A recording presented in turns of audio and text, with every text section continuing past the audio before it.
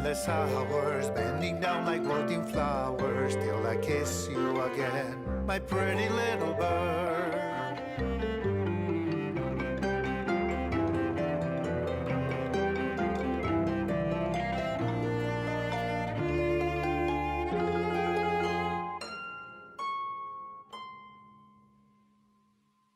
Fly to me, love, to my arms, love. Fly to me, love. Who knew that I'd come home safe but leave my heart in another place on holiday with my little bird.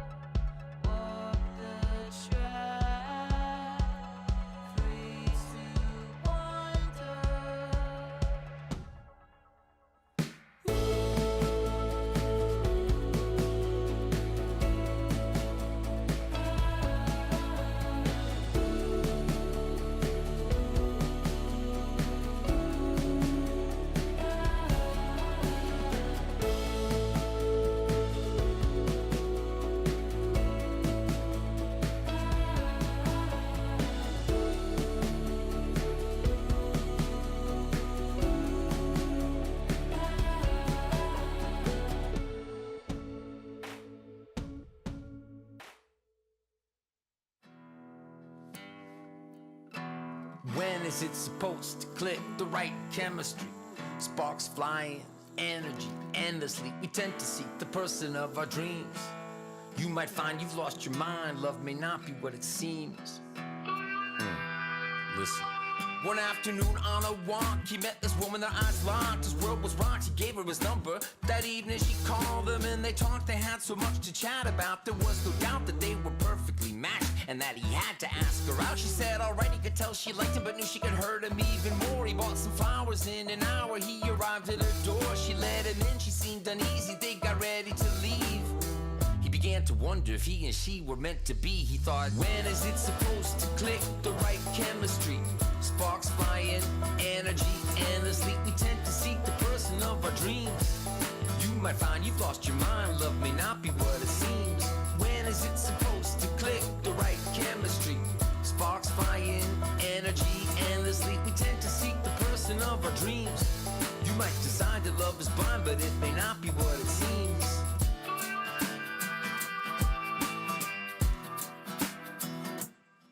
She laid eyes on this guy and was overwhelmed with attraction. She saw he had the exact same reaction. It felt right from the start, but if he played her and broke her heart, she knew she'd never recover. She promised to wait for a man who truly loved her. She said yes to a date. At 8 he came to her place. The club they danced and embraced. It was so fast-paced, her pulse raced. Then he pulled back like he needed some space. Her heart sank, she quickly thanked him and went home, turned off her phone and spent the night in her comfort zone.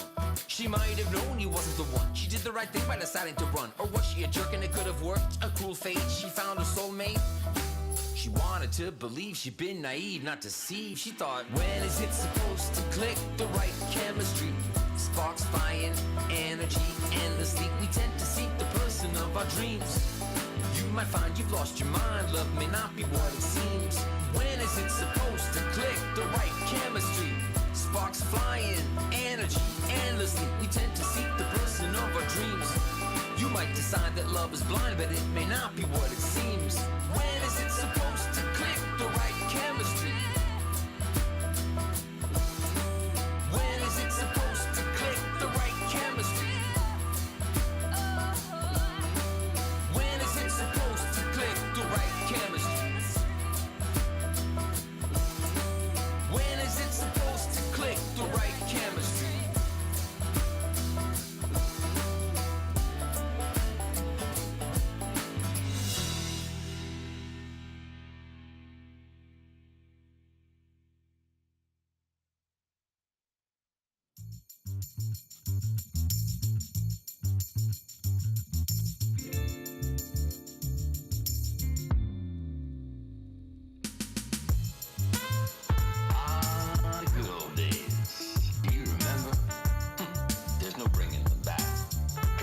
Continuation of the golden era. Golden era. Continuation of the golden era. May it live forever. Late 80s, early 90s, it came into its prime. Microphone prodigies with complex rhymes, sublime denser beats, deep sampling feats. Pure genius rose steep from the New York streets. Meet at Mars, the building for Milky Way. Payday, the tunnel, the red zone, new music cafe. Beat Street, fat beats, downstairs rockin' soul. In the music factory, stacked 12-inch gold. The innovation was cunning, stunning, nothing was contrived. From 86 to 95, New York kept it live. BDP, King PE, Ultra EPMD, Rakim, Stet, Slick Rick, MC Life is Marquis. The Jungle Brothers, De La, A Tribe Called Quest, Brand Nubian, Gangstar, G-Rap, LO, and SP, Rockin' CL, Black Moon, Beatnuts, TITC, The Woo, Nas, AZ, Redman, Big L, and Biggie. Good old days. Do you remember? There's no bringing them back. Continuation of the golden era. Golden era. Continuation of the golden era. May it live forever. You see, the elements converged into spoken word and hit a divine note that human ears had never heard. It emerged to what the mainstream considered absurd. They laughed at it, now it's generational, they're all addicts. 40 years later, now we reminisce, cause through all the shape shifts, it hurts us deeply that it hasn't been the same since.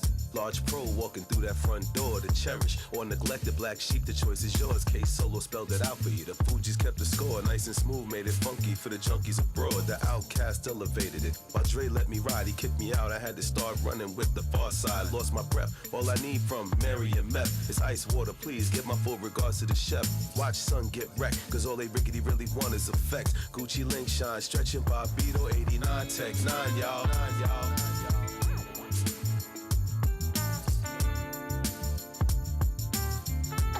Continuation of the golden era. Golden era. Continuation of the golden era. That ever lasts forever.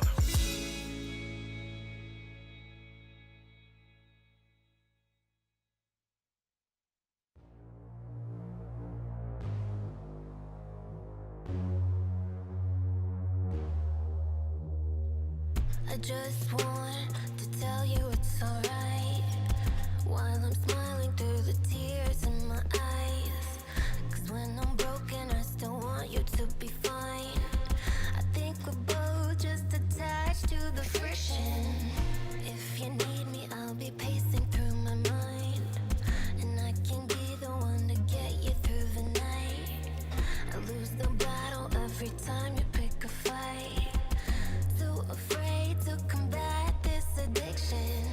You're so bad for me, I can't stand to be without you for another moment. This is agony. It's like gravity, you're pushing down on me when I'm around you, but without you don't know where I'd be. Out of sight, lost in time. One more night, you and I.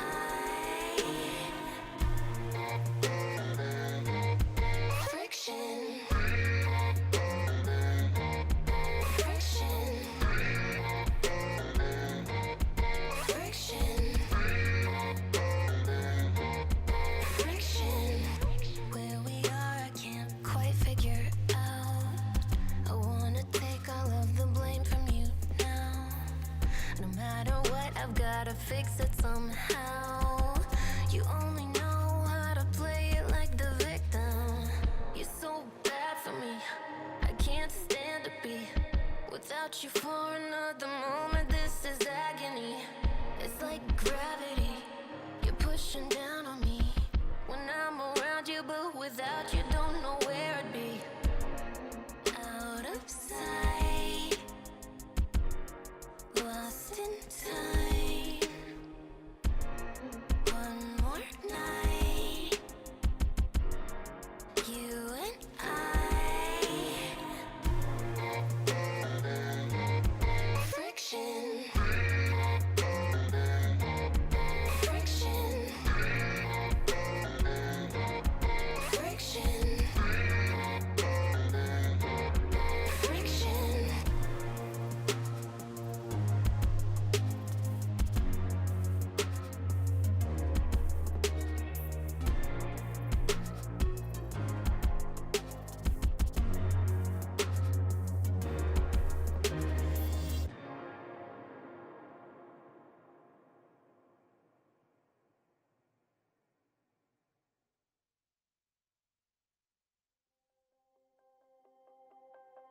We're free, I don't look back.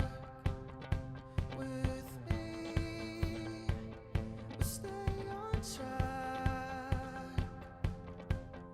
Are you ready to go? So I'm waiting for you. Ready, let's go. There's so much for you to do.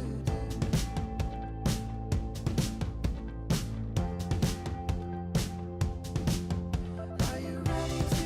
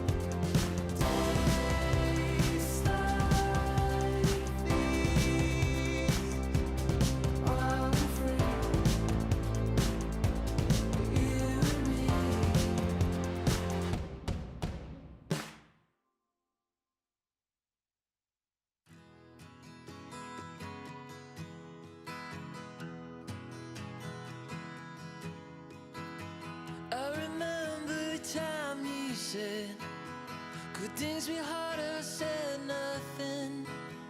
Heard from a friend that I hadn't spoken to in a couple of years or so. It would be alright as long as the sun keeps poking its way on through my curtain light. But something tells me that if we keep singing our songs, before you know it, they'll be singing along. If we keep humming a tune, it won't be long before they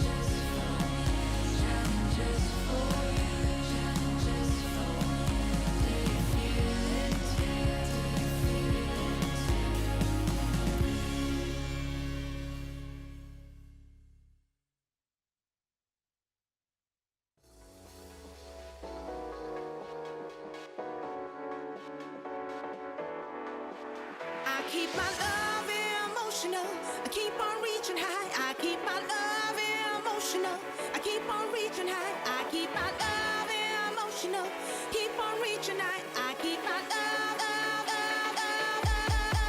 I keep my love emotional. I keep on reaching high. I keep my love emotional. I keep on reaching high. I keep my love emotional. I keep on reaching high. I keep my love emotional. I keep on reaching high.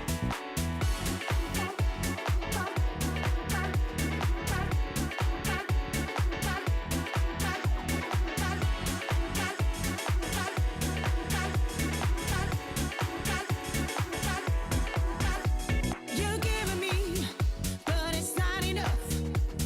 I want you to open up your heart some more. You're giving me, but it's not enough. I want you to open up your heart some more. I'm a big-hearted woman with a big appetite. A double dose of love is what will get me right. I'm a big-hearted woman with a big appetite.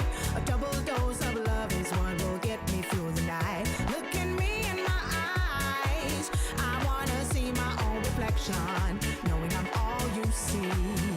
When I'm speaking to you, I want your body and your soul and mind to pay attention. I keep my love emotional. I keep on reaching high. I keep my love emotional. I keep on reaching high. I keep my love emotional. I keep on reaching high. I keep my love emotional. I keep on reaching high. I keep my love emotional. Keep on reaching high. I keep my love so emotional that I keep on reaching for the sky.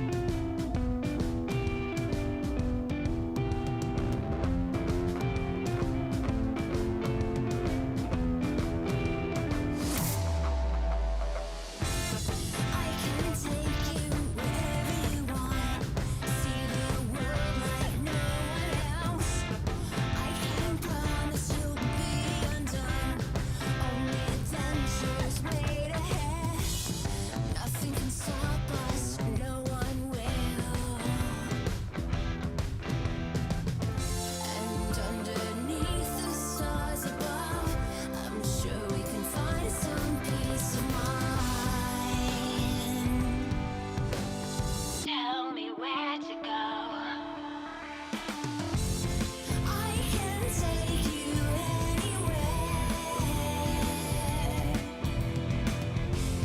We could fly through the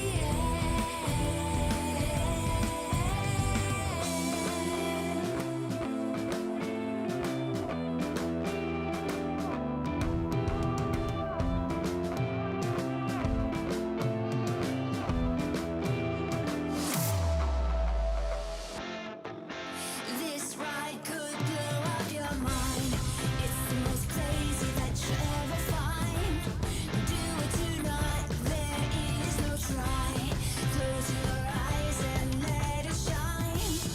Nothing can stop us, no one will. And underneath the bright blue sky, I see your future next to mine. Tell me where to go. I can take you anywhere. We could fly through the air. I can take you anywhere. We could fly through the air.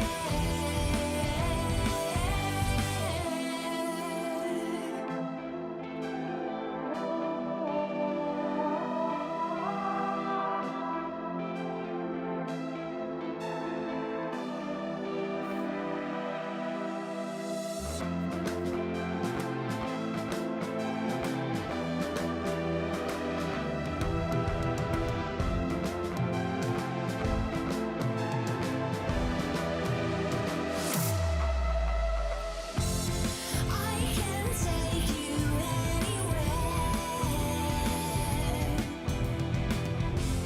We could fly through the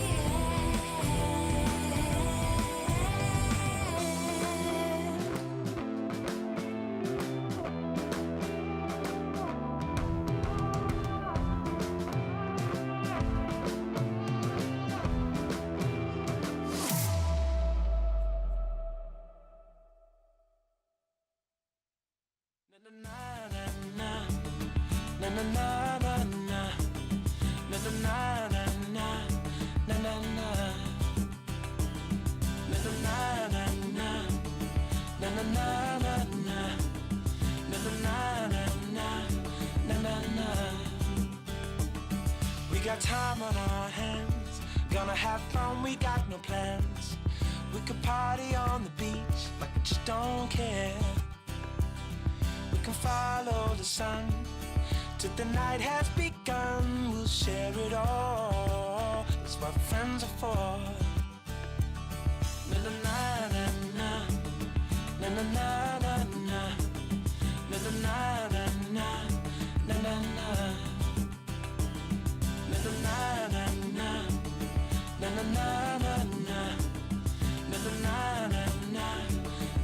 na. There's a rock and roll band playing acoustic in the sand. We are flying, we are free, what a precious moment. We will always be young, we'll be dancing in the sunshine. We'll share it all, that's what friends are for. We'll look back one day and see smiling pictures and faces of you and me. That's what friends are for. That's what friends are for. That's what friends are for. That's what friends are for.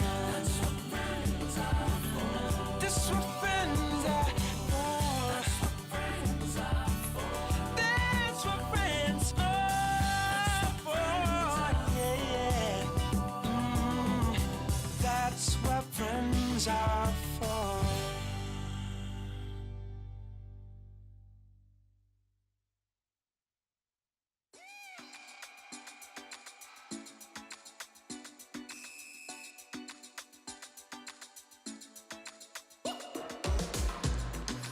feeling down, wanna come my way, gonna lift you up. Let me hear you say, yeah, we're living on love. Yeah, we're living on love. Yeah, we're living on love. Yeah, we're living on love. Oh, oh, we're gonna take you higher. Oh, oh, we're gonna lift you up. Oh, oh, we're gonna take you higher. Oh, oh, we're gonna lift you up. When you hit the ground, don't you lose your way. Gotta get back up. Let me hear you say, yeah, we're living on love. Yeah, we're living on love. Oh, oh, yeah, we're living on love. Yeah, we're living on love. Oh, oh, we're gonna take you higher.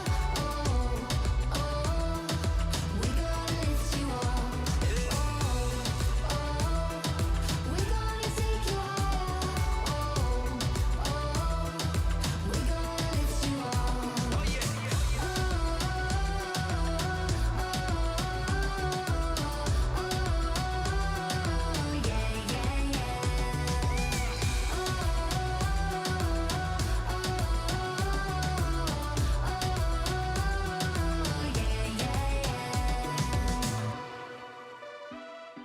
We're gonna take you higher. We're gonna lift you up. Oh, oh, we're gonna take you higher. Oh, oh, we're gonna lift you up. Oh, oh, we're gonna take you higher. Take you higher.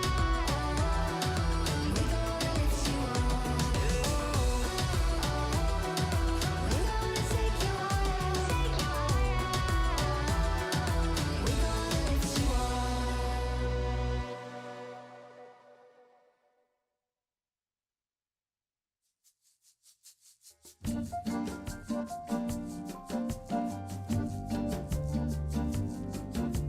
When I feel the darkness descending upon me, then I close my eyes to seek escape. Something in the darkness calling to me, but then I realize it's okay. La la la la la la la la la la la la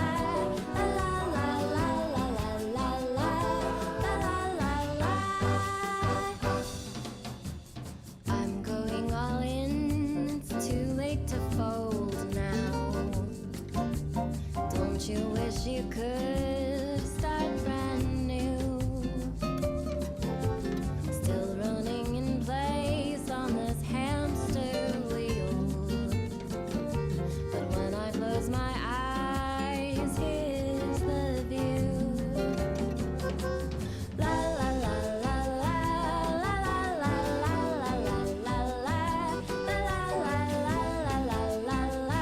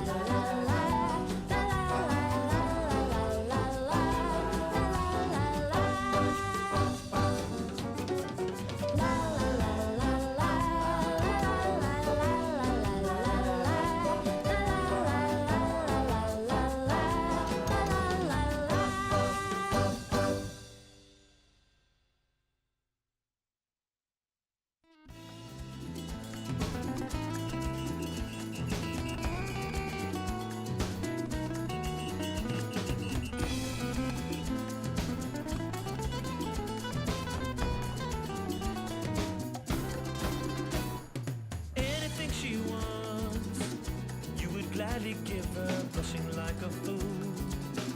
Cause she caught you staring, watching every move.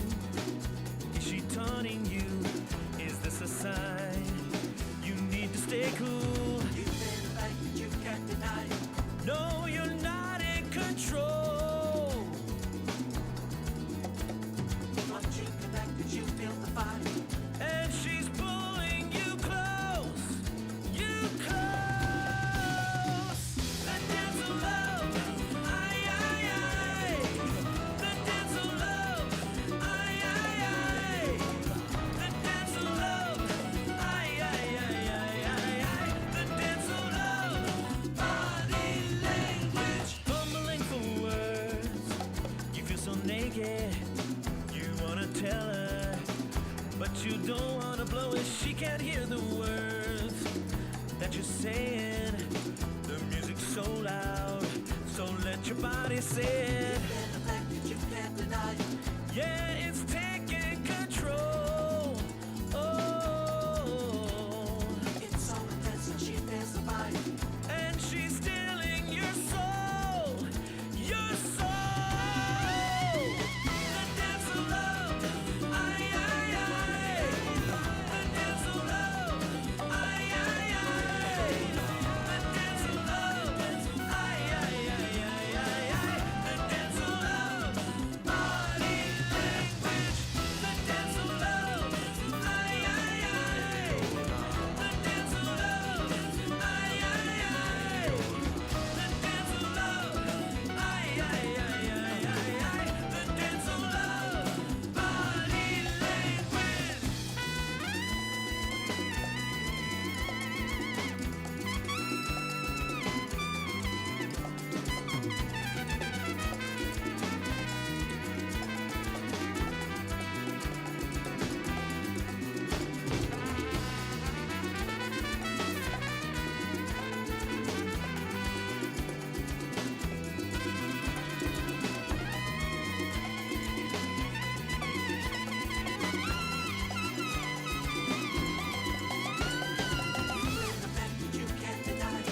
No, you're not in control.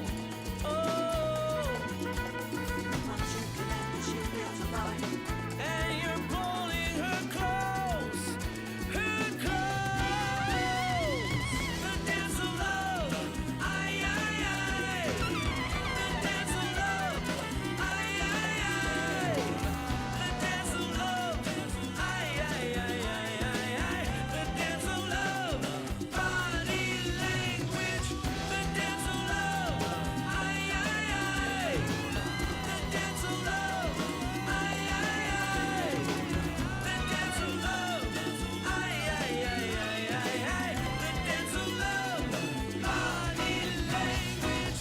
The dance of love. Aye, aye, aye. The dance of love. Aye, aye, aye. The dance of love. Aye, aye, aye, aye, aye, aye. The dance of love. Body language. Ay, bailar.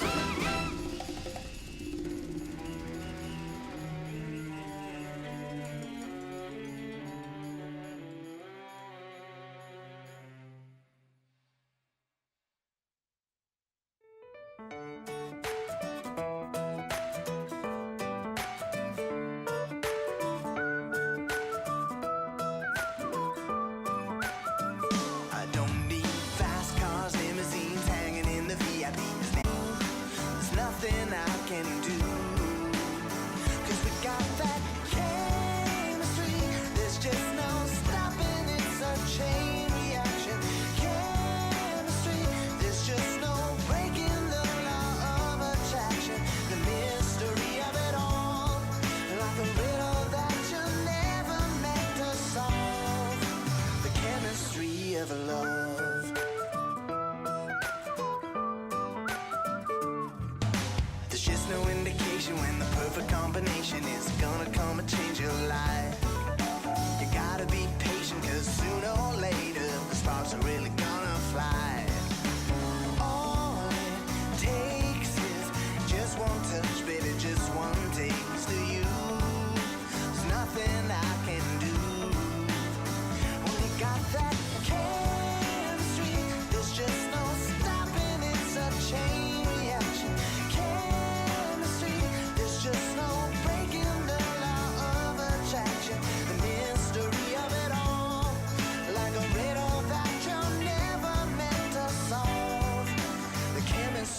of love.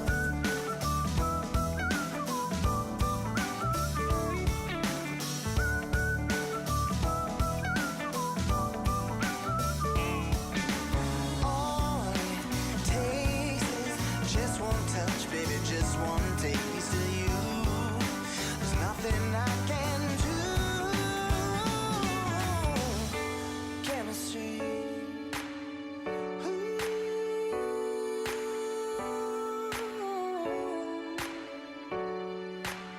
When you got that chemistry, there's just no stopping, it's a chain reaction. Chemistry, there's just no breaking the law of attraction. The mystery of it all, like a riddle that we're never meant to solve. The chemistry of love. Yeah. Alright. Come on, come on.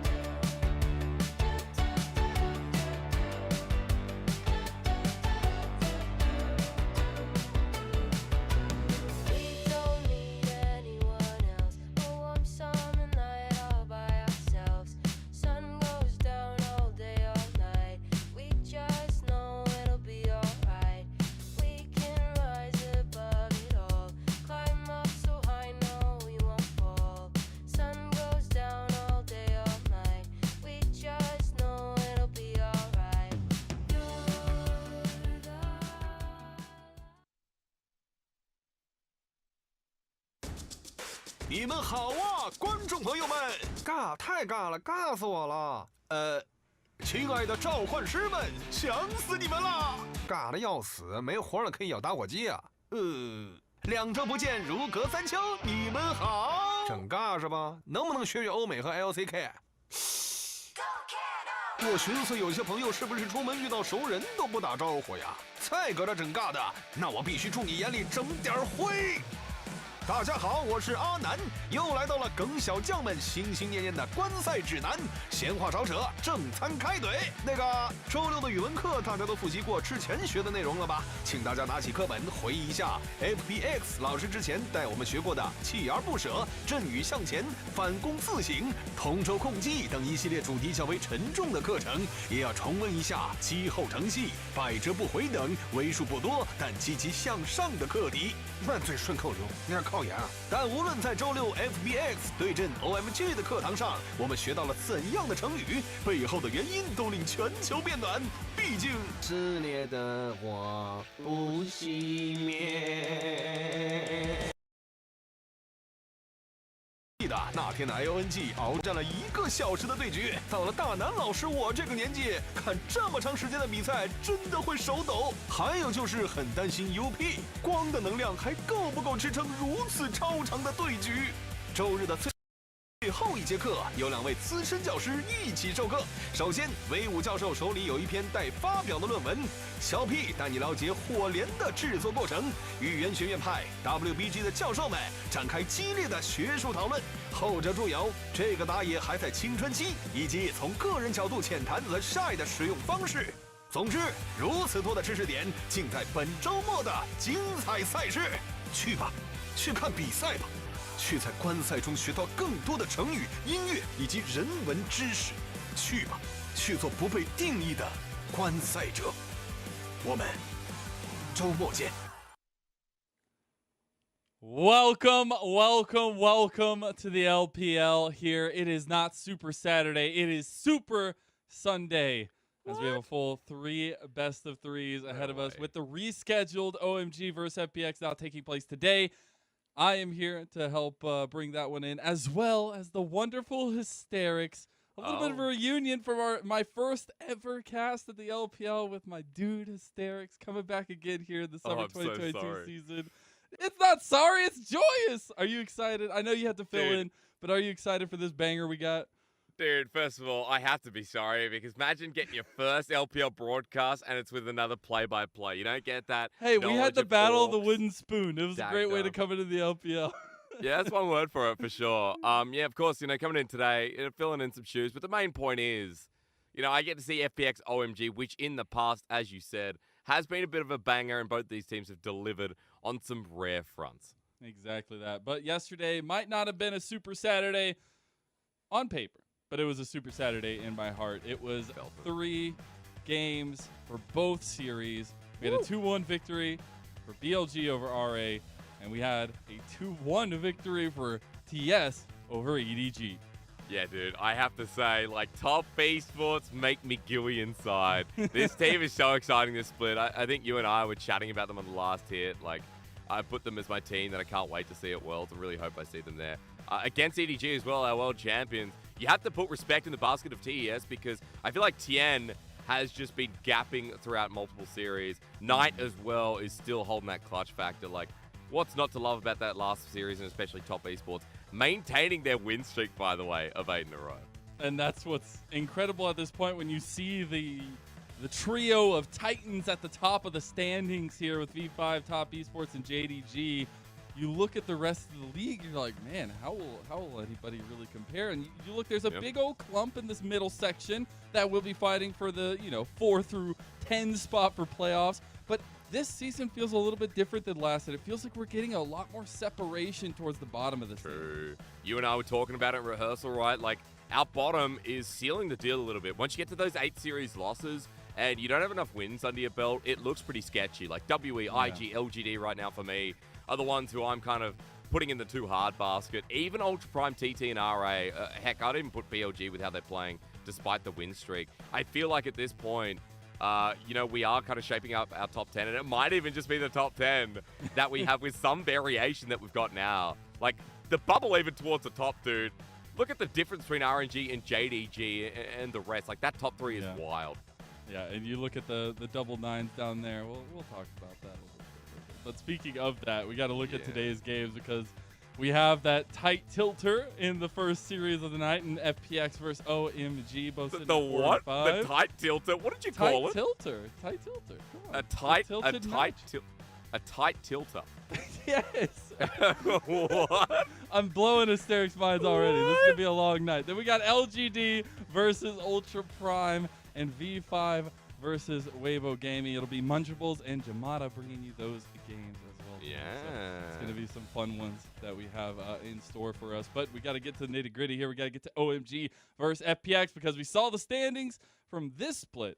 But they're very reminiscent to what we saw last split. We'll see a little bit of familiar territory for both these two teams. Yeah, I mean, looking at spring and summer, you hit the nail on the head, right? Like, these two teams once again battling it out. And I know that you wanted to hit on this because, like, FPX and OMG are still once again so close with, that spring standings where OMG just missed out. We have to remember that, like, we had great players like Shanji, Cream coming into the roster. A lot of hope behind OMG, but falling short when FPX once again have been rising to the occasion, but started the split off in a horrible way. And we're right back to where we kicked off. Considering that now, it could be like one of those battles for the final spots in playoffs. We are towards the end of week 6, Mazel. We are 4 weeks after that into the making of our playoff season. And every win counts. Bit of a cop-out, but very much true between these two. Hey, I'll take a cop-out where it's worth it. And in this moment, it's absolutely worth it because, again, it's just so interesting to see these two teams, revolving around each other in the regular season at least. But see if OMG could get a little bit of revenge, at least maybe with some game differential or something. It's not maybe as tight as the last splits was, but it's going to be a fun one to see this one turn out. And speaking of turning, for OMG, I think the most interesting question, the question that's on everybody's mind is, how the turntables at this point, because I need a Riv graphic. I need Riv to come in here for a second because OMG as a whole, it's been incredible to see the team functioning, but it's also been astounding to see the semi-disappearance of Cream. Yeah, we can start with that, right? Like, the highlight player of OMG, the person that we came into the split with high hopes after. Spring was such a great debut. This guy pulling out assassins like he's Akali and saying he's Silas too. Everyone putting a lot of value on him as a mid laner in the league. But you're right, it has turntabled because Cream is now not functioning as he was. Like, seems like a supportive member. As we start running the clips here, I know the focus should be on the bottom lane.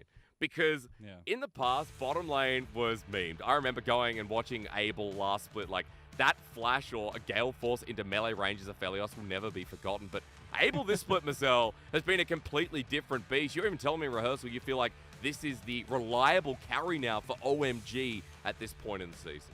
Yeah, because they need somebody to step up. If Cream isn't going to be the center stage spotlight that we were thinking he was going to be, you see plays like this, that'll get you the spotlight, Hysterics. I mean, you see the Samira pop-ups, the propensity to go with aggressiveness here, the Tristanas, the ability to go forward and to capitalize on big plays, I think is super interesting to see Abel play around. And not only Abel, but a little bit Cold, too. I mean, he's right there riding alongside him. Not even a little bit, a lot of it. Like, I think Cold has been having a really good split. Always known him on these engaged supports, and he is the franchise player of OMG. When I think of OMG back in the good old days, remember 2016, Cold comes in and has been with the roster ever since. So a lot of experience alongside Abel. I think they've developed. They've gotten that synergy up at the bottom lane. And now they are a little bit more reliable. He's hoping OMG continue with the flow and maybe Cream returns to his former self now that Abel and Cold are doing a bit of leg room too. That's the craziest thing to me is, like, if Cream starts performing, the ceiling for this team could be deep into playoffs. And I think it's such an interesting conversation to have. But on the other side of it, right, we were talking about Abel.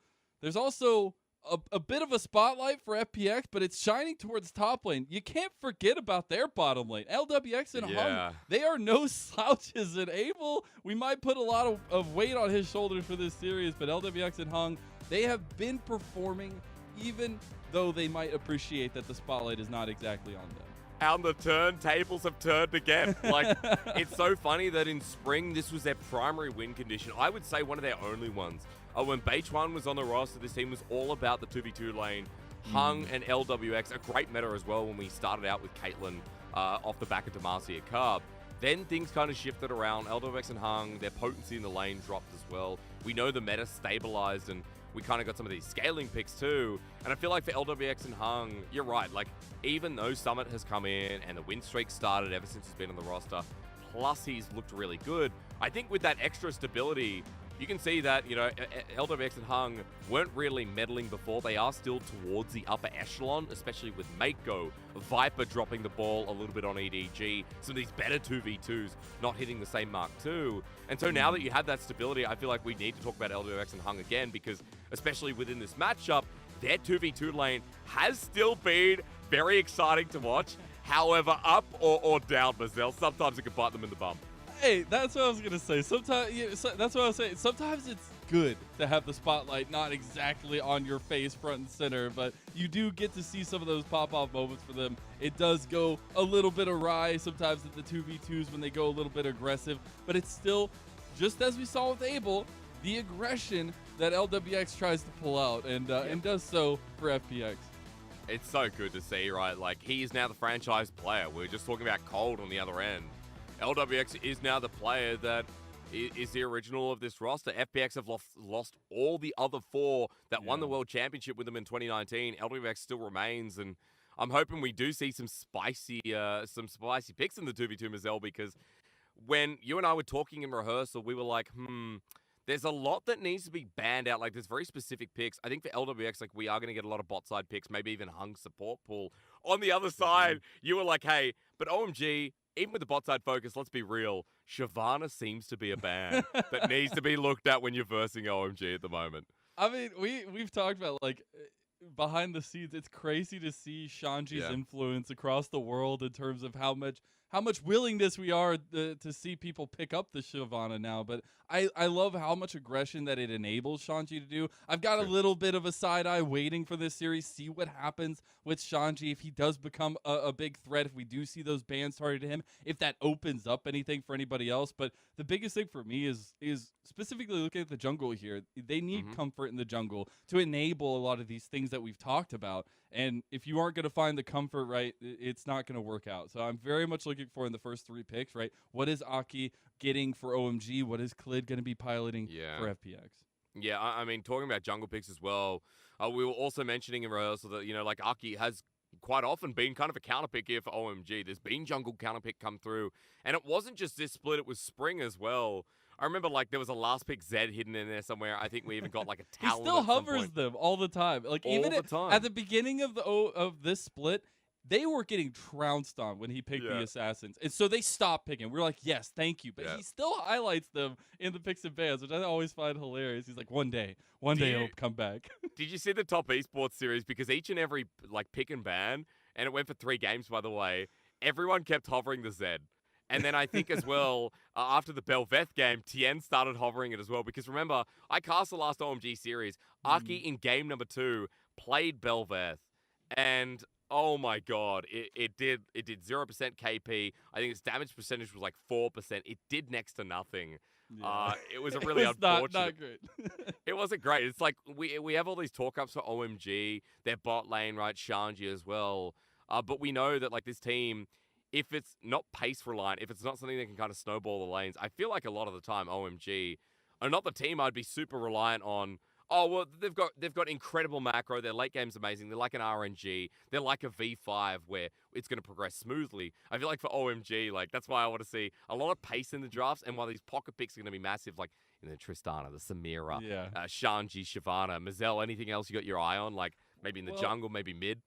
Yeah, I mean, I want to see some of the Swain if we get it. I think that I'm just a big Swain fan in general. I've been loving seeing it in the LPL a little bit more. I don't know if we'll actually get that one tonight, but for me, it's about control of the game, because I'm not gonna lie. On paper, for me, FPX should win this one out. They have control. Sure. They have a lot, especially we've been seeing the success their top trio have had on the map. But if Cream shows up, as we see OMG taking the screen, if we have those little pieces that we've been building up, talking about this entire time, show up, they can really bring it to this fiery FPX team that have, you know, as we see them, have been taking to light this split. Yeah, 4-win streak, right? Ever since Summit came in, this team is now undefeated. They started 0-4 and they've picked up win after win after win. And coming back to picks for a second, Mazel, while you want to see Cream come out of his shell and maybe some of these spicy picks, we know Cream has been a Corky player. Ari, Silas Much has come to through. analyst chagrin. Yeah, but on the other side, you want to see Swain. I mean, Care, it's been his top 3 champion. Galio's been there too. And even the Ari, which, let's be real, I think statements have been made by many color casters in our league that Care should just not be given Ari. That's another one that needs to be taken away. Like, Care given Ari, priority in lane, all of a sudden it's like, wow, Solo lanes are going to take over the game, and we won't even need to talk about LWX and Hung because they'll have a freebie considering the rest of the map's burning.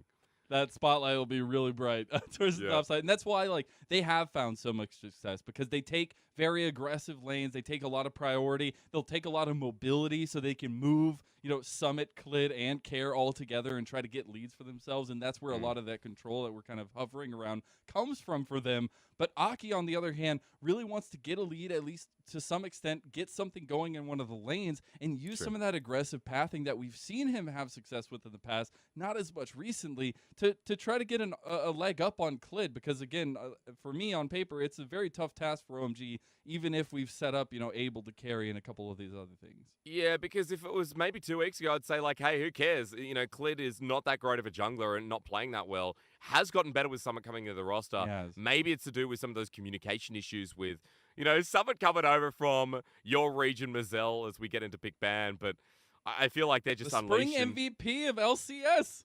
Dude, and might even be the summer at this rate. It's his debut. Yo, hold on. We're already through Do it. the Take first me. picks. We got the hover like we always do, but the Lucian, the Ari, the Callista, very likely bans from OMG on the blue side. Then we get the Silas, Zeri, and the Samira. So a lot of focus on the bottom lane here for FPX. We'll see what the first pick is. We had all the hovers you could ever ask for, but comfort is the name of the game. And we got jungle first pick for OMG, Viego. Yeah. Most played for both these junglers as well, worth mentioning here. Lee Sin, something we could look at for an early jungle pit for FBX. But as we kind of go through, we talked a lot about the bottom lane. Summit also going to pull out Comfort here to kick off draft, which he is got a 23 KDA on. But for LWX and Hung, I want to see a Felios. I want to see the Renata takeaway now from OMG, considering it is up and it is a perfect pairing for Hung. It is. I think that, especially with the aggression we were talking about, I think you can find some things to go with it. This would be a nice little pick to set things ajar if they just want to bring it into some crazy mid or top, so just go for it. No, I'm just joking. I hope I never ever see that in my entire life. But we do have the Jinx Nautilus, tried and true bot lane coming through for OMG, and their first phase is done. It means now that you can get something like the Renata, right? Again, a strong 2v2, but we saw this in the last series. Like, Hung has such a wide champion pool. However, standard comes first here. So, good for LWX and Hung when we put a lot of focus on this FPX bottom lane. And now we kind of, Mazel, just want to look towards these solo lane bans because I feel like for Cream, at the moment, it looks quite easy to ban him out. Corky, Silas, the Akali's been played a couple of times. Hell, even the Talia, if Care wants to return for something like the Galio that we highlighted before draft. I do like to see a lot of that mid lane focus, though, as we've kind of set up. There could be a nice little pinpoint for both teams to work around if we do see anything go through the mid lane. But FPX will split up their focus in the second phase. They do ban away the Gangplank. Wukong actually targeted towards Clid here. Yeah. Try to take away a little bit of jungle focus, but we do still have some very prominent junglers on the table. Hysterics. It's so funny that Wukong is making it all the way to the second ban phase. A lot of teams are putting him as first pick priority, as must ban within the first rotation too. But even in the LDL, I've noticed it changes around as, hey, against Nah, I'm pretty sure Shanji pulled this champion out too. A lot of teams have respect banned it. But Mazel, your dragon time's back, buddy. Oh, I'm so excited. Shanji, you know just how to steal my heart away, buddy. I'm so excited. Watching this guy play Shyvana is just a treat. Hysterics. We'll see how treated we are today. Yeah, Shivanji. He needs a skin. We do have the Victor though locked in, so some secured scaling for OMG and for Cream. A little bit of a chance to carry there. Yeah, a little bit, right? Like, we put a lot of emphasis on Cream. He's already played the Victor a couple of times, but I'm more curious as to what Care picks up, considering he's had the Galio ban. The Swain's still available. I think of Care as someone who moves across the map and influences side lanes, and with the Akali, his debut on this pick, I mean, this is just changing things up. We got a lot of angles to play in teamfights here for Mazel. For FPX Mazel, close For enough. me, hey, me too. I'll be yelling about You them. want to play So, it? I You want to play it, dude? I'd go for it. Like, I will be it's so lane disgraced. focused. I will Yeah. be disgraced. But I do like, again, FPX going for a lot of that control, right? They're trying to get Care and Clid on the ball here with a lot of that aggression. So you can see where FPX are playing for. They do have a lot of the safety in the dive. That's something we've seen Shanji be able to pull a lot with the Shyvana, is making sure to team up with Aki, get the dives going, get a little bit of lead in top lane. We'll see if Hung can really get on the roam, get some anti-aggression, at least go in there with the hostile takeovers with a lot of the help that you do get with the Renata. And I'm really curious about early lanes for FPX because I feel like they can also use the jungle mid matchup. You know, you have for OMG, you have Viego, you have Victor. You actually have a good mid jungle here. And before Akali hits 6 as well, there's a lot of ability to punish that lane using range. So I'm kind of excited to see how OMG play there, and especially if we get a bit of a Cream highlight, because we came into today talking a lot about the bot lanes mattering so much, but seeing Shanji on Shyvana, seeing a strong jungler for Aki, and more importantly on the other side, I mean, seeing Summon on something like Dinar, we have huge amounts of comfort for the top lane. So maybe attention draws up there with standard 2v2's bot, with mid being a bit flippy back and forth, but top lane being all about that action with Shanji finally returning. Isn't he 100% on this champ, Mazel? Isn't he? I would have to look it up real quick. He's actually. 3-0. Yes, Okay, 12 well, there you KDA, go. 3-0, dude. 12 Shivanji. KDA too. Oof. Shivanji coming at you strong here. Game 1 of the night kicking off. OMG versus FPX, and OMG looking for a little bit of spice. Oh, yeah. But FPX say no, not tonight. I don't want it. Well, it makes sense. I mean, look, this is exactly what you want. And, coming into this game as well, I've looked at comps thoroughly a little bit. And we also have to remember that for OMG, their play pattern is kind of dictated by the Shyvana, not maybe just by putting attention top, but also by setting up early dragons. Remember the bonus 5 armor and MR as well. It makes it worth it for junglers to, play towards the bottom side, so the bonus stats come through for Shanji in this game, especially when, in this lane, he should be okay once he hits level 6 and once he kind of builds up towards that first item, considering that he'll have the tank stats as most top lane Shyvanas often do. And we know that Shanji has built it before. Look at him glisten. Look at him glisten. I just love that he goes the Frost Dragon Shyvana, goes the Frostfire Gauntlet, making sure everything's on theme. But in this one, what I actually, Summit trying to be a little bit aggressive. What a lad. We did have the vision game down here as well.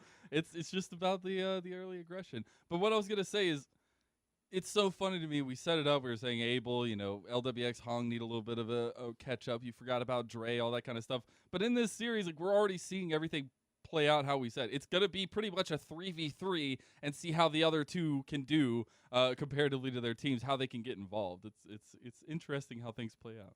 Yeah, it is. I mean, especially between these two when we know it's going to be volatile. Good trading here from Cream. I want to bring back this kind of what I talked about with the Victor matchup. Pre-6 before Akali has some of that kill threat. Feels like Cream is going to be controlling the wave for the most part here, hitting level 2, which is why I wanted to see what action would come out of mid. Mazel, it's good to be here with you as well for our first little series, in a different role. And I especially think, I think it'd be bloody. It is going to get a little aggression on bot lane. Cold. Okay. Not feeling too cold. He's feeling pretty hot. Gets that early aggression. Got the level 2 advantage there.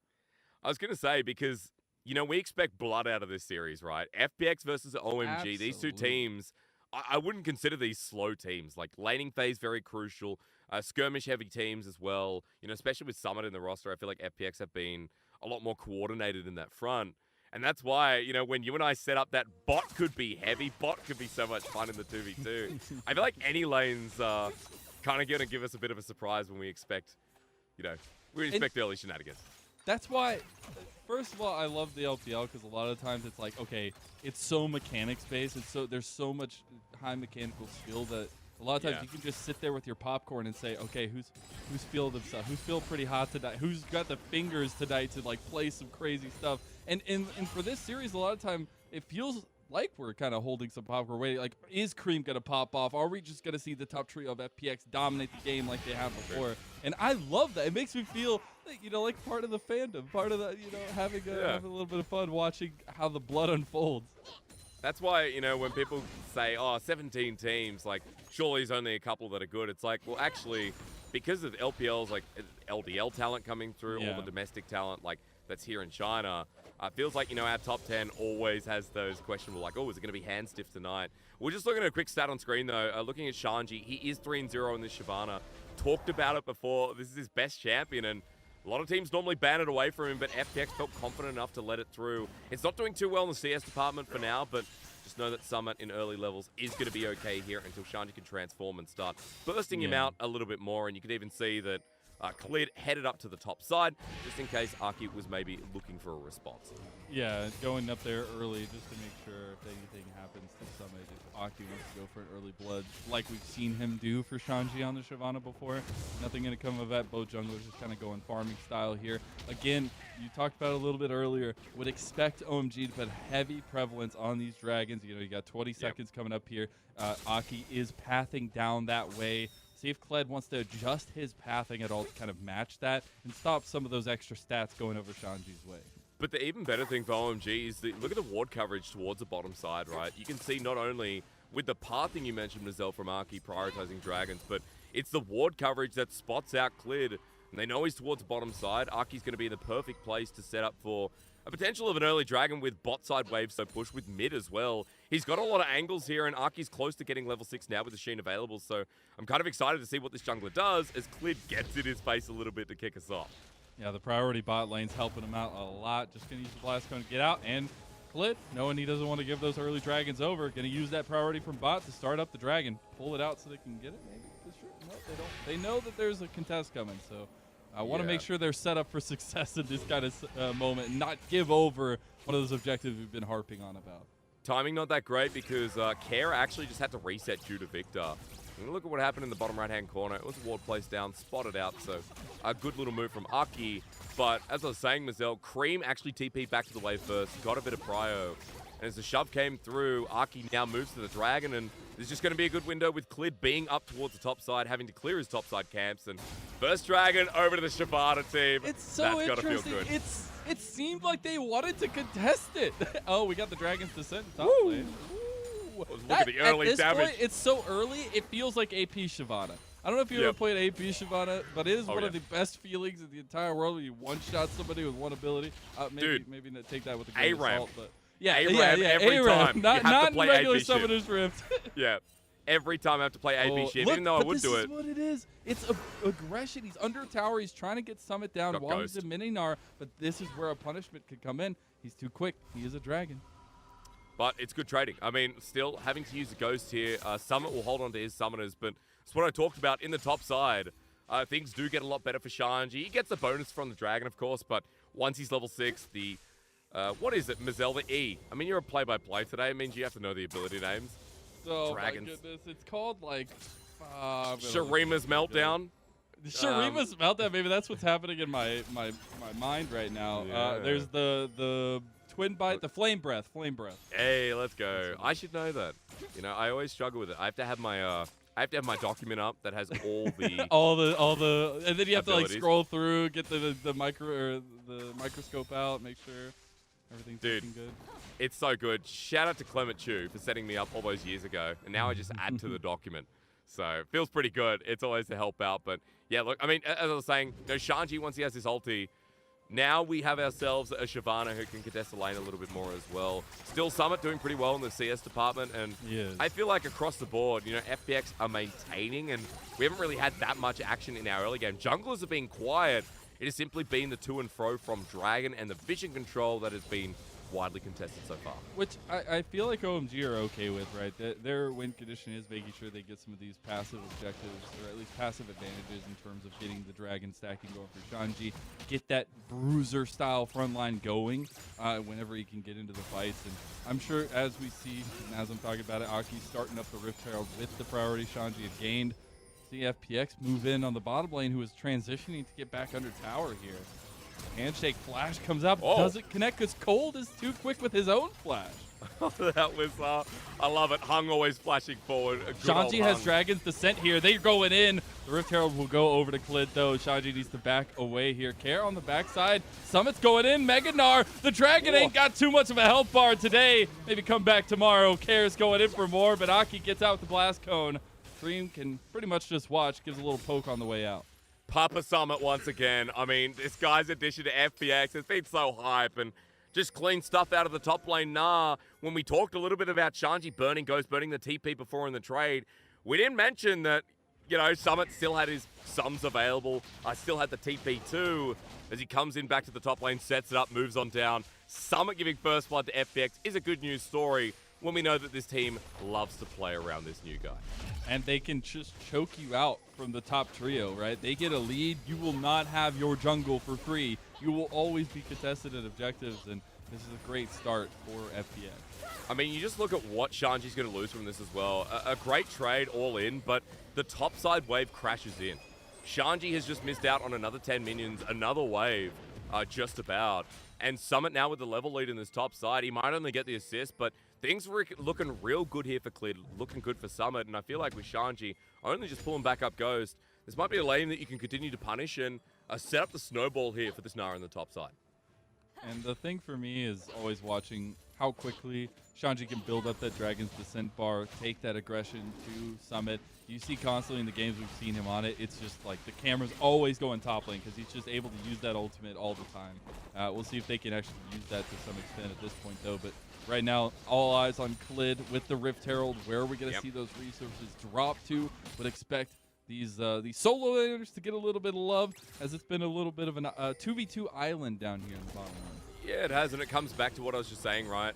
The Herald ties in. I feel like you have opportunities to use it up in the top side. Plate's already taken there, so you'll be close to getting first turret here for Summit. Or maybe, as you said, Marcel, in the 2v2. I feel like there's good opportunity there with Hung and LWX now having ulti too. You look at Depth Charge versus Super Mega Death Rocket versus like Graviton Moonlight Vigil, Hostile Takeover. More tools here for FPX. As Klid is being very innovative with the pathing, you can see Care's already setting up for the bottom lane. There's Akali that has come through lane relatively unscathed, considering that Cream was out-trading him so well. Gives FPX a window to start moving nice and early, and Klid still hasn't been found. He has a chance to decide if he wants to go back towards mid or potentially pressure bottom lane. Dragon has now spawned as Aki's going bottom lane. Care take a bit of a heavy trade in mid lane, means Klid is more likely to try and come punish. Oh. And Cream walks right into it. Ain't gonna be the cream of the crop today. Klid and Care take down the mid laner of OMG. But now, meanwhile, Hung gets bailed out, but not for long. It'll be a death going over, and OMG on the board. Yeah, at least trading off is good for OMG. It's also right in front of the Dragon, so you feel like even with the mid-kill, this should be OMG's for the taking, with Bot being able to shove in the wave too. The important thing is, we just saw Klid in the right place at the right time yet again. I mean, on his Lee Sin, what more could you ask for, as he will finally drop the Herald while OMG are taking the Dragon, so the gold trade will still belong to FPX. I think you take that as long as they can get out of here. A couple more plates will go down. Almost a mid outer tower, almost first tower for FPX, but they won't be able to get it just yet. Two Dragons stacked up now for OMG. As Klid might be trying to get out, but Dragon's Descent's going to be hard to get away from. The burnout as well. Klid trying to play a little bit of funny games here as Abel and Cold coming their way, but Shanji will get on the board himself as the Dragon finally gets a little bit. Oh, the damage. Just, there's no way P. He's got a Babby Cinder, and it's still He's does always one at the quarter top of the Flitzel. damage boards with the full take build. It's ridiculous. I mean, it's this early lane that you got to call out. Klid getting caught on the retraction away from mid. It's a nice pick from OMG yet again, and goal that's much needed is, look at the replay here, Mazel. And this is OMG's trade-off towards the bottom side. Hung keeps pathing out, knowing that, well, Viego's here. Where can I go? He doesn't have flash from the previous trade where he used it to flash handshake the bottom lane. And it kind of bites him in the bum as OMG get themselves a second Dragon and more stats for Shanji after he just got a kill too. So even though the early lane wasn't as successful as we've seen in the past, Shanji is well and truly going to be a menace. And they still have a lot of pressure in top lane with Summit, and he has the Trinity Force, a little bit of a spike over Shanji and the turret plates. But yeah, we've got to keep watching for Shanji, keep getting a little bit of resources his way. Need to be careful. Nice little handshake will not be the connection from Klid on the end of it. Aki is focusing up towards this top side. Dragon's Ascent comes out. Summit, you're in some trouble. Tries to use the bounce out. Shanji slowed down by the boomerang. The burnout is not quick enough at this point, and Aki can't get anything either. I'm glad OMG didn't overcommit. I think Summit could have turned that. He has flash available, Meganar bars coming up, but meanwhile, Mazel in the bottom lane. Abel and Cold are being forced out, so at least FPX have a response play, and Klid is completely zoning the 2v2. I mean, FPX already got the turret trade mid. Once again, Gold's going to be in their favor with so many plates taken in bot. Yeah, that's crazy. They've taken plates across the board, right? They've gotten 3 top, 4 mid, and now, you know, this a decent chunk for LWX and Hung in bot lane. I feel like they have been able to find a lot of the leads. We see about 2,000 gold in FPX's favor through focusing into lanes, and yeah, he's back again. Caliber Moonlight Vigil will go through, but not much to be said afterwards. They just want to try to get the tower down. Not going to get it just yet. 1 minion is going to be left. It's not enough for FPX to capitalize on it. They just really want to get the first tower of the game, Hysterics. They're thinking about it, man. Like, I love the movement here, at least from Care. Considering that Cream in the lane is, okay, he's sitting on a cannon wave right now. You don't miss too much with the window used here by the mid laner of FPX. And they keep trying to make the dive happen. At least now Aki is here, but for FPX, while the top lane's going so well, all the attention being thrown into bot. I feel like even though we are seeing OMG capitalize and find these nice little picks, FPX across the board, their movement is so on point, and it is. And because of it now, I mean, no pressure at a top side. Aki was spotted out. First turret blood over to Summit, who once again on this Gnar is pummeling his laner.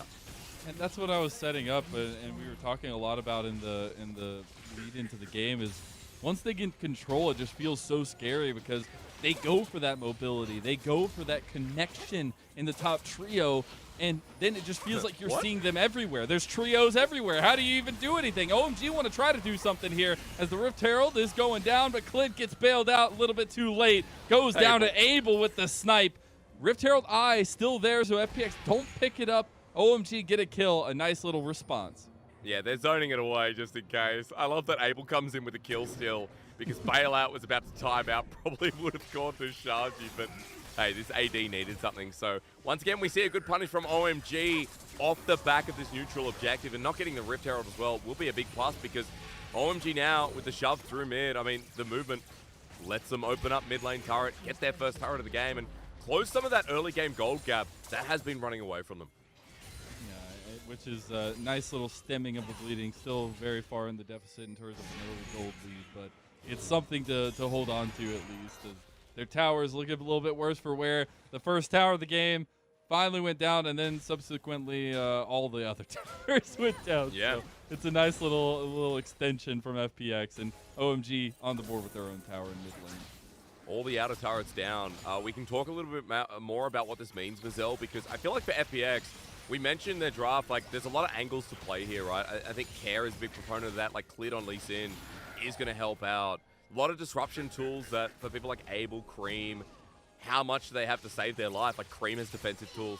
Cold is going to be standing by Abel's side, but a lot of the time as well, he'll also be part of that engage. So I feel like if Abel gets caught, if Care or Klid make their way there, if OMG take this fight, then it's going to be bad news for them. But at least they back away and finally give up their first dragon of the game over to FPX. The dragon stacking has been stalled. At least, yeah, a little bit of tongue twister. Has been stalled for a little bit longer here as FPX pick up their first dragon. Care going in against Cold. Cold not having any tankiness. He's still got the perfect execution, and Cold gets executed subsequently. Care in some trouble now as Shanji shows up. He has the Dragon's Descent. There's the Mega Death Rocket across the way. Kick comes through, though, and Aki's in some trouble. He's still alive. Shanji cannot save his jungler today, and Summit going Mega, going over the wall, has the Mega Gnar ulti, but not going to pop it just yet. Yeah, he wanted Cream. You could see it. He's like, where's that Victor at, dude? I want to touch the dragon.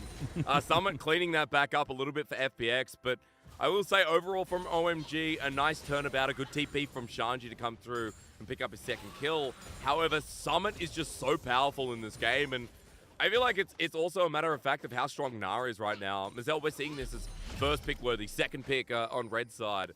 And as Care started this off, I want to kind of take a look at FPX moving in because Cold sets up the engage. He knows that his jungler's on the bottom side. but FPX once again making the quicker and better movement. As he picks up the kill, OMG's turnabout is really nice thanks to Shanji coming through. And once again, watch Abel, bit of a star this split, hits a rocket right on the head, and bailout won't save him as Cleared gets a nice kickback. So it does feel like for FPX, the trading was better with Care starting off the play and Clid surviving. But for OMG still, I like that they are not just kind of lying on their back and taking it while FPX continue to try and exploit this early game. Yeah, and obviously in that moment, right, at least leading up to it, when we saw the Dragon go over to FPX, that was OMG saying, you know, we feel okay. Cream is just trying to scale up. We've got Abel, who's just been farming away, right, both ADCs in huge amounts of CS per minute at this point. And I think you're kind of just putting a lot of eggs into the late game basket for both these two teams, right? FPX trying to play a little bit more aggressive, trying to stretch for the plays earlier on, but it seems like OMG are just strapped in and ready for the run. I mean, they're playing defensive at the moment, just waiting, as you said, for Cream to get items because Care and Clit are moving as a unit. This Akali Lee Sin is such a potent combo for the side lanes, and I feel like right now OMG have had a good response reading where they're going to be next, but they're just moving so quick, as I said before, and it feels like that's how FPX got their gold lead. But Mazel, I want to talk a little bit more about how this game progresses because I feel like OMG aren't in the worst position, right? With Shanji, who is building tank items like this, what Shavada top does. Frostfire doesn't come with Demonic Embrace. We haven't really seen that in the LPL. Shanji goes for straight health items or armor items like Warmogs should be coming up soon anyway. And Mazel also want to point it out that when we have Jinx on the Rift, we're kind of counting towards 3 items plus with, you know, Cream getting the same. He has himself the crown, so it's not like we've got a timer on OMG. I would say for FPX, they want to keep speeding the game up because at some point it's like, well, will we be able to kill Shanji when his backline access towards LWX is not really that easily mitigated? Like, will we be able to shred through this FPX lineup? I think the answer is yes, from my small brain monkeyness understanding. But that's why I think OMG are trying to play as defensive as they are. I will say, like, for me, I'm sorry to say LWX, but if Shanji comes dragging descending towards you, you're going to get the Viper treatment from when he pulled it out against the legendary Mako duo, where he's literally 3 item spikes, full on red, white, let's fight. He's doing literally no damage to Shanji. The entire combo goes through and nothing happens. So it's going to be a lot of the push and pull of how FPX navigate the fights, right? Playing around Shanji's aggression there. And sometimes we've seen it by Shanji, right? We've seen him go a little bit too far, and teams are able to scoop in behind him. He gets completely separated from his team, and they're able to get picked apart. But I like that, you know, coming back to FPX's side, I like that maybe the game plan for FPX changes because they're playing so much towards these side lanes. I mean, you see the Wit's End coming through. So we have a side laning Gnar here. Instead of something like Black Cleaver or, you know, we've seen early Randuins, like it depends on the build. As Clid might be caught out here, Mazel, Shanji has a Dragon. He wants to use it on the jungler before Dragon. They are committing to this one. They weren't set up for the last one, but they say we cannot stop the scaling any longer. We want to get to that Dragon Soul here with the Ocean Soul.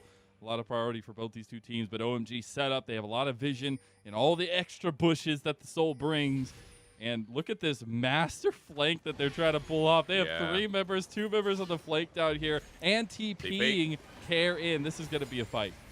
He's got Flash available with Mazel. I want you to watch Care because that ulti, his positioning is going to be crucial as they all channel in, and Mega Gnar is not up and available too, so it will be on this mid laner. He's in there. We still get it from OMG, though. That's going to be 3rd Dragon secure the fight after Shanji is separated from the rest of his team. And just like I said, his team is getting picked apart, and he's all by himself. And now he's against the 1v3, but this time it's LWX that's going to get the better hand of the Dragon. And he gets the kill in the end. OMG are eviscerated.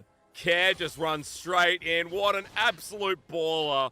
I mean, this guy has been a great supportive member of FPX, but even on the carry, on a Cream pick against Cream, it feels like he's playing the game so much better. Cream hasn't had much to say in this game, but Care has been dominating through these movements. And FPX down the Dragon, Mazel. Look at who's up and available. Look how far away they are to contesting this. This is confidence. Hysterics. This is confidence. 23 minutes in, you just took a crazy fight. You just say, let's pull the trigger on Baron. We can just press the pedal to the metal, and they get the Baron itself. FPX with a big swing and lead. Now they find themselves sitting pretty. How good is this team since Summit came on? I know! It's insane. I said it was by Phoenix by. I regret that as we look at the replay. I mean, we're looking at Dragon here. A great hostile takeover from Hung before he dies. Or at least It gets looks close like to Shanji dying. is just completely separated. Like, I understand the focus on LWX and Hung, but when your team is just getting destroyed, when Abel, the guy we've said, you know, trying to be the carry here, is just getting taken out because there's no peel, it's difficult. It really is. I need to give a shout out. Clid as well. The kick kind of helps with separation within the main fight. He's been really good. He's been missing a lot of Sonic Waves this game, but he ain't been missing those kick flashes. So Clid on his world famous champion is coming up huge. And now FPX Mazel in such a great position in this game, despite the Dragons being against them. I feel like at this point, no one can really match Summit. The rest of FPX are 2.5 items strong in Care's case. Even in LWX's case, like, their wave clear is insane, and their dive ability is scary for anyone but Shanji. And the other thing is this is how this team shines, right? We've set it up all along. The spotlight is not on LWX and Hung, but in moments like this, when you're about to crest the 25-minute mark, when you found leads with the top trio of the map, this is the strength of FPX because they have LWX and Hung to come in the end, spike that volleyball into the sand, and say GG. Doing well enough in the 2v2 in lane. Like, there were no mistakes, no unnecessary movements as Turret goes down on the bottom side with the Baron push. But yeah, further to your point, I mean, it's clean all around. 8k gold lead now, Mazel, at 25 minutes. And OMG, you know, going to have to hope that they can pace this game out. At least they have the Dragons. I feel like the Dragons slow their pace down and might give them some windows to, you know, pick up a couple more of those core items for the Victor, for the Jinx to get the Infinity Edge. I think Shanji as well, getting what looks to be the start of a Warmogs, might change the pace of the game, but I also believe in the fact that the item difference at this point, it might be too big, and the next time they get caught out of a fight might be it as Hung. Oh, Mega Death Rocket goes a little bit wide there. Yeah, it was close, but gonna have the Speedy back with the Baron buff still available. OMG try to find a catch out. Well, Mazel, close enough. But I mean, this is what I like. We talked all the way at the beginning of the day, right, about OMG and seeing Cream kind of fading from the picture. And I'm not saying he's doing bad this game, but it is that conversation of he's not the star, he's not the spotlight, he's not making these big flashy plays. And yes, something could be said because he's playing the Victor, right? But I still think when you're looking at these fights, it feels like a missing link, a missing piece maybe. I feel like as well with the starting of the laning phase, I'm like, okay, maybe the Cream narrative's going to change. Like, I think it was early on where Care got caught out where Aki paid a visit. And, you know, through constant laning, I mean, Cream had such great setup.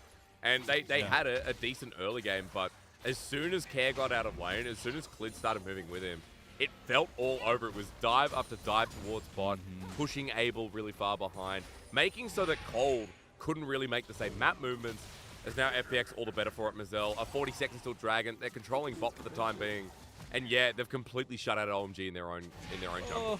It feels so bad, and they're just trying to find picks before the Dragon because they know they've already pushed OMG in front of a Dragon before. When they get the aggression off, they can easily pull back, get the Dragon out, take it away, and kind of stop that scaling here. But OMG know they're out of position here. They want to lock in that Ocean Soul. They want to force the fights as well. If they all die here, that game is just going to be done. Care set up mid-wave. Abel does have the good wave clear. And Shanji, now coming back from base, just got Warmogs. So Shanji is still a huge refrigeration unit. I think last time I called him a Series 6, a higher 550 leader. But this time he has to get the French doors, get the upgrade Mazel, because as Dragon, it's just gone. So I guess we'll just wait for the Baron, or we'll wait for FPX to try and find this fight.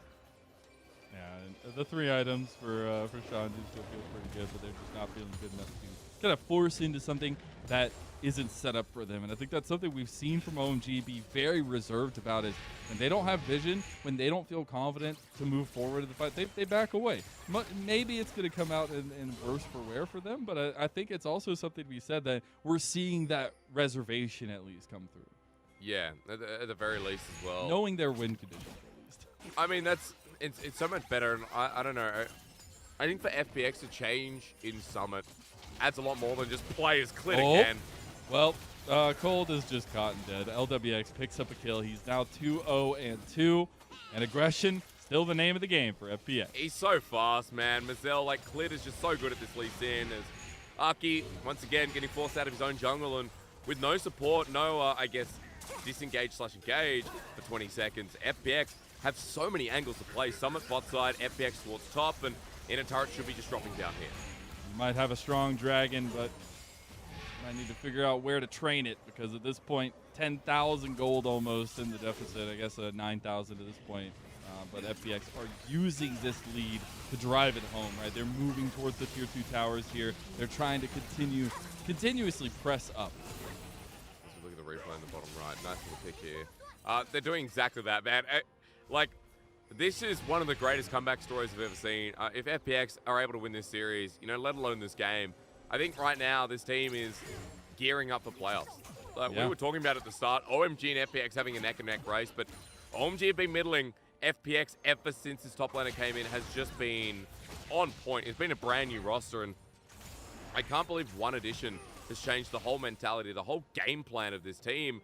And it's an LCS top laner. It's literally night and day, dude. It's literally night and day. The top trio has just lit on fire here. Kair's coming in with the flank. This is going to be difficult. Shanji realizes what's happening, tries to separate it, but you're not able to get the engage you wanted. They do end up finding Cold, but it's still a re-engage for OMG. It looks like they want it here, as they want to try to use the dragons to sit as best they can, realizing Summit is emitting our LWX with the flank here. LWX, what are you doing? He's just going in, and it works out for them. Clint goes in now as well, and OMG are falling to pieces. The LCS Spring MVP makes the difference and cuts down OMG. Bloody yeehaw, Mazel. Get your inner LCS out, man. He comes over from that, secondary region, non-world championship winning region, into the based LPL, and Summit continues to come up clutch. He's going to fit in nicely here. Absolutely domineering our FPX in this first game of the best of 3 tonight. OMG, they don't even know what hit them at this point. They got the comfort. They got the things we wanted them to get, but it was focus in the game. It was a 6-0 performance from Summit, and that top trio, they will not let you get what you want on the Rift at all. And we see that aggression, the priority, come to task for FPS and continuously picking up wins because of it. Now we just have to ask ourselves, when is Hooney coming over? When are we getting Hooney?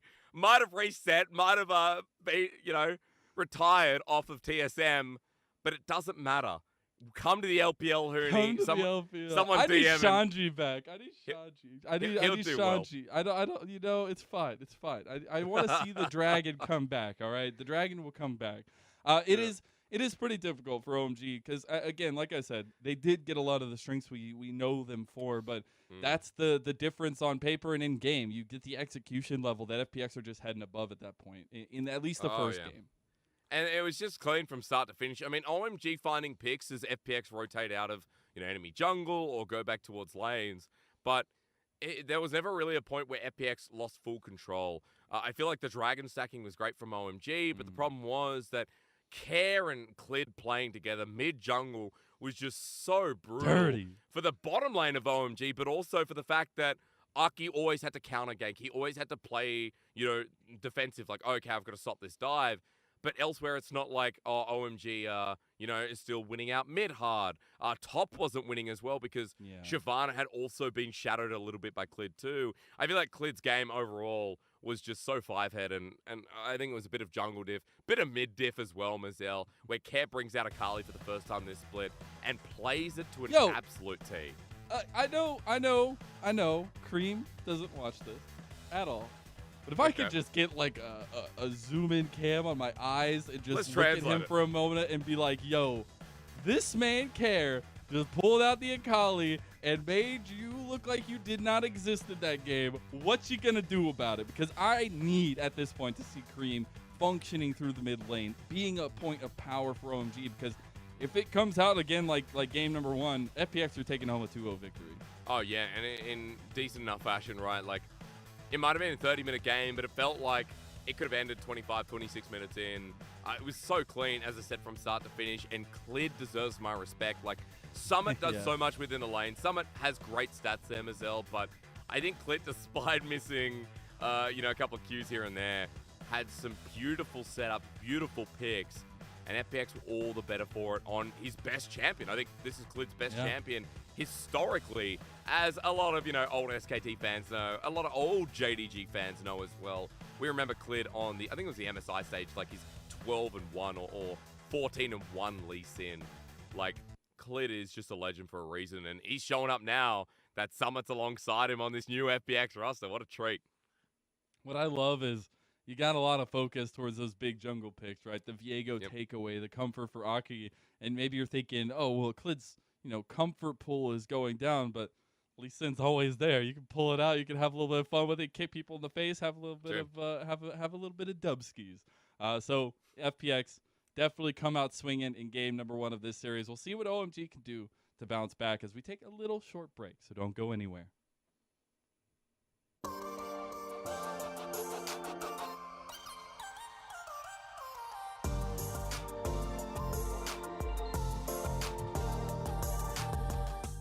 G'day guys, I'm your friendly LPL caster Hysterics, and I'm here to teach you how to speak in LPL. By now you've probably seen loads of the LPL mic check, player clips, and even the documentaries, which means it's a great time to break down some of the famous phrases of the league. 我们是冠军, a famous saying, shouted by Doomby when winning his World Championship in 2019. You can feel that kind of madness and excitement. The power of his saying was felt across the world. Translating it into English, it means, we are the champions. The correct pronunciation of Chinese is 我们是冠军. Repeat after me. Try it yourself.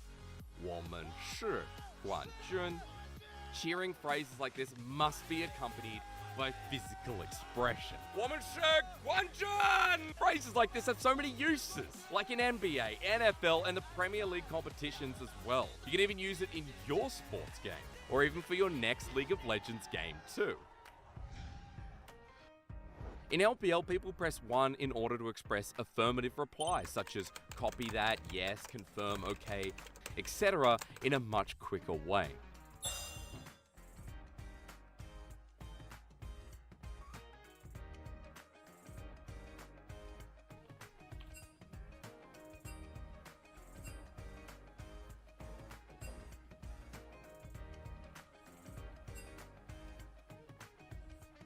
If you guys understand today's speak in LPL, give me a 1 in the comments, or barrage, depending on where you are, to let me know you understand.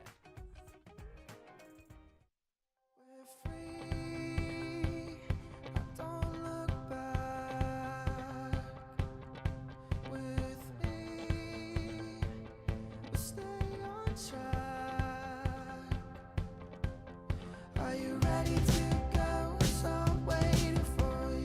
Ready, let's go. There's so much for you to do.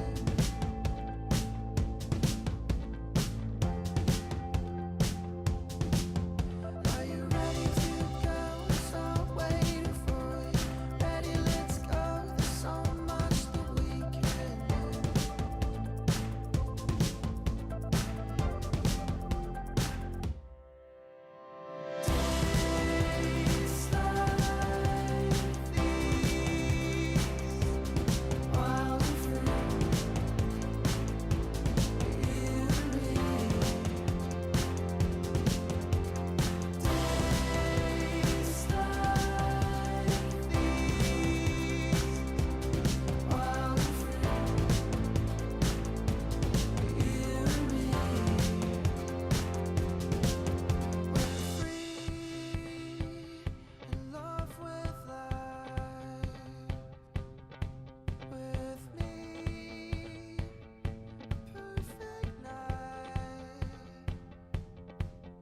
Are you ready to go? So I'm waiting for you. Ready, let's go. There's so much for you to do.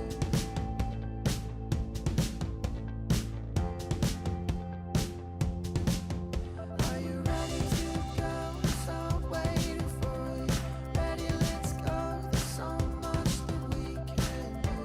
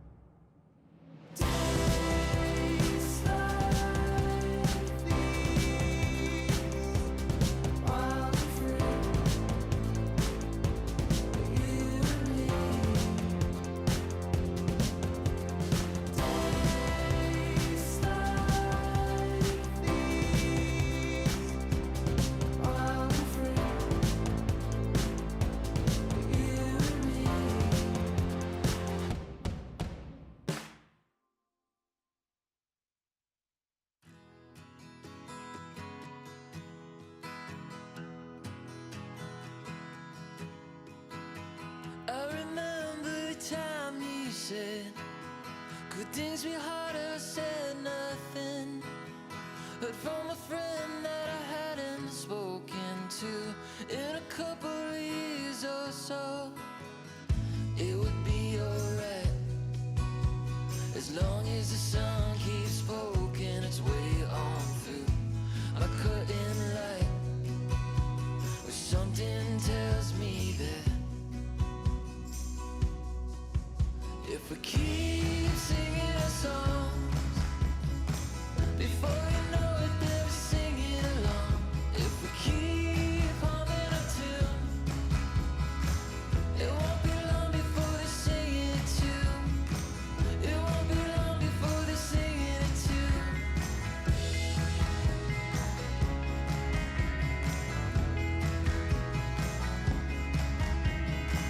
Look out my window and all I see are flowers blooming on empty streets. Sometime soon they'll be alive. Hope when they do, they sing with me.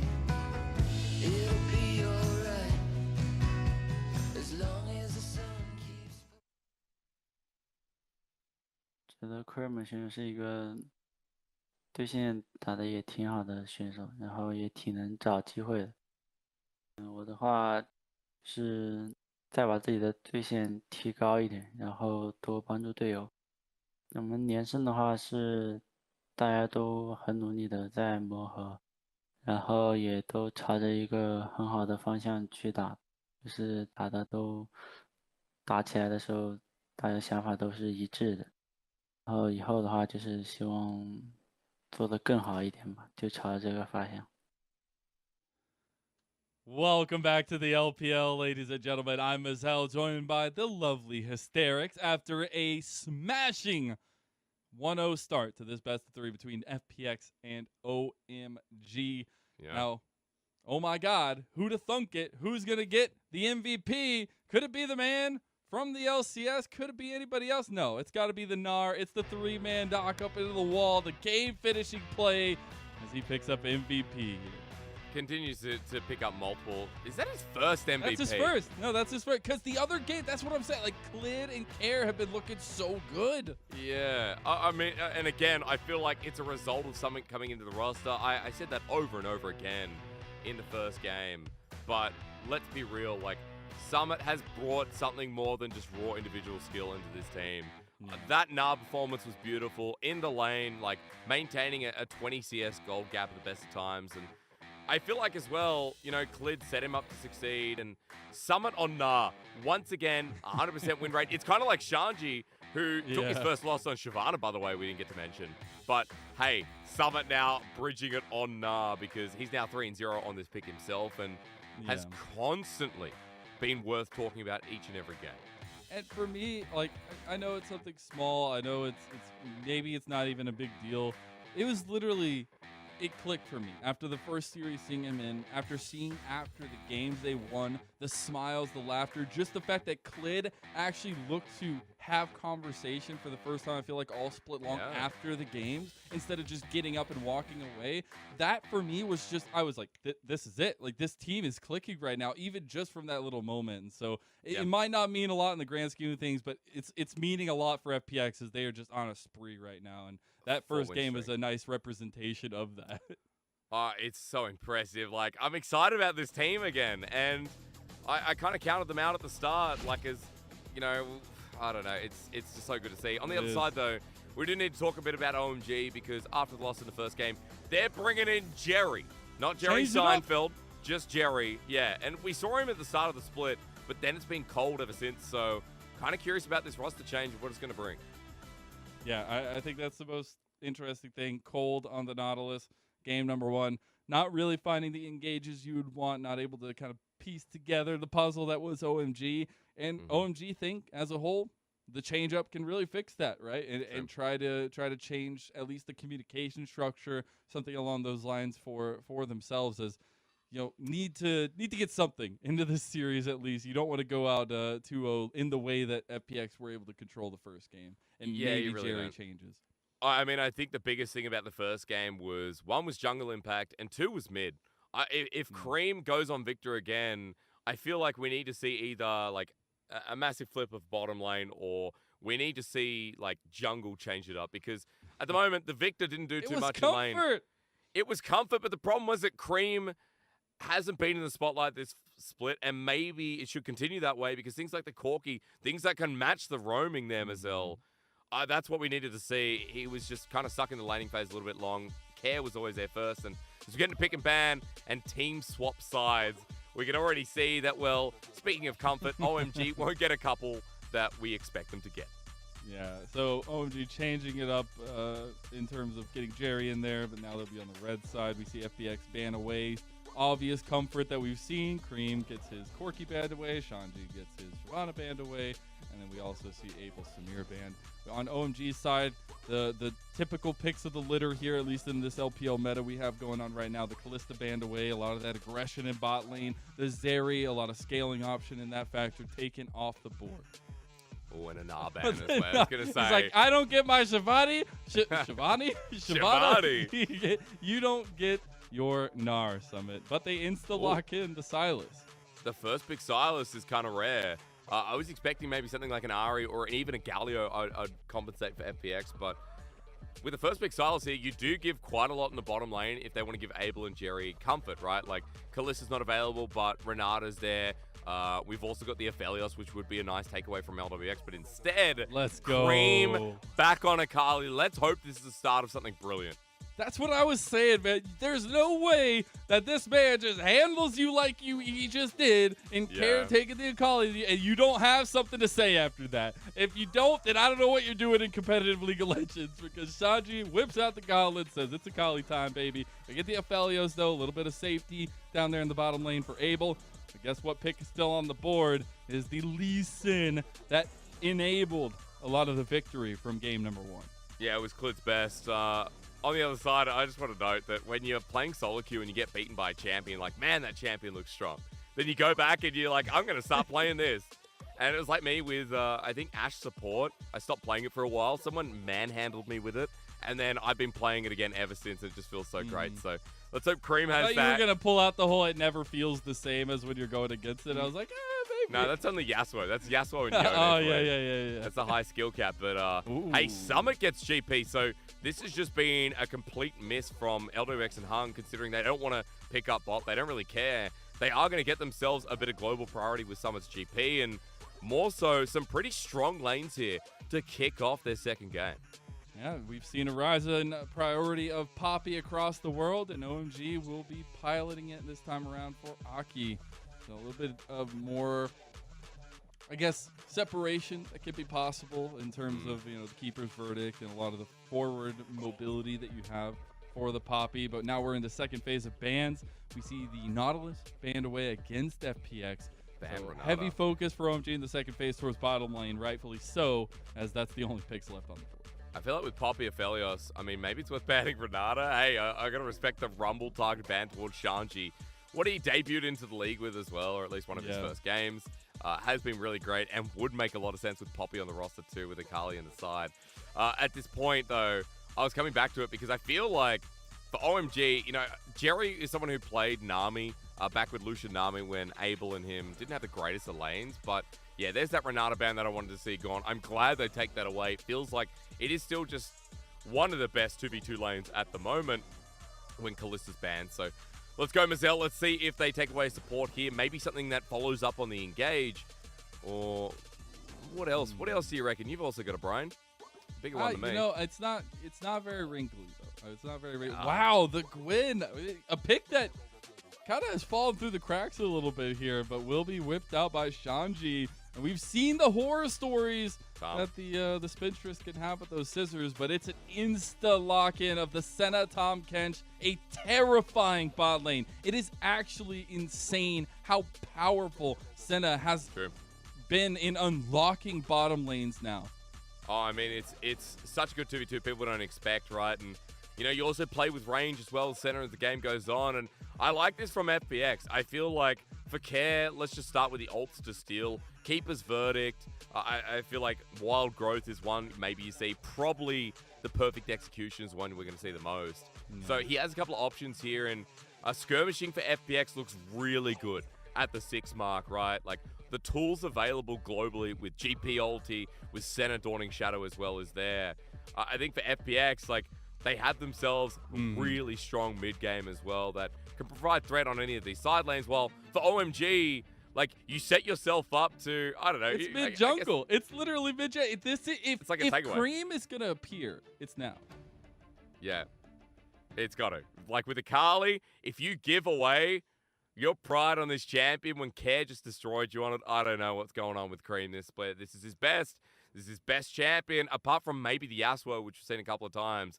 For OMG, more so comfort, and even seeing the Poppy picked out is something that's become a little bit more relevant. I like it into champions like, you know, Lee Sin, Silas as well, Abscond, Abduct, and Safeguard, even Q can be stopped by the Steadfast presence. And more importantly as well, you know, that ulti's going to have a lot of value when, you know, your team is looking forward to the setup from GP, from maybe Senatam as well around objectives, and you can kind of just walk in and pinch it off from them as well.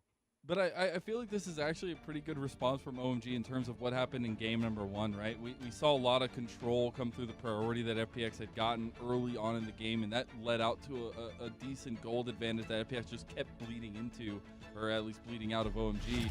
But this one in particular, it's the OMG Aki Cream bridge into the late game. Gotta get Abel and Shanji into a point where they can actually carry the game. And all eyes on Cream, all eyes on the mid lane as FPX versus OMG game 2 kicks off. Let's see, because Bloodthirsty was game 1? No, not really. A couple of big fights, but it wasn't as bloodthirsty as we kind of expected. For dragons, from OMG it was and FPX. bloodthirsty. If you're if you're a dragon person, maybe I would say that you feel a little bit aggressed on. Yeah. Maybe, I don't know. Yeah, something like that. Okay, well, there was a bit. There's a bit, but not as much as I kind of expected. And I feel like this game might be a bit more amongst the weeds. For OMG, as you said, mid-jungle. Looks pretty good here. I would also say that, you know, bot could be a bit snoozy after we get past that 1 level 2 stage.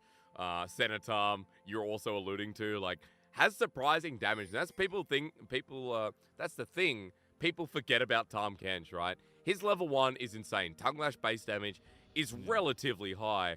And with Ignite and Senna being able to help with sustain plus trade through the minion wave, it's kind of pog to see LWX and Hung, you know, pilot this. So we'll keep an eye on the bottom lane and see if any shenanigans happen there. But for now, Mazel, just getting through the early laning phase and waiting till that level 6 point, I think is crucial for mid-jungle too, with all the tools that come available for both these teams.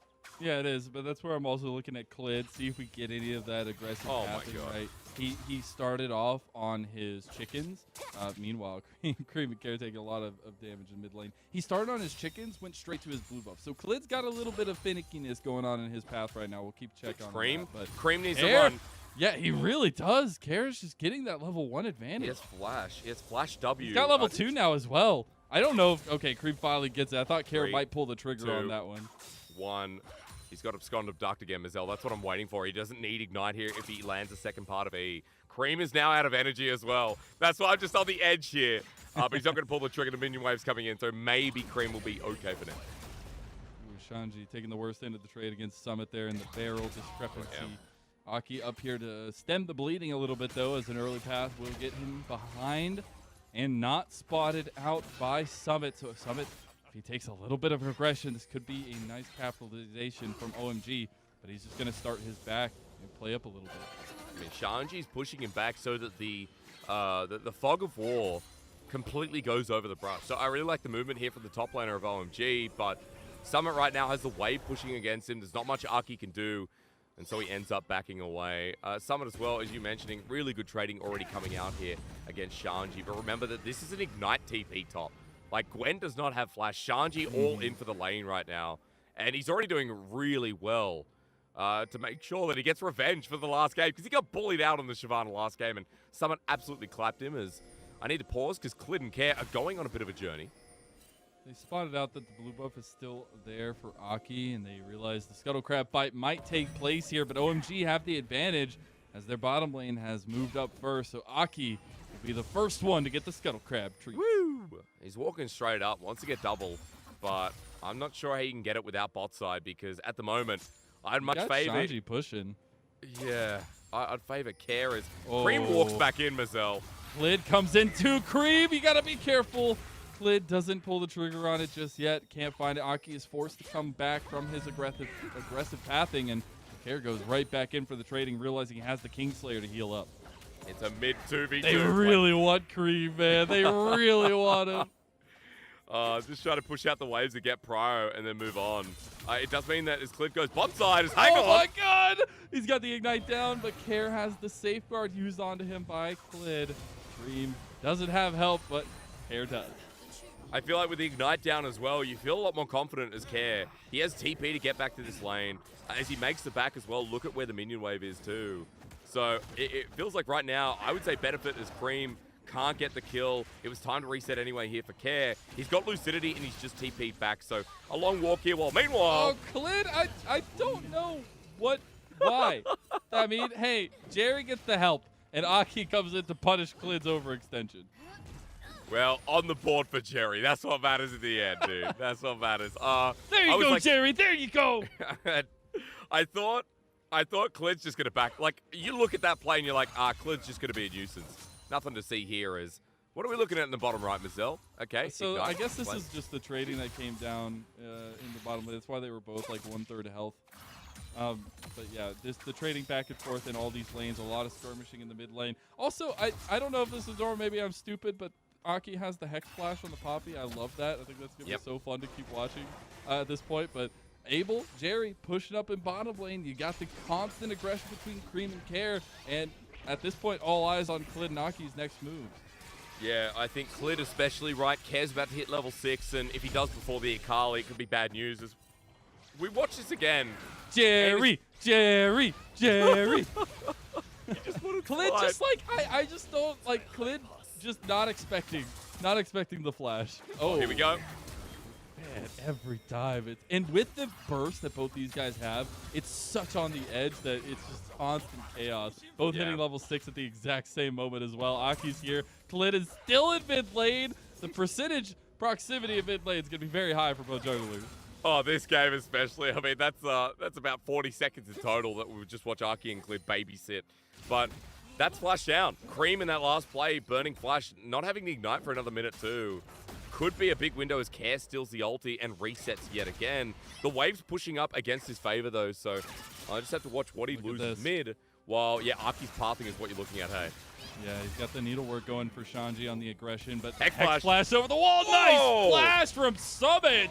Breaking the ankles, and now the Cannon Barrage coming through. He wants to play the aggression. This is a 1v2, and he's feeling confident. That trigger was perfect. Like, Summit could not have pressed it. In fighting games they have pixel perfect. That was one of those moments for Summit in top. That was actually incredible. I kind of hope we get a replay, even if like nothing really crazy happened in terms of like bloodiness. Yeah. Man, Summit's really bringing it to the table this time around. What was C9 feeding him, dude? I don't know, but literally FPX have obviously kept that regime as Care spotted out on a ward going towards the top side. No, he still spotted on the control ward. He was 100%. Yeah, true. The pings came down. The pings came down as Shanji stays in lane, but he tried to be sneaky. He loses the perfect execution as well, so we'll have that one to go for. Keeper's Verdict is there for Aki. Now they're level 6. Get a little bit of that trigger pool availability there for OMG. Okay, there's a replay. Yeah. So, a really nice control ward location here from OMG. And with that spot out as well, I mean, Shanji just wastes his time. He comes back to lane, and Care wasn't able to use the perfect execution from Cream, but Cream has his up and available. So even though there is a summoner difference, Cream actually has the ignite back up and available, meaning that this could be good Tucker if they're able to make something happen. But junglers are going top instead. You were calling out my phrasing earlier. What does that even mean? Tucker, like Bushman, you go into the bush and Tucker's dinner time. Or, like whatever you can find. Maybe eat a frog Abel. Is Abel a Tucker? I don't know at this point. Jerry is locked out. The Moonlight Vigil comes back out. The Devour was there to save LWX from a lot of the damage front-loaded. Abel needs to back away, and that Senatom Kench combo is showing why it's so strong. But OMG take that moment, take the Rift Herald. I mean, with pushing them away, it does mean that maybe some plating can come through here. Abel is able to heal off the Grump, so I could be wrong, but Hey, that's a win for OMG after, seeing Care coming back to lane. Cream holding some kill threat. FPX are going to try and make a dive in the meanwhile here. Better late than never. Wild Growth going to be stolen, maybe? Abel's just stuck under the... Jerry was like, I'm leaving, but he turns back just to watch Abel die under tower. You know, all those memes using the Seinfeld music, bump, bump, Yeah, bump, yeah. bump, Jerry walks away, cue the music.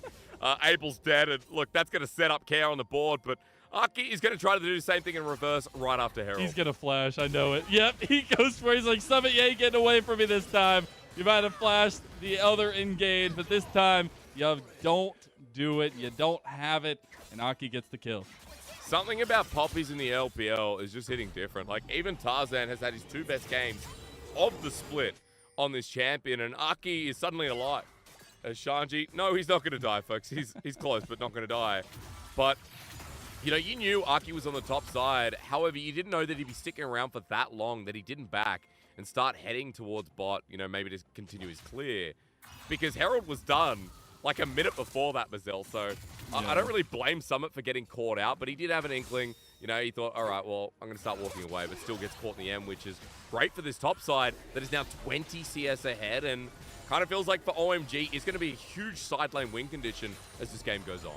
It absolutely is. And I will say for me, I'm looking where Aki's going to use this Ripped Herald. I would really like to see more resources dumped into Cream because that mid lane is such on a knife's edge. If you give a little bit of resources one way, it could completely tilt. So yeah. I would love to see that, but it does, getting a little bit passing down towards bottom lane for Aki. Meanwhile, Cream rest on in mid lane as we've seen all game long. Just another push. I mean, Clid and Care, must be going out for hot pot afterwards and, having these, like, going to bars and stuff and chilling out. They're obviously friends on the Rift, too.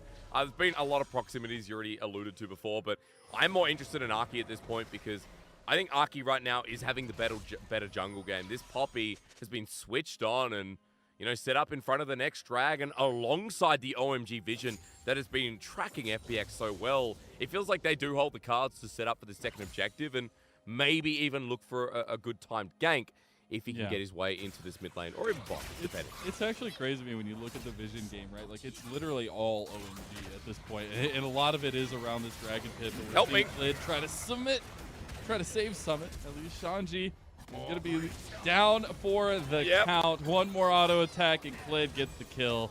Summit just there smiling as he goes down. Yeah, almost does though, right? Shanji was pretty close here.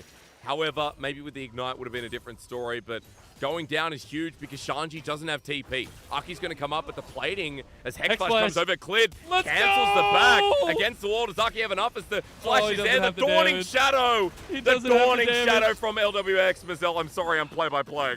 It's okay, it's okay. We're here having a good time. Aki, he tries so hard. He just doesn't have the damage. He's just a poor little Poppy. And can't get anything. I love the full commit from FPX, though. Yeah, I'm sorry. I didn't realize, well, hang on a minute. I'm not calling this game. I'm just here. Hey, I'm here for it. I am still one that thinks we should one day develop, and the further adaptation of casting is double play-by-play.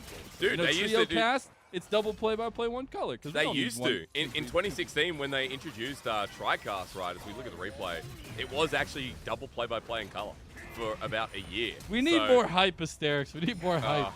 One day, let's see. I want to quadcasters. I want to point out on that play, that was just nicely played from Summit. The ult turnaround as well. Still a great play as even I got the my return wish. gang. Yeah, you did. Yeah, you did indeed. Hey, Herald's going to be mid though, and you said, the volatility of mid is big, and with Herald being placed down from Aki, that does mean that Cream gets some much needed gold after, he's even in CS, but the kill difference for Care feels like it's making that item difference. He's a little bit closer to picking up that Everfrost or that first item. So we see Aki in front of the pit right now, in front of the dragon.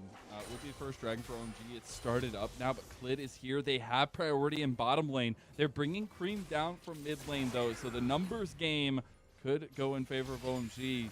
It's like FPX realized they could be fighting off a little bit more than they can. It's such a good play that OMG, not full committing first, right? Aki doesn't have the ultimate for another 10 seconds, so timing window is a bit of a luxury here, and for OMG, after baiting it off and going back on, they get the dragon, so it is going to be one apiece. Their Ocean. Yeah. Well, Clid's still sticking by Mazel. I'm more curious about this gank.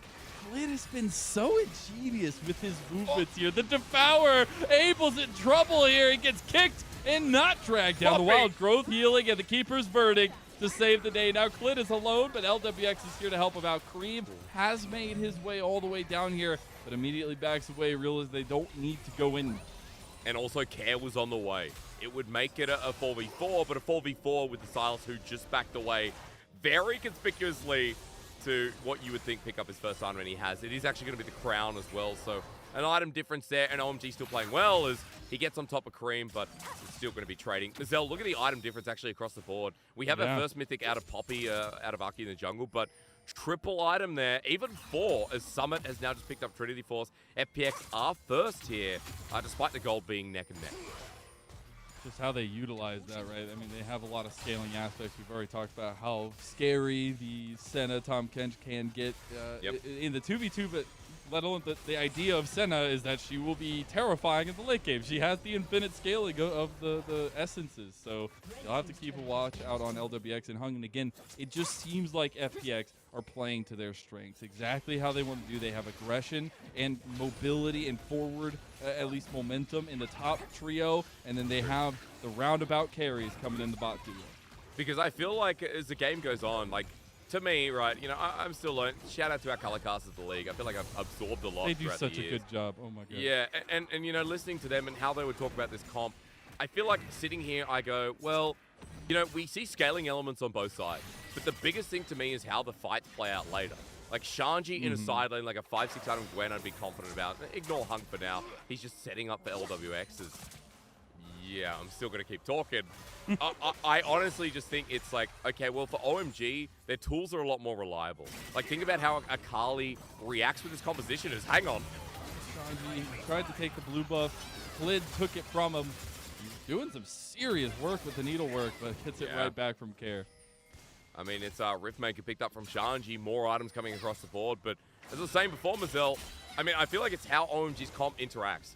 And a lot of the time, if I looked at FPX approaching an objective, I'd be like, well, GP doesn't have setup. You know, center time have to walk through. Look at all the tools from OMG to pull out Devour, like Tahm Kench ulti, the Stolen Silas ulti as well, maybe even Kick might be for disengage if they're not the ones first on the objective. That's kind of my 2 cents here from what I understand. So I think for OMG, I'd much rather, you know, like favor them later on just because of how the setup is. With Poppy, you know, with Akali coming from an angle, while OMG can just run it forward, while FPX for me are like, well, maybe it's better picking off the side pieces and using the globals rather than taking a full 5v5 where you don't have setup on the objective first. You're not there on the objective first. Yeah, and I will say, you know, OMG, speaking how they're playing it right now, it is the trio of Aki, Abel, and Jerry in the mid lane, and they're using the singular strengths of the Akali at least, and creaming the side lane, and then you also have the Gwen for Shanji. So there's very different ways to kind of approach these next few minutes. We did see the second Rift Herald used in mid lane for OMG, and they were able to, you know, get a little bit more there for themselves, but that's really the big objectives. Now you're looking at Barons, now you're looking at the rest of the Dragons here, and we've seen how much the objectives mean to both these two teams in the series so far. Yeah, and the fact it's an Ocean Soul again as well, I mean, it's going to be a fun one to battle out because both these teams, you can see, like, fights can go long. You know, there's a lot of burst potential, but also it's like there's a lot of resetability. I'm talking about Akali, Silas, Gwen as well, right? Not that long of an ult CD the later the game goes. GP2, probably the biggest burst member, let's be real. But playing with Rage later game, Abel versus LWX, this is the perfect dragon to highlight this game where OMG try and come back and end their loss streak, Mazel. And yeah, you're talking about the Visionless River 35 seconds before Dragon. They are trying to get in, though. They have the push in mid lane, 30 seconds, a little bit early, it feels like, as we do get the final back coming through from Cream. He has finished the Night Harvester here as the first item for the Akali, so you'll get a lot of that damage profile coming in now. And you can expect, when we see OMG push it up heavy in mid lane, they want to contest for this objective, but Summit is on the flank. Hung goes in with the Abyssal Dive. The barrels actually don't connect on the initial engage, even if the Cannon Barrage is already used. FPX uses that priority to move back into the vision game in front of the Dragon Pit. I mean, everything's up and available. Abel will have his flash up too. With no Cannon Barrage, For FPX, maybe it's a tool that they sorely the need. keeper's verdict. There it is. Yeah. Oh, they're going in right afterwards. The needlework on top of everybody here as OMG. Cream is on the back. Abyssal dive plus the devour. LWX gets out, but here comes Cream. He goes out immediately afterwards, though, as he does get pushed away. Does OMG chase it down Care? The Dawning Shadow gets golden under. The Dragon Rage kick not enough, and Care goes down. They're trading it back, though. And he still gets some of that scale and aspect. Klid is pulling out the stops here as they're chasing down OMG on their way back to the Dragon Pit. But it's only a 1 for 2. Aki is the one with Smite, though, so Klid has a chance to steal as OMG try to drag this one out Mazel. I mean, Klid could just wait and go into the pit and take the Dragon. I mean, he has the Smite, but Cream wants to stop that. Cream is trying to show up. The Dragon goes over to OMG, and so do the kills. Cream goes down, but Abel is popping off. He's got himself a double kill. The true carry for OMG. And I feel like this is what I was talking about for OMG, Mazel. The tools they have in their arsenal, even this early on, force out so much from FPX as we watch here again. I mean, Arky first. Okay, he sends it over, so it's a 4v4. And now suddenly, 5v4. And then Cream. This is what I was mentioning with the Akali. Straight away, the Devour comes out. He has to disengage, and Cream is just forcing FPX to scatter, while Cream on the other side, I mean, this is not lined up very well. As he flashes away, goes golden, LWX with the ulti, but it's not going to do anything here to the Silas, who was already in stasis. So we roll this forward a little bit more, and it was a good attempt from Klid considering there's no smite, but Cream once again. This Akali pick feels so good against the FPX comp. Like, you just see him walking away. Yeah. Okay, Cream's going to die, but Dragon goes to OMG. That's a win in my books, especially since Abel gets that snipe in the end. As Mazel, OMG are also in line with gold. Up an objective too. Might be the turret going down, but I still feel like you're happy as that one as an OMG fan. You're happy that Cream is here. He's present. He's in the game. The Akali is a threat to be dealt with for FPX because, as we saw, that aggression makes it to where they can't just have the easy decision-making. And talking about aggression, Aki's got the flank. They're getting TPs in as well. Shanji's here. But the rest of the fight after that Keeper's Verdict was stolen is a little bit more difficult. They're TPing in now as FPX feeling confident to take the fight. They need to be very, very careful, though. Summit is now in here, but Cream is on the back, and now OMG are moving forward. Abel is ripping him apart, and Cream is going forward. He connects everything. He's trying to take him down. One more barrel chain is there. The kickback from Kled isn't enough. Abel's healing up now as well. OMG, they're so scrappy, and they've already taken 2 of FPX. Abel, you absolute baller, does it again. Him with Gale Force can always be a risk. And I feel like Klid kicked looking for the execute, but misjudged the damage. Either way, you got to respect it here.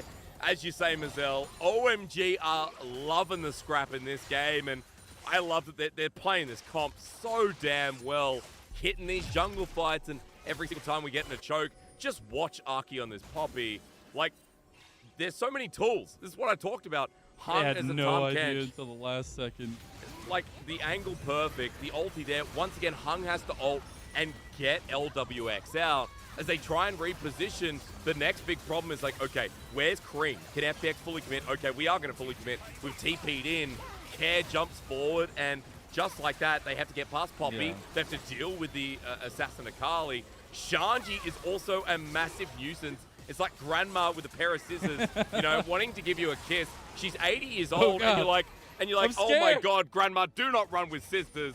People are that scared of Shanji at this point as well. And the fact that we saw, like, just the immediate aggression in FPX also, like, continued to follow it up to some extent. And their willingness to go into that fight made it where OMG could capitalize so heavily. And also, Care stole the Keeper's Verdict, made it a 4v3 or a 5v3, and they still couldn't find the advantage in that fight. Yep. I mean, he's not having as impactful game as he did in game 1, Mazel. This time, it is about Cream on this Akali. Might be 0-1-5, but hey, we get to see the Cream game we wanted to see, and we've now seen 2 Akali games of absolute pop-off from these mid laners. Yeah, it's a nice time to be racking up those highlight reels. Care and Cream. Klid tries to go for the quick play, but Gale Force, a quick response from Abel. So, Mazel, you know what we're looking for next? Dragon's coming up. And I want to do a quick summoner check because flashes are down for Cream and Abel, but should be available by the time we get towards that. LWX the same, but remember, he still has Hung. I kind of want to see what Summit and Care can do in this fight. Maybe start off with a pick, because every single time OMG are just running in, finding the engage, and these fights are going long as Clid starts it off. He found Abel, no flash, no availability, and that is a doom send for OMG in towards this next dragon. Mazel, I didn't want to say I was right, but what did I say 20 seconds ago? FPX You were needs to right. start You off got with a pick. wrinkles on that brain, Asteris. You got wrinkles. I thought it was smooth, but no, we're upgrading from 3 to 4 at this point. I see FPX with a pick, and yeah, it's 20 seconds till Abel comes up, but at the very least, as OMG start off Baron, I don't know about this play. I don't know about that one. It's But, a little. I mean, it's a Gwyn and a Poppy. I don't know how that one's gonna go, but it is Dragon going over to FPX, and that'll be second Dragon of the game, tying up those Dragon neutral objectives. But the pick works out well. Coming back to the point, you know, FPX, the jungler Clid set that one up for success, and because of that, you know, the Dragon win condition where they kind of have to force themselves into OMG's comp is not there. We need to see Summit, Care, get some more items across the board. I feel like especially Summit, right, who seems to be going for that Ravenous build once again. I just hope we don't see the muddle of, you know, those other 3-4 items. There's been some confusing GP builds. I'm talking to you, LCK, as replay Mazel. This was slick. You can But take this this is one. the difference maker. This can literally make the game go from night to day for FPX, right? Just one catch out on the Abel. And the timing. Jerry backed right as Clid came around. So it's not like, oh, Wild Growth, Shirelia's, Abel probably fine, you know, burns the summoner because he's okay. Then OMG can approach the dragon. It's, you know, the nick of the moment here from Clid, as he now has a bounty around his head as well. More Malmorty has picked up Mazel. He's 2 items strong, but I think the biggest thing for me is the fact that we have a Kraken on that bottom laner. You know, normally it's Eclipse. Normally we do get Eclipse, and I've been casting a bit of PCS. You know, I've been here and there in between LPL. I don't know if this is our first Kraken in the league, but I just know that at very least it is a change from what we've seen in the past couple of patches. And I think it's a good adaptation here. A little bit more sustained damage, especially against the front line of Aki, Shanji. A little bit of the tankiness that Cream's going to be rocking here with some of the armor items that he's able to pick up. But I do want to see how this pans out. That damage potential is really going to be there, and how FPX continue to pilot, because we did talk about a lot of the scaling nature for both these two teams, but it's the catch-outs that will mean so much, and Aki was looking for the catch-out on the LWX. Was, but look at the he Senate doesn't burn damage. it. Oh It's my God, actually the range. ridiculous. And the Help. cannon barrage down, that's Wild Growth and Keeper's Verdict. That's a lot burned. Aki doesn't die, which is crucial. And LWX staying at full HP. I mean, they burn the jungler off. He's got Smite, but I think more for FPX, it would have been a great pick. Dawning Shadow, Cannon Barrage, in front of Baron. I still don't know how confident you feel in this one. However, Aki has backed alongside Jerry, so FPX will at the very least get vision and starting up the Baron. Mazel, I'm always sketchy on these.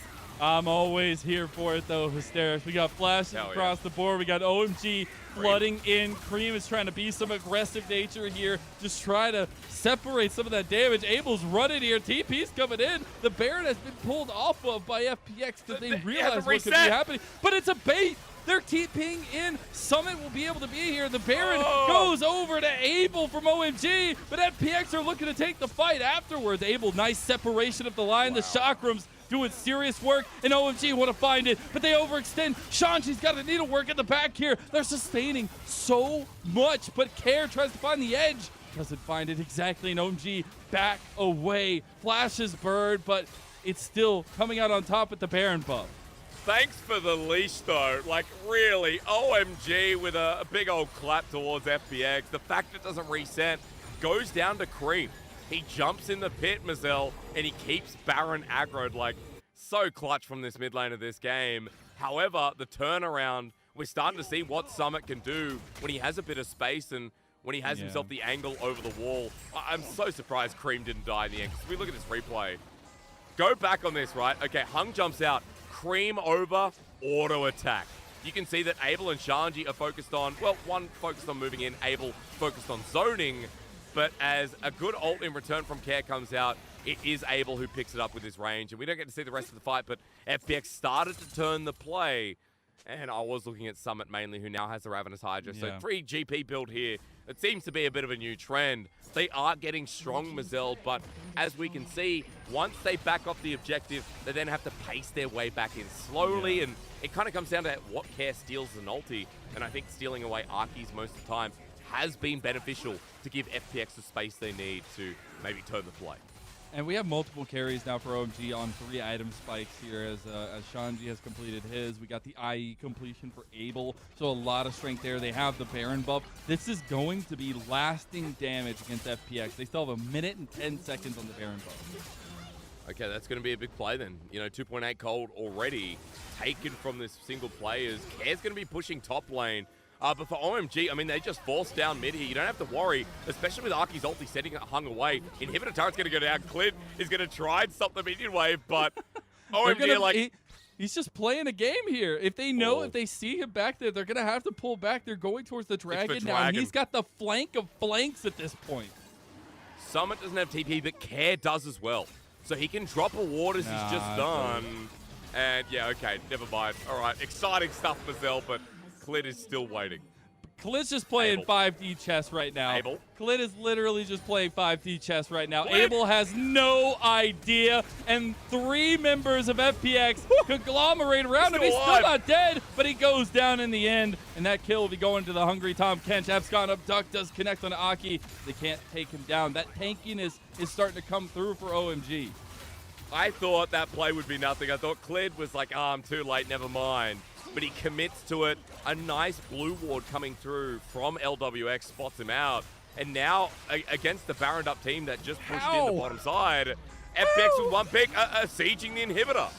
They have the Keeper's Verdict out. Care kicks out Cream. They're trying to get the inhib tower. Is this where they maybe bite off a little bit more than they can chew? If they do go for that inhib, they don't have any minions any longer. Now to back away, but that's what you love to see in terms of responses from FPX. Cream! He's just going in. There's 3 members right there of FPX. He does have the mobility of the Akali, though, and we'll have to back and get a reset after that one. Anyone who walks into them, anyone who walks into FPX pays the iron price. That's what I'm concerned about right now. Abel, we see it here as we go back, and yeah, Clid's back alley here, right? This guy, he's in Agent Man. That's all I got going in my head. Dude, I was thinking more Kerning City, a bit of Maple Stories. Okay, well, hey. Look, Abel survived for a long time, and props to him. Like, a lot of healing here with, I think, the BT coming through, but Cleared commits to the play, denies the Gale Force, everything in the kitchen sink used by FPX, but it means that they're able to siege up, break down inner turret, and do some damage to the inhibitor turret. So, still there on gold. And I'm kind of worried about OMG because Mazel, even though they've got Soul coming up in 3 minutes, I feel like we've kind of seen how FPX plan to play out this late game, which is with picks before objectives, set up through Clid or Care, and their global access through LWX and Summit's ultis are making it so it doesn't matter if they're not in position, right? They can come after the fact, they can be further away. It just matters about the execution for the start of that pick. And I just look at Abel, and I just gotta wonder the stresses, the amount of pressure on his shoulders right now. We set him up as now like a main carry of OMG, how they've been finding win conditions. You've got the wild growth, the Keeper's Verdict, everything to peel. But one decisive kick from Clid makes the difference. Oh my God, LWX! Cream makes the decision, and no longer do FPX have an ADC. What a call on the bluff! Marcel, that was insane, and then actually not stopping now. Blastcone going to be taken, but OMG, the only thing about that play is there's no timer available. 40 seconds as Care's still trying to run away. He's going to try to make it out. Does have a little bit of mobility there and walking towards the bottom side of the map. OMG realized they can't chase him any longer. 30 seconds still Baron. Now, LWX will be available, and he didn't burn a summoner, but that's the turnaround. That's why I was saying Akali against FPX. Feels so nice, but you're at this point of the game where you're not expecting to get one shot. Well, you should be, but maybe I want to see this trigger, right? Like, oh, I have hung. He's not going to go in. He had to devour Cream well. Or Abel's damage Oh, too. it's the caliber plus. Yeah. Oh, Hog just had no idea. Dude. Oh, he devoured Summit too. It got knocked back with him. That's pretty funny. I mean, that's really. That's a hard reaction to make, right? And that's what Tom Kench has to deal with. Either use it towards the start of the fight or the burst potential from Cream, hell, even Abel at this point with 4 items, Infinity Edge mainly is what I'm scared about. And LWX, he can rely on the Tahm Kench, but there's so many other tools that they have to be worried about Mazel. And with a minute towards Dragon, now we know what Cream can do here. 4-item Akali. I'll be watching him again because all summoners available apart from the Ignite, and FPX want to set themselves up with Poke before it begins. And with a pick, this is what I said needs to happen. If Abel goes up just a little bit too far, he's right in the picking area. Caper's Verdict comes out from Care as a stolen ultimate.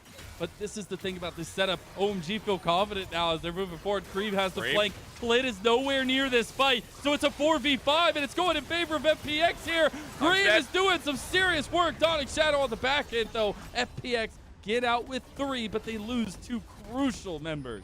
Tahm Kench can't save you. There's so much access of utility from OMG. Is FPX still waiting here for a Why are they fade? doing this? They're just taking a 3v5. Yeah.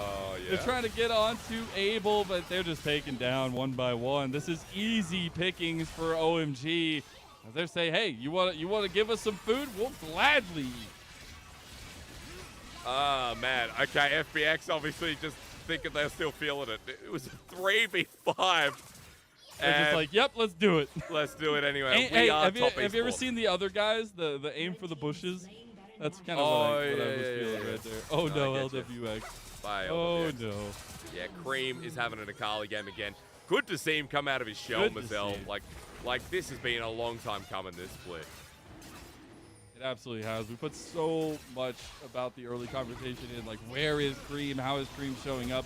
Him and the combo of Abel are making this game happen right now. They are the damage dealers, the picks from Cream, the oppression that he's been able to put down just by showing up in these fights. It's been incredible. I mean, this is why I favored OMG's comp from the start. The room to play in a 5v5. I've already talked it to death about the tools they can use on this Tahm Kench, on anyone he partners up with. But at this point, OMG, even without that goal lead, I'd be favoring him at this point in the game. We've hit Gwen, we've hit Akali against a team who, you know, can't just take out these flat 5-on-5s without some set out, without setting up the pick as well. Now against Ocean Soul too. OMG gearing up for a game number 3, Mazel, and Klid trying to stop that. He tries to find Emily. He's so tanky. The Wild Growth and FPX are just completely turned around on. And we said at the beginning of the day how the turntables, well, they're turning today, and OMG are pulling it back after a desperate game number 1. In terms of FPX destroying them, the gauntlet was thrown down. Cream picks up the Akali. He shows up, and OMG, they make it a series. And about time, Cream. Like, this has been a long time coming, this split. Back in the spotlight.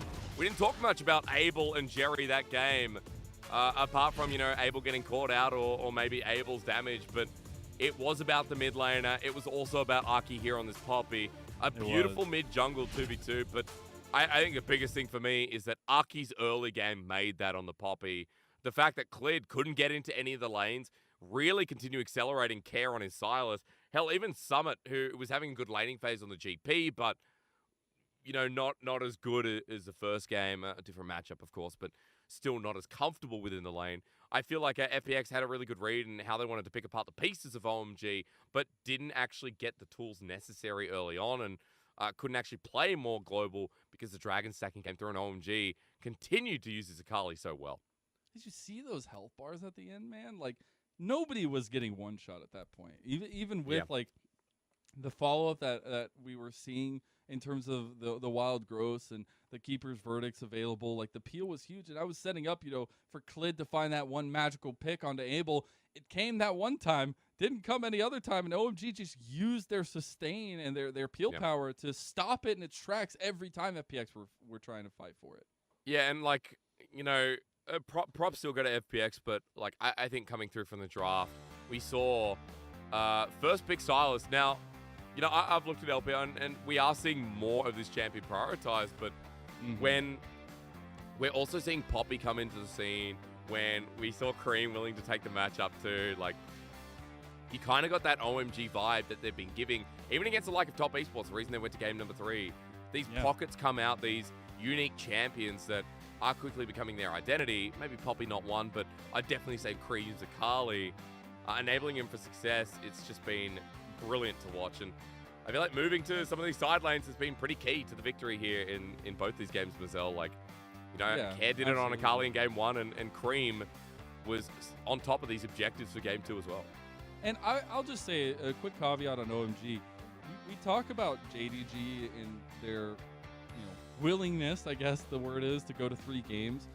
OMG are actually maybe not the same like crazy, wonderful record that JDG have, but they themselves have played a lot of full best of 3s in their season, right? They only have 2 series that have gone to 2 games only, and it's pretty impressive to see them try to work through the issues we saw, right? Game number 1 was very difficult to handle, and I think the bounce back is really nice. The fact that we see Cream show up, that Abel is able to do things on the Aphelios, and we're seeing a little bit of that brightness that we were talking about. If pieces actually show up for OMG, they can aim for high heights, but it's going to take a lot more.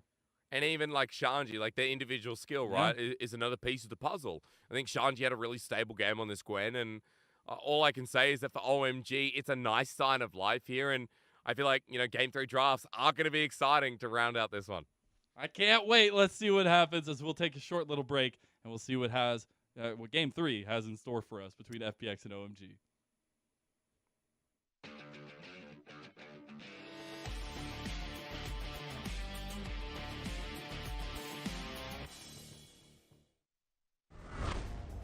Cold is caught out. He has to flash over the wall. Look at Flandre. Look at Viper. Dragon's Descent. You can't touch him. Aki's going for it. He doesn't find Flandre on the backline. Cream is getting handled here, but he's going right back in. And Shanji can't be touched. Shanji is a literal dragon, and you do not step to the dragon of OMG. Mako gets chased down, and it is inevitable. It's looking like Thanos. That are with their backs against the wall in this kind of situation, and they're the ones that are going to have to force a fight if it comes down to it. Yocho goes in, he goes for the flash, first to the Sad Mummy. Look, the exit is blocked by the cannon barrage, and it's Ultra Prime heading for the hills. Again, the Heartbreaker used in defense, and anyone's legend is wiping the floor with Ultra Prime. That's a double kill. Finally set a play right, Dagda. Let's see what ZDZ can do here, though. Shy gonna hook the wall. Against the wall, he's trying. Boomerang throws the flash. Oh, the Shy.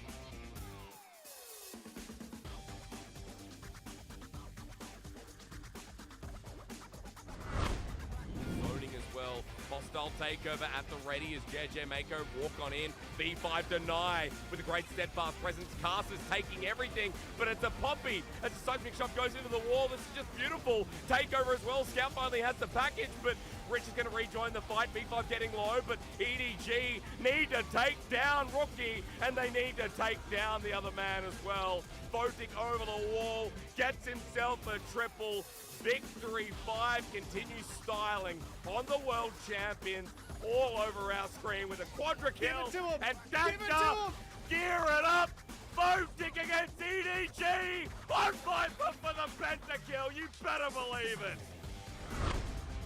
Get around the corner here, but trying to get back into the pit. And Barrett, this is a flip. Package comes through. Viper is the target. Cream gets Viper. Cream. That's huge. JJ is now caught out, and OMG have done it. A double kill for Cream, make it a triple. And Flandre, Mako, they're the only ones left of the world champions. The Dragon's coming to town, and the Dragon is hungry.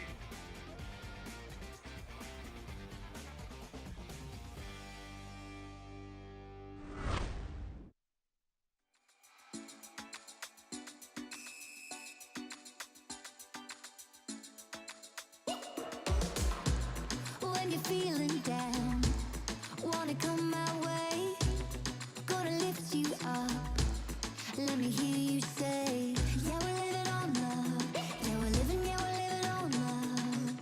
Yeah, we're living on love. Yeah, we're living on love.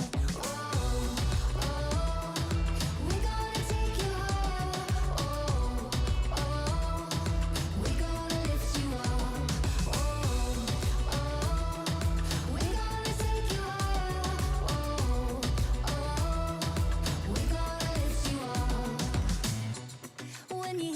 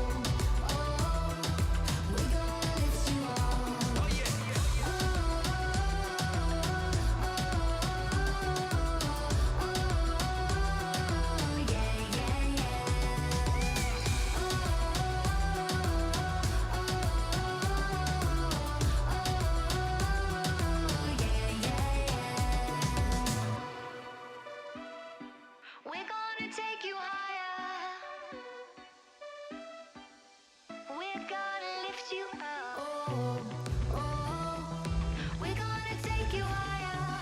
Oh, oh, we're gonna lift you up.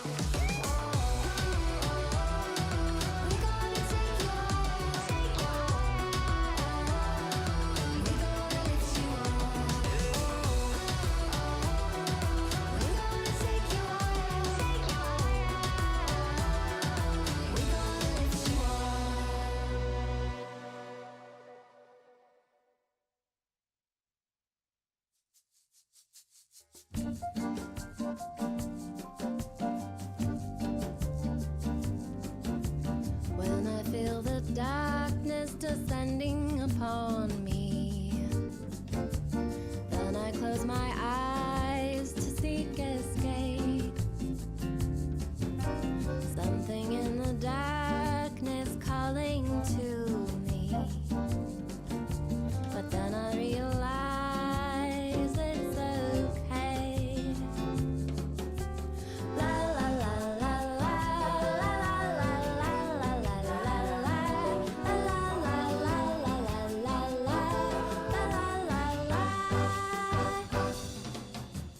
I'm going all in, it's too late to fold now.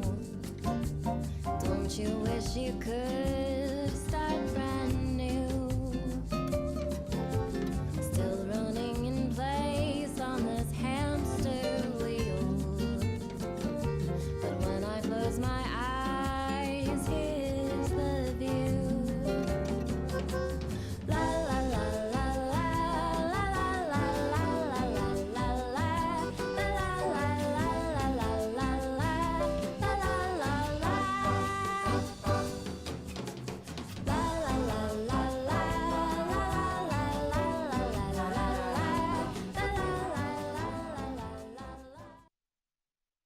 我觉得FunPlus 打野的话，就是他们前期的节奏带动者嘛，然后他最近抢龙好像也挺厉害的，然后就尽量不要去给他拼抢的机会吧，然后就前面跟他节奏对拼一下。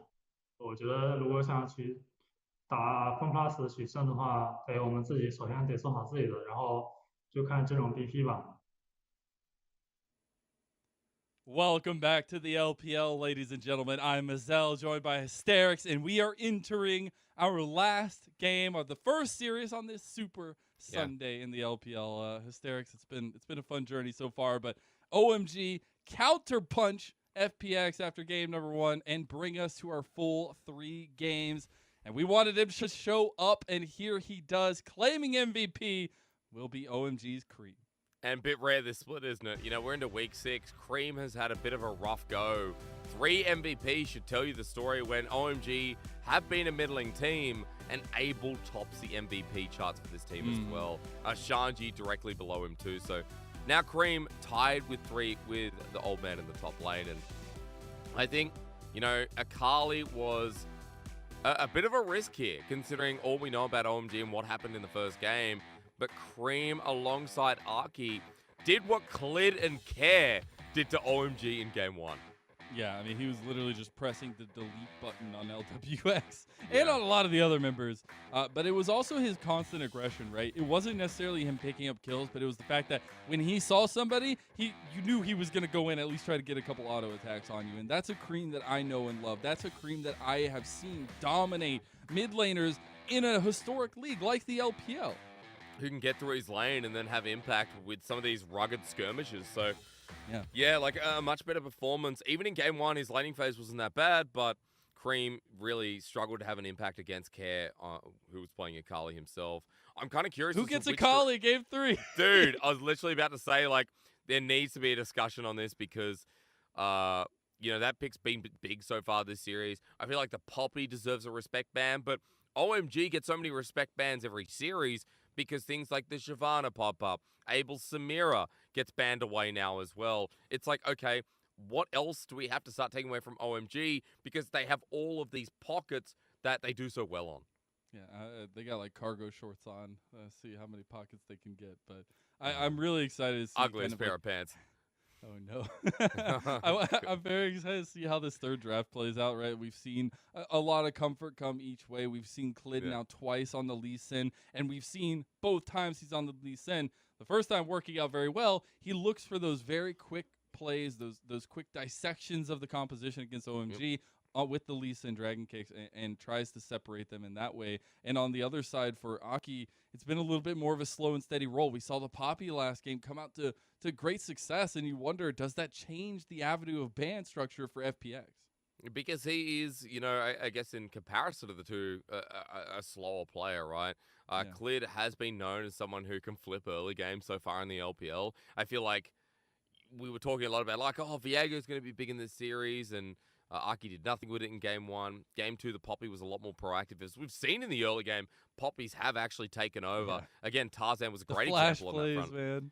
Dude, and then you have Hex Flash. It's like, well, do you need to care? Because, like that topside gank we saw with Hex Flash, he Hex Flashed over the wall. Summit gets caught out, and I just think it's going to be another big pick that we have to look at here as we finally return to ban pick Mazel. And already you can see that a little bit targeted with FPX, getting rid of that Silas, making sure that OMG can't give it to Cream, which is another one of his favorites. Yeah, exactly. I do appreciate the Nar ban towards Summit. Don't want that one again. It's been consistent at this point now in the series. With the RA Callista, the Samira as well, another ban from FPX, so they know where they need to put that focus. But this leaves some very powerful tools on the table. Obviously, we talked a lot last draft about Wukong kind of falling through priority in this game, in this series particularly. First pick of the Aphelios for OMG. Yeah, so again, a priority pick for 80 carries. I think more so a takeaway from LWX, who is just going to go back to Jinx, and we return to Spring. Seen. Yeah, literally, it's just Spring over and over again. I mean, Clid on Viego, He's changed it up at least. At the very least, but still their most played. So all I can say is, you know, we are getting somewhat comfort for these guys as OMG keep hovering this.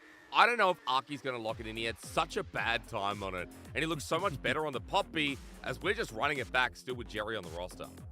We are indeed. I like the Poppy play. Aki looked a lot more comfortable in terms of going for the skirmishing, but it's a different skirmishing against Viego, I feel like. So we'll have to see how that kind of duality works out for itself. But it is the Nautilus, which was banned away last game by OMG, that comes through to combo with the Jinx for FPX. Now we're into the second phase of bans. I love this much more. I think Hung on Engage is a real solid point for FPX's draft. A lot of the time when we see Hung on like Enchanters, or I think Renata's like middle ground, but I think most of all, like if Hung has agency like he did on the Pike, he can really take over games, and Hung's roams have been the bane of a lot of teams versing this support. So I like this so far, and as you said, it's not banned away this time around, but for FPX, they're losing a couple of their old draft strategies. Care on the Galio. Swain might be a worthy ban here. Maybe even the Talia against him. But Summit losing Kale maybe indicates that, like, what does Shanji want to do? I mean, Shyvana's open. Is he that worried? There's still a lot of scale. The Gwen that we saw, last game comes through for FPX this time around. There was a lot of focus, I will say, on that mid lane, though, towards Cream, right? Nobody gets the Akali this time, the Corki that he's been so confident on. So going to the second phase here for OMG, where they're going to have to pick up their double solo lanes right off the back, it's going to be a little bit difficult to play through. Oh, but this is banned in game number 2. Shanji is one of the only people in the world right now, as it gets hovered. Like, Cream on Victor's disappointing. Let's be real, guys. You just saw an Akali game. I'm a little sad. And Mazel, like, his game number 1 on Victor was unappealing, to say the least. We just saw something flex that I absolutely love. If it's Gragas, I'll be sad. If it's GP, a little bit less so. But Shanji, if he pulls out Rumble in this comp, will it make sense to me?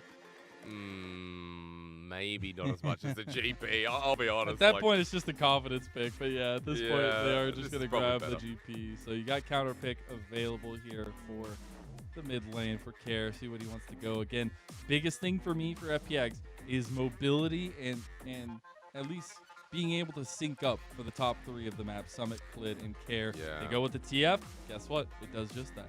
It does indeed. Like, Galio's already taken away. He's played Talia once before, but Care isn't that big of a Talia player. In general, when you lose Ari, when you lose Galio, and when Swain has gone down in priority, this kind of fits the bill. And as you said, this will be a good little reaction towards bottom side. FPX in game number 1 continued roaming down and playing towards that lane. And while Summit also adds opportunity with a strong laning phase himself, I feel like right now FPX have a lot of options here, Mazel, and alongside their pick potential, have also built out to some pretty decent scaling when we do get along to, you know, the 5v5s or even the extended skirmishes when you have so many good resets like the Viego can offer.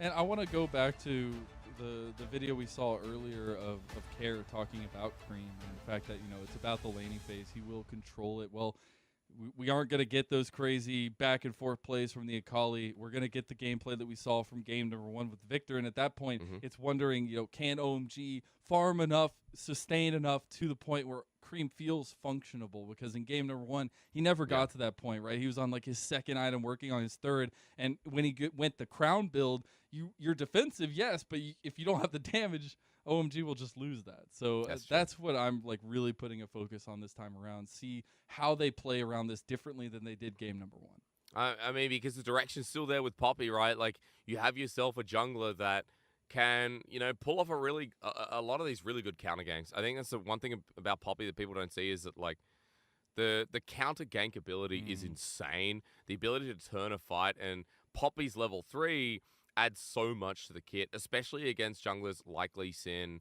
like Xin Zhao. Like, we're going up against Viego, but I still feel like it's a relevant point. So I think overall, you know, Arky on the Poppy still fills me with a bit of confidence. But as you said, I want to see how OMG play this out, considering as we head... Oh my God, we're already out of the rift. Hey, oh my God is right, because it's OMG versus FPX game number 3, and we were very, very close to having a little bit of spice finally at the level 1 mark, but we didn't get it again for the 3rd time in a row. No, we didn't, but it's okay. At least we're like catapulted onto the rift. I know. They stopped doing that like graph one, and they just go straight into the game. I like it. I like it. Well, get to the action, especially with those level 1s. You could just drop it. It's like dropping hot. True. We've had that before. Like, we've jumped. I think we literally last split. Dude, we jumped into a game, I think at 1 minute 35, and I was like, well, you know, laning has begun. Junglers, I don't know where they, you know, like, okay, they've started and they've done their camp. So, speaking of which, it is going to be a bottom side start here from Arky. Worth mentioning here that the Poppy will be setting up for bot side, maybe looking for an early gank. But the good tracking ward here from FPX means that they know exactly where Arky is, and means LWX and Hung don't really have an excuse for the next couple of minutes of knowing where this Poppy goes, as he heads back up towards the top side, and that's also warded by FPX, so this is going to be really good tracking to kick off. That's actually really incredible. They're going to get so much value out of that as well. And you can see the double warding that OMG plays down, but in this case, you're getting vision around both big buffs, and you're going to be able to see that Aki kind of, I guess we'll see if he gets to see. Because he could just go straight for the Krugs, realizing there could be something finicky, and there you go. He'll time it out. So they won't initially know, but you can surmise. But we will see. The biggest thing about this is the opposite side jungle pattern. Yeah, I mean, Clid hasn't been tracked out. On the bottom side, he'll have the full 3 camps set up and then into the bot lane. But as you said, I mean, really intelligent from Arky. So FPX don't know where he is. And the fact that they've tracked this Poppy, okay, it's a wrap the start, but we don't know if he walked the long way around to Krugs. We don't know if he walked to red. I feel like a couple of mind games from Arky, and complimenting last game, deserves a little bit of a shout out for starting so perceptively in this 3rd and final game. Indeed. As Shanji and Summit giving a little bit of pace back and forth, we'll see the early, at least, movement into the jungle. But Jerry, be a little careful. We got the Ignite burned by Hung. No Summoners burned by OMG. So you'll love to see that at least. And actually, looking at Pathic right now, Aki is literally just beelining it straight for the Scuttle Crab in bot side. Yeah, and as Clid comes out as well, he's got a bit of a CS lead, but he'll be able to get the smite down if he can get away from the shield. 3, 2, 1, fight! Well, Aki still has the shield. Clid's just waiting. Clid's just waiting. Bazel, bot has What the do you push do too, when you're invisible? I don't know. You just wait. You just hold and wait. He has to give it over. I mean, bot took a bit of a trade. They're running out of mana. And Abel and Jerry got the bounce back, so at this point, or will get the bounce back, I should say. It just goes over to Arky, and he has himself an opportunity to just swing up topside. They're just flirting with each other a little bit. Like at this point, I feel like the relationship should be established. Like, we're already 3 games in. What, between mid and jungle? Oh, are you talking about, you know, we're literally getting junglers just sitting around mid again. Or at least one of them. As Hung, this is a big roam, but he's going to be spotted out. Yeah, he does get the question mark pings pulled onto him. Scuttle Crab and Topside still available. Dragon at number 1 in 50 seconds. This time around, no Shanji Dragon to really put that focus in, even though we have seen pretty early focus and pretty early stacking of dragons in this series for both teams. Yeah, we have. And this game should be no exception, right? Because Care is almost level 6, and I feel like this worth talking about. Care with that Twisted Fate ulti. It's the first couple of TF ultis that we know are most important to the game of League. Like, where he uses it, what he gets off is going to be huge. And I think Aki has a lot to do with that because Aki so far has been so pivotal in that second game of reacting to Clid, of being in the right place at the right time. And I think this is another case. It might be a little bit harder, but it's definitely a case of how he reacts to the TF ulti and kind of reading the play before it happens, thanks to some of the vision that OMG have started setting up in the bottom side river. So that'll help out quite a lot, Mazel, and we'll just have to track as Care quietly approaches level 6 in the next couple of waves. And right, for OMG, this whole series has been about trying to stop the menacing trio. I mean, we got to come up with a better name for them, but Summit, Clid, and Care, because that's how FPX have found, stranglehold leads and end up snowballing games like we saw in game number 1. So the fact that they've been able to find an answer to that in game number 2 and now trying to do so in game number 3, I think is promising. But again, it's about execution, and I think FPX, feeling like they need to get something back here in Redemption, as for themselves, they did come out so strong in game number 1. They did come out with a lot to say, and I think that slip up in game 2 will be a little bit worse. Wouldn't it be crazy if the 4-win streak with Summit was halted by OMG? Like, they beat LNG 2-0. I'm going to pause on that because we got jungles fighting. Yeah, they got a 2v1 with that Destiny Good call. blast going. But yeah, Aki gets out. I did cast OMG's first series win of the split. Oh, you did? Yeah, I did. So, hey, who knows? Maybe we got a little bit of caster curse for FPX. But Clid looking for the gank top side. Aki to find him out here potentially as that control order comes down, and looking at 2v2 potentially here. I mean, they know Clid's here at the very least. They just want to make sure that Summit gets this wave, but OMG denying it. He's gonna flash it. Look at it, Summit! Oh, he goes down. That top lane focus giving him nightmares from when he was in the LCS, and Aki comes up big. They didn't respect Aki's Poppy. They let it through the draft. Also, that FPX could decide, well, we can get early rotation of Jinx, of Viego, but Poppy is just taking the LPL by storm, and once again, Aki on the board first. Top lane is now a nightmare, with Summit losing all that wave, Mazel. That's even mid. That's going well for Cream. It's looking really good. It's making me think of, when Hecarim was in the meta, and it's literally just like the LPL multi-tool. You just have go buttons wherever you want to do it. And Aki with the flash, with those kinds of plays, he has those go buttons. He's making it look real good. That was just slick. Amazing flash here from the jungler of OMG. And as I said before, look at how much CS was denied. Summit is now 20 CS down in this lane. The wave pushing against Shanji. And, Gangplank is going to be in such a great place considering that we didn't really talk too much about OMG here, Mazel, but I feel like it's a simple composition, a lot of front-to-back elements. And, Shanji does apply that global pressure. When Twisted Fate moves to a side lane, it's like, okay, Shanji has a tool of his own to kind of help with that counter alongside the Poppy. So it's looking really good for OMG's start to this game as they lead by 1k a gold lead, and it's on the horizon, dude. Like, OMG, if they can beat FPX, stop that win streak. Just imagine FPX looking back at this game. Maybe it hurts as we start approaching playoffs. It could be the game they look back on. It could be, and that's why this series is so crazy, because last split, it came down to situations like this that OMG were denied out of playoffs, and RA, FPX took their places at 9 and 10, and in this one, it's not the end of the split, but as we say, it's one round robin, so you got to make the best of every single matchup you get. Well, as Herald goes down at the very least, making the best of the early game is still FPX. I want to point out Hung made the movement up from bot first, so OMG, Jerry was a little bit slow, but you always got to respect the Nautilus coming through with double summoners available. So wave will be pushed in, no plating taken. It's just a flat-out win from FPX to try and even up this gold as Aki and Cream start moving in on Care together. But Clid, once again, hovering around mid. I mean, mid-jungle has been both these games. Yep, I cannot wait to look at the percentages here because they are just constantly around this mid lane. And I want to see where Klid's going to use this. Rift Herald, obviously, first neutral objective had gone over to FPX, but now we're getting a formation from both teams around the Dragon and seeing who's going to be able to take that next objective. I mean, for FPX, look at where the wave's at. Abel has to go there first, so it will be the start from FPX, but Aki does have the ultimate Mazel, channels it up, and it's going to go on the short cooldown. Remember, that has changed, so he will be able to use it again in about 10 seconds. The reset, but it will be OMG moving in force. 4 members strong. We'll be able to claim first Dragon as a response to neutral objectives. OPS, FPX can't really do anything about it.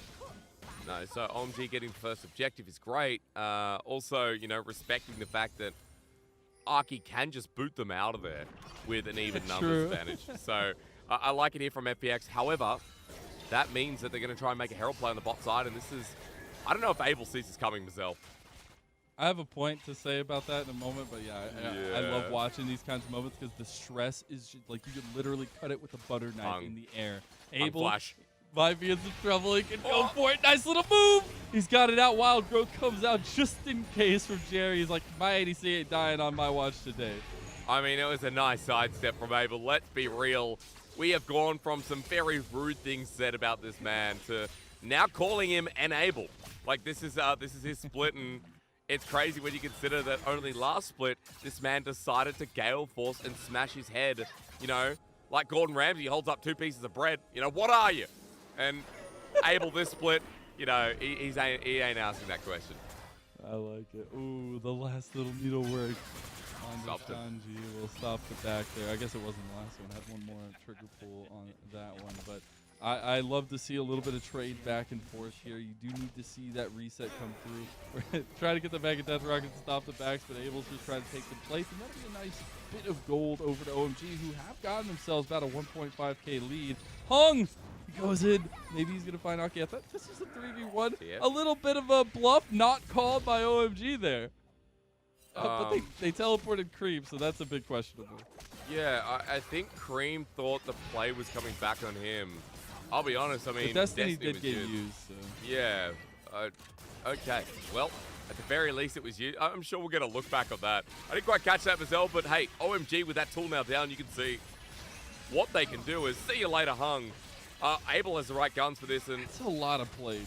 Holy that's cow. so much gold over to Abel, because as soon as Care's ulti goes down, even though Cream TP'd to bot, they're like, well, Twist of Fate's into lane, and we're safe now. We can push this advantage. Trying to go for the engage again there. Let's look. Actually, we're gonna get a chance to look. Okay, so it's the Destiny pulled first, the TP coming down, Destiny back into the wave to try to push it. Look, cheeky. Everyone out there, you're thinking that was just such a horrible TP, and maybe it wasn't the greatest.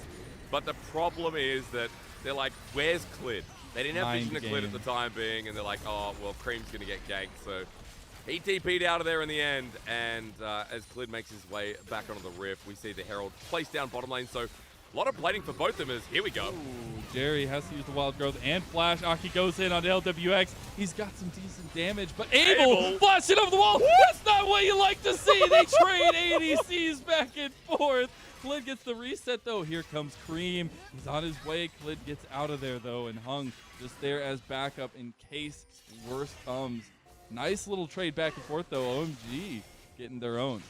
Abel, I literally just complimented him. I literally said, is what, Mazel? You gotta say it. You gotta say it. No, I mean, hey, those are the kinds of plays which we see a decent amount of forward flashes and things like that, but man, that's a little bit too big for your britches there. Yeah. But I love it. I love that kind of stuff because in these tight moments, in these games that, you know, will make a mark on your season, every moment counts and you want to make the big play. Cream, talking about a big play. That's going to be a nice combo onto him. The CC needs to come down. Cream just wants to get away with his flash, but answered kindly by FPX, the yellow card, and a kill to Care.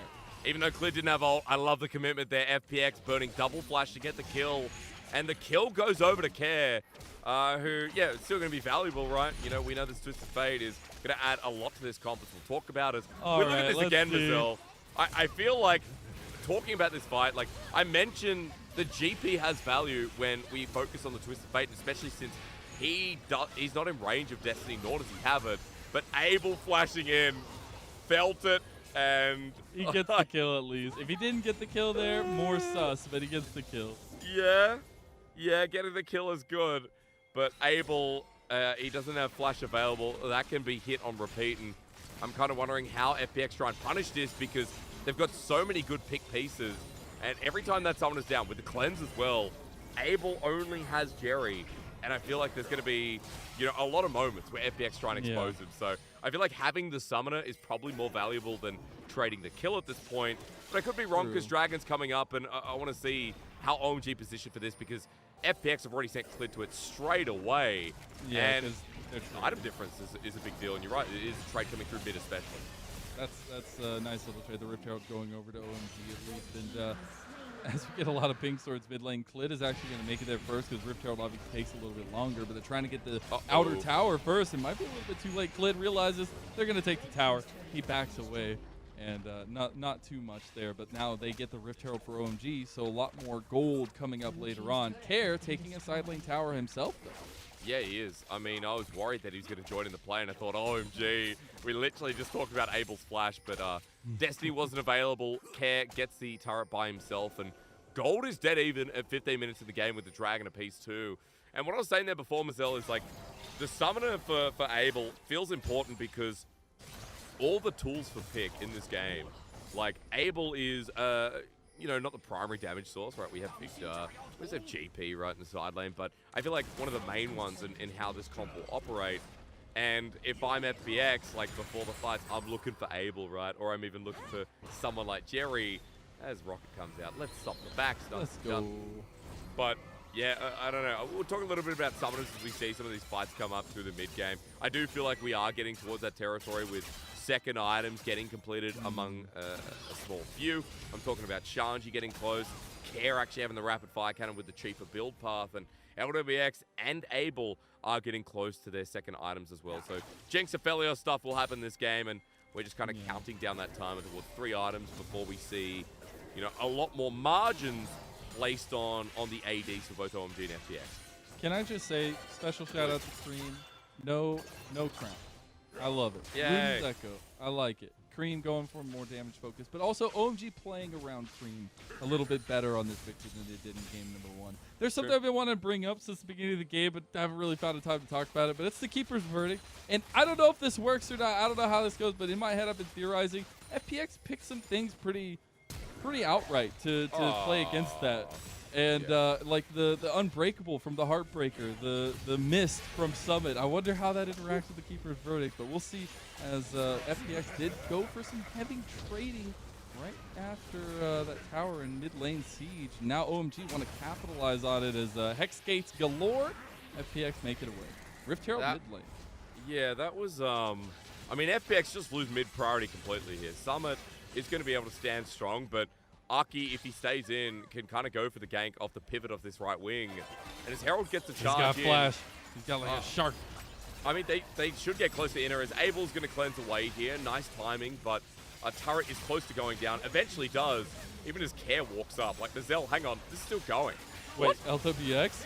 LWX? He has to cleanse. He used the Hex Gate to try to get to the fight. Keeper's Verdict nicely used there. Summit tries to go over the wall now. He's in trouble. Used the missed out, but there you go. Easy nail in the coffin, and OMG pick up the FPX top lane. I mean, I'm just wondering what they're doing. Like, FPX for the last minute. Of course, OMG, they got mid lane priority, and FPX decided to stick around. LWX with a Hex Gate, like, I don't know. OMG just got 2 free turrets there. They're now 4,500 gold up. That was the FPX that I said were down and out. That was the 0 and 5 FPX moment. We have not had many moments like that, Mazel, I will say, since Summit came into the roster. The train is starting to get a little bit rickety here, Hysterics. I don't know, OMG are pretty, pretty on point. You know, in Back to the Future, when they're using that steam train to get to 88 miles per hour, this one didn't make it. Like FPX, it didn't make it. We're looking at secondary play. Look at everything down. No depth charge, no heartbreaker. Summit's ult's there, but it's not like Care can do anything. Even if the Destiny was up and available, Summit goes over the wall to help out his AD, but then kind of pays the price as well. Like, that was so disjointed, and you look at what you just gave away to OMG. Turrets in the side lane against this GP who is right now diffing Summit in the lane. 40 CS up and 2 items strong. Like, he's doing fine here. His Cannon Barrage can add so much impact even when he's not joining in the fights. And with 30 seconds left to go on Dragon, I think now FPX... Oh, Cream is in a 2v1. He's in some trouble here. Yellow card's going to be right there. And here comes the Mega Death Dragon. Flash out of it. He's got the turnaround. Oh. Cannon Barrage to separate. Shanji has to pull the trigger on that.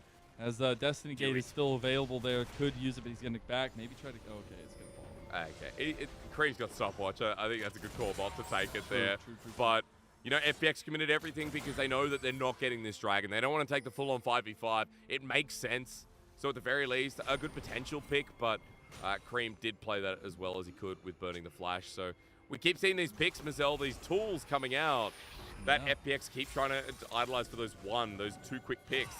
And get numbers advantage, but, you know, for OMG still, with this turret going down, I still feel like they're in a fine position, setting up Dragon Stack in this game, and even denying the turret trade from FPX.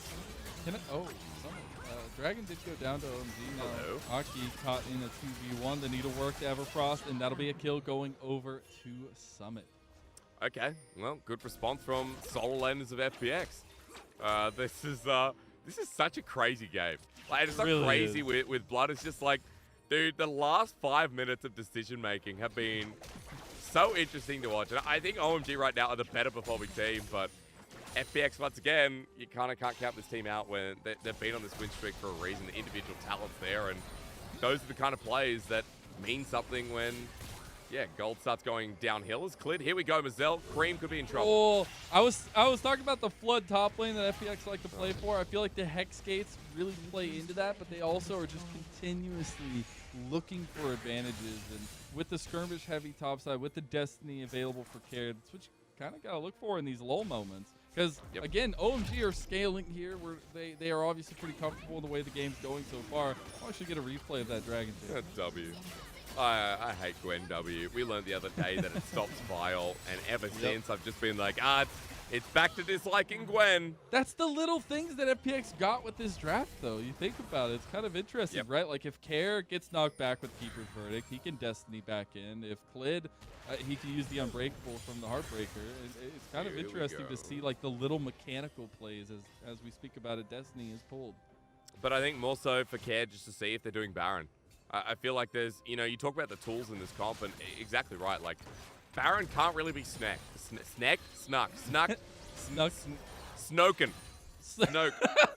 Perfect. That was a dive off the deep end, and I love it. Oh, dude, it can't be snoked. Also, let me just say, the 9th Star Wars was rubbish, Mazel. Oh no! Oh my it brings god! Up bad memories. Dude, I got around to it this like a couple of months ago. Finally, it was rubbish. The first 3 was so much better. Like, the first 3 looked like, you know, Golden Globe award winners. Just go play Lego Star Wars, the game, and play the 9th episode. It's fine. It'll be all right.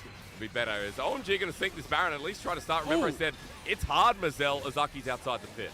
He does go in for the engage. He's not in the pit here. He does have flash.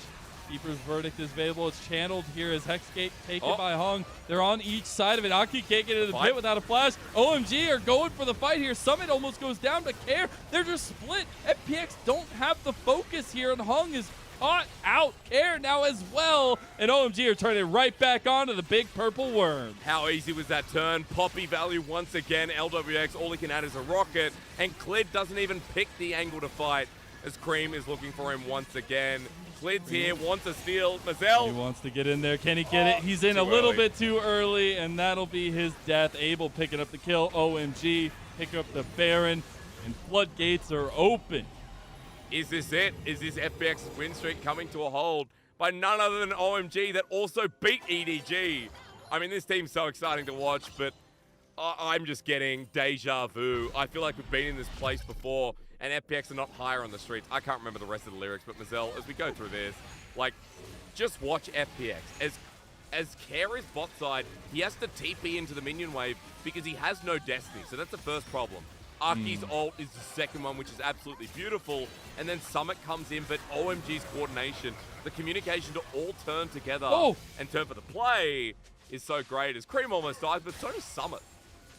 Yeah, I thought it was gonna keep going, but they both back off there. Sorry to kind of get a little excited there. But it's fine. It's fine. All right. Okay, we're back. Hey, we're in for a rodeo at this point. In this game, the culmination of this first series has been nothing but everything I wanted, right? Yeah, like it has. going into this one, we talked so much about the history, last split between these two teams, what we're looking at and the expectations, the win streaks, where OMG is representing, where Cream has been, and it's all coming to such a beautiful end here. Obviously, still got a little while, but Klid's on his 4th level chess stuff at this point. He's still looking for those games.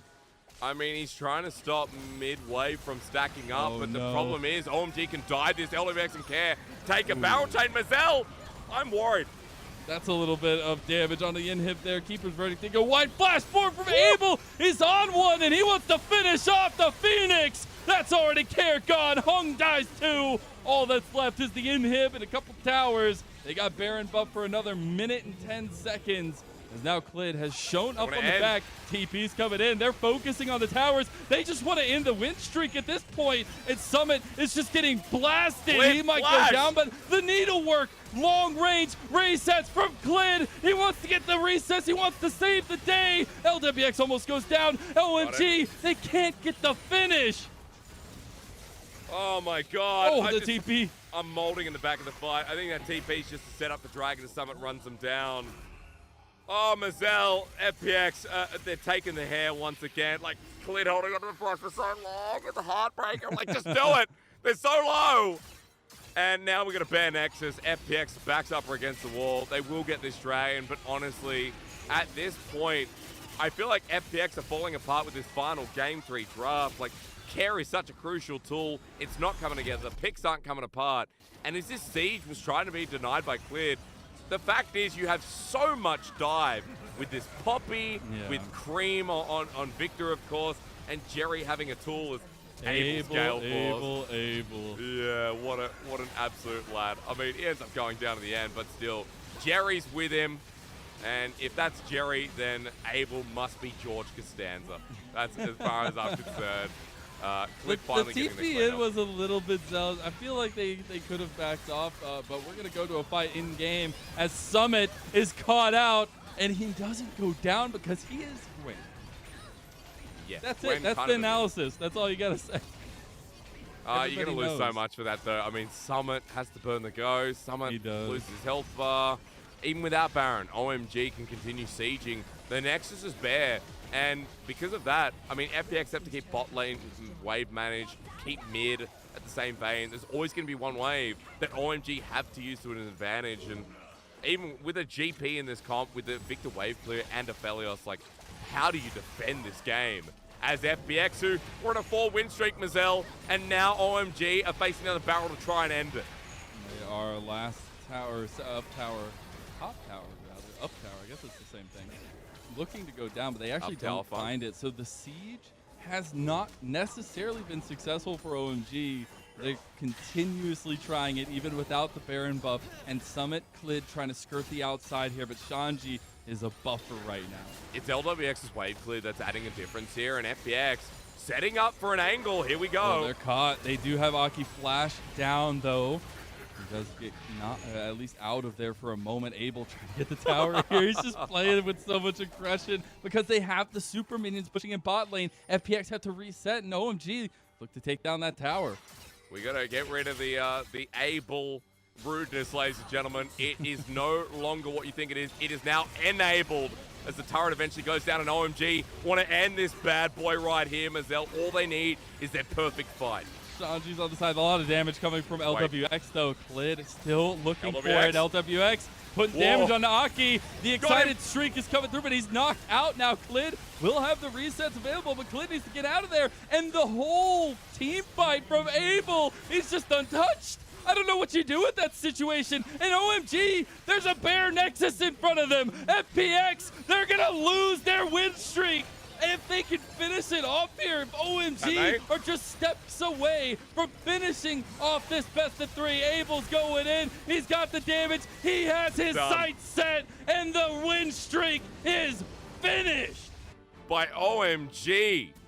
Out of any team in the league, I mean, OMG have been up and down. Like, only just beating WE, looking decent enough against Top Esports. I feel like OMG are a bit of a contender this split, and once again, the battle between them and FPX, they get revenge for spring, where that series was what defined FPX getting into playoffs. So this time around, OMG hold their heads high, and games 2 and 3, let's be real, Aki deserves a lot of respect for how he's played this Poppy and how much value it's given. OMG's draft back-to-back here. It fits him so well. It fits as the aggressive facilitator for the lanes, making sure to have some strength at the top side to stop the flood of FPX and make sure that Abel is enabled, as you were saying. Hey, and, let's dude, go. the whole team composition coming around, the fact that FPX threw everything they could at that last fight, and Abel was untouched. There was nothing they could do, and it just seems so one-sided. And it was from those crucial, fatal strikes, like that bot lane push that just opened the inhib, gave the gold lead such a heavy flow towards OMG.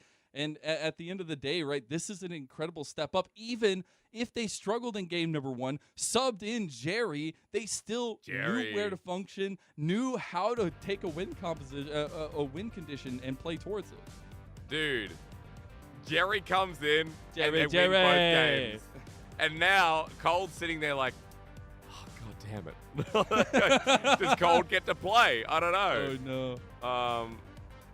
I feel like Jerry had a really solid performance here, but I think more so the 2v2 just kind of came together. And the second game was competitive, Mazel. We talked a little bit about draft and how it hindered FPX and more so how OMG were able to you know, set themselves up for success last game. But this time around, I think FPX's execution is to be called out. Like, Care's ulti timers weren't bad, but the problem is it never synced up with Clit. It never synced up with any of the side lanes. Hung didn't really get to roam around or play much with the team this game. Like, that kill participation is low as anything for Hung.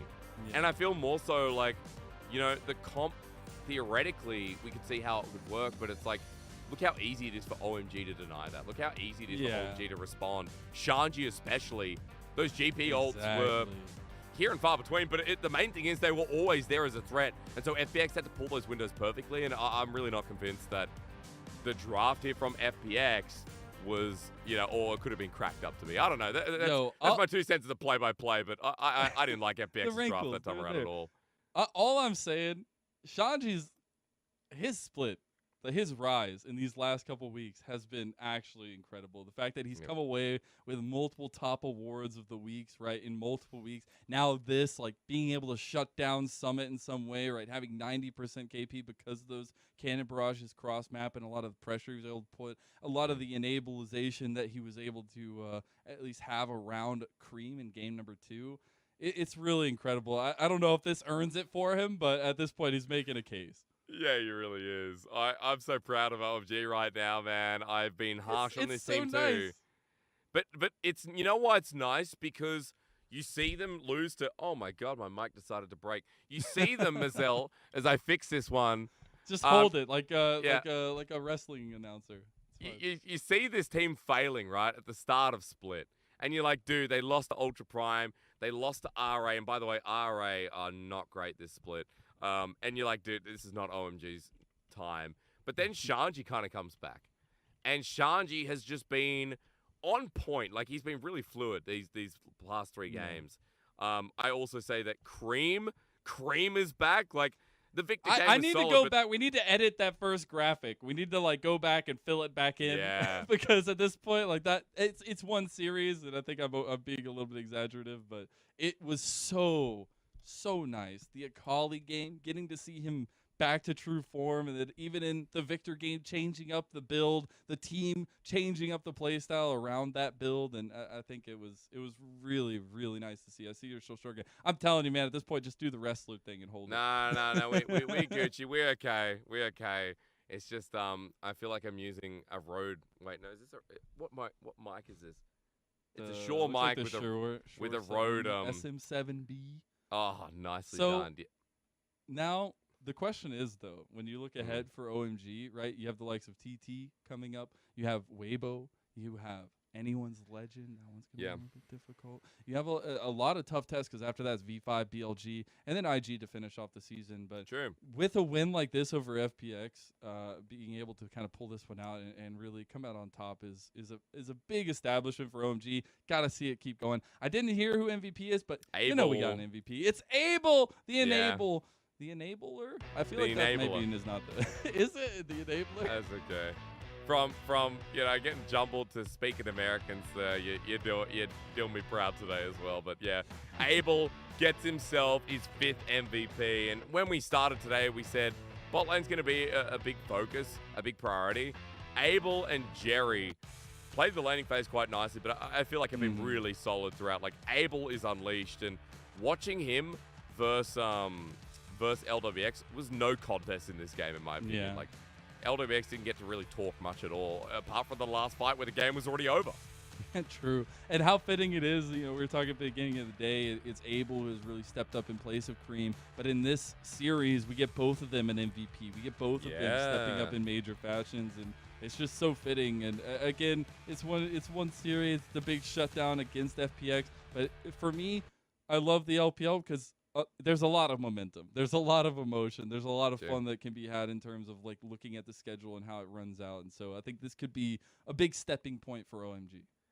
I think more importantly, like, they have Arki on something that also enables OMG, and that's what gives it a really solidifying factor. Mazel, that was a pleasure because FPX, going on their first loss in a long time. First loss with Summit is huge, but OMG stepping back up means now our middle of the pack is just that much more spicy. Hey, it's a good lesson, and I think win streaks are always good, but it's nice to learn how to lose occasionally and come back from it. Be humble. Definitely, yeah, exactly. Be humble. But we are ready for a break. We're going to be transitioning over to Munchables and Jamada for LGD a real color versus caster. Ultra Prime. Hey, you're a real color caster in my eyes, Jake. It's been a pleasure. Thank you all, and we'll see you just after this break. Bye-bye. As there's the Whirling Death, does a whole lot of work here as Ruler's gonna have to flash away. Sayers now taking a bunch of damage, over getting, oh my god, Faker! He just gets in the back line and smites it away. Chovy now trying to punish him, but I don't think it's going to be enough as T1 picking up the Baron is huge in this moment. Gumayushi now wanting to flash on over and look for Chovy, who once again goes golden. T1 do get the Baron here with that fantastic steal. The flank from Faker was amazing. Get out the way, get out the way, get out the way. Hey, I got drop on lock. Plays when I move top key, there ain't no defeat. There's ice in my veins and chasing my feet in the face.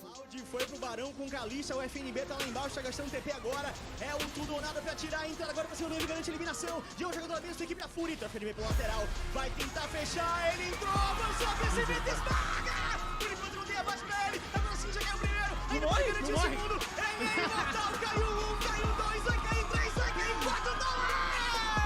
É 4 kills pra ele, ele quer o quinto, o menino não para. Vem pro Penta, vem pro Penta, vem pro Penta, When it's OT, when I'm home team, need that gold ring where that way go on me. 而且现在的东山是巨肥啊！哦，这里抓到喽，接死他吗？看到奶哥血航冲击，然后搭配的是阵地自己直接把人给抬回来，但奶哥要来反杀呀！这里直接开秀了，1打2，这就是 Gemini 的理性。然后后续哈斯赶过来，奶哥还有机会可以来逃出升天吗？给了个夹子，还有球过，这里逃脱的路径奶哥都已经想好了。I'm making plays, so get out the way, get out the way. Hostile takeover at the ready as JJ Mako walk on in. B5 deny with a great steadfast presence. Casters taking everything, but it's a Poppy as the seismic shot goes into the wall. This is just beautiful. Takeover as well. Scout finally has the package, but Rich is going to rejoin the fight. B5 getting low, but EDG need to take down Rookie, and they need to take down the other man as well. Boating over the wall, gets himself a triple victory. 5 continues styling on the world champions all over our screen with a quadra kill, and Dacta gear it up. Voting against EDG on fight for the pentakill. You better believe it. Hey, get out the way, get out the way, hey, get out the way, get out the way. Owner has a really nice flank angle, though, as they are going to get on top of Sword to his Meganar, but not that tanky. Finally, he is going to get into that Meganar. The kick comes in as they're trying to get the steal, and that is a massive three-man double ultimate to come in from T1. And there's even some fight back from Sword, but it's way too little, way too late.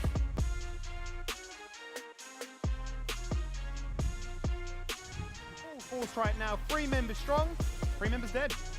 Caprise perhaps wants to try and steal this with a kick. He's gonna get it. They actually get the Ocean Soul. That's just daylight robbery.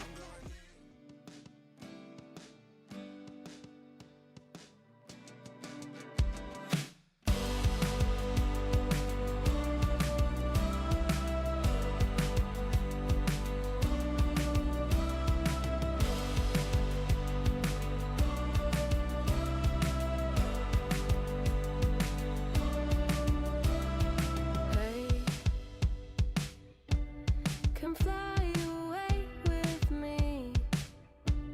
Think how we could be free. Stay up all night. We can last forever. We'll dance together.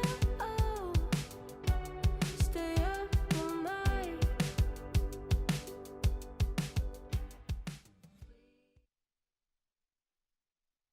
我们下场对阵老干爹战队嘛，因为我们都是输的比较多的战队。我觉得对阵他们的时候，我们要减少自己的失误，然后打出自己的阵容特性，就可以赢下来。我觉得我们在很多决策上面都做的不够干净利落吧。我觉得我们之后要在这方面加强一下。All right, Zoom feeling like they need to up the decision making a little bit for Ultra Prime. We'll see if they can do that today. I'm Untouchables. I'm joined by Jamada. Welcome back to the LPL, sir. Welcome to your second guest cast of the split. I'm sure it feels good to be back, and I'm sure you're excited for some potential bangers we've got coming up today. Yeah, we do have some potential bangers. I am obviously very excited to be here on the LPL, but I'm also very excited to be back with you, mate, because it's been way too long since we've been able to get on a cast together. So it's a bit of both. I'm super excited to be back finally once again, but reunited with my good mate. Yeah, bringing up the Britcast once again. It's like literally a year since we cast together or something. I'm very excited to get into the games. We do need to talk about the teams, though, Giovanna. We need to talk about the teams. So we'll start off talking about Ultra Prime and their schedule so far, because yes, they are 2-6 in the standings. It's not a pretty look, but it's worth mentioning they have had a really, really tough schedule. It has been an uphill battle, if you will. But like, look, JDG, Weibo, RNG, Anyone's Legend, EDG, all of these teams right up towards the top of the table. Yeah, it's been a really tough run for Ultra Prime, unfortunately. And I feel like that really does play a fairly big factor into their current standings as well. Like, I remember looking at Ultra Prime at the very start of the split when I came in and I was guessing. I just was kind of skimming across a lot of teams. I thought, Ultra Prime, they look pretty good. And then I'm back a couple of weeks later and they're, what, 2-6 right now? And I think a lot of it just has to do with just the schedule. Look at this. Weibo, RNG, Anyone's Legend, DG, EDG, back to back like that. Yeah. It's definitely not been the nicest schedule for them. I feel, though, the only point of concern for me is, yes, they are playing against a lot of those top teams back to back like that. It's just the nature in which they've kind of just been smashed out with very little competition. That has to feel a little bit demoralizing. Hopefully, against an opponent that's a little bit closer to them in the standings, rather, we can see something a little more competitive like we were seeing in the first couple of weeks. Yeah, we'll have to wait and see how they're going to perform. They still have to face V5 and Top Esports, so 2 more tough teams remaining. The rest of their schedule, though, theoretically, they could find wins. So it's possible this team ends 8-8. It's possible that Ultra Prime still make playoffs. But I want to dig deeper into the issues with Ultra Prime and ask the question, what is up with Up? Because when we look at this roster on paper, like, if you go into a split with this roster, like, it's obvious that this is a team that should be in playoffs. It's obvious that this is a team that should succeed. Like, Zoom, massive reputation for being a great weak side top laner. Hacker, really proactive early game jungler. Crying, linking up with Hacker, making things happen around the map with a Twisted Fate. Like, that's what he's known for. And you've got Elk, who loves to be that hyper carry if he's set up with the resources alongside an engage heavy support. So, like, on paper, you can see the strategy, you can see the logic. I mean, this is one of the most logical rosters we have in the LPL in terms of like a strategy, but it is not working right now, Jim. Yeah, it does feel like this should be kind of like the bread and butter kind of roster that you put together, as you say, playing towards the bottom side, a mid laner that is very happy to play a facilitator role, and a jungler that is kind of along the same lines as that, playing mid jungle into the bottom side of the map.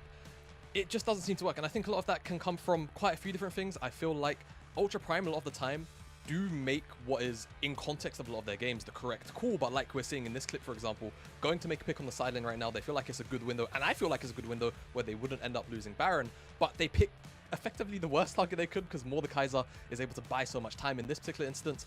But I just feel for Up, if it's not making the right choices, sometimes they're just getting outplayed, like in this clip here as well. And that's kind of the frustrating thing, I feel like, for the last couple of weeks for Ultra Prime. They've been making the right decisions in a lot of the sort of situations they've ended up in, or some of the matchups that they see, but they just end up getting outplayed, or they just don't quite have the execution to meet the plays that they're trying to look for.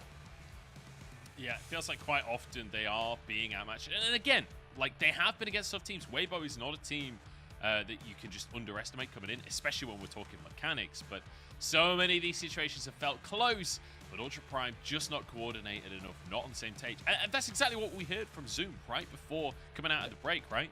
We heard Zoom saying, look, we're not really that coordinated. That's one of the things we're trying to focus on. So hopefully today we get to see Ultra Prime coordinating a little bit better. They're against an opponent that they should be able to take down when you look at the standings, when you look at how the two teams have played. But it's worth talking about that opponent a little bit, right? BLG recently played against LGD, and LGD didn't quite manage to win the series, but they had a good run of it. They took BLG to 3 games, and one of those, I mean, obviously one of the games they won, one of the games that BLG won ultimately was a very close game as well. So I feel like, yes, LGD, very much a team that has been struggling so far this split, but still a team that has positives to talk about. Yeah, they do. And I think, for me, a lot of the positives from LGD kind of can come, at least to me, when I feel like they're able to actually play around the bottom side and facilitate that really well. I think a lot of it is kind of on Shadow, in my opinion, to try and get that ball rolling. And I feel like if you don't see that ball get rolling, then LGD definitely roll over a little bit. But like you say, against sort of like these, in theory, very strong teams like BLG, for an example, they do kind of push them a little bit to actually sharpen try and perform. Yeah, I mean, Yeji on this Ahri looked really, really good in this series as well. Yeah. I feel like when they're running this kind of composition where you've got, you know, a really aggressive bottom lane so Asum can succeed, you've got Yeji on this Ahri where he can facilitate for that and play pick alongside that aggressive jungler, that's when it feels really, really good. And, you know, quite a few moments where BLG also overstepping here, like clearly this was a misplay from Rise, but LGD being on the same page and knowing that they can make this play as a team and being confident that the whole team is going to make that play together. Because honestly, that's often one of the biggest differences between the top teams and the bottom teams in the LPL is how coordinated the team is. Everyone has good mechanics in the LPL. It's pretty much just a given across the board. It's whether or not you're making those plays as a team a lot of the time. So it feels like LGD starting to get that rolling. We're out of time for our A block because ban pick is about to kick off. So let's get straight into the action here, Jamada. What are you expecting to see? Because we've got 2 junglers that are known to want to be aggressive here. Yeah, so I wouldn't be too surprised to see some of the, you know, early aggressive junglers maybe even be taken off the board, but I expect it at the very least to be super high priority. You see the Lee Sin taken off the board by LGD at the very least, and Kalista is also going to join them. So I expect, honestly, very early, you know, aggressive jungler lock-in, even at B1. I think with things like Kalista taken off the board as well, the other sort of champion you'll see very commonly picked on blue side first, I think it just makes the most sense, but we'll see what LGD want to go for, and I expect Ultra Prime to try and match that on Hacker's side. Okay, the Viego locked in here. Now over to the side of Ultra Prime. As you say, Hacker could go for a pick here. Curious what the blind will be as well. We've seen, you know, across the course of the split, priorities varying quite a lot between different teams, but perhaps just focusing on an AD carry. The Kalista taken off the board, so feeling safe to go for something a little bit more leaning towards the scaling. Yeah, it seems to be the case. I expect Hacker probably on something like the Wukong. Even though it is nerfed on 12-12, it's still very, very strong. Though could see something else come out. I feel like that's still kind of the priority over in the Western regions, LEC, and ALCS. But Ultra Prime could also just go for their full bot lane if they feel like it, if they don't really want to lock in Hacker's champion now, but I feel like it just makes the most sense. You don't really want to show your support matchup too early on. There's no need for it, right? You give LGD the full bottom side counter matchup. I don't think there's really, again, the need to just kind of show your full bot lane and give over the counter pick, and that's what they're going to do here with the Wukong. And then AD carry picks is kind of whatever Assam and Jin Jiao want to go for. Nautilus being hovered. Again, just simple engage when you've got the Viego for the setup on the bottom side of the map. LGD gonna also, I assume, go with this Jinx at the same time. So you've got the hyper carry in Assam's hands, then you've got a bunch of setup from the support role, and of course Kui can come down there and hopefully get things going for them. I feel like aside from the Wukong pick, we're basically just looking at a 2021 summer draft right now. The Aphelios, the Jinx up against each other, the Nautilus support, Viego in the jungle. Feels very reminiscent of what we saw a lot last year. But now over to Ultra Prime, could go for a support pick here, or they could go for a solo lane pick and then use those two bans to make sure it's safe. But in fact, Xiaoxi going to be bringing out the Alistar. Not necessarily something I expected to see today, but it is something he's played a couple of times this split. Yeah, and I think this is actually something we saw yesterday in the LEC. I can't remember what game it was, but I recall seeing Alistar get picked up here into the Nautilus. In theory, pretty solid matchup. Nautilus goes in. If he goes in on you or you tank the dredge line, then you just knock him up and you can knock him away, or you can knock him into your underneath your tower if that's what you require. But it's kind of a bit of a neutralizing matchup.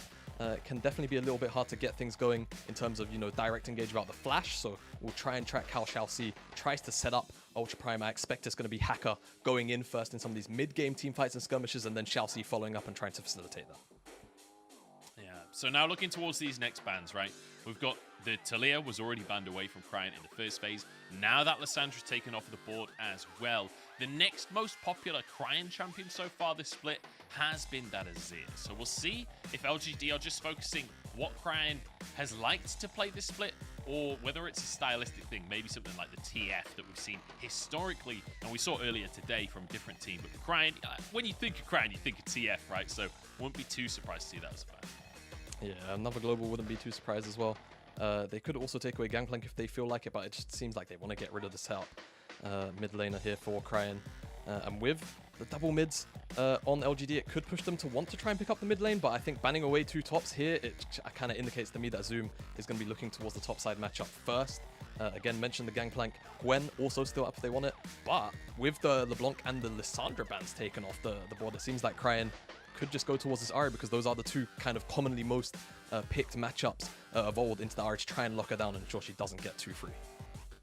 Yeah, and also with that Gnar ban, it's kind of saying, look, you don't necessarily have a super safe blind pick for Fearness up in that top side. Fearness, a player that typically likes to go towards things like, when you think historically Ornn, things like the Kayle. He's played a bit of Fiora this split as well. But the Azir going to come through for Haichao. It's a very safe mid lane. We've seen it many, many times across the course of the split. And it feels like full scaling is coming out here from the side of LGD, which does concern me a little bit, because the big compliments we gave to LGD against BLG was that proactivity. Yeah, but I feel like they still have a lot of proactive engage tools, and we could still see a lot of that come to fruition a lot earlier than you'd maybe expect when you see an Azir Jinx composition, right? With the Nautilus, with the Sejuani, you only really need level 6s to come online, and then you can really start to get things going on a consistent snowball. But with that Sejuani locked in for Fearness, Zoom kind of just has pick of the litter in terms of what he wants from this topside matchup. Hovering over the Gwen right now, could have gone the Gangplank, plenty of scaling side lane options, and just going to go towards that Gwen. It's a matchup we've seen plenty of times now. Here in the LPL, and it's kind of just a hard one for Sejuani to really ever try and punish. I feel like a lot of times you see the Sejuani with TP Ignite and she gets these kind of surprise kills at times, but Gwen, Zoom on the Gwen, it's going to be very hard to do that, and he should be able to scale up 2-3 to the first item. Yeah, definitely feels like, first item could be a big spike with that top side, but when we're looking at the map as a whole here, Jamada, we already mentioned the Azir Jinx very naturally leans towards a scaling style composition. This feels very front to back to me from LGD in terms of a team fight composition. On the other side, though, we do have this Ahri. I feel like there is some good setup with an Ahri and a Wukong to play a little bit more aggressive on the side of Ultra Prime. Yeah, no, I think definitely with the Ahri, at least there, you have that setup in the mid lane. I think both sides really do have a fair amount of setup. Realistically, it's just going to be about where they actually want to put their, their resources, right? I think for LGD, when you've got the Sejuani in the top side, you're probably ignoring it unless you really want to try and put Zoom down, and you definitely can in the early stages. Viego can stack up the permafrost really, really quickly, and that can turn into chain TC, which can very quickly murder you inside of the CC. But like you say, I think it's more about more about the mid lane setup and the situation there, and I think it's going to be about who gets first move down towards the bottom side of the map. And I think when you've got the Azir into the Ahri in the early stages, the Azir should, in theory, have a lot of that priority. So I expect to see LGD try and move that towards the bottom side and give Assam a free laning phase, or hell, maybe even try and set up some dives and set behind that Ultra Prime bottom side of the map. We'll have to see if they can set them behind. Now, as we head into this series, Jamada, we've got some shooting stars in the sky. Get it beautiful. I want to quickly talk about a couple of statistics, as we're just going to have a default start. Some emotes coming out between our top laners. I might hold my thought on those statistics, because Zoom is trying to look juicy. He's trying to bait Fearless to follow him, but I don't think that's going to happen. Hacker realizes that's not going on. Now, I want to talk statistics, right? We have, on the one hand, LGD. This is a team that when it comes to Dragons specifically, now, in the big picture, not that great. Dragon percent, 14th in the league at 46%. Not ideal. When it comes to the first Dragon of the game, they are the highest in the league. 72% of their games, they get the first Drake of the game. So, feels like LGD going to be focused towards that bottom side, towards Assam, and then looking towards Drakes off the back of that. But then, we kind of have a dichotomy between these two teams, because for Ultra Prime, they love that Rift Herald. They are also first in the league statistically, just for first Rift Herald instead of Drake at 68%. So it feels like we have two teams that are going to want to play opposite sides to start things off. Yeah, and I think the drafts even kind of could give us an early indicator of that, right? Up, in theory, have a winning topside matchup for a very, very long time. Even in the early game, maybe, Fitness can try and get something done, but I feel like the chances are that's not really going to happen. And I think towards that sort of 8-minute mark when the Herald's up, kind of look towards Zoom to see how he's managing the wave, see how Crying's also managing the wave as well, and whether or not they can actually play towards getting that Herald. For LGD, we've already explained how we expect that Fearless is kind of going to be left on an island, and Kui and Hai Chao are going to try and move this pressure and priority that they should be getting from the mid lane down towards Assam to try and give him as many resources as early as possible and try and shut Elk down. So those stats, I think, also reflect a lot in this draft and what we can probably expect to see out of the early game of both of these teams. We'll see, but Quay going to be pathing actually up towards the top side here. And interesting to see Quay playing, right? Because over the last few weeks, it has been Shadow playing for LGD. We've seen smatterings of Quay, but recently it has been Shadow. So changing things up here for LGD off the back of that loss to BLG, feeling like something needed to change. But Quay changing things up himself here as he goes for the bottom 3 camps and then looks for an invade. Both junglers going to be here, but Hacker is already in the bottom lane here. Assam in trouble. Cooldowns already used and now taken down as Hacker looks for a second one. They want to go on Jinjiao. He's got the anchor, though, to pull himself out to safety. Gets himself to safety. I mean, both these junglers had the same idea here, trying to make it down towards the bottom side as early as possible. The only difference really is that Hacker's path towards the bottom side is just objectively quicker. He's taking the Raptors, he goes towards the Grump. For Viego, he's taking all of those multi-camps. It's a little bit slower now. Both of them going to be eyeing up the Skull. Oh. Quay picks up with the smite. Quay. So Hacker gets the best of the gang, but Quay does manage to get that crap for himself. Cryan is in a lot of trouble in this mid lane. And, Cryan's been having a good split for himself, but in this matchup right now, it is not looking pretty. Looking too pretty. I mean, still definitely, expect Azir to get priority. That much, pressure to almost bring him down below 100 HP. Yeah, definitely not. Great flash, headbutt pulverized there from Xiaoxi to set up onto Assam. And for Hacker, it's just about flashing forward. Really nice and easy setup. And again, it's just kind of unfortunate that Quay had the same idea, and he was even looking to maybe wrap around, find the Grump. Now they've got an angle onto Zoom potentially. Okay. We've got bagger on our hands here, Jamada, because there's another kill coming on through. Quay everywhere on the map. Tries to make the play, bot was a little late. Hacker got that one. Now he's the first one to make the play. On the top side, it's one apiece on the scoreboard. 15 minutes in. And Jamada, I don't think we're going to be slowing down. I believe that little graphic right there is Cryan's 200th game in the LPL, if I'm not mistaken. Ooh, confetti. 200th game for Cryan, not too bad. It's pretty good for him, and I feel, you know, I can't remember, what was it, the death stat we were talking about earlier on, before we came on air. I think both these teams relatively high death stats, right? And I think we kind of came to a conclusion, which meant that this game in the early stages was either going to be really hectic and kind of, you know, gladiatory Armageddon, if you will. A lot of bloodbath, team fighting, or it evens out and, you know, 2 negatives make positive, nobody dies. It seems like we're getting the former instead of the latter, which is great.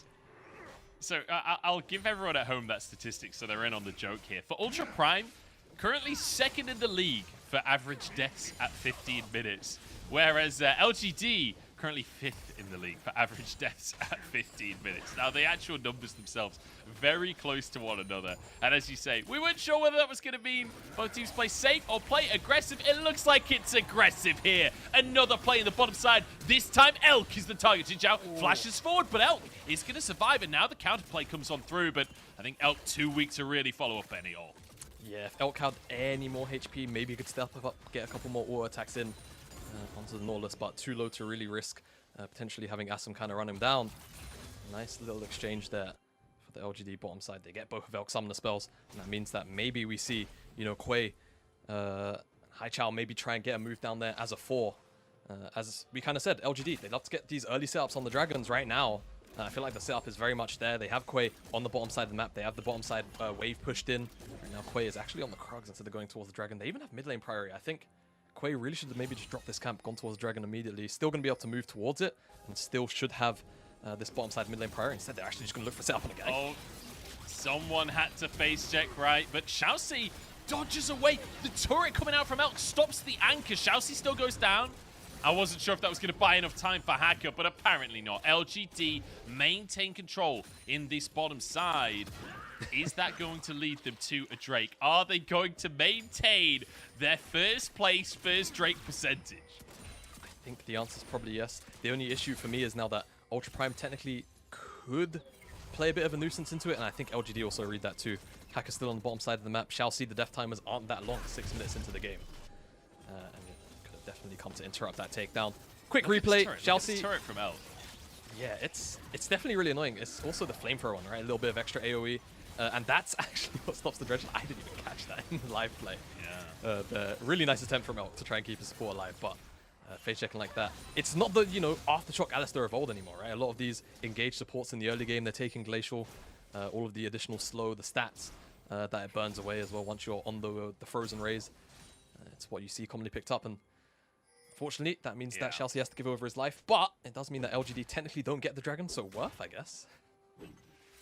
Yeah, it's a weird one, isn't it? Because all of these engaged supports started going for the Glacial. They're like, okay, durability patch, we don't need Aftershock anymore.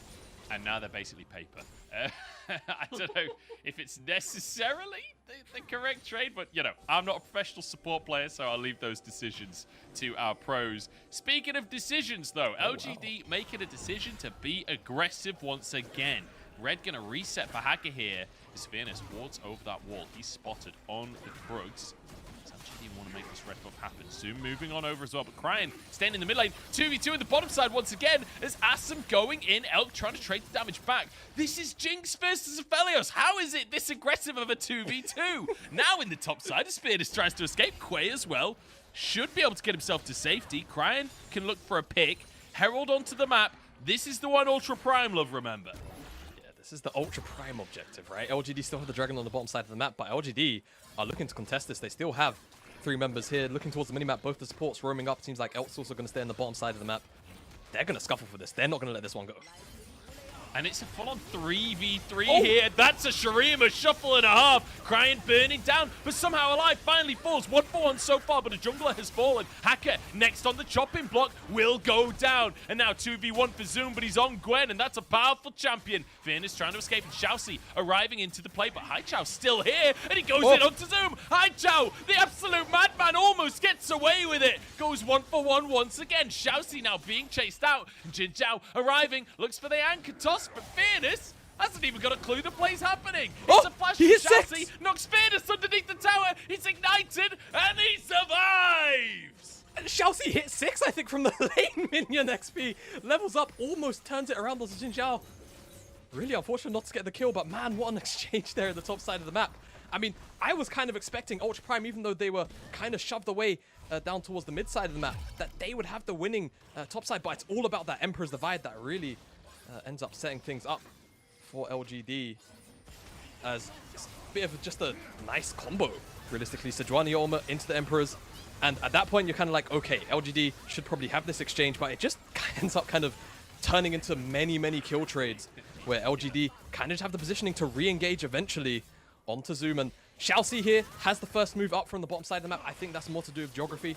Unfortunately, Jin Zhao kind of has to like go through all of the jungle entrances to make it up towards the mid lane, whereas Xiaoxi kind of just has a straight run up the river. And in the long term, LGD become the Herald. Wait a second, LGD taking the first Herald? Whoa. The statistics have lied to us. This was meant to be Ultra Primes. And look at the bottom side of the map. The first Drake going the way of Ultra Prime. It's a total topsy-turvy day here in the LPL. But what a battle for that Rift Herald. And Hai Chao, like, props to him. You know, he died for the play to kill Zoom, but if there's a play that I've seen today that had mojo, that's it. Yes, I would agree. It was pretty Chad energy. And I mean, hell, if Xiaoxi wasn't there, he would have gotten away with it as well. So really nice. It's Giga Chad energy, really, isn't it? Going back in like that. Yeah. That low Definitely. HP. I mean, speaking of Giga Chad energy as well, Fairness, 2-0-2 on the Sejuani, and he knows it. Just keeping Zoom away from these minions. All right, let's kind of reset for a second, Ichabada. Talk to me about the next few minutes, because we said full scaling for the side of LGD, and they're saying, nah, we want to fight. Like, where do we go from here? All right, so I think for LGD, right, they're the ones with a lot of the agency tools right now. You look over towards the Ultra Prime draft, who's really going in first with, like, that big, like, go button? Realistically, you kind of just have to wait for Hacker to find an angle, and that's going to be difficult into the range of the Azir and, of course, the Jinx. And when you've got a lot of disengaged tools which can be used offensively on the LGD side, it's going to be really tough to find those angles. So I look over to LGD with all the agency, with Rift Herald in their back pocket, and I'm saying, okay, who do you want to get ahead? They've already answered my question. It was always going to be Assam or Hai Chao, and it seems like Assam is going to get a bunch of plays here off the back of this Rift Herald. Nice from Xiaoxi. Nice from Xiaoxi. Doesn't matter in the end. Assam. Actually, it's probably bad from Xiaoxi because I think Jin Zhao might have hit the tower, so he might have even shared in the plates. It's a rocket to deny a reset from Hacker there. Cheeky from Assam. But as you're rightly saying, right, Herald going down towards this bottom side, Assam really has been the win condition for LGD. Assam has had eggs in his basket many times over this week. Yeah, no, it really does feel like LGD like to play towards this bottom side, towards Assam, prop him up, and try and get him to have those late game team fight pop-off moments. But I feel like the same, you know, we spoke about how this roster compositionally from Ultra Prime is kind of designed to do the same thing, right? Zoom really strong on the weak siders, Elk, give him all the resources in the world and he will carry you to victories. So we'll see how this is going to end up playing out, you know, with Assam getting all of these additional resources. For now, it's actually Elk that is up in, you know, the full IM completion. You have to take into consideration Assam has the Cole, has the tier 2 boots as well. So in total gold, probably just a little bit up on Elk, but still doesn't have that IM completion just yet. Yeah. You'd expect him to at least be ever so slightly up. There is a minor CS lead there for Elk, so I think it's fairly even is the long and short of it as of right now. But it's going to be later on that the goal difference really matters for these two AD carries. Right? Once you get to 2, once you get to 3 items, that's where you'll start to see the big spikes come on in. And I'm like, you know, I was about to start a big topic. I'm really tentative to start any big topic in this cast, Javada, because it's a Jinx and Felios bot lane, but they really don't seem to mind. Did Assam just last hit a cannon with his ult? Did I see that right? I'm not going to lie, I looked away for half a second to take a swig of water, so I'm not sure whether or not he did that or not. If he did, feels Assam, I guess. Yeah, I mean, that's Giga Chad energy right there. This guy is just blasting his ult out on cooldown. And look, it's already a third done on the cooldown. As Fairness just grabs himself another solo play. I mean, that's the big goal difference that we need to talk about, really. 2-0-2, 3 plates taken and a 20 CS lead. Yeah. Fairness is having a whale of a time against historically one of the best top laners in the league. Ah, okay, we've got a play by picture in picture. I think the answer's going to be He yes, did! isn't it? He got it! He actually last hit the cannon with his ultimate. What a Giga Chad. I love watching Assam play, man. Here we go, though. Hacker moving down as is crying. And this is the sort of setup we talked about with Ultra Prime, right? Moving everyone down to try and set Elk up, but plates are gone. They can't finish the tower off. Drake isn't on the map for another minute, so I like the play in theory, but I'm not really sure what the goal was. I mean, they still deny a little bit from SM, right? So at the end of the day, still going to feel okay about this play. And it looks like maybe they just want to commit for the whole tower, take that one down. I think the only issue is with the Dragon respawning when it does. Even if they were to commit for this, whether it's a tower dive or they end up getting the tower, they wouldn't be able to reset after blowing all those resources, and they'll just end up losing the Dragon. So I think this, I'm not going to say a waste of time, but pressure, it just feels like they don't really have anywhere to go at the moment, right? Towards the mid lane, High Chow a little bit too safe. Can't really play towards the top side right now.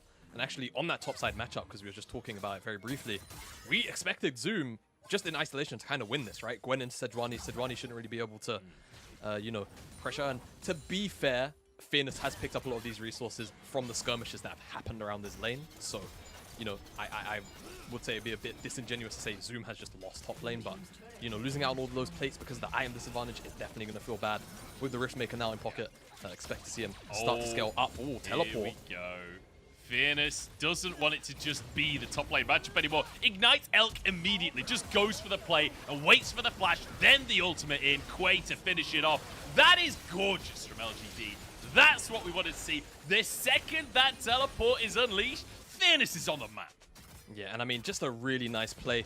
Ultra Prime committing really hard towards getting that bottom side tower. Somebody on LGD side had that ward dropped, and they just get punished for it now. LGD, loads of options. They get this tower, of course, on the bottom side to match. Seems like they're not going to go for any jungle camps. They're just going to go towards this dragon, and they should have pretty firm control of it. Hackers here. Cryan can follow, but Cryan's kind of, you know, chunked out. Not too much mana. I think it'd be a pretty risky contest. And with Jin Zhao here, it's just not going to happen. LGD are going to get the second dragon of the game. You know, I was a little nervous for High Chow there. I was a little nervous for Jin Zhao, but no pick comes out, and it will just be the play. So let's take another look. This TP, gorgeous. And then Elk just gets bodied, honestly. Yeah, he really does. And I mean, Sejuani Ulma, you use the Gale Force, you have no flash. Really nice setup. Quay comes in with the flash as well. Heartbreaker doesn't actually confirm the kill. It's Fearness with the flail, and then shall see too much CC even through, I believe that was the Ulma, right? Too many members on top of him. Just gets blown up. So really nice setup there from LGD. I think this is a good opportunity to give a little flavor to Fearness as a player. So, from what I heard, Fearness, the reason he is named that is basically there was already a player called Fearless, right? And so he was like, you know what? I'm just going to crack a different consonant in and became Fearless instead. I think that is one of the best origin stories for a name I've heard in the LPL, but this game specifically, I feel like he's really living up to that name. He really is.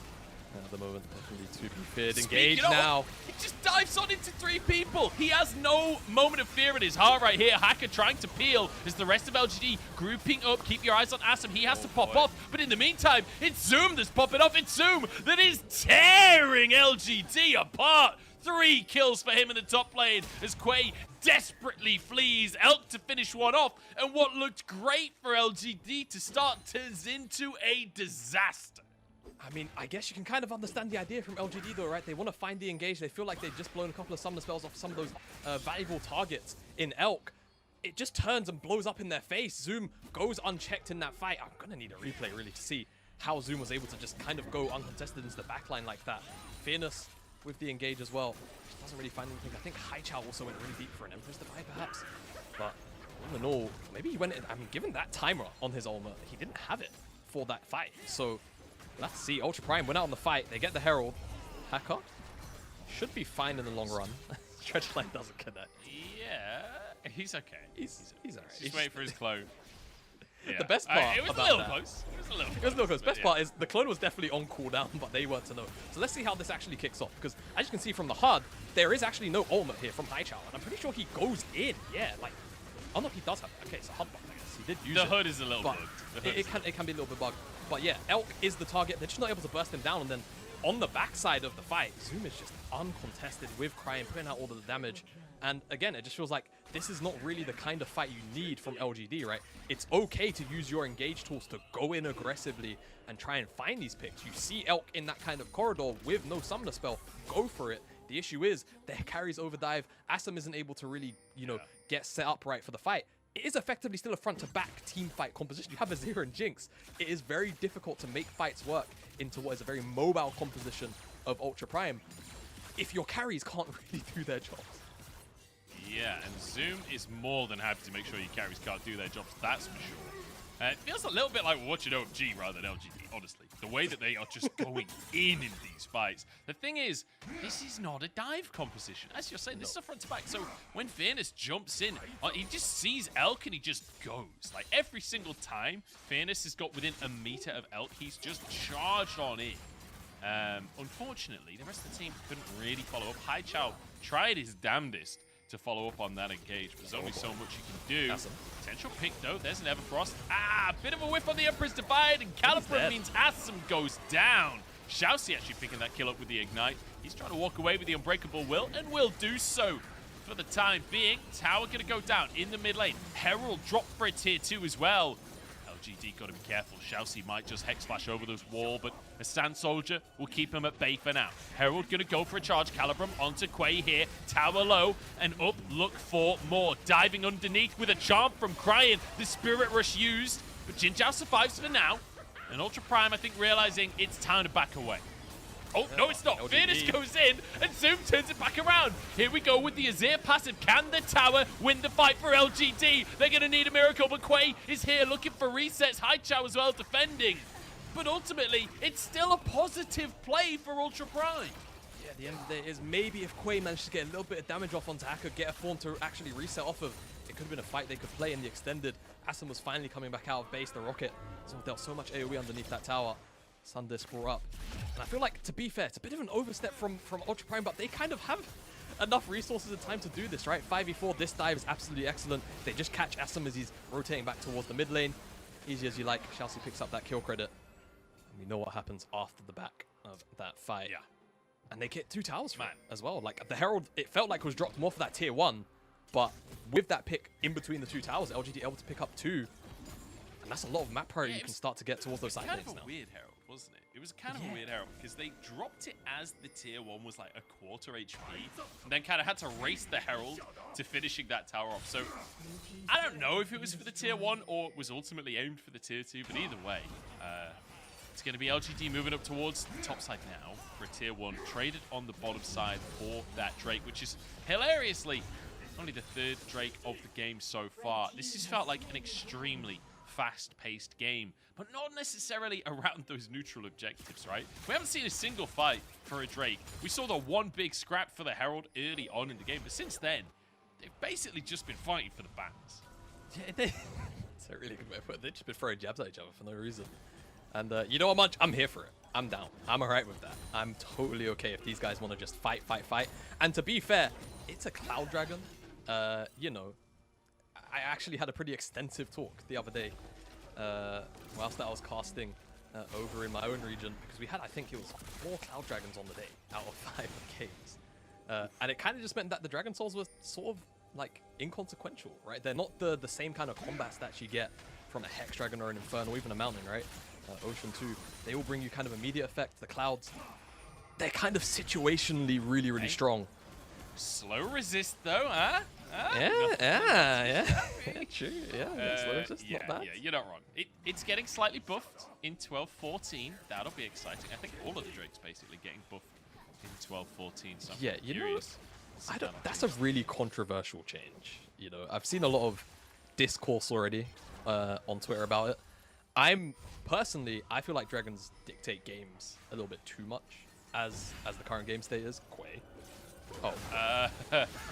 Yeah, I don't know about that one, Chief. Ults away, flashes away, Maws away, but he's still in the middle of everyone. Elk gonna grab himself a free kill. That's a pick onto the jungler right outside Baron.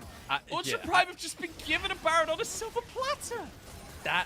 That's kind of just weird from Quay, right? No one else on LGD is looking for vision at the moment. Ultra Prime have done a really good job of setting this up, and the vision toggle really shows.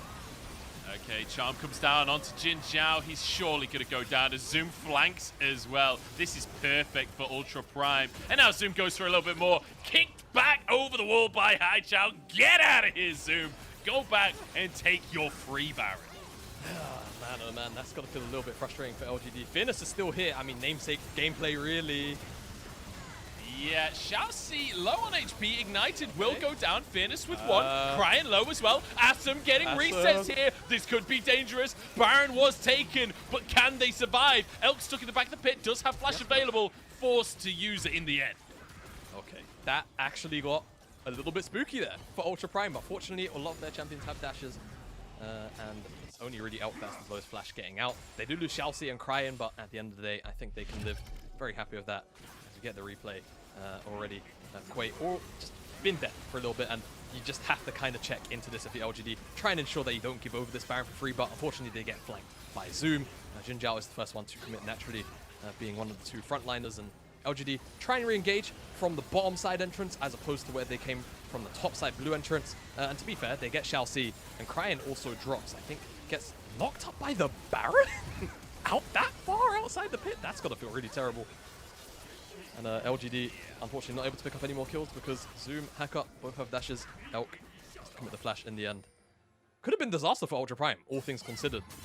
How that ended up playing out. The fact that they lose 2, not ideal, but 3 Barons typically, like historically in that conversation, 3 Baron buffs has been the point where people say, okay, that's worth dying for the Baron. That's worth 2 people dying and still getting 3 buffs, because you can still play 3 lanes, right? So feels like still a positive for Ultra Prime. Like you say, dicey, but positive. And now LGD grouping up on this bottom side. Looks like they want to punish Zoom, but I don't think they're going to get the opportunity. It doesn't seem like they're going to be able to. Gwen, one of those champions that's just so difficult to pick on anyway on the side lane, especially with melee champions and 3 items already. Demonic Embrace, Nashers on top of that Riftmaker, a lot of damage is available. I think, especially with the Merc Treads, even though you've got a bunch of CC, I don't think you can ever really 100-0 Zoom at this point in the game anymore. Look how much damage him and Elk just did to Venus. That is their frontliner. Yeah, I mean, just think how big he was. Not too long ago, he was 2-0-2. He dominated the top skirmish. And then LGD just ran at Ultra Prime over and over and over again. And Ultra Prime just soaked up kills. And guess who it was soaking those kills in? It was Elk and it was Zoom. And now look at both of these carries. We talked about the 3 items on AD carries. Earlier on, we said that's when the goal difference will matter. Well, we've got a 3-item Aphelios versus 2.5 on the Jinx. Up in the top side as well. It's 3 items apiece on either side, but at the end of the day, Zoom can use those a lot more effectively. Cryin, though, he's got a Banshees, he's got Spirit Rush. Can he escape this one? Fairness. Maybe we'll look for the ult, but no. Holds on for now. Like Xiaoxi, you don't have any teammates here, buddy. Yeah, your team's taking Cloud Dragon on the opposite side of the map. I would not want to be here right now. Ultra Prime pick up their 3rd Dragon of the game. But again, it's just slow resist, right? I guess, you know, if you're trying to be super optimistic, Azir Q slow, Sejuani as a champion. Norless only really has 1 slow technically, right? I think everything else is just like hard CC. Yeah, his Riptide slows you, but other than that. Yeah, so I mean, look, they get out of common movement speed. We'll take that. We'll take a bit of movement speed, especially when you've got things like an Ahri. That's actually really valuable. And Gwen, one of the best uses of the movement speed from the general ult pop. You know, like you gain that extra. Yeah, being able to run people down. Gwen is amazing with that. So, you know, not terrible. It's still a soul. At the end of the day, it's still good to get. It's still great to have on your side, and it's still great to have a 6K goalie here for Ultra Prime. They are dominating, and one of the biggest things for Ultra Prime has been their mid game has been really suspect. So seeing them win out these fights in the mid game and find this lead through mid game play is really positive. Yeah, no, and a lot of it came from that skirmish kind of by the red buff, the chicken camp on Ultra Prime side of the jungle. LGD tried to pick up on Elk and they just capitalized really effectively. Elk was able to reposition. Zoom, again, untouched, just kind of diving onto Asim, onto Hai Chao. Not enough peel in the world to keep those carries alive. And ever since then, it just felt like Ultra Prime have had control of the map, right? Even if it's looked a little bit shaky at times, where the skirmishes at the very beginning maybe look like LGD could pick up the wins, it's just been Ultra Prime through and through. And right now, like you say, if that 6K gold lead, they're just waiting out this Baron to respawn. They're just going to look to play towards it. I think with the amount of wave clear that Azir, Jinx can give you, considering you don't really want to be diving underneath the towers unless the targets are really free, Ultra Prime, they're just set up here in this top side jungle. They've denied basically every bit of vision that LGD could ever wish to put on this side of the map. And they're just going to try and have them face check into them and probably just turn, look for a fight. And if they win, pick up the Baron again. I mean, as you rightly say, like, you could see them trying to siege that tier 2, but realistically, it's not going to happen against this era of Jinx. Like you say, the wave play just too much. On the side of Ultra Prime, though, generally speaking, a very positive game. Winning out those skirmishes early, as you say, and I think a lot of that really down to Zoom. He was doing a lot of the heavy lifting, especially the fight around chickens that you talked about. I feel like Zoom really was the star of the show, getting that triple kill, just diving onto the back line as a Gwen. It's always going to feel good, but it feels extra good to see Zoom having such a great performance when he's had a really rough split. Like, when you think about Zoom as a player this split, historically he's been great, but right now, not been performing on Ultra Prime. Feels good to see him get the Gwen, be drafted around. Like, you know, they banned a bunch of top laners, they banned that Gnar, they made sure that he could go for this Gwen comfortably, and it has paid dividends. Yeah, no, it really has. I feel like with the top pool so pinched like it was, the only real option you could have gone for is like some sort of super out there pick, maybe, if Fairness could have lent on something like the Jax, I guess. Seeing both the Wukong and the Gwen, but you want to pick something for composition here. When you have an Azir, when you have a Jinx, you kind of just want to play for your team. And now, moving away from that topic, Ultra Prime, they're on the Baron. Like we said, they've denied all the vision. They want them to face check into them, and that's exactly what they're going to have to do to try and contest this. But it's gone. Crying buys so much time there. Evercross across the team. Big damage onto Jin Zhao as well. Because we've got Xiaoxi tanking. Unbreakable Will doing work here. And Ultra Prime slowly but surely start to chomp through these health bars. LGD doing what they can, but it just ain't enough at this stage. Ultra Prime looking fantastic, honestly, in game 1.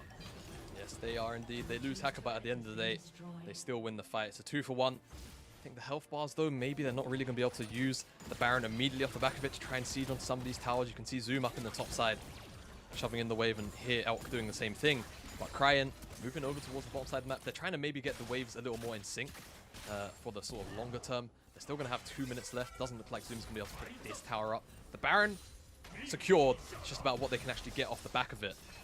And it seems like with 40 seconds left on that Dragon respawn timer, that's probably what's going to be the target. LGD don't seem interested, given where Fairness is going. I think maybe just looking for information. Has teleport as well, so you can always make it back to the bottom side of the map if needs be. Fairness specifically wants to kill Zoom. He really wants to chase down the enemy top laner. He's not messing about. He knows that Zoom is around because the minions have Baron buff, but yeah, in the end, realizes it ain't happening here. Zoom fully respects, doesn't try and channel the recall. Xiaoxi with the flash 3-man pulverize. I mean, gorgeous engage there. Yeah, really great engage, and not only that, Hacker as well finds multiple members of the Cyclone, even Crying before all of that, sort of slowing down, denying LGD as much entrance into that river for as long as possible. Just a really great team effort from multiple members of Ultra Prime to delay them, LGD, from getting to the river to try and contest that and make that uncontestable.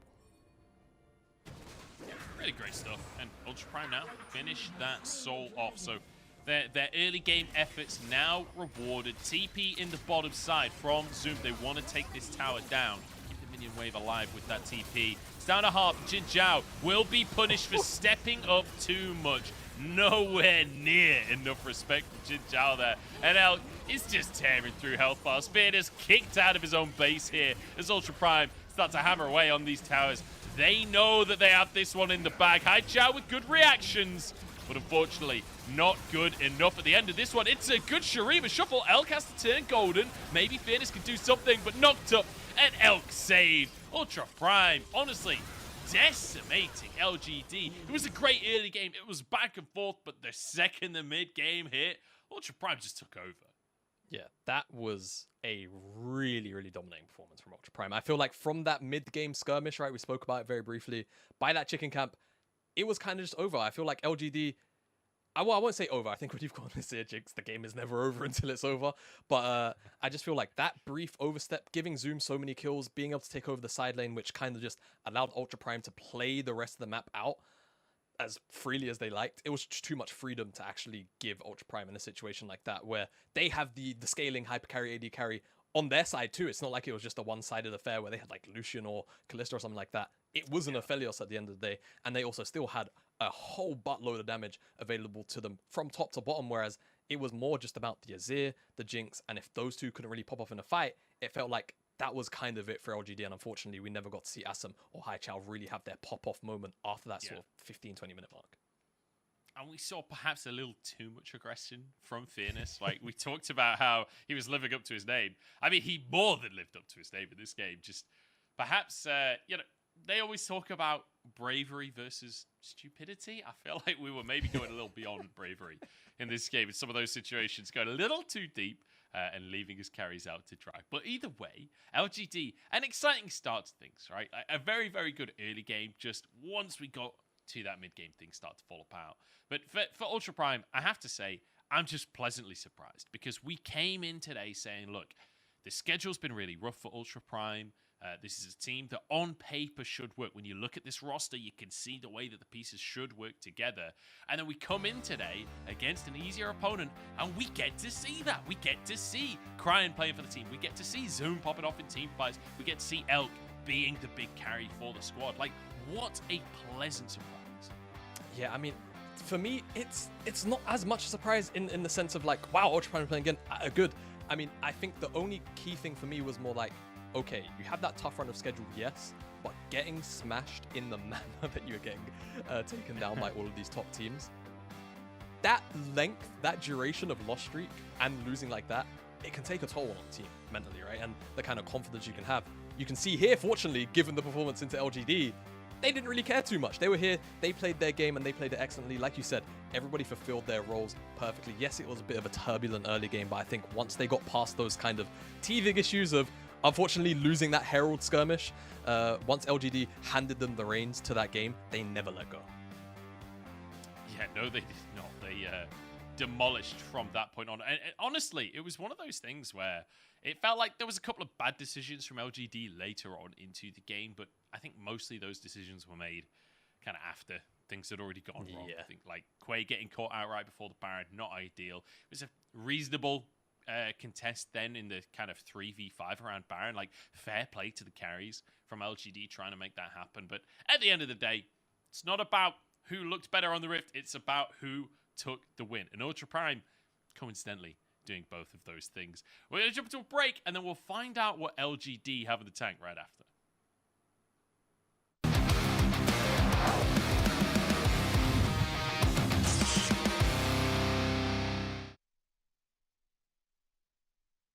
So, I will just quickly throw in there as well as a final just thought on this.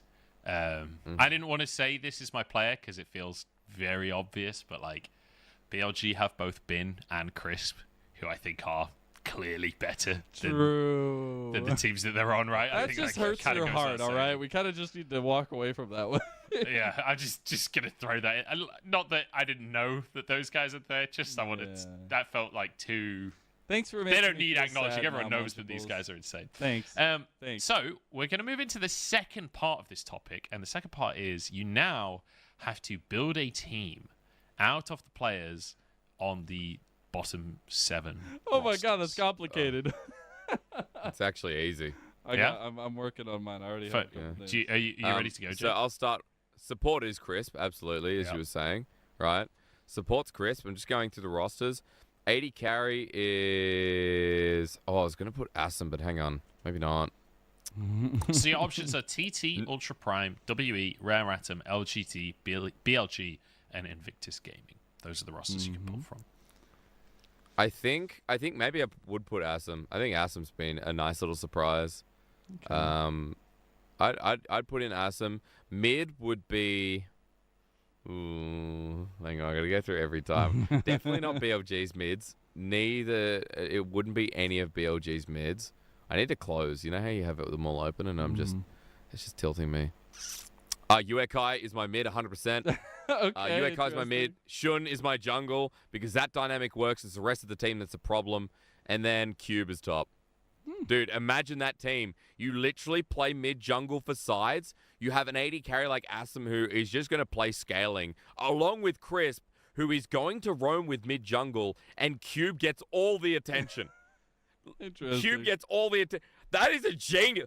Write that down. That's it. That's Somebody write that down. Factor. Propose that to the team. That is such a good team. That team actually goes to Worlds. No kappa. That team goes to Worlds with a full year of experience together. Holy crap, that's a good roster. Holy cow. That's all right. That's the passion we were looking for. I like it. I like it. Oh my god. I like it. Okay. All right. I think I've rounded out mine. Unless you want to go. Yeah. No. You go. You go. All right. So obvious Zoom in the top lane. Got to go with my boy Zoom. Shun, I already went on a soapbox about him, and he's my jungler. That's it. Strive, I think Strive's my mid laner. I like Strive. I think he's been having a pretty decent split for the bottom of the table. So that's going to be my mid laner. I got Elk with the mad elk disease coming in as my ADC. And then I have Xiaoxi. Is that a real thing? I don't know. I said it in a cast. I don't know. I'm just going to keep it. Oh, I wasn't sure if like mad cow disease, mad elk disease. I could have believed it. And then I have Xiaoxi as my support. I think it would be an interesting. You just have 3 Ultra Prime. Yeah, exactly. I really do believe in Ultra Prime at the bottom of the table to some extent. I think that they have good individual pieces. It's the amalgamation when it comes together that doesn't fit. But I really like the individual pieces. So then you implement a couple things in there, and it looks really good. Okay. All right. I can see it. Because I think Shun would be able to enable a lot. I think the only problem for me in that roster would be too many cooks or like too many directions to go that Shun would have to figure out. But I think that having a viable playstyle through each lane, that composition kind of gets you that.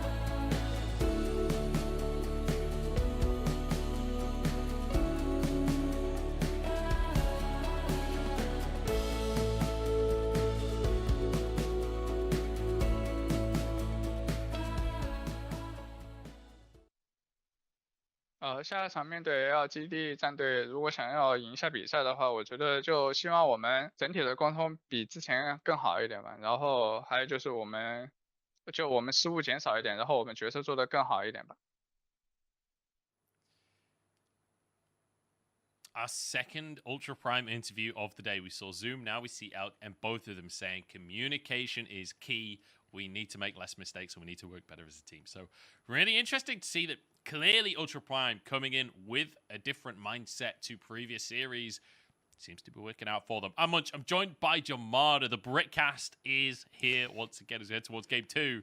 We were chatting a little bit in the break there, Jamada. You reckon we're going to have 3 in this one, or you reckon Ultra Prime got it? Honestly, my head says Ultra Prime should have it. My heart kind of wants to see 3 games out of this series for some reason, simply because I feel like LGD kind of have a little bit to show off and prove, I think, as well. But for me, Ultra Prime, I feel like, as kind of highlighted in some of those interviews, it feels like a lot of the issues that we saw in terms of like communication being not quite on the same page have mostly been resolved, right? I feel like, at least going off this game as a single, like 1 game sample size, I feel like we got to see a lot of them on the same page in those team fights, making sure that they were fulfilling certain roles to ensure that others in the team fights could do their role. And I think from the opposite side of LGD, I think, yes, you can definitely critique some of the team fighting that we saw out of them, but it's more still to me that the fact that Ultra Prime were able to pick on those issues and very easily pick apart LGD in those later games team fights. So I think I probably see 2 games here. I think Ultra Prime are probably going to take the second game unless we see something super crazy come out of the draft, which is maybe like a hard curveball that Ultra Prime can't really deal with.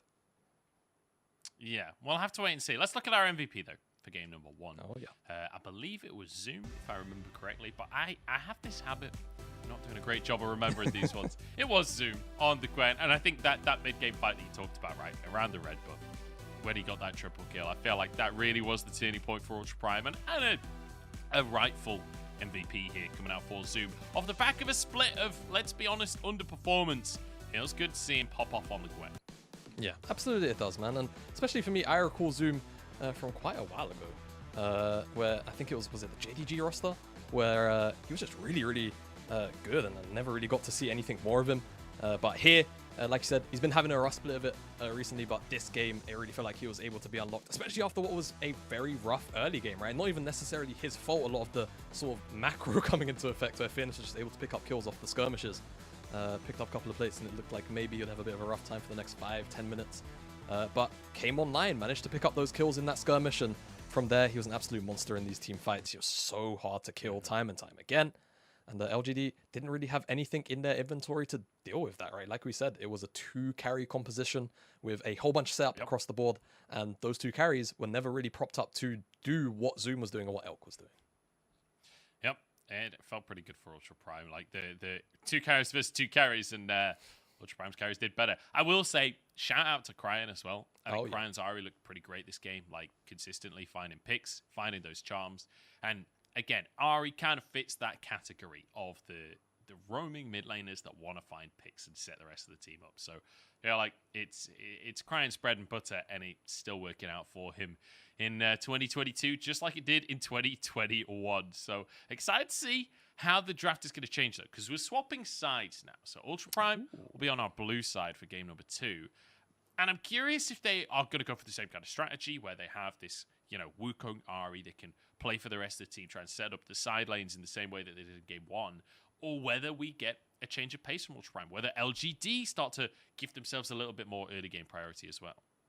Yeah, it's definitely curious to see a side switch. I can't remember how it works in LPL, because it's not like other series situations where the loser gets to pick the side consistently. So I'm not going to try and recall that, but seeing the side swap, especially because I feel like we're in a bit of a weird time where I don't feel like there's particularly a favored side in drafts. I feel like this is one of the few times I can say this. I feel like typically you can be like, okay, blue side a lot stronger, red side a lot stronger. We'll see what Ultra Prime end up doing on this blue side, but also more specifically what LGD do to try and adapt, and whether or not they try and shift priorities in terms of who gets counter pick or who gets pick priority on certain champions. So far, most of the bans remain the same. The only difference, I believe, so far is that Silas ban coming in for Ultra Prime in the first 3. Yeah, the Draven ban, an interesting one, and it kind of leads you to believe that maybe we'll get a bit of Callista coming out from Elk here. Yes. Because I mean, the Draven is like the classical Callista counter. Yeah, definitely see a lot of the Callista get countered by that Draven. Of course, Draven just has a whole bunch of early lane trading power and priority, and we'll see whether or not Ultra Prime want to do it. Plenty of options realistically for them. I think Zeri was open last draft though as well. No, wasn't Zeri was she? banned last game. Was she banned? I remember. Okay, I mean, she was banned by Ultra Prime, I think. So Elk kind of getting away with murder on this one, honestly.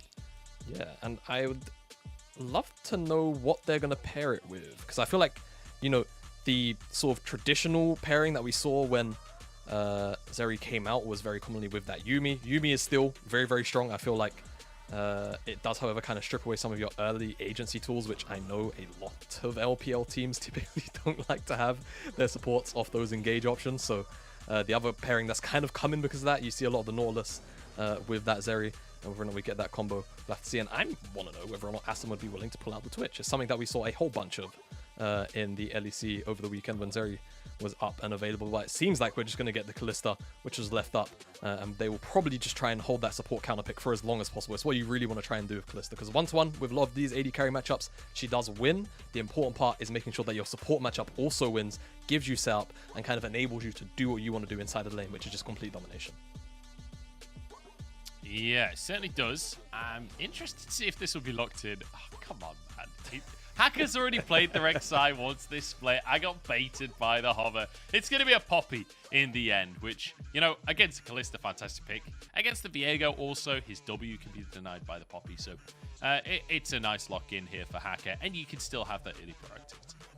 Yeah, exactly. And point and click CC goes really well. Headbutt Pulverize, really easy to try and set Assam up inside of some chain CC. And on the opposite side, we'll see what LGD want to do with this Alistar there. I honestly wouldn't mind seeing a Braum in this kind of situation. I think you have a whole bunch of CC potential with the likes of the Viego being able to set up those concussive blows super quick with the Spectral Maw as well. But again, LPL supports, man, they want to just have the proactive tools in their back pocket. We've seen the Nautilus hover. Amumu is also another very common pairing we've been seeing on 12-12 with the buff.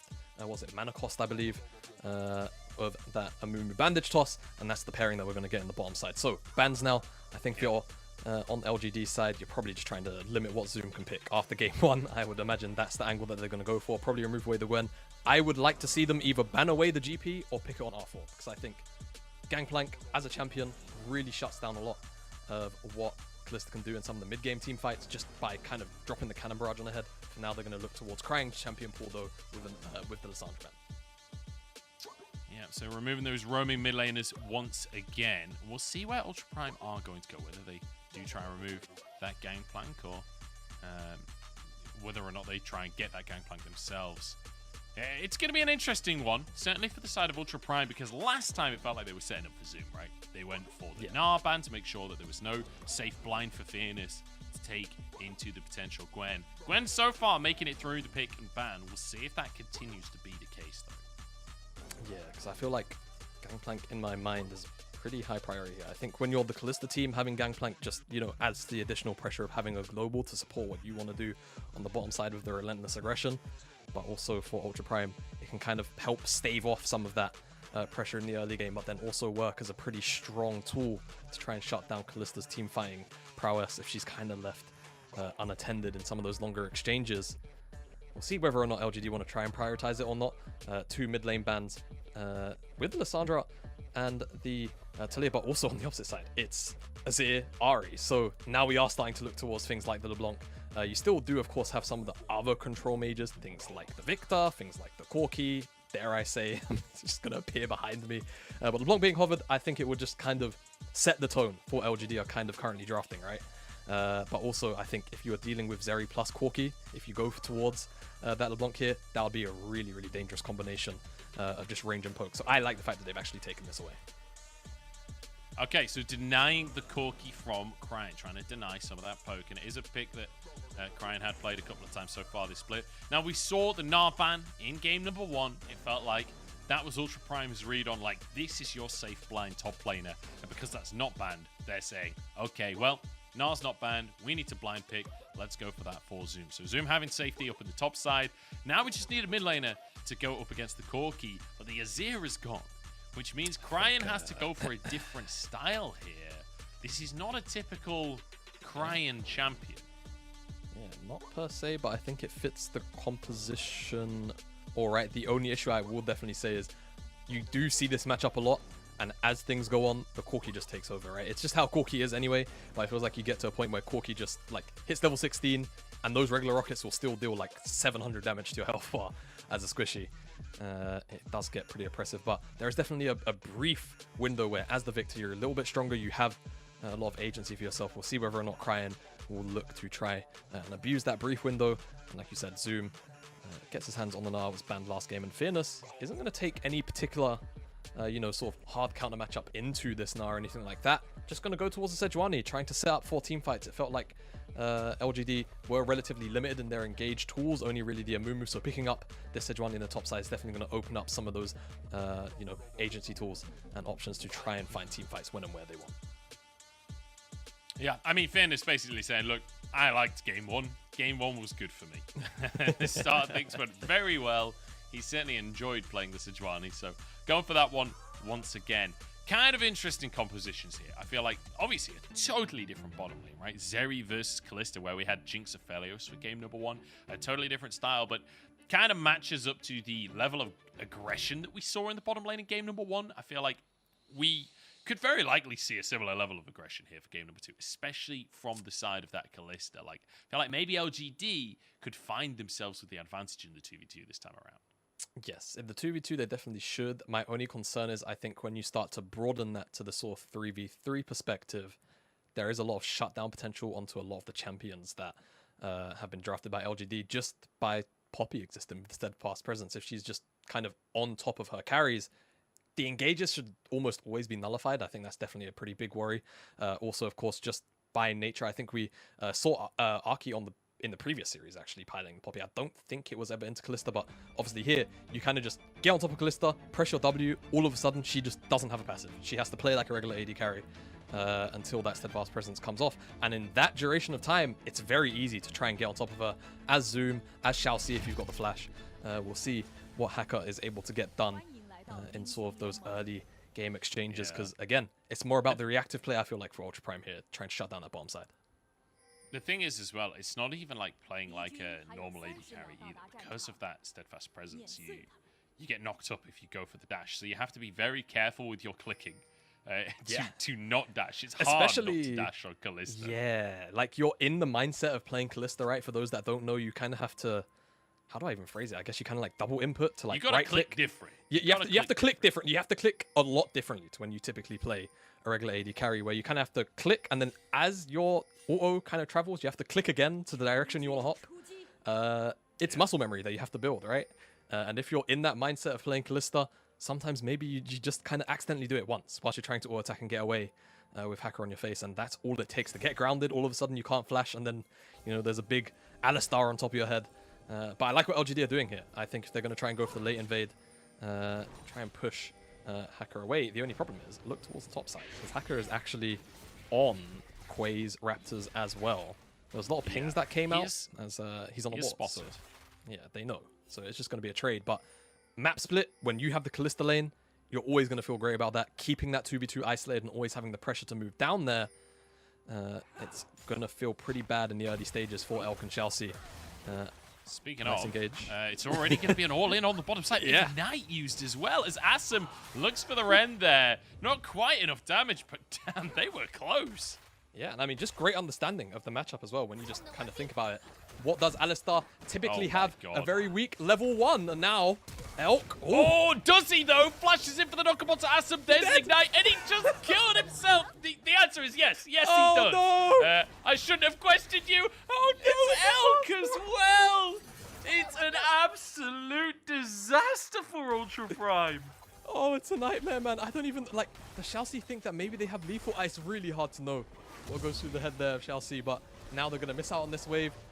I think maybe because they just felt like they had a very brief window, but I was literally about to make the point. What does Alistar have? A really weak level 1. LGD just have a great understanding of that, trying to abuse it with the double bandage toss. They almost all in him before they even kill any creeps. I mean, Elk has 1 CS. He didn't get to even farm on the wave. I mean, we're getting the replay here, and just the initial again. Assam, Jinjiao, they just step up, right? Push Elk back, and even I think they're missing XP on that on the wave as this trade is going on. Xiaoxi almost drops 1 more ore, I think, and the Ren damage would have been enough. And then Xiaoxi, 150 is ticking up in pots. he just goes for the double knockup. I'm not too sure why. He just feels like maybe he has to save Elk's life because Elk would have died, I guess. But it's strange. Yeah. It's really, really strange. And Elk, there's a ward there. And I'm pretty sure maybe Quay pathed towards the tri-bush, and he didn't know that Diviego was going to be in that bush. But he should have a pretty good idea that he's probably still on the bottom side, and unfortunately kind of just gives over his life. I mean, that was tough. That was really tough for Ultra Prime. I mean, look, Elk has been known to make mistakes during the laning phase, to make mistakes when it comes to transitioning in the mid-game. I feel like that is a bit of a classic from Elk there. But hey, look, we came into this game where we said we could have an aggressive 2v2 from LGD. Well, boy, were we right, because my god, the aggression from Asum and Jinzhao. This is much more of what I was expecting coming into the series than what we saw in game number 1, right? Haichao has already used his Valkyrie. He's fine. He's fine. Yeah. You know, we saw a lot of aggression despite the Aphelios and Jinx matchup, but this kind of composition was much more what we were expecting from Asum and Jinzhao.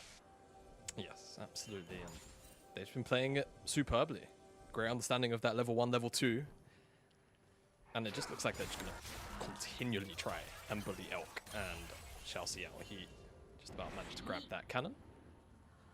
I think the LGD, what I want to see this turn into is just a greater sort of macro objective lead now, right? Just the dragons, get that stacked up, try and move the Callisto around. However, I will say up in the mid lane, Cryan definitely getting better in a lot of these trades.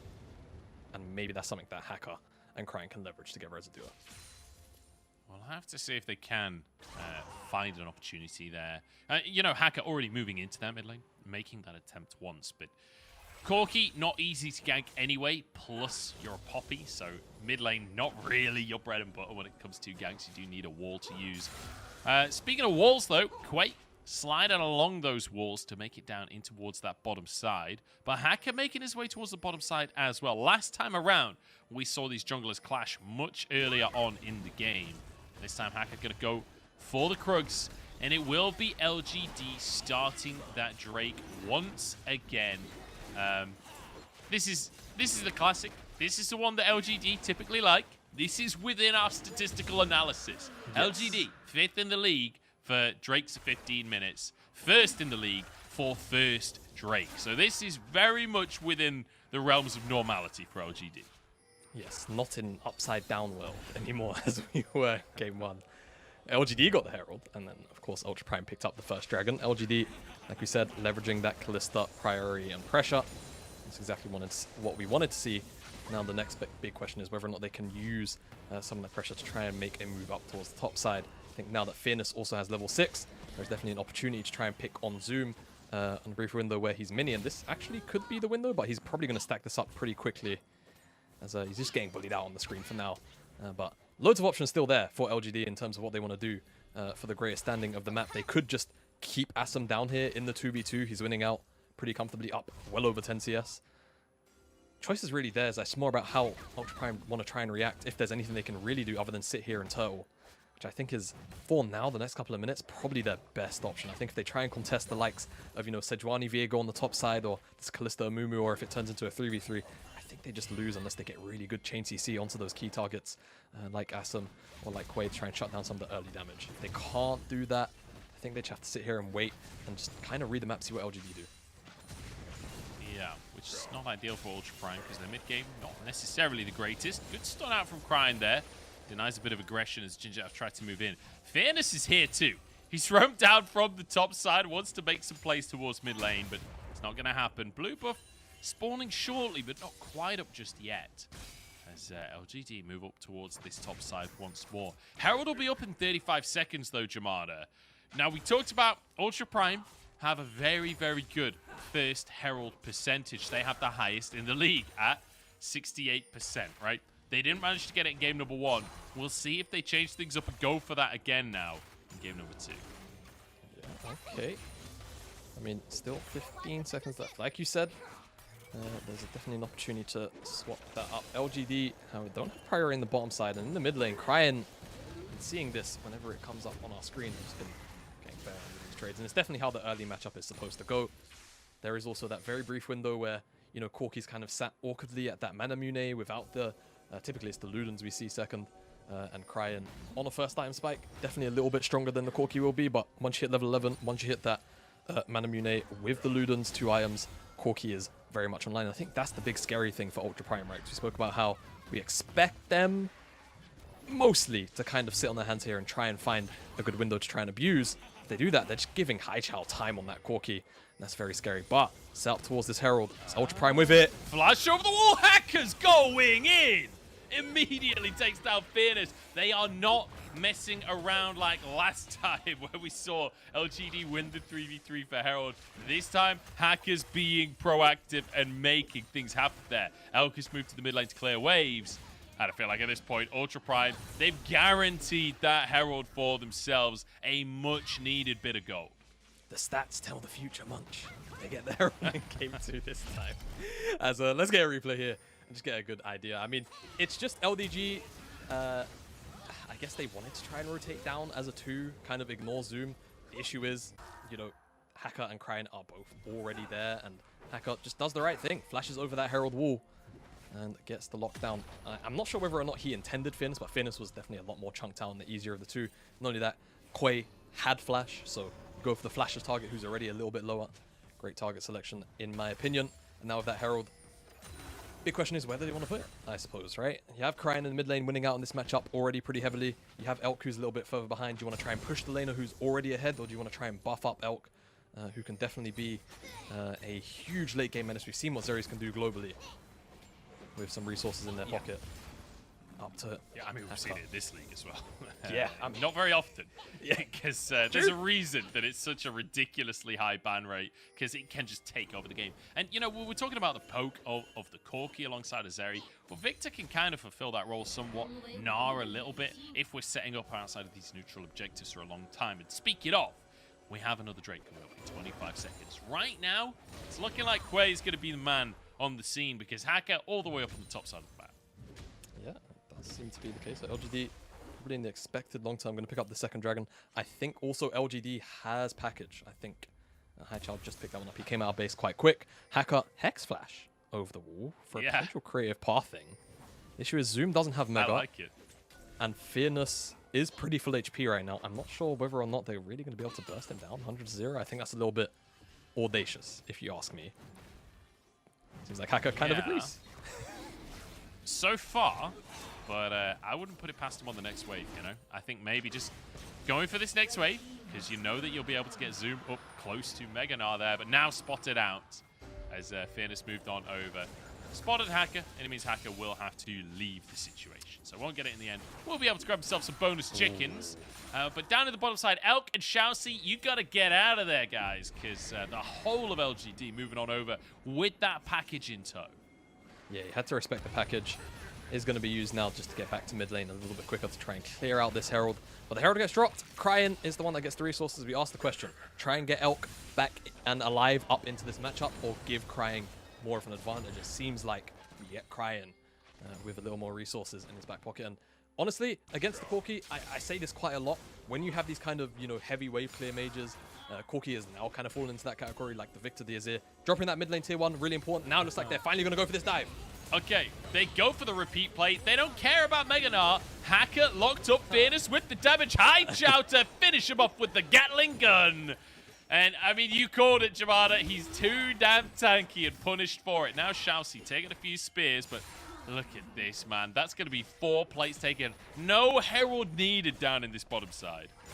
No Herald needed. LGD already making the cross-map play. Just trade out some resources on that. Yeah, top side from Ultra Prime, a little bit awkward. I mean, I just feel like Zoom needs Mega Gnar. You can see he's too tanky without it to beat Dove. If you had the chain TC and the extra damage from, you know, the ultimate, even the wallet, I feel like you're okay to just go for that chain TC. The ground even landed onto Fearless. He tried to use the Q away. Doesn't quite work out. Cryan. Oh, Chaos Storm. Flash forced out in the mid lane here. That was Ghost used by Cryan as well. He really wanted to go aggressive onto Haichao.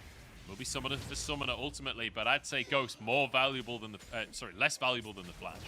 Yeah, absolutely. Flash being able to reposition Ghost just gets you to places slightly faster, gets you away from targets on occasion. Jin Zhao actually has a bit of a window if you wanted to attack the mid lane, but there's no one there for that setup. And Chelsea also just opened that back towards the mid lane, so not going to see any aggression there.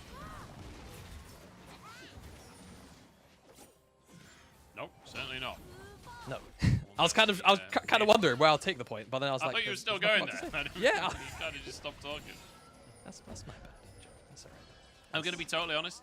I took a bite of a banana because I thought you were going to go into another point there. And then you just stopped talking. I was like, okay, my turn. Okay, All well. right. No, I think for slowly LGD but surely worked through bananas as I'm casting. They're like really good slow release energy. It's what sports people do. I was watching Wimbledon and they all go in between the games in Wimbledon. They all go sit down, have a single bite of banana and then crack on. So I'm starting to do that. But as I took my single bite, you were like, okay, I'm just going to stop talking. You're not allowed to eat bananas on my cast, because the games are supposed to be bananas. That's how it works. True.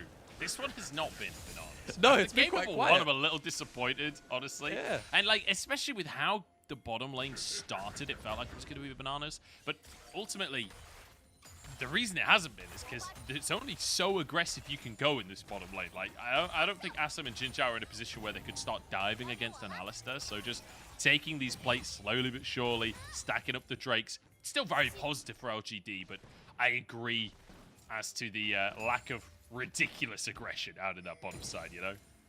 Yeah, and I feel like for Ultra Prime, the scary part of like such a passive early game here is just how watch out on this Corki, right?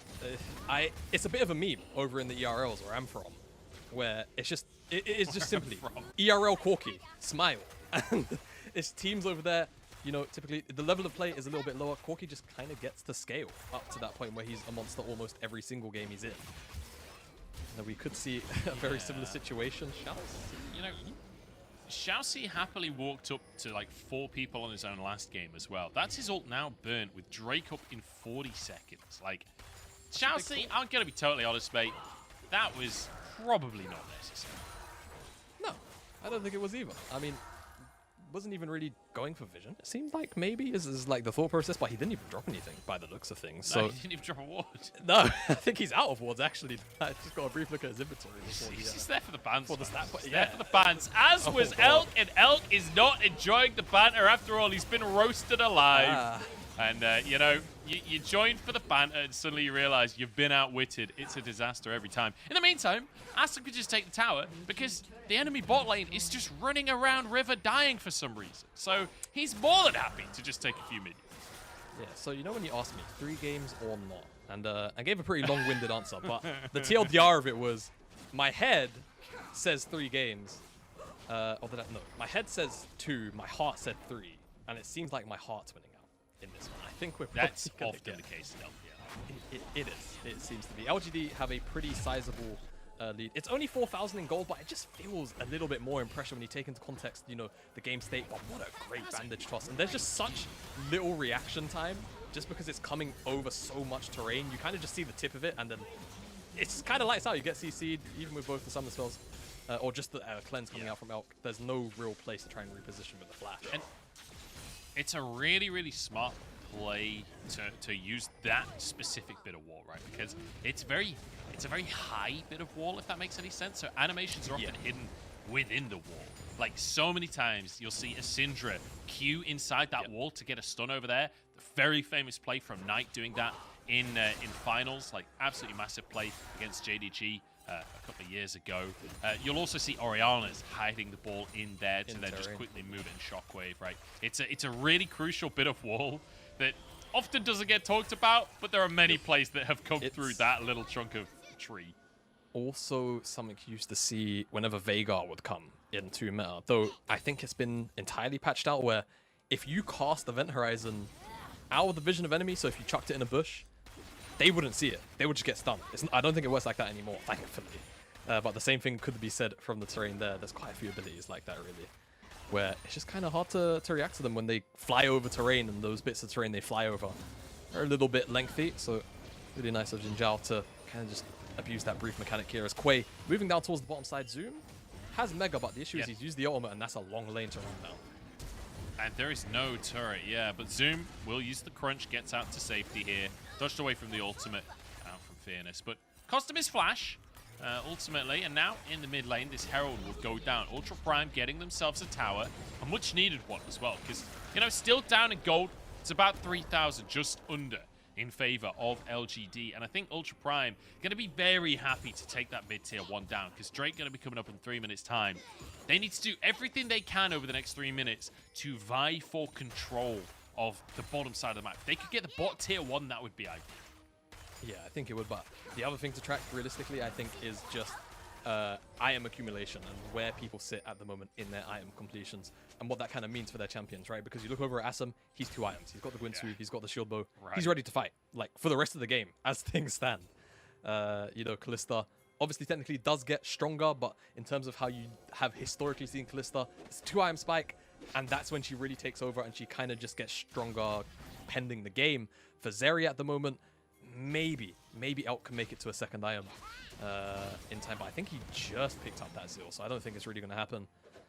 And in the mid lane... Yeah, he did. As you start the conversation, Elk was literally a 1 item to Asam's 2. I was like, oh Lord, so, please tell me it's looking really Elk bad. hasn't reset in a while. And the other thing to definitely note is the mid lane differential as well, because Cryan has the crown, and I think he's got a needlessly large rod, which is pretty much building into 1 or 2 things, which is Shadow Flame or Death Cap, and those items aren't cheap, whereas Haichao already has the Ravenous Hydra with the Muramana, which is going to transform very shortly. It's definitely a slightly more unorthodox item path. I feel like Corkis typically go for the Ludens and then the Hydra, so I wonder how that's going to impact his damage output in general, but still, you know, stats to stats, life steal into some of the poke, I think, is also the very crucial thing. You know, from Elk, from sort of like max range, death lasers maybe, from the Victor. Still going to feel okay. Yeah. And at the end of the day, he's Corki. It feels like you can build anything on that champion, and he's still going to deal damage. Like, you could go like Frozen Heart, Randuins, and I assume he's still going to one-shot anybody he jumps on. It's just the nature of the champion. It's literally just build what you like. So long as you're hitting your rockets, you'll probably do all right. Ultra Prime, though, grouping up on the bottom side right now, having to move away as Jin Zhao fights for vision here. Little unsure, thought he was getting collapsed upon. A minute until this Drake. So Jamada, talk me through the game plan here, because package is in base. It's 3 Drakes for LGD. Ultra Prime, realistically, they've got to fight for this Drake, or they might just lose the game to Soul.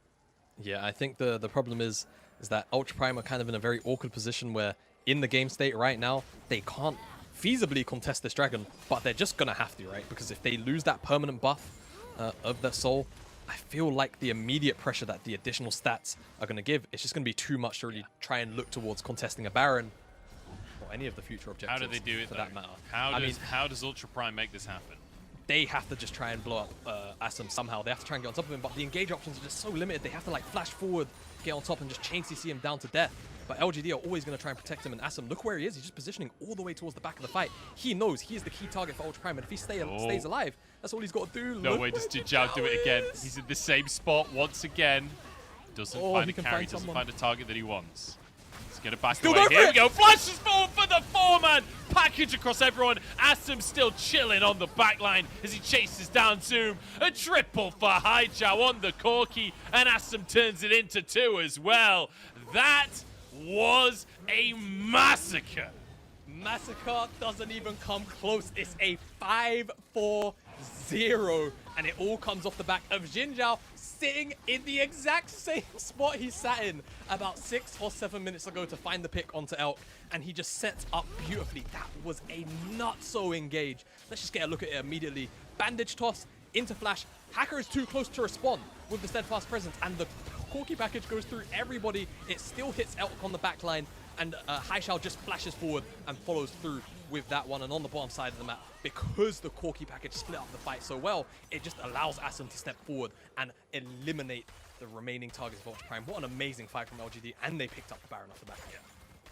I mean, just instant deletion of so many players there with the package and the Curse of the Sad Mummy combined. Like, that's just mega damage across the team there. And I mean, like, you know, we were debating about Ludens versus Hydra and all that kind of stuff. I guess when you've got an Amumu ult like that, Hydra's definitely going to get its value. The cleave damage was absolutely absurd. And now, with a Baron off the back of that play, you know, they eradicated everyone just as the 20-minute mark basically knocked over. Feels real good for LGD. Almost 10,000 gold up. Like, dude, before that dragon fight, they were maybe 2,500 gold up. Now they almost sit 10,000. It's such an explosion of gold, and now the worst part about it is there were so many standing towers left up on the map, right? Top tier 1 still up and available. Bottom side, or mid lane tier 1 was up, which they've just taken. Now the gold is just going to start blowing up even more, up to 10,000 now.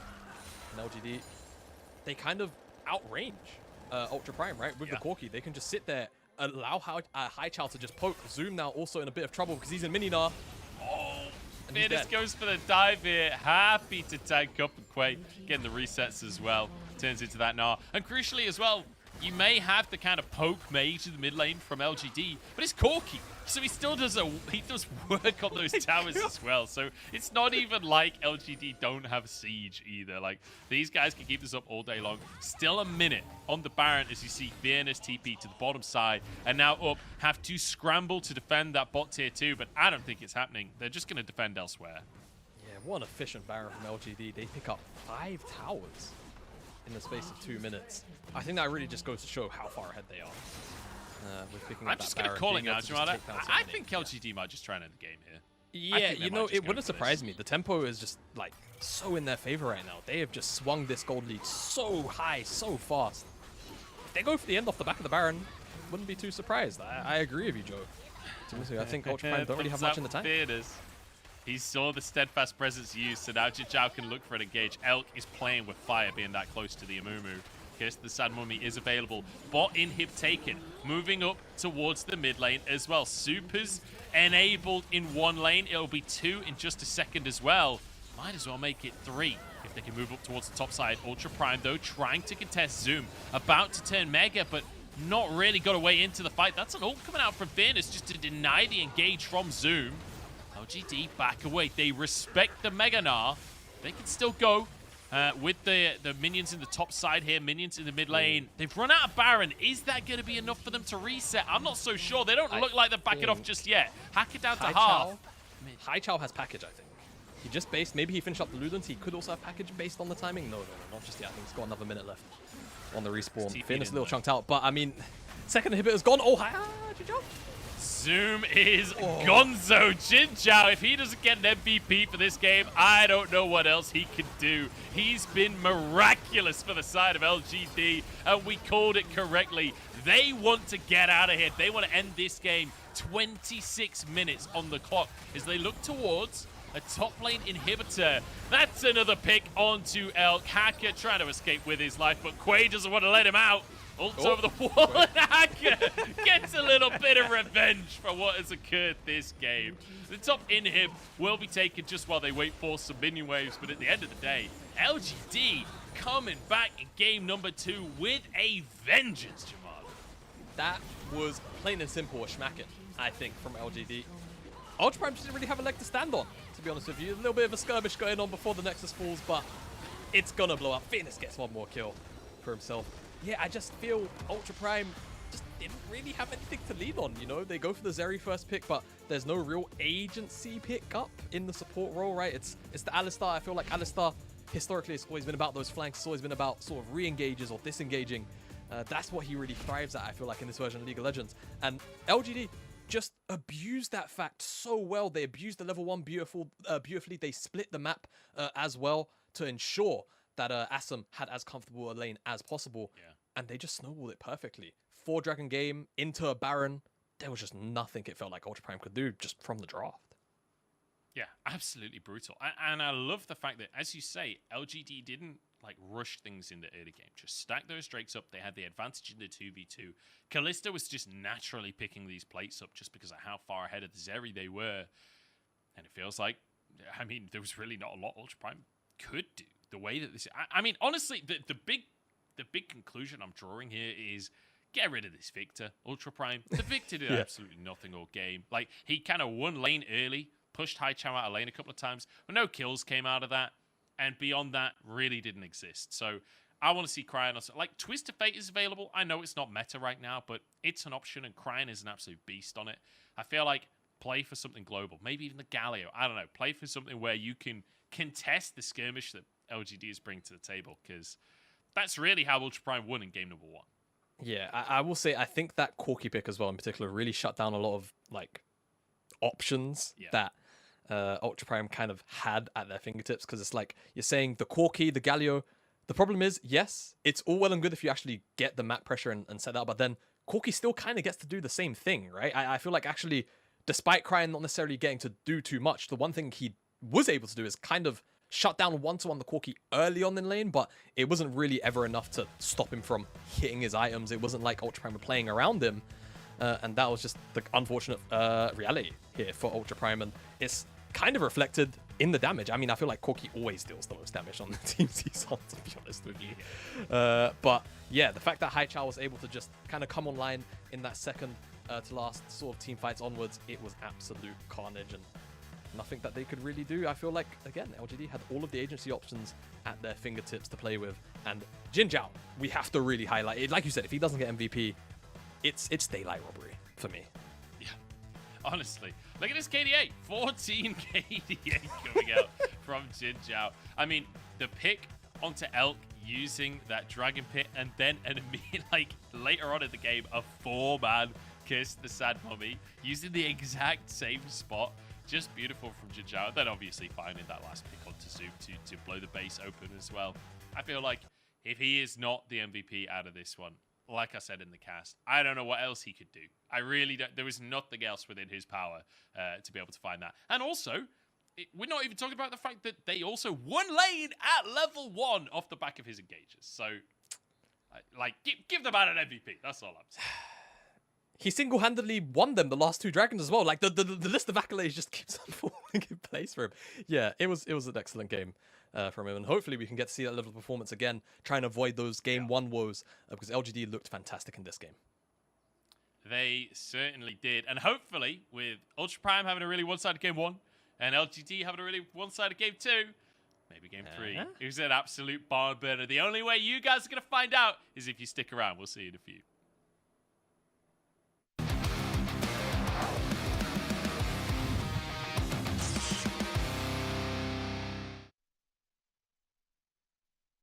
And the first one, gents, general thoughts on the playoff picture. Now, holy shit, that's out of left field. Oh my goodness. I know. Who'd have thought it's a we wild would one. talk about? Oh my goodness. I don't think anyone's ever covered this topic on a podcast. I don't think before. so either. And it's good. It's fitting on the play-by-play episode as well. I'm just saying right now, I won't have much of an argument.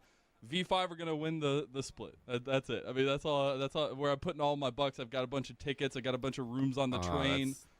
I'm kind of packed up.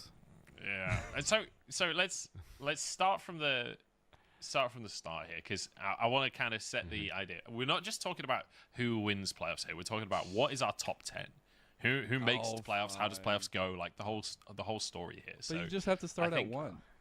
You know, starting at one, it's obviously top esports, right? I think Jake, you can agree on that. There's no way that V5 is top esports, right? Oh, sorry, dude. I'm more a fan of Rookie than I am of Mojo. But Rookie has both, dude. So what can you say? Like, I mean, you're just you're still an IG fan at the end of the day. I am to heart. You're surprised I'm not saying Weibo Gaming, but dude, SOFM doesn't have that IG mentality at all. Like, that's just something out of left field. So I feel like I favor Rookie more over than the show. Yeah, Weibo and IG are kind of like polar opposites in my mind. They're both. Oh yeah. I enjoy watching both of them. I feel like I'm one of the few people that really enjoys watching Weibo. I feel like a lot of people don't really like watching I think it's Weibo. interesting. Emphasis on the INT. Yeah. Very original joke. Very original joke. Absolutely. Well done. Again, we're sticking with originality in this episode. Okay, so I think we can all agree, like, Victory 5, top esports, definitely going to be at the top of the table. But then beyond those two, I feel like the conversation gets really murky really quickly, right? Because teams like JDG, yes, they're 8-1, but they're dropping games every single series. You've got RNG who I'll put a caveat on that, though. There's some happy game. It's a positive gaming going on. I don't know, man. Some of those series, like, well, we need the practice. We need the time on the Rift, and here we go. That's and then what they your come gal out and said. smash That's what your gal them. said in an interview. Yeah, and then they come out and smash them to finish off the series, and it's so interesting to watch that throughout the season so far, at least. Yeah. So here's the thing. Here's my one, like, big snag with JDG is I agree. A lot of these are happy games, and a lot of it is like them kind of messing about a bit. But that's what I've always told myself about top esports over the years. And then they get to playoffs, and they still are doing happy games in the final of the entire tournament, and then they don't make it to Worlds. Or, you know, when they go to Worlds, they're having happy games in best of fives against international opponents. It's like, maybe these games aren't so happy after all, you know? And I feel like all of that, I'm like jaded from top esports. And guess what? That's why I don't put them 1 and 2. JDG's top laner is top esports or top laner. I'm worried that he's brought that to JDG, and now that's going to continue as a path going forward. You guys are kind of crazy on this team. Like, I don't understand. Like, the vibe from JDG. First of all, 369 was probably the most sane. Like, he had that element of top esports. Probably the most sane out of all of the old top esports squad, though. Like, when you have Jackie Love on the same team, there's no way. I mean, he's kind of that 369 is the worst offender.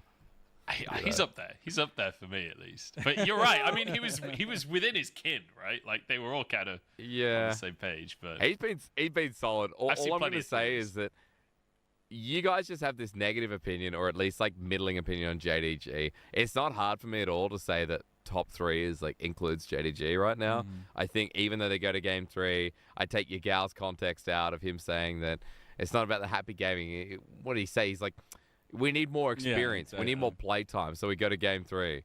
So I don't know. I think they're just individually so skilled, and I wouldn't even take JDG going to game 3 and 7 out of their 9 series as anything bad at the moment. I still think they're not as good as top esports and V5, but I don't struggle to throw them in the top 3. I don't think it peters off for me at all.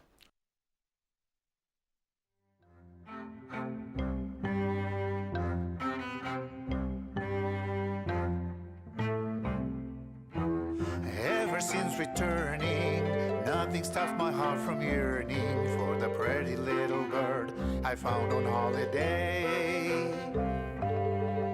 Every moment now I'm dreaming, every thought of mine is leaning back to see her, my pretty little bird.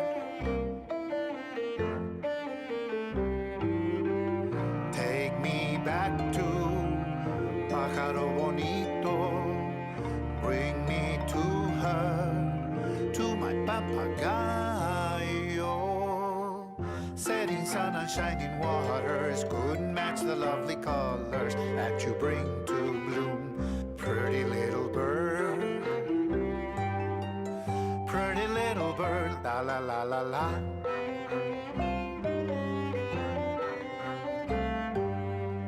Home among familiar faces, but my thoughts are other places, far across the sea with my little bird.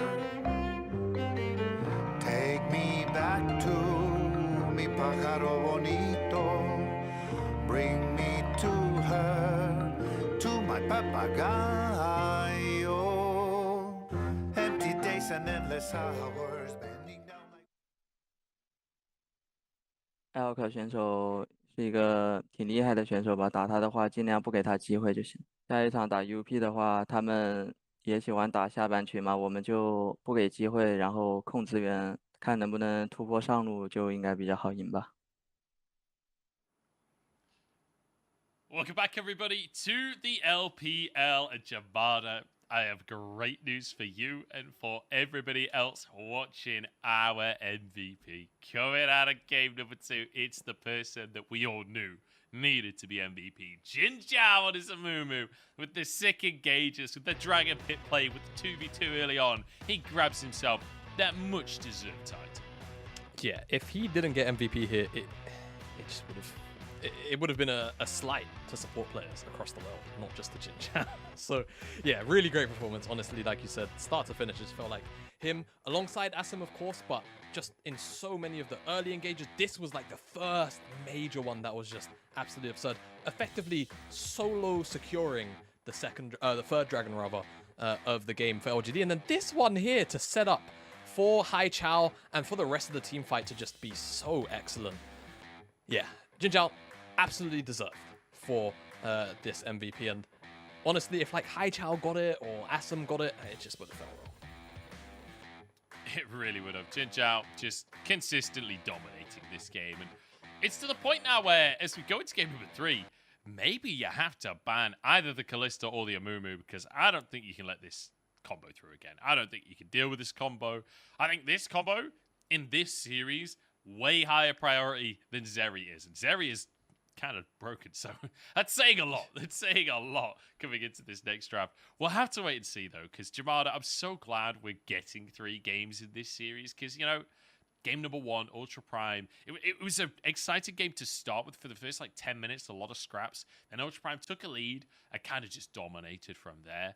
Then LGD basically do the same thing back, except without the messy early game, without the scraps. They just take over, and twice we saw them just completely eradicate Ultra Prime. So I feel like we're due a close game. We're due an absolute slugfest here for Game 3. It's one of two things, right? We continue the trend of sort of not inherently fast games, but very stompy games. Or, like you say, you get 2 stomps. 2 stomps equals a long 50-minute, like, there's a Corki, there's an Azir, there's a Jinx affiliate, like, you get the whole 9 yards of all these scaling champions. I don't necessarily know if I want to see a 50-minute game today come out of LGD and up, but I think, yeah, we could actually end up getting a very, very lengthy game in terms of, at the very least, how close these guys are. I feel like we're at the very least due it, like you say. And I think a lot of that is definitely going to come through how these 2 teams decide to shut down either bottom side, in my opinion. I feel like, at the very least, we saw Asum and Jin Zhao in that game to kind of be unlocked in the first game for Ultra Prime. You know, it wasn't necessarily all about Elk, but it felt like a lot of the initial pressure that Ultra Prime were able to half start to build came from the bottom side until Zoom got those 3 kills at that skirmish. So I think bottom side definitely has a pretty big role to play, as being on blue side, Ultra Prime, they remove away the Clister. They don't want to deal with it this time. Zeri also gone. So with those 2 AD carries, it seems like Aphelios is also that sort of third in this triangle for the series, and I expect this one to get locked in as Quay picks up that Viego once again. So Hacker, I was going to say, could default to the Wukong, but that's already banned away. So we'll see what he decides to move towards with all of these jungles taken off the board. Yeah, Volibear. Yeah, this looks like the Volibear available. I'm kind of surprised at how much Lee Sin has been banned every single game this series. Like, not necessarily something you would anticipate going into a series. The Trundle, also very good into the Viego. Not usually seen this early on into a draft, but can certainly win you the early duels. Yeah, and I think what's good about this is that if LGD wanted to respond with the Jinx, assuming this gets locked in, of course, then you have to really kind of fiddle around having to deal with the pillar, but it seems like we're just going to swap over to the Xin Zhao instead. So, Hacker, I feel like I've seen Xin Zhao a little bit more than I would really like in those recent weeks. He is still kind of, you know, he still does a lot of what he used to do back in spring and beforehand, where he was one of those premier junglers. He's just a little bit weaker at it, and durability patch kind of does hinder a lot of what Xin Zhao wants to do in those early stages, everyone being a little safer and tankier. Oh no, are LGD going to do Senator Kench? It looks like the answer is yes. And all of a sudden, LGD, they should have a pretty high priority bottom side of the map, unless they go for something like this Ludo or another Enchanter on the bottom side, which can kind of try and pressure the very weakish, like level 1, 2, dare I say, for the Senator Kench, and that's what they're going to do. So a lot of scaling and survivability from the bottom side of the map, whereas on the opposite side, you know, Tom Kench, that center, it can play out loads of different ways. It's more on LGD on how they leverage it. Hey, Jamada, you remember that time, like, 3 minutes ago where you said, I'm worried that Game 3 will be Corki Azir scaling bottom? Okay. Wait. Corki's banned. Corki's banned. Okay. So all we need now is an Azir. Okay, they're going to ban out Cryon champions. That's fine. Probably like Ari next. I mean, but Hai they Chao ban Azir out. looked good in game number 1. So I can see them. Okay, no, they banned the Ari. Okay. They want the Azir. Cryon wants they Azir. want the Azir. So now LGD have probably read this, and they're probably going to ban Azir themselves. Right? Smile. Right? Like, right. We'll see, right? They might ban the LeBlanc. Oh, yeah, LeBlanc could also Cryon, be the I feel like option. both Azir and LeBlanc are big picks for him across the course of this split and across the course of his career as well. So, I feel like though if you ban the let's see. LeBlanc, you kind of give over the Azir for free with no counter. So maybe you ban neither. No, they're gonna ban LeBlanc. So if Cryon wants Azir, he's gonna get it, and then all of a sudden Ultra Prime have Azir, Aphelios, Lulu. Hai Chao brings out the AD Varus mid, brings out the Zereth mid. Let's see some of these classic Azir counters. Okay. I don't know. It's gonna be Victor, isn't it? It's probably gonna be Victor. Oh god, Much it's hold breaking me. my heart, but it's gonna be Victor. Much. Let's see I Zed. feel like. Let's see Talon. Oh no, it gets one. We forgot about Oriana. It really do be like that. Okay, all right. Well, okay. Right. So Victor comes out. My only hope is that Fairness doesn't just lock in Sejuani.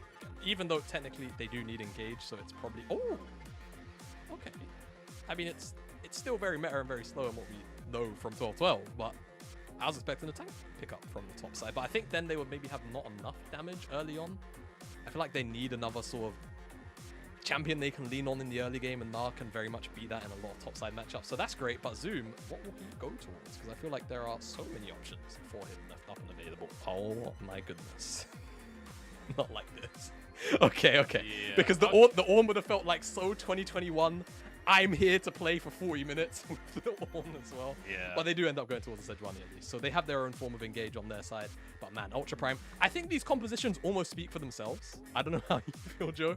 But plain and simple, everybody just wants to scale. But it's more about the early agency options that are present and how they want to be used. LGD, I think, a lot of CC from the bottom side, Center Tom Kench, top side map. We've seen a lot of Na into Sejuani. It can go both ways. It's not really a volatile matchup. Mid lane, Victor is here. I'm not going to snore on the LPL broadcast. It's a bit of a classic of mine to just let one loose. But we'll see how things go, because we've had pretty bloody games for game 1 and 2, and maybe they still stick to the trend. Maybe they don't, and we're just going to get a very long game. I'm going to be honest with you. I'm close to tears. It's maybe my least favorite draft of the entire split so far. Hopefully, game number 1, we had Jinx versus Aphelios bot lane, and they were 2v2ing constantly for the first 15 minutes. So true. Fingers crossed the players will out-aggression the picks that we've seen and still just fight anyway. There is a small chance that happens, because ultimately, if you and your opponent both have scaling picks, well then you can play early game as well, right? Because they also suck in the early game, so you might have a minor advantage in the early game. There are ways to do it. There are ways to play early. So, I'm holding off hope. Jabard, throw me a lifeline here. Throw me one of those. Look, those red rubber rings that they give to people that drown in. The boys? No, those aren't boys. Boys are the things that are that's not they line like a coastline. I can't remember. A life loop. Life loop? No, I don't know what they're called. Right. We're both English, by the way. We're supposed to know these things. Yeah. Anyway, I wish I could, but I feel like we're just in for a slow one, Joe. And I'm not sure where that's going to take us, spiritually, as friends, as a community, casters and chat. I don't know what to say. They are called boys. Ooh. Boys? Are they actually life called rings? boys? I said life ring as well. You said life ring. Okay. Wow. Oh, never mind. We We're were right. both we're so smart, Jamada. We're What so the hell? smart. A ward comes out onto the red buff here. I'm just saying, red buff, red ring. It's all linked. It's all linked here. That will be a bit efficient to spot Koi on his first clear. But Hacker, starting on the top side anyway. He's just going to be clearing away, I assume, on his red buff first, but we'll have to wait and see. Do you know what would bring me life? Do you know what the duo would be? It would be if Hacker just does red buff and ganks bottom level 2. Do I think it's good? Actually, unironically, in this game, it wouldn't be that bad. But I don't think he's going to do it. But it would give me the hope that we are maybe going to have a fairly bloody early game. But LGD, they do clear out that ward, so they know that they were spotted. Quay, we'll see what he wants to do if he tries to adjust his pathing to maybe kind of make it a bit of a harder sell on where he's going to go in the early stages or not. Whether or not he just ends up full clearing, because he's going towards the Krugs, which signals to me, at the very least, he's going to go to Raptors, potentially go up for that full clear, but of course, the option to try and make it to the bottom side off that clear is very much a possibility. It's kind of interesting that across the course of this series, it's felt like really LGD have been the ones pushing the aggression. Like, a lot of it has been down to fairness in game number 1, obviously game number 2, everything was down to this LGD bottom lane. Heavy trades in the 2v2. I don't think it'll lead to too much just yet. Now, there's a statistic that I want to bring up. All right. And I want to give a huge caveat here that nobody really quite knows what this statistic is measuring. But there's a statistic on the LPL stats websites that we get that it's all API through the thing. This is the stats website we use regularly. They have this statistical category called bloodiness. Now, the assumption is that this is some kind of kill participation and kills and deaths. Jamada, you called it. I'm going to interrupt myself because Hack is down at the bottom lane. It's not quite a level 2 gank, but the wave is stacked up. It's going to crash, and they're going to go for it. I mean, Assam, Jinjiao, they're both chunked out. Off. Oh my god. That's a my heal HP. very early on here. Xiaoxi's low on HP and he goes down. It's 1-for-1. Hacker just about gets away with his life. But crucially, Asim has died. But hang on. Jin Zhao's the one that has to farm in this lane. So they don't even kill the right one. Asim also has heal instead of normally we see other stuff. But that's what he's gone for. Went from half HP to full HP with a piercing. Was it darkness or light? I can't remember which one it is between Senna. It's piercing. Either way, darkness. It's darkness for Senna. Has the heal as well, but it doesn't really end up mattering. Senna, of course, like you say, it is Jin Zhao the one that's farming, but Senna is significantly squishier. So I think it's alright to go for that target, but at the same time, you're kind of just giving one of the frontliners of LGD a massive wave of solo XP, and he picked up the first blood because he got the trade kill on to Xiaoxi. So I'm not sure how I feel about that dive, in all honesty, but it's action, and I can thumbs that up. Yeah, exactly. All I wanted was for these teams to do things. I was really worried it was just going to be nothing for 40 minutes. So you know what? We take those. And also, fair play to LGD's bottom lane. They saw that they were about to get dived. They immediately all in Xiaoxi and find themselves a trade kill. Like, in the grand scheme of things, you'll take that every single day of the week. Xiaoxi trying to be aggressive here. Knows Asim is still level 2 because he died earlier on. You can see Jin Zhao level 4 to Asim's level 2 down at the bottom side. Thanks to that dive. As Elk tries to crash this wave on in. But with his support gone, oh my god, he's winning the trade 2v1. I don't think that's meant to happen. But he has the Inferno. Like you're saying, he wants to get this wave chopped in and go for a reset. Hasn't based yet since picking up the kill off the dive Elk, so he wants to go and spend that gold, almost certainly. Quay is here. There's a ward in the tri-brush, but that wave's going to get shoved in. Maybe if they try and sell it as kind of like a freeze, but I think he actually got spotted as he walked into the tri-brush. That's slow onto Xiaoxi. Elk just channeling the recall. Like, was he not aware of what was going on? Is there no communication between these players? It's going to be Xiaoxi's flash gone. That should set up to an early trade for Quay if he wants it, but perhaps, you know, I think your bottom lane probably wants to reset as well. Yeah, maybe your bottom side wants to reset. At the very least, Jin Zhao does. Also, I think look towards the mid lane priority too, because I think Cryan is the one that's got the shove right there. So unfortunately, I don't think it can be a dragon. I think actually, as things have kind of fallen, it's hackers to try and attempt to start up on, or a window towards the bottom side, and then the dragon is a Xiaoxi. Still has no flash, but he sold it. Yeah. For Asim and Jin Zhao. Now the guy's coming in. Set it up. Oh, it's a great route. The flash from Hacker is questionable, but a knock-up onto Asim, maybe some follow-up. Xiaoxi's here. There's a Glitter Lance. There's a kill from Hacker. The flash wasn't good, but the play was. Xiaoxi... Okay, I don't know what he was doing. I don't know what that thought process was, but he goes down. Hacker with the second kill. It's an absolute fiesta in the bottom side as Quay gets rooted by the Gravitum and Elk picks up another one. I don't really know how that went the way that went, but it did. You know what, Munch? I don't care. We're not getting a boring early game like what we saw from it. No, we are not. Expectations. And Elk, all of a sudden, is 2-0-1. He's up, I guess, technically 6 CS on his counterpart in Jin Zhao, who's the other farming, you know, half of the LGD bottom lane.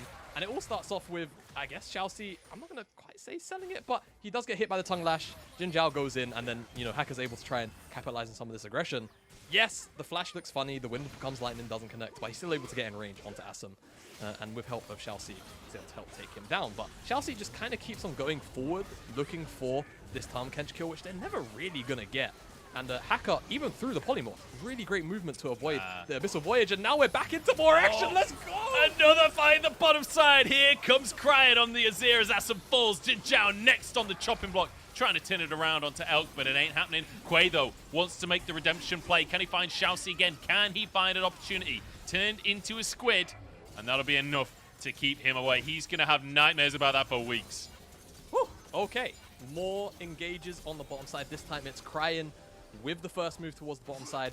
Yes, we like to see him off, you know, not quite on things like the Azir, things that can really, you know, get to sidelines very consistently. But in this matchup, very early on, Victor can't really contest the priority now. Towards the top side, Hacker on to this Gnar. Yeah, good ult from Fairness, but I don't think it's going to be enough. The flash, though, actually will make it. If Hacker hadn't used that flash in the previous play, that's a kill right there, but not going to happen. I think, though, realistically, the setup has to come from Zoom trying to get in range to actually press E for the permafrost, and that's the big difference maker though. Because maybe, yes, he could have flashed and got in range, but I think the flash plus the hop was so much range that Fearless, in my head, should almost always be able to walk that away. But with that play going on in the top side of the map, LGD at least secure a consolation prize in a Cloud Dragon. The one dragon that I'm a big hater of Cloud Dragon. I'm just going to say, I don't like it. I'm very much against Regardless, look, here's the thing about it. Whether you like Cloud Dragon or not, LGD love every first dragon regardless. They have no prejudices when it comes to first dragon, because they get every single time. And they'll try and do the same with the Rift Herald. Let's take another look at the pure shenanigans that occurred on the bottom side. I mean, it's just, again, Cryan, first move, great shuffle. At the very least, I think it was just on to Jinjiao. Asim doesn't get hit by it, and Jinjiao able to just about barely walk that one away. As in the mid lane, Quay looking for Cryan, but I think he just shuffles out. Maybe doesn't Q. Yeah, that's just a soldier there. He'll be fine. He'll be fine. Yeah. Didn't even need the flash. Emperor's Divide keeping him safe. Yeah, I think Cryan, maybe I just barely missed it. Just judging by how he was playing, had just used the Conquering Sands or the Shifting Sands, so didn't actually have the Q to dash to a soldier. Also, maybe the soldier was on cooldown, which is why he waited so long and played it out like that. As it's a bit of a whiff, a little bit unlucky. Well played by Zoom, though. Like, baiting that out, moving towards and backing away just as the play would come through. Nicely done there. I feel like Zoom is getting the best of this matchup, even though, you know, CS-wise, it's very even. Zoom was able to get Fearless low, try and set up for that gank. It was much better than it did last game, right? We had this matchup last game. It was very Gnar favored. This time around, they're even in CS. Yeah. Definitely the case of Fearless this time. You can definitely applaud him for that. You know, when we've seen this matchup, you know, here in the LPL or any region really, even down into the ERLs, I've seen a couple of times, and it just feels like the Gnar can kind of get out of control sometimes, right? If they know how to play out the mini Gnar form correctly. As Xiaoxi just lost all of his health. But Xiaoxi is the most aggressive Lulu I've ever seen. Man, he is playing like he's on Nautilus right now. This is like, you know when you're playing solo queue, right? And you see your Lulu trying to get up in the face of the enemies for trades. And then they just normally just die. Feels like this, except Xiaoxi half knows, well, not half, he knows his limits. A little bit. But my oh my, he's being very aggressive. Yeah, knows his limits. We'll go with that. Yeah, no, look, you know, you know, I like to think that I can be an optimist when it's right. And in this case, I'm using optimism much, okay? He knows his limits. He's definitely playing on the edge, shall we say. Yeah. But any more further forward, and he is falling off that cliff face first. So he definitely needs to relax. Oh. Interesting ult there from Elk. I guess trying to use that to clear the wave somewhat, feeling like he might die. There's all in on the top side. Fearless low on HP, ignited, about to turn Mega Gnar though. Hacker's in the wings, but he's stood on a wall right now. And Fearless knows exactly what is up. Remember, Hacker has that Rift Herald still to use and actually doesn't have that long left on the timer. Needs to figure out where he's going to put that. Might just end up going mid towards Cryan just to get it down somewhere. Yeah, I mean, 60 seconds left. 4 minutes is what you have on the Herald.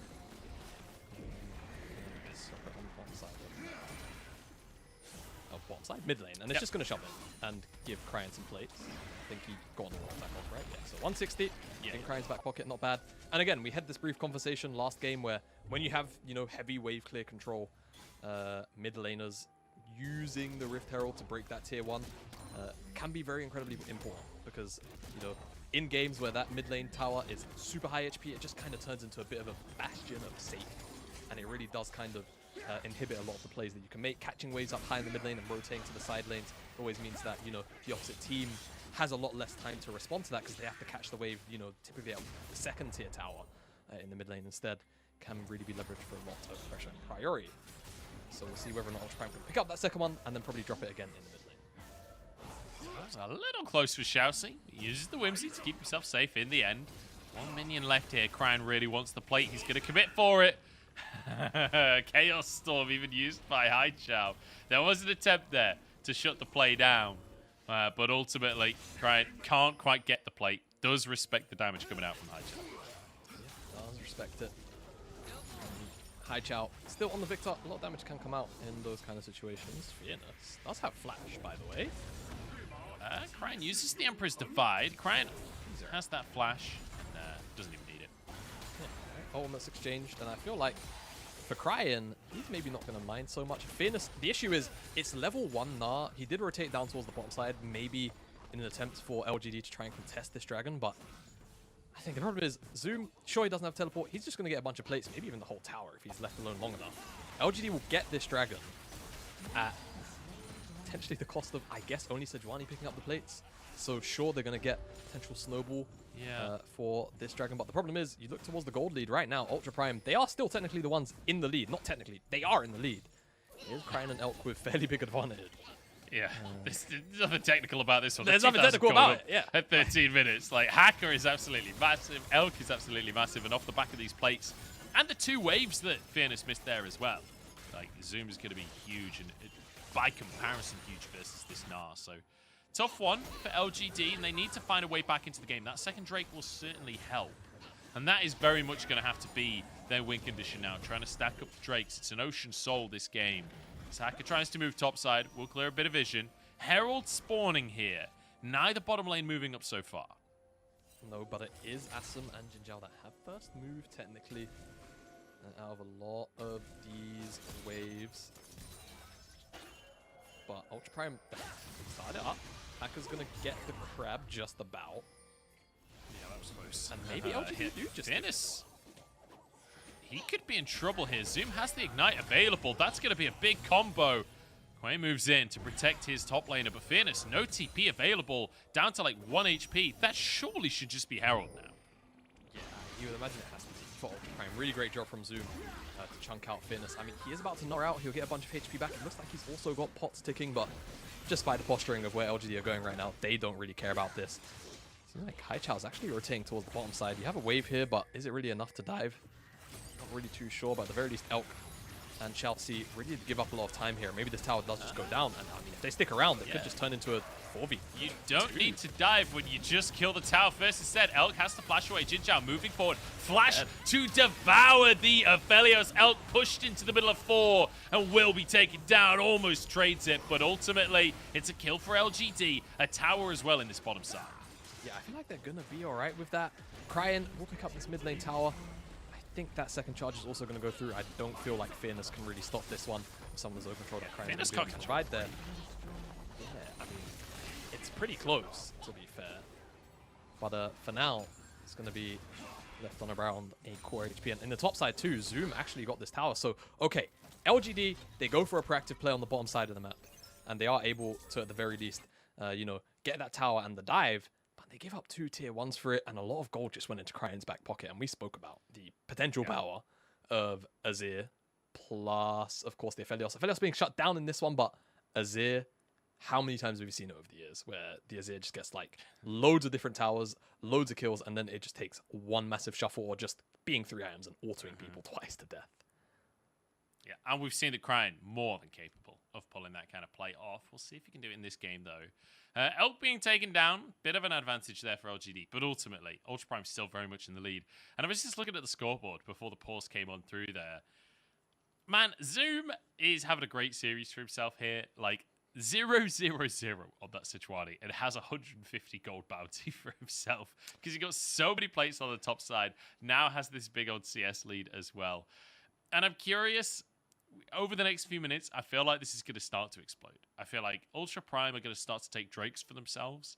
And I have a feeling LGD might try and contest them. I have a feeling that they're not going to just let those go away for free. Or maybe Quay just tries to go for some steals or something like that. But maybe I'm just being optimistic. I don't know, Jamada. But I feel like LGD will want to try and stack these Drakes. But Ultra Prime are just stronger right now. Yeah, I think you summarized it perfectly. Ultra Prime, they're stronger. LGD, though, they really want to try and deny this third dragon. The problem for me is, in these next couple of minutes, where do they get the resources from realistically? Because I feel like at the moment, Ultra Prime have such a strong control of the map, with the exception of the bottom side, which, of course, it seems like Assam and Jinjiao just kind of had the upper hand in the 2v2, despite the very early dive. Let's not forget that. Hacker invested a fair amount of time into. But again, it was about the fact that it was Asum that went down. He's not the one farming. Jin Zhao got a bunch of solo XP. And I feel like from there, things just kind of snowballed as get a replay of how this dive ended up happening. And I mean, it's just good setup. Nice from Elk to try and Gale Force the Abyssal Voyage, and everything comes through, you know, Flash. But again, auto attack, Devour, you can't cleanse the Devour. It's coded as a suppression. So unfortunately, Elk, in the middle of the team, ends up dropping. Good execution from LGD. But again, it came at the cost of 2 towers, a huge, massive chunk out of that tier 2 in the mid lane as well. And looking towards Ultra Prime still on how they can actually look to effectively deny some of the dragon stacking now.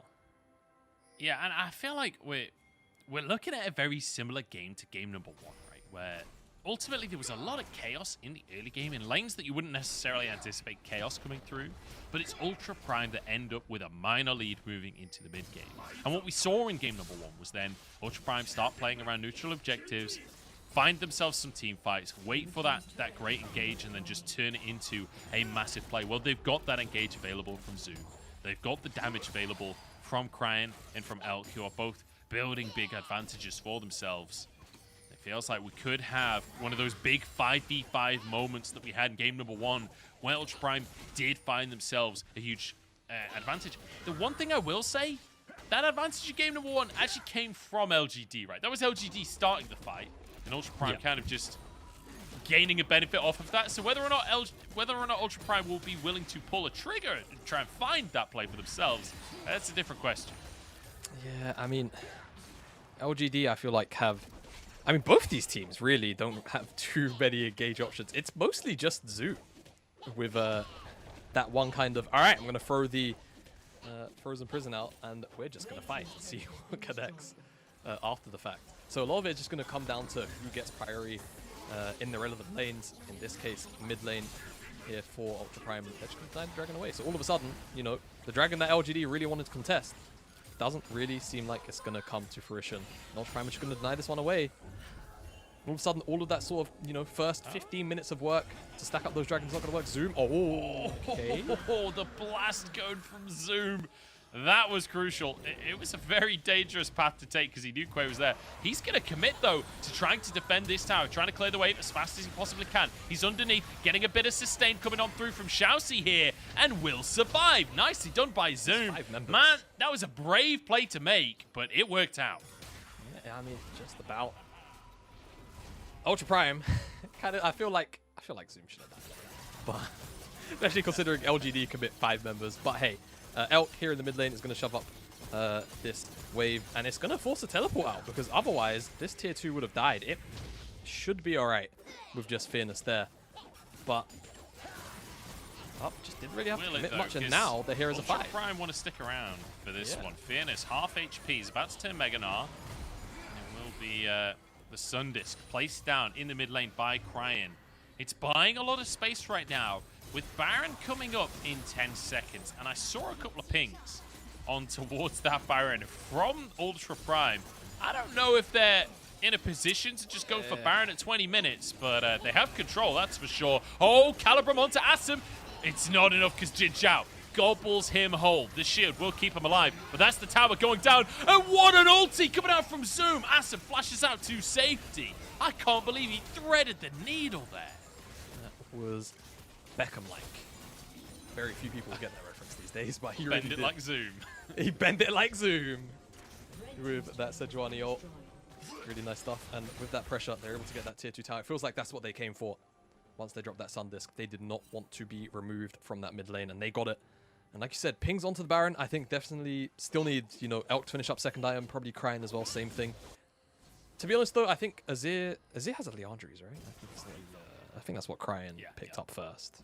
Can't recall off the top of my head. We'll have the scoreboard back up in a sec. There you go. Yeah, it was a Leandry. So he's gonna burn through that Baron pretty quick anyway. Of course, remember, if Azir puts down 3 soldiers at the same time, he gets the big attack speed steroids. So all we really need from Ultra Prime is for Elk to hit 2 items.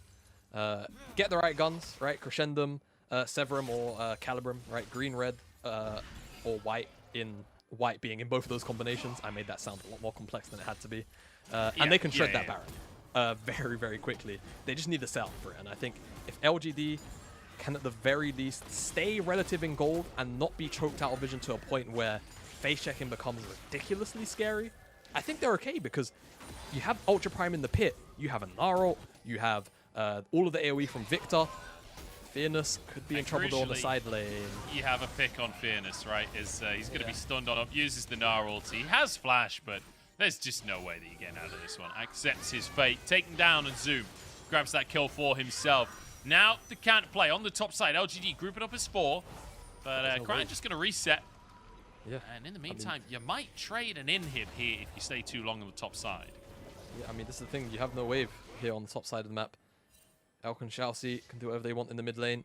Everybody's resetting. Maybe they're a little bit cautious of a potential rotation over. But yeah, I mean, again, LGD get picked up on the side lane. There's nothing to really respond with. Cryan had just cleared out that wave. And now we have 2 Ions on both Cryan and Elk. And expect, if they have an opportunity to get on top of the Baron, and they have the right guns in particular for Elk, they will absolutely shred it. Well, not stand much of a chance. Okay, Elk going to resell. Elk has been farming like a madman over the last couple of minutes. We saw him pick up his LDR. I'm curious. I think it'll just be a BF sword here. Okay, just a pickaxe, yeah. It's not been long enough for him to get anything too substantial. But, you know, headed towards that IE. It's a minute until that next Drake. And remember that Ultra Prime, they can afford to lose 1 more Drake and still get away with it. It's possible that they could just go, okay, you can have Soul Point. We'll take a Baron and try and trade the neutral objectives and then try and end the game from there. Yeah, because I feel like if it was an Infernal Dragon or a Hex Tech, it's definitely a bit scary. I feel like Ocean is definitely one you can kind of get away with doing that with. If you do, like, in the extended run, end up losing the soul. Cloud as well, the other candidate for that. But I've hated on Cloud enough today, so I'm not going to do it anymore. Cloud's not even in this game. We've got 1 Cloud Drake for LGD. Other than that, we'll move on. We'll move on. Exactly. Drake up at 15, though. Yeah. Ultra Prime not opting out, right? Yeah, no, they're here. Look at the setup. I mean, there is 0 vision for LGD. There's nothing they can really do about this. They have to just face check into Ultra Prime and hope that they don't get minced by some kind of wombo combo. And Elk has the fighting guns. I think the next gun that comes up in his rotation is going to be green as well. So he's going to be all right if he does give up the red. So he's ready to fight. Ultra Prime just have the setup, and there you go. Cryan's already on top of it, waiting for the rest of the team to get here. LGD are going to be late, and they're probably just going to look to turn for a fight. Yep, there's the green, as you said, and he's got the chakrams from his red Q. So pretty valuable little swap there. Elk ready for the fight if it happened, but LGD not able to contest. 2 Drakes apiece now. Bit of damage onto Jin Zhao as well. As it's just trading back and forth here. 9 kills on the board at the 25-minute mark. Drastically different to our first 2 games in this series. But you can see how much this win means. Remember, Ultra Prime and LGD both technically still in the running for playoffs, right? You need to lose 8 games before you're officially out of the running. And especially for Ultra Prime, they have had a hard schedule. Up to this point, it is still very possible that they make it into the top 10. You can understand why teams will play slow and play safe in a series like this when playoffs realistically is on the line for this kind of game. High Chow low on HP. Elk doesn't quite have the damage to finish him though. Yeah, not quite. And, you know, you're totally right, Munch, because, again, you think about the sort of upcoming schedule. In terms of the strong teams, like the sort of like top 4, top 5, top 6 teams, they have top and they have V5 in their remaining games. And that's kind of it. They do have to play LNG, who have, well, I don't know how to feel about LNG. Yeah. I don't know how. That's a whole can of worms. That's a whole different kind of words. That's obviously their next match in a couple of days' time. But aside from that, it's IG. FPX is going to be an absolutely crucial match for them. TT as well, still on the cards. And do you know who they round out the split with? Off the top of your head. Oh, isn't it like TT or someone? TT's the second to last. It's WE.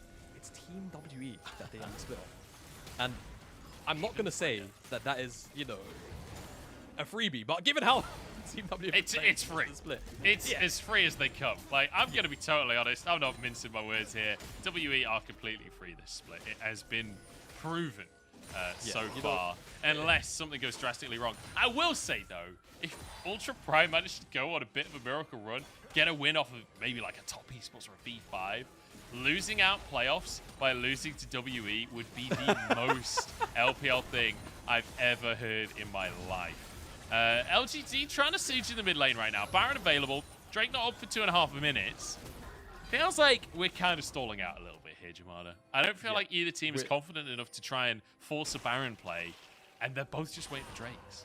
You know that very scary, slow, boring game that we were expecting? It's starting to come to fruition a little bit. Now, fortunately, I think the fact that Baron is like such a big threat for Ultra Prime to sort of just burst down very quickly means that I'm going to anticipate that at the next Dragon, LGD are going to go and contest it, and Ultra Prime are just going to try and burst down the Baron. I think that is the play for Ultra Prime. I don't think they care about Dragons. I think they care about getting the Baron so that they can actually, you know, look towards trying to end this game.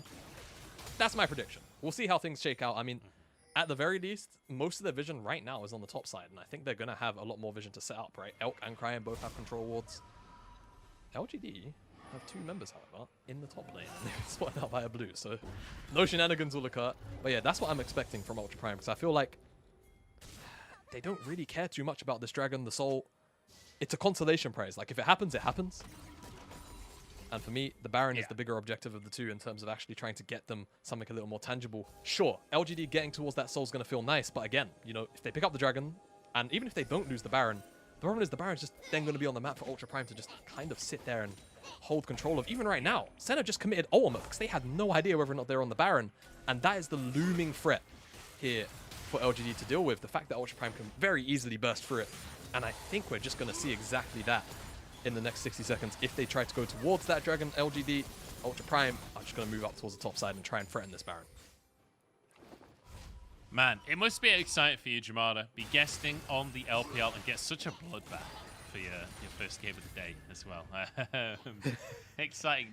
9 kills in 28 minutes. This is exactly what you were hoping for. I'm showering in it, man. It's great. It's lovely. To be fair, I could use a cold shower. It's bloody warm at the moment. It is a little toasty. It's getting even warmer. Tomorrow and the day after, it's going to be like 38, 39 degrees. Down in London, I think it's like 40. It's supposed to touch 40. It's a scary time for us English people. We are not born for the heat, I have to say. As much as the tourists would have you believe, we struggle under the heat, I will say. I'm built for it. LGD, though, control of the river here. They're nice and cool. They're in the water, and they've got an Ocean Drake spawning. Yes, they do. And they're actually here in front of the objective first, which is a pretty big deal. But I think the problem is Ultra Prime is still so strong. They're just going to walk at them and try and fight. But what they need to do right now is wait out this Gnar timer. I think LGD are going to have to recognize this soon and try and go in off the back of it. But if they lose this Mega Gnar, their team fighting threat just absolutely drops, plummets. And it's going to time out. It's gone. Now up. Have the opportunity to walk forward and try and take this down. Watch Zoom just muscle on in. There we go. Drake taken by Ultra Prime. They just disengage. They are not interested in the fight at all. Cryan still has the Emperor's Divide available. And look at this. They have the fast track to Baron if they want to go for that Zoom. Looking at a re-engage here. This is poke damage on either side. So LGD have to just back away. Decide that this is not a play that they can go for. Yeah, I think Baron? Quay got chunked because he walked into a turret from Elk, and now all of a sudden with that big of a HP disadvantage, Baron is on the cards, and I'm pretty sure Elk picked up the Infinity Edge before that Dragon fight. He's 3 items. They're going to have vision, but look how fast it's getting burned. It's gone. Oh my god, 5k. It's already gone. Jin Zhao is here. Fearless arriving. He's turning Mega Gnar. Can they find the play? Baron goes down. Ultra Prime needs to disengage, but Fearless slams them into the wall. Hacker causing chaos though, and Elk is still firing strong. Cryan with 1 kill. It's a 1-for-1 as Asam gets caught by the wind becomes lightning. In goes Zoom, in goes Cryan. They're trying to finish these health bars off, but Cryan has to flash away instead. Hacker trying to protect his mid laner. Elk over the wall. Slightly wide on the Calibrum. Ultra Prime get the Baron. They still need to escape though. And I don't think Asam wants to let them. Elk, the next target, needs to turn around. Fearless is TP'd in the top side of the play. Elk, the sacrificial lamb to let Hacker escape, but Jin Zhao doesn't want to let anyone go. Hacker Spider-Manning his way through the jungle, and he will live on. He's just about going to be able to walk out of that one alive. Cryan, Hacker, they're the ones with the Baron. I think Zoom walked out, maybe he respawned. Oh, Fearless. What's going on? Hacker's going in. He's not trying to escape, but I think he should have. Cryan now trying to turn this one around. There's one. Emperor's Divide. There's 2. Cryan turning things around. Hacker, it was just the setup play. As Jin Zhao feels the breeze, the breeze from Zoom's ultimate there. Bit of a whiff as Cryan now trying to chase it down. You know what? It was set up as a beautiful play from Cryan, and it all sort of fell apart at the end. Oh my god, Ultra Prime, it almost turns into a disaster. I think the fact that they're able to get Cryan out with that Baron, another member as well, just about a success. But I want to highlight Jinjiao because I think he actually knocks up, he knocks up both Xiaoxi and Cryan. Yes, Cryan's able to get out, but it sets up for that massive Gnar ultimate from Fearness. And it just turns into what should have been a relatively easy pickup for Up, into a bit of a situation which gets very, very dicey, but it's Elk as well you have to really highlight. On that return, on the re-engage, that just managed to get so much damage out with the Moonlight Vigil. So much additional AoE from that Flamethrower. And then on the retreat, Elk, okay, it's actually, what happens there is that you see the ward get dropped, and it's the Q, Piercing Darkness from Assam, which manages to actually slow down Elk. So really great thinking there to get that ward down and line up that shot. And I think he would have died anyway because Fearness teleported back to the fight, but still really nice presence of 9. In they go, Jinjiao couples Assam up. Elk is feeling it. He's so aggressive. He flashed in that last fight as well, trying to predict Jinjiao's movement with the Infernum. Jinjiao obviously used the deep water dive to escape instead. But look at this. Ultra Prime not interested in playing multiple lanes here. They want to play front to back. They want to just slowly but surely siege down this mid lane tower. Chaos Storm used just to try and clear these cannon minions, but it ain't gonna work here. It's gonna be Fearness knocking Hacker back, knocking him to safety. Not the best Gnarl as Hacker goes back in. But Elk and Zoom are just hammering away on the mid lane inhibitor. There goes one already, and now up to the top side. Yeah, they're gonna just easily rotate up here. They've just about gonna run out of the Baron buff, but I think they're still gonna be able to comfortably take this tower down. I think LGD a little bit too slow. Should just about be enough as that huge. And Ultra Prime, they get the inhibitor in the mid lane, they pick up that tier 2 in the top side of that, so a little bit of an injection of gold. And look what's spawning in 60 seconds time. It's their 4th Ocean Dragon, which would be the Ocean Soul. And I'll tell you right now, that Ocean Soul feels a whole bunch more oppressive when there is 4 dragon stacks on it instead of just 2 or 3. And LGD, they're struggling for damage onto the key targets as is, without Fearness finding these massive Gnarls. So imagine when they're just getting free regen every 5 seconds. I don't think they're going to be able to come back from that. Plain and simple. I think they're already so far down that things look tough. With that Ocean Soul, it's just going to look doomed. Yeah, and when you're up against things like the Aphelios and the Azir that just want to sit back in a fight anyway and just blast you, like, Cryan is 4-0 right now. He's got 3.5 items already. If he gets an Ocean Soul, he's going to be invincible in a fight. Uh-oh. We've got a couple of deep wards right there. Zoom has teleport. Cryan has teleport. They obviously don't have a minion wave to go for a backdoor right now. But there will be supers pushing. In the meantime, Elk moving forward has the green and white once again. Like, his weapon management has been immaculate in this series. As Zoom knocks Fearness away as he turns Mega Gnar. Zoom blast codes him out. That's a big deal. I mean, again, we're in the same situation as the last dragon where Fearness, they just have to wait. As soon as that Mega Gnar times out, they're just going to look for the fight afterwards, look to try and take out the dragon.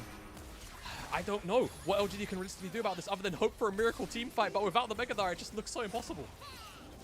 Yeah, maybe hope for a miracle 50-50, but Ultra Prime should be able to just muscle their way forwards here. Hacker onto the Drake. Look at the damage out from Cryan. Zoom goes in, happy to tank up Wild Growth used, but Drake is taken. That was the only objective. And now with the extra sustain, Zoom can rejoin the fight once more. LGD health bars blinking across the board. Not a singular kill, but it does not matter for Ultra Prime. They get themselves an Ocean Soul, and now they start to body their way forwards. Yeah, with that Ocean Soul, they're just going to regen all the health they lost from the poke, from Hai Chao, from a bunch of others. I mean, forget the regeneration. They're looking maybe to even dive forward. They know how far ahead they are. They have Baron in 40 seconds. They could maybe look to reset and go play for that. But this is the LPL. I expect them to go shove and try and dive this tower. Unless the wave gets but right, unfortunately, they're against the Victor. So without Baron, the minions too just get cleared away. So looks like resets for Ultra Prime. And as you say, Baron up in 25 seconds. No vision on that side of the map from LGD. The one bit of vision there is you can see the control ward just in the river. Maybe some kind of miracle TP from Fearness just as he's turning Mega. That's the only way I can think of a winning fight here for LGD over the Baron. Like we kind of said for that dragon fight, it's all about the miracles at this point. Ocean Soul, it's just going to make everybody so much tankier just by, you know, virtue of regenning if you don't get bursted down immediately. And Fearless is in Mega right now and about to Look at them exhaust. melt this. Ultra They're just chunking it. Gone. It's just going to be gone. Fearless is trying to move in. Quay, wrong side of the wall, will just be denied. Zoom happy to tank up at the front line, backs away now as Hacker becomes the main tank for Ultra Prime. Crying's on the back line though, and just railing Quay in the meantime. Now the sustain can start to come up through. Hai Chao found as Crying goes in. Empress Divide is gorgeous. Quay tries to answer, but he just doesn't have the damage. And in the meantime, Elk and Shao Si fighting the rest of the players from LGD. A gale force forward as Elk once more wants Asum Crying underneath the tower here. They're desperate to kill this Senna, to kill this Gnar, and to end this game. Elk gets a whimsy and charges Asum down. Fairness onto the fountain, but the crits are there. The damage out from Elk, they can't quite finish it. Crying takes a bit of a laser to the face, but it does not matter. What matters is Fearless killing everybody apparently. Elk on the fountain as well. Fearless gets 2 for himself, but Ultra Prime crucially get their 3rd win on the board. I mean, hey, Fearless padded the stats at the end there for the KDA. Looking a little nice, but Ultra Prime, man, what a way to end out that series. And I think especially Crying signs off on the slaughter that ended up being that game. Just really, really great. I think for me, it's just about the discipline that they had in those final couple of team fights. I think just really recognizing the windows that LGD actually had and just making sure that they shot before they actually played their own game multiple times. The Mega Gnar timings were just off, and I think for Ultra Prime, that was all they really had to play around. It was just about those big, massive wombo combos, which they never really let happen to themselves outside of the Baron takedown originally. Great stuff, really. I think the draft kind of set itself up for success, right? Once they didn't fall too far behind, the Azir came online for Crying, Elk eventually came online, despite LGD's focus down there, and the one engage tool that was there via Zoom was used spectacularly time and time again, and it just felt like all the cogs were turning in unison for Ultra Prime. There, LGD, not really too much to do for themselves. They had a very similar comp, but it was Ultra Prime that was just playing theirs better. Yeah, Ultra Prime at the end of the day, I feel like to some extent hand-stiffing in these team fights. Like, Crying was basically untouched all game long. Like, he had a magnificent game here on the Azir. Zoom with some really great engages, knowing his limits as well. Like, we saw Fearless really far ahead on the Sejuani. Game number 1 of the series. Went too far, went too deep, got punished for that multiple times. Here, we saw Zoom playing very well around his limits, not going too far, not going too deep, not being punished during these fights, and able to be the big frontline that his team needed. Elk as well, so aggressive on this failure so many times, flashing forward, gale forcing forward. Elk does not care which champion he's on, he is aggressive. I just feel like that is the story for so many LPL AD carries, man. They are just all Giga Champ. Whether it was Asum in game 2 on the Kalista, whether it was Elk in this game, and in game 1, not even like Gable in the last series. They just, all they know is W key. If it was like a first message, they just go forward. That's all they do. I love it. But really putting on a show here for us, and Crying as well, like you said. 2 big damage dealers. We expected this from the draft, right? Aphelios is here with a Lulu. Those are the people that are going to be dealing damage. On the opposite side, for Asum and Hai Chao, you can definitely see, you know, some of the fantasy of that coming online. Fairness, stats kind of padded when you're in a Gnar into a tank lane, so it's kind of hard to gauge how much work he was really getting done, but still was able to provide at least, you know, a glimmer of hope when we saw Ultra Prime take down that Baron and the Mega Gnar came in. But still, it just felt like Ultra Prime's game to win for so long in that one, once they got that mid-game lead. Yeah. Our prediction of the 50-minute game, not quite coming true. Only 37 minutes on the clock. You know what? It was lengthy. By standards of this It was series, lengthy. I feel like. You know, it was like 10 minutes more, 8 minutes more Yeah, than all by, the other games. by in this standards of like the meta in the LPL, honestly, 37 feels like quite a long game to me. I will say, Crying though, look at that damage, 250% value on his gold, not too shabby. But I think Hacker as well, worth mentioning, like early on, making things happen, right? Just getting his bottom lane ahead. We saw just pure shenanigans down in that bottom lane, like the level 2, level 3 dive. Like, it takes a certain type of jungler to be quite that aggressive, and I really enjoyed watching it. Yeah, no, I think definitely credit to Hacker. Even though the dive maybe wasn't as clean as they would have liked to execute it, I think the fact that it you know, gave over the kill to Elk and kind of set him up for success. The following plays, it kind of just made them, you know, Ultra Prime favored. And I'm just kind of happy for Ultra Prime to see them pick up a series win after what was a very tough road of not just results. Obviously, the results somewhat expected when you have to play the top 5 in the LPL, but the nature of which we saw those losses come in was kind of the sad thing to see. But seeing them bounce back, and like you say, it's an opportunity to still play towards playoffs. They have a 2-game buffer. We'll see what they can get done. They have a pretty decent run of schedule from here. Yeah, they certainly do. And looking good today, you know, game number 2, very one-sided for LGD, but I feel like that was kind of one of those drafts where whoever gets ahead is realistically going to dominate that game. Whereas game number 1 and game number 3, I feel like Ultra Prime showing themselves as the better team, showing themselves as a team that can look very good. And Cryan, again, having a great series for himself. He's been having a great split for himself, so I'm hoping to see that trend continue, especially on picks like the Azir, right, where he's playing a control mage, not the same style as like the Twisted Fate and the Ahri and the Galio, the things that we know Cryan for over the last couple of years on RNG. So exciting to see Cryan's development as a player. Exciting to see Zoom having a good series again as well, because Zoom has had a really rough split for himself. So I feel like we're seeing some redemption arcs come through for Ultra Prime, and I'm hoping we get to see those stories continue to develop, and maybe Ultra Prime can get themselves a bit of a win streak, maybe even make playoffs. It's plausible. Like I said, I think their run of schedule is really, really plausible for it. I think, what did you say? Normally, if you lose 8 games, playoffs is kind of like a very tough thing to achieve. They have 2 very hard games left. I think it was V5 and Top Esports. Aside from that, it's teams that are, you know, themselves kind of struggling to sort of make that final cut, and LNG. So again, LNG, whole like different can of worms. We'll see how they'll handle that in a couple of days' time. So I think it's really plausible for Ultra Prime here to try and make a late, split run towards playoffs. How they'll do in playoffs, different story entirely, but I think that it's definitely a plausibility here. Given how we saw them open the split, I think they definitely have at the very least a shot. Yeah, definitely. I certainly hope so. I certainly hope so. And do you know what? In an extremely long game, you will not believe this, but Hacker grabs himself the MVP. A player known for having an insane first 15 minutes, then falling off drastically, having a great game for himself. Aggressive first 15 minutes, as always, but then playing steadily, playing with the team, not doing anything crazy. Honestly, a very consistent series from Hacker, and I think it deserved MVP. You know what? When I heard Hacker MVP in my ears, I was kind of like, do I agree with this? But now that I think more on it, yeah, I agree. Yeah, no, he, like you just kind of mentioned, he's had a fairly consistent series. And in this game, he was the facilitator for Ultra Prime to actually get into this very comfortable position later on in the game. Through a lot of these plays here on the bottom side, he'd already, though, bot once.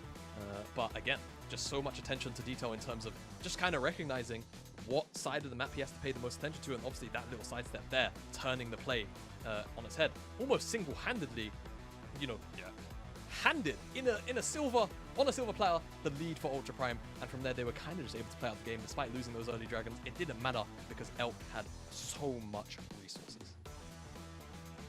Yeah, he certainly did. So much of that down to Hacker up on the top side. I mean, this play, I don't know if that's necessarily the Hacker highlight.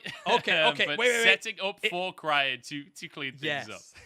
There you go. It's set up for Cryan. That's the important part. In true LPL fashion, threw his body at the play to allow the rest of his team to succeed. Sacrificed himself for the greater good. God rest his soul. Hacker, we know this guy's aggressive, and we love watching it. Manages to grab himself an MVP and manages to grab Ultra Prime a series. A much-needed one, and the first step on a road towards playoffs. Hopefully, we'll have to wait and see, though, as the series progresses and as the split progresses.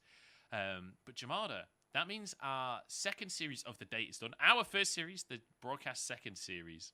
And it means we're moving on to our third series. And boy, do we have a doozy for you boys and girls at home. We've got Victory 5 versus Weibo, which means it's Rookie versus the Shy. 2 legends of League of Legends going head to head. You don't want to miss this one. Don't go anywhere.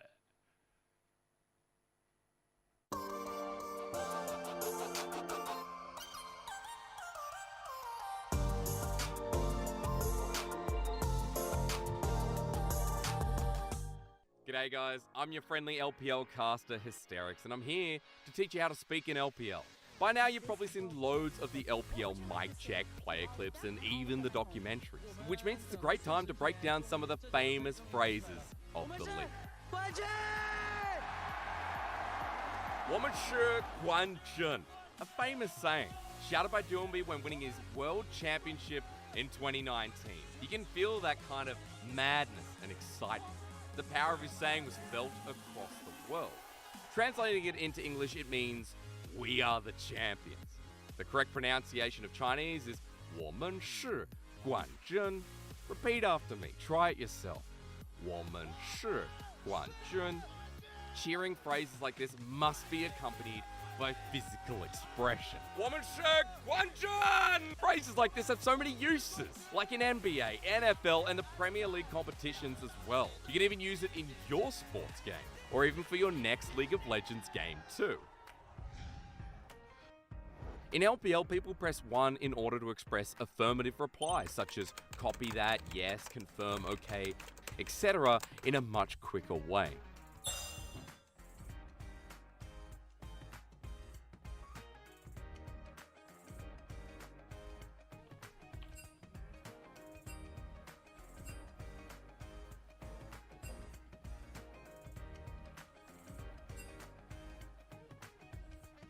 If you guys understand today's speak in LPL, give me a 1 in the comments, or barrage, depending on where you are, to let me know you understand.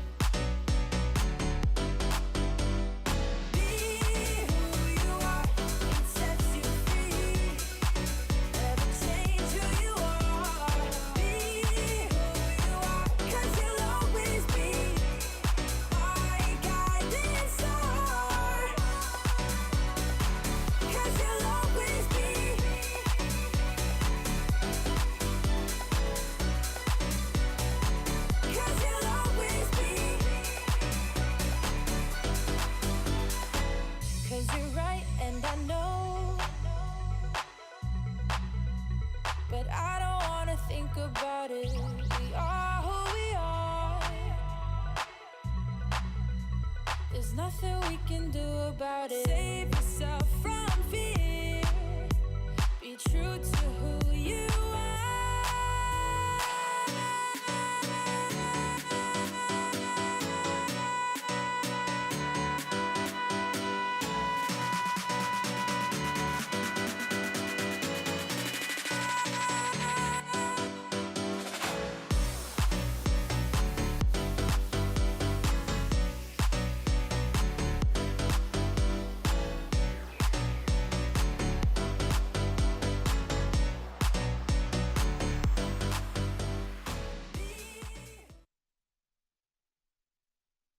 그냥 초반 라인전이 약한 편이라 초반에만 사고가 안 나면 제일 좋은 챔프인 것 같아요, 탑에서 지금.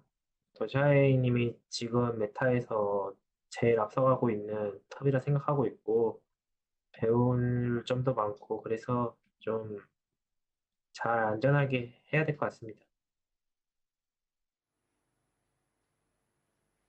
Rich giving a lot of respect there to the Shy up in the top lane. It's a matchup that I'm extremely excited for. I'm Munchables, joined by Jamada once again as we head towards our third series of the day. And Jamada, my goodness, what a series. V5 versus Weibo coming your way.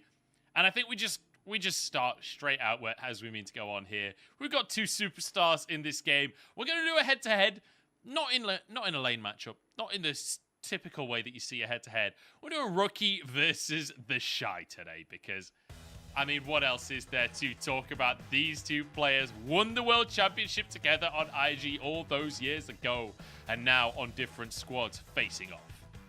Man, it is just so exciting to see these guys go head-to-head. Yes, they are not in the same lane. Yes, the Shy is in the top lane, Rookie is in the mid lane. but they are both such pivotal, cornerstones for their teams, respectively, that is just too large to ignore, isn't it much? I mean, for Rookie, had to miss out on the start of the split, and, since returning, has made V5, who, with Dream, were already such an insane team, even stronger. And for the Shy, yes, Weibo have been having a bit of a turbulent split, but man, when the Shy has his moments, he still has them, and he just looks so damn good when he does. He's had an insane split. Look at the CSD at 15, the solo kills. He is dominating lanes, whereas Rookie, we're seeing much more of a team-based style here. Things like the Lissandra, things like the Talia, making sure that he's there for his squad, as you see there, flashing over the wall to set up the rest of V5 for the kills. Yeah, definitely kind of like the difference in play style, right, between these two teams. Rookie, for V5, he is much more the enabler. Like you say, sets up his team for the kills, like we're seeing in some of the B-roll here. This wall, for example, cornering off the members here at VDG, effectively just single-handedly wins the fight. The re-engage in that previous clip. V5 are all about, having Rookie kind of just set them up for success. Or on occasion, Rookie just has pop-off fights of his own. He's not necessarily limited to just being a facilitator, and that's what makes him so scary time and time again. And I mean, even in this situation where, I think, what was this, last week, maybe the week before, where IG were giving them a bit of a run for their money in their early game, Rookie comes and kind of saves the day and ensures that all of a sudden a game that looked maybe like a bit of a write-off is theirs for the taking come the mid-game. And it's kind of poetic, right? Seeing Rookie be the man to turn it around against IG, against Shun, the jungler that he personally trained up as his mid-jungle 2v2 just a year ago on IG. So it was such a fun series, honestly. That one, if you need a good series to watch, if you're bored after LPL's finished today, go back and watch V5 versus IG, because especially game number 1 was kind of hectic. On the other side, though, the Shy. This man has been having a hell of a split. He's a player that has been massively criticized over the last couple of years. And, quite a polarizing player, I think it's fair to say. But recently, he has been having incredible games for himself. And, we saw just now Rich saying that the Shy in the current meta is an absolute monster and a player to be learned from. I mean, look at his movement. Look at his positioning. Look at the way that he just dominates the 1v1 time and time again. Yeah, and obviously, it's sometimes, like you say, he has his the Shy moments where sometimes the criticism does feel fair, but again, the ceiling is so high with this guy, right? That's what makes him such a fun player to watch, because he will just kind of, on a drop of a hat, on just a dime, he will just skill check you for the sake of doing it, and all of a sudden, a game that maybe looks effectively almost lost off the back of Shy's mechanics, all of a sudden, you have a glimmer of hope through that man, and that's what we're here to see today, hopefully, for Weibo. The Shy have a pop-off game against his former teammate and Rookie. And, man, I don't know. For me, it's a bit of a fever dream. I'm casting the Rookie, the Shy, and the finalists on my guest day. It's looking great. Yeah, I mean, as far as casting the stars goes, I feel like Rookie and the Shy are two of the biggest ones. I do want to talk about two of the newer players on these rosters as well. Down in the support role, we have both On and PP God. And both of these guys are mental. These guys just want to go in. They're both crazy in terms of the way that they play the game as well. It's not just about going in. It's also about the builds that they bring, the picks that they bring to the table. It feels like a really wacky support matchup, but also a very aggressive one. Yeah, I remember when I was doing prep for V5 a couple of weeks ago, and PP God technically shares this stat with Photic, but I think they have like the highest, I'm not sure if it's changed over the course of the time, I didn't actually get a look at the stats, but they had the highest forward in-lane stat in the entire league. Like, a lot of that is facilitated by Photic, but PP God ensures that they're allowed to do that, and they do it together. And as for On, again, just, it's psychopath gameplay sometimes. He just kind of goes in when he feels like it, just to kind of make things happen. PP God, though, time and time again, kind of just ensuring Photic gets to do his thing and going again forward. And that's what's going to hopefully make our bottom side matchup as explosive as maybe seeing the Rookie in the mid lane and some more explosive champions, and of course maybe the Shine on some of his own champs too. Yeah, and I mean, Photic in this place specifically doing such a good job getting the slow with the Q, the follow up on the rest of the team, really beautiful. But I feel like, PP God, especially on this Renata, like peeling for Photic here, gets the flash ultimate. This last clip as well, I want you to keep your eye. Oh, sorry. There's one more clip, and then the final clip. I'll point something out that's crucial from the side of On. PP God doing a great job. The Kalista Renata, obviously an exceptionally strong combo, but it feels like PP God really, really solid on that one. On is just a lunatic, though. He plays Renata like it's a Nautilus, like just flashing the Bartle to go for the 2v2. He has literally no restraint. He's just programmed differently to everyone else. He doesn't believe in backing away. Look at this, right? Gets caught out. Fate's Call. You think he's going to back away? No. Goes in with the Fate's Call, gets the knockup, flashes back, and then uses his ultimate. Like, On single-handedly turns that fight around with this aggressive Renata. Doesn't think like other supports, right? You're playing Renata, I think especially because the air around that champion in particular, you think, okay, you know, Enchana-esque kind of playstyle, you sit back, no. In, doesn't matter, like you say. He just throws his body at the play, and he is happy to do it if it means that the rest of his team can follow up on it, and it's the exact same thing on the opposite side for PP God too. So I'm curious to see what kind of support matchups we end up getting, whether we're going to see anything kind of like what we saw in that final game, where maybe we see like the odd Lulu. I'm expecting the answer to be no, unless, you know, we see this sort of diversion away from the hyper-aggressive AD carries to the Aphelioses and maybe to the Jinxes and things like that, because these guys love to go in, and I'm hoping, you know, for the sake of a fun series as well, because there's definitely the chance here, I feel like, despite Weibo being, you know, on paper a very strong roster, given the turbulence that we do see V5 kind of run over the series, given how strong they've been looking in recency, but I think it's more on sort of draft and how we actually see things get down there. We got some team stats coming out as well, and you can see that the Rift Heralds very, very heavily in favor of V5. They get the most Rift Heralds of anyone on average, and extremely high. Is that deaths per game? I assume that's deaths per game or dragons per game. Maybe it's got to be dragons per game, right? Dragons. Yeah. I was gonna say, wait. 2.7 deaths per game being second in the league. That can't to be fair, given how V5 have been playing, I mean, V5 have how many like individual games have they lost this split? It's like 2, 3 maybe? Two. Tops, right? Yeah, it's 2. Literally so 2 games lost. It's insane to think about. Like, historically, I don't think there have been regular split-wise, at least by right now in this stage of split, there probably haven't been too many teams that have been as dominant as this in LPL history. Maybe they haven't, I'm just a bad historian, which would make sense, but V5 really just do look like a bit like a cut above the rest, even in the top half of the table. I'm a V5, you know, stan at the moment since I've come here. I feel like they're playing such solid League of Legends, and I think rightfully so. I think it's difficult to agree. Difficult to disagree with anything that you just said there. That was close to a very controversial statement. Let's take a look at these bans, though, because already things are getting weird in this series, right? We've got the Rakan banned away from On. It's one of his like signature picks down in that bottom side. We've got the Twisted Fate being banned away from Angel, who has been playing a similar facilitator role to what we were talking about with Rookie earlier. But the Talia Respect banned away from Rookie as well. Yeah, Rookie has been having such a great time when he's had his hands on that Talia, so I'm glad to see we'll ban that one away. Final ban, though, what is it going to be? Because a lot of these bans look more targeted than anything else. It looks like it's going to be the Nart away from Rich. They just want him off that sort of, you know, safe topside pick. It's definitely something that we've been seeing first pick a lot, but speaking of top laners that get first picked, Gwen is going to be here for Rich in the top side, so the Shy going to be able to answer very early on if Weibo want to allow him to, but I expect, you know, the usual things, right? The Viego, the Wukong, both up and available. AD carries as well. Only really the Kalista and the Zeri pinch, so you still have a couple of those other ST options, things like the Lucian there. If Weibo want to lean on that, it's really their choice, but they're going to go towards the Azir super early on for Angel, and I wonder if they're just going to go for sort of like pressure mid laner, high action jungler for SOFM, and then just look to try and play off that pressure from Angel and the mid jungler and try and shift that to a side lane. We'll have to see.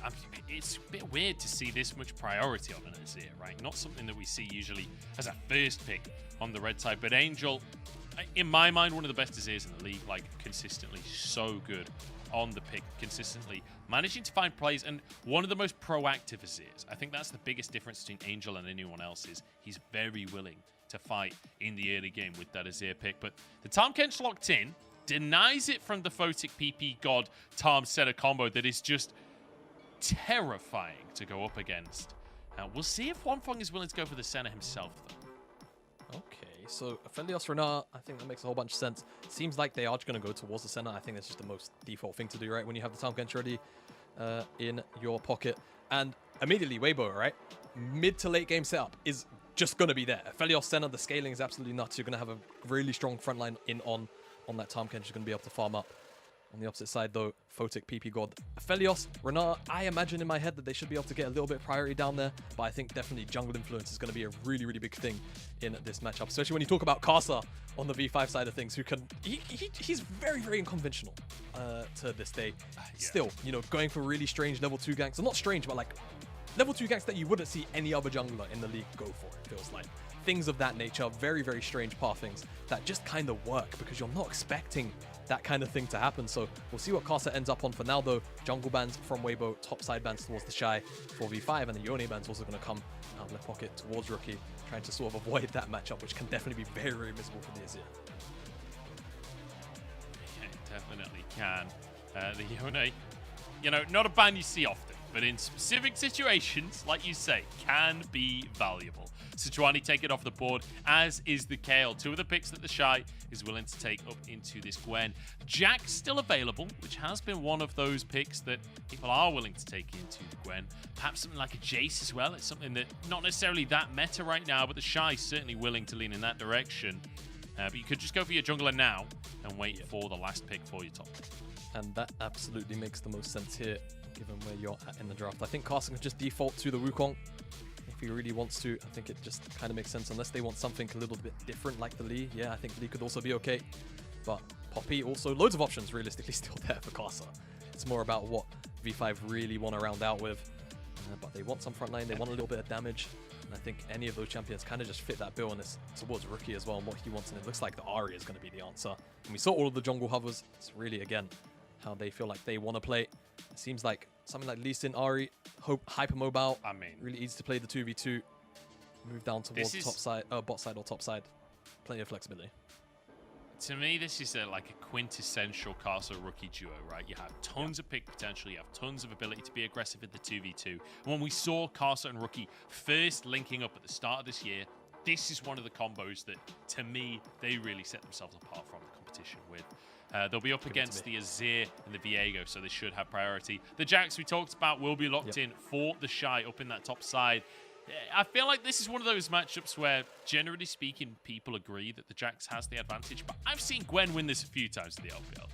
Yeah, I feel like it can definitely be very volatile, and that is what I will say. If Gwen gets too big a lead, right, like I think if you start to see a situation where V5 start to put their eggs in the Rich basket when they maybe have a little bit of mid lane priority or time to move up there, then if Rich gets, I don't know, maybe like a level and a half up on the Shy, then yeah, the Jax lane, it just gets a little bit difficult. I feel like the Iron Break points as well are just a little bit awkward. Even if Jax hits that Divine Sunder or the Triforce, the Rift Maker typically is just kind of a bigger spike for Gwen in the 1v1, and also a lot of the time what you'll see is Gwen obviously has a combat summoner. Jax in this matchup can take one of his own as well if he doesn't want to actually have the flash, but it's really up to the Shy and how he feels like that lane can or doesn't want to be played per se.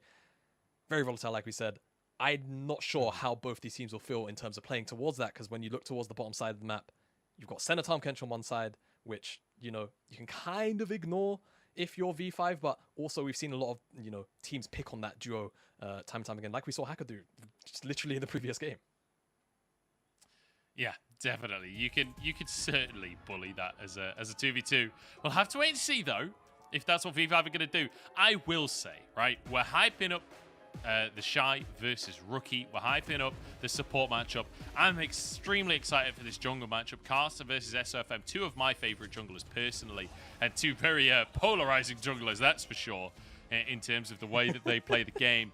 But for me, I'm looking at this game, and if we have to be totally realistic, V5 are a heavy favorite. Like, when you look at the standings, V5, like you said before, only 2 game losses so far this split. They're 9-0, 18-2. Whereas on the side of Weibo, they're 5-4 right now. They are positive, 13-12 in games, right? It's been a much tougher split for Weibo. And V5 are one of these teams that they don't have happy games anymore. They don't mess about in a series. They close things out as fast as they can, and they take everything that they possibly can. So Weibo are really going to have to tighten up their play, because I feel like a lot of the time Weibo are a little uncoordinated, a little messy in their play, and that's exactly what V5 love to prey on.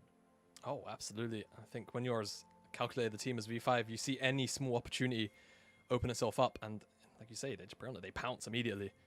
So Weibo, they're gonna have to be on their game today if they want to hope to make this, at the very least, a contestable series.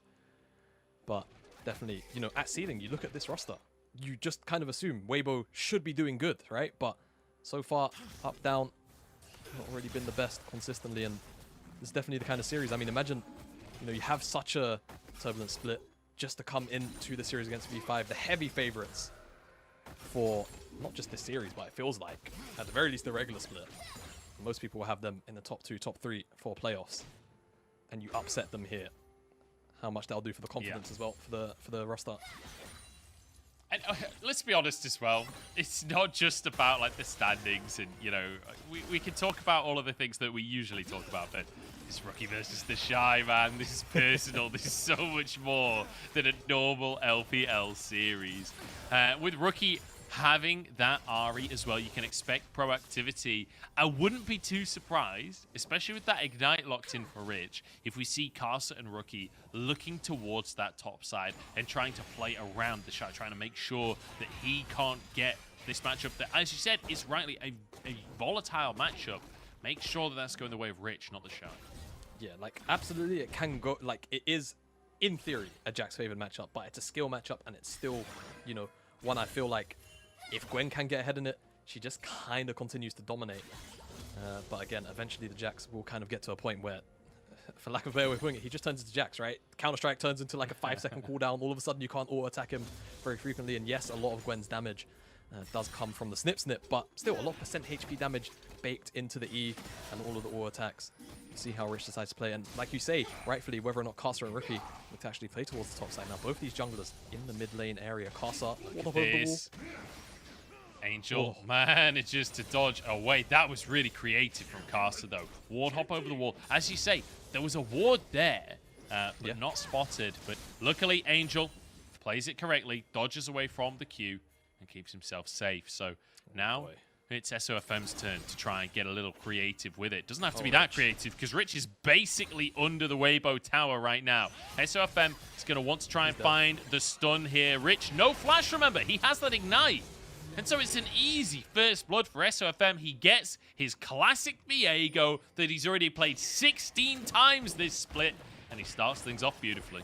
It's crazy to think he's played the Viego that many times this split. But, I mean, we've spoken a lot about how if the Gwen gets ahead in this matchup, how, yes, it can get a bit awkward for this Jax, but still, Jax can kind of come back into the matchup. What happens if the Jax gets ahead? I feel like the obvious answer is Shy just kind of takes over the matchup. He has the Sheen now, and with that Sheen, the trade, you can see, I'm just going to be a little bit heavy-handed towards this Jax side of the matchup. So Weibo can really lean on this if they feel like it. V5, it's not, you know, the end of the world, but it's a matchup where you would like to see the Gwen try and get a little bit ahead now as On goes in. We spoke about him. On the bottom side, PP God's in big trouble here. Ignites on either side, though. Maybe it's On that's in trouble. Uses the shield, though, as SOFM arrives. SOFM being so proactive towards his lanes here. Just going to help Wonfong and On push this one out. Actually goes for Photic. Bit of disrespect from the V5 bottom lane.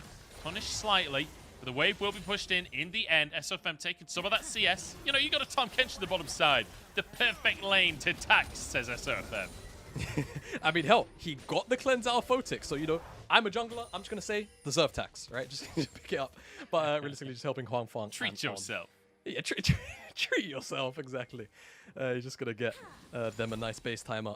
And they're going to be back on the map first in comparison to PP God and Photic. So, really nice from SOFM. We'll see what more pressure you can put down. Already been so proactive. On the opposite side, we need to see a little bit more of that from Karsa. I feel when you have this Arya in the mid lane, you always want to try and play around the Arya a little bit at the very least. See what you can get done. But it's just a really tough target in Angel, right? Azir, typically just a very difficult champion to dive. He has very small windows to really do it. Definitely the case. And I want to quickly talk stats as Drake is now live onto the map. Now, Victory 5, as much as they dominate every single game, SFM once again hovering around a lane. He's been really proactive today. Usually you expect teams as dominant as V5 to be like #1 in terms of getting these early objectives. That's really not the case. Like their first Rift 100%, they're 6th in the league. First Drake, oh my God. They are down in 11th place. They are much more interested in dominating lanes, but that's not what they're getting right now. Is the Shy is going to go down for his triple. That was a I'm big gonna be commit. honest. They were just like, you It's know a big what? commit. Sack this wave. That's the goal. But he doesn't care. SOFM's going to get a play, and look how much creeps that Rich is missing here in this matchup. He was already level 5 when he died. I think just because of the way that dying works when you're near creeps, he's still got a little bit of XP as he was dead, but at the end of the day, he's missing all of the gold. He's not actually that far down in CS, all things considered, but really great dive from SOFM. Level 6 now on the Viego. Caster's down here, taking the drag. He's actually a full level up on Caster, so really doing a great job. Yeah. Some of the taxation coming in, giving him that lead. But not only did he get the dive off, and yes, that's being cross-mapped by V5, but he took away some of the jungle camps for himself. So SOFM getting lead to his lanes, but also procuring a lead of his own. Yeah, and crucially as well, setting the Shy up with a pushing wave. Because that wave all died to the tower, it means now that this blue wave is stacked up. The Shy can keep this wave in whatever position he likes and potentially set up for SOFM to come on and visit the top side in a minute or two when that massive wave is close to the tower, setting Rich up to be potentially taken down once again. Heavy trades in this bottom side, though, continue. This Photic PP God definitely finding the advantage, it's fair to say, getting close to taking 2 plates in this bottom side. Not too surprising against the center Tom Kench. Yeah, center Tom Kench, it can definitely be very oppressive depending on the lane matchup, right? But melee champion, Tom Kench, into Renata, it's just really hard to sort of play around some of the ranges advantage you can find yourself in. And Photic and PP God, we spoke about how they are, you know, one of the most, if not the most aggressive bottom lane duo in the league, doing a great showcase here in this matchup into center Tom Kench. I mean, a lane that they're very familiar with as well. So I was going to say, they currently have a 100% win rate on center Tom Kench, so I feel like this was a necessary pick away from the side of Weibo, because Photic and PP God, they've played it 5 times, they've dominated 5 times, and you know, I know Forrest is a massive advocate for this on Twitter. The way that that Photic plays the center, like way more farming on a fasting center than you would ever expect, able to get a huge amount of value out from the champion's passive. Caster, though, we talked about SOFM moving up towards this top side. Looks like it's going to be Caster to do that this time around. SOFM sort of in the area. He's on his red buff. I don't think he'd be able to get here in time if the play does come out from Caster. no, I actually think it wouldn't be too bad. Shy has the flash and the Counter-Strike to work with, but they also know SOFM's here. It's Weibo that lacked the information, actually, and you could just see a face check. It's going to be a ward drop down by SOFM. Good little dodge. Uses his stealth very cunningly to keep himself safe here. And Rich now has that same position that we talked about for the Shy just not too long ago, right? Where the wave is in an awful position. The Shy really wants to push this in and is more than happy to take a tower shot to trade and try and get damage onto those minions. Rich wards it out. He knows what's going on. He's been here before. Yeah, he has indeed. Rich just going to clear out the wave here. Could have maybe tried to hold it in a freeze, but it's such a massive wave, and the next one is very, very far away. B5, though, Rookie, I think you could actually see on the minimap, Angel this is and why Rookie he's not had freezing, like, right? Huh? This is why Rich isn't freezing, because he knows that we're kicking off the Herald here. I need to be available. Yeah, 100%. And not only that, you look towards the mid laners as well. Rookie was rotating up towards the top side. Angel, curiously, moving down towards the bottom side, maybe trying to, you know, relieve Photic, not Photic, rather, Huangfang and On of some pressure just by, you know, nature of Fog of War. And with that V5 in a very extended trade, sequence of play end up with the Herald. We'll see what they want to actually do with it. I feel like the answer is probably pretty obvious. You go down towards the bottom side, give Photic first tower. Nice charm by Rookie there onto Angel. Give him a pretty positive trade. But yeah, you want to just try and get this Aphelios ahead at this point. I think for Rich in the top side, his job is, I'm not going to say done, but he's always going to scale relatively evenly in items at the very least to Shy, just given the way that things are going. In the bottom side, though, it's where that advantage is for V5 right now, and I think you just go give him the plates. The other one, of course, spoke about it last series, go towards the mid lane. You've got an Azir there, trying to take down that tier 1, take away that bastion of safety that a tier 1 can provide, can also be a very, very valid option as well.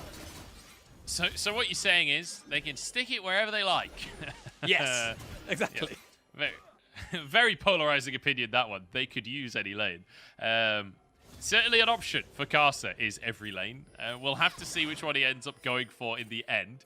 45 seconds on that Drake, though. And crucially, one thing that the Herald is often used for is to buy priority to get yourself into that river to contest these Drakes. So in 40 seconds' time, potentially Caster could use that in the mid lane just to make sure that him and his team can contest for this second Drake, because it's an Ocean Drake, but crucially, they already got the first straight. If they can just stack those up, look towards the Soul as a win condition, they'd certainly be happy with that one.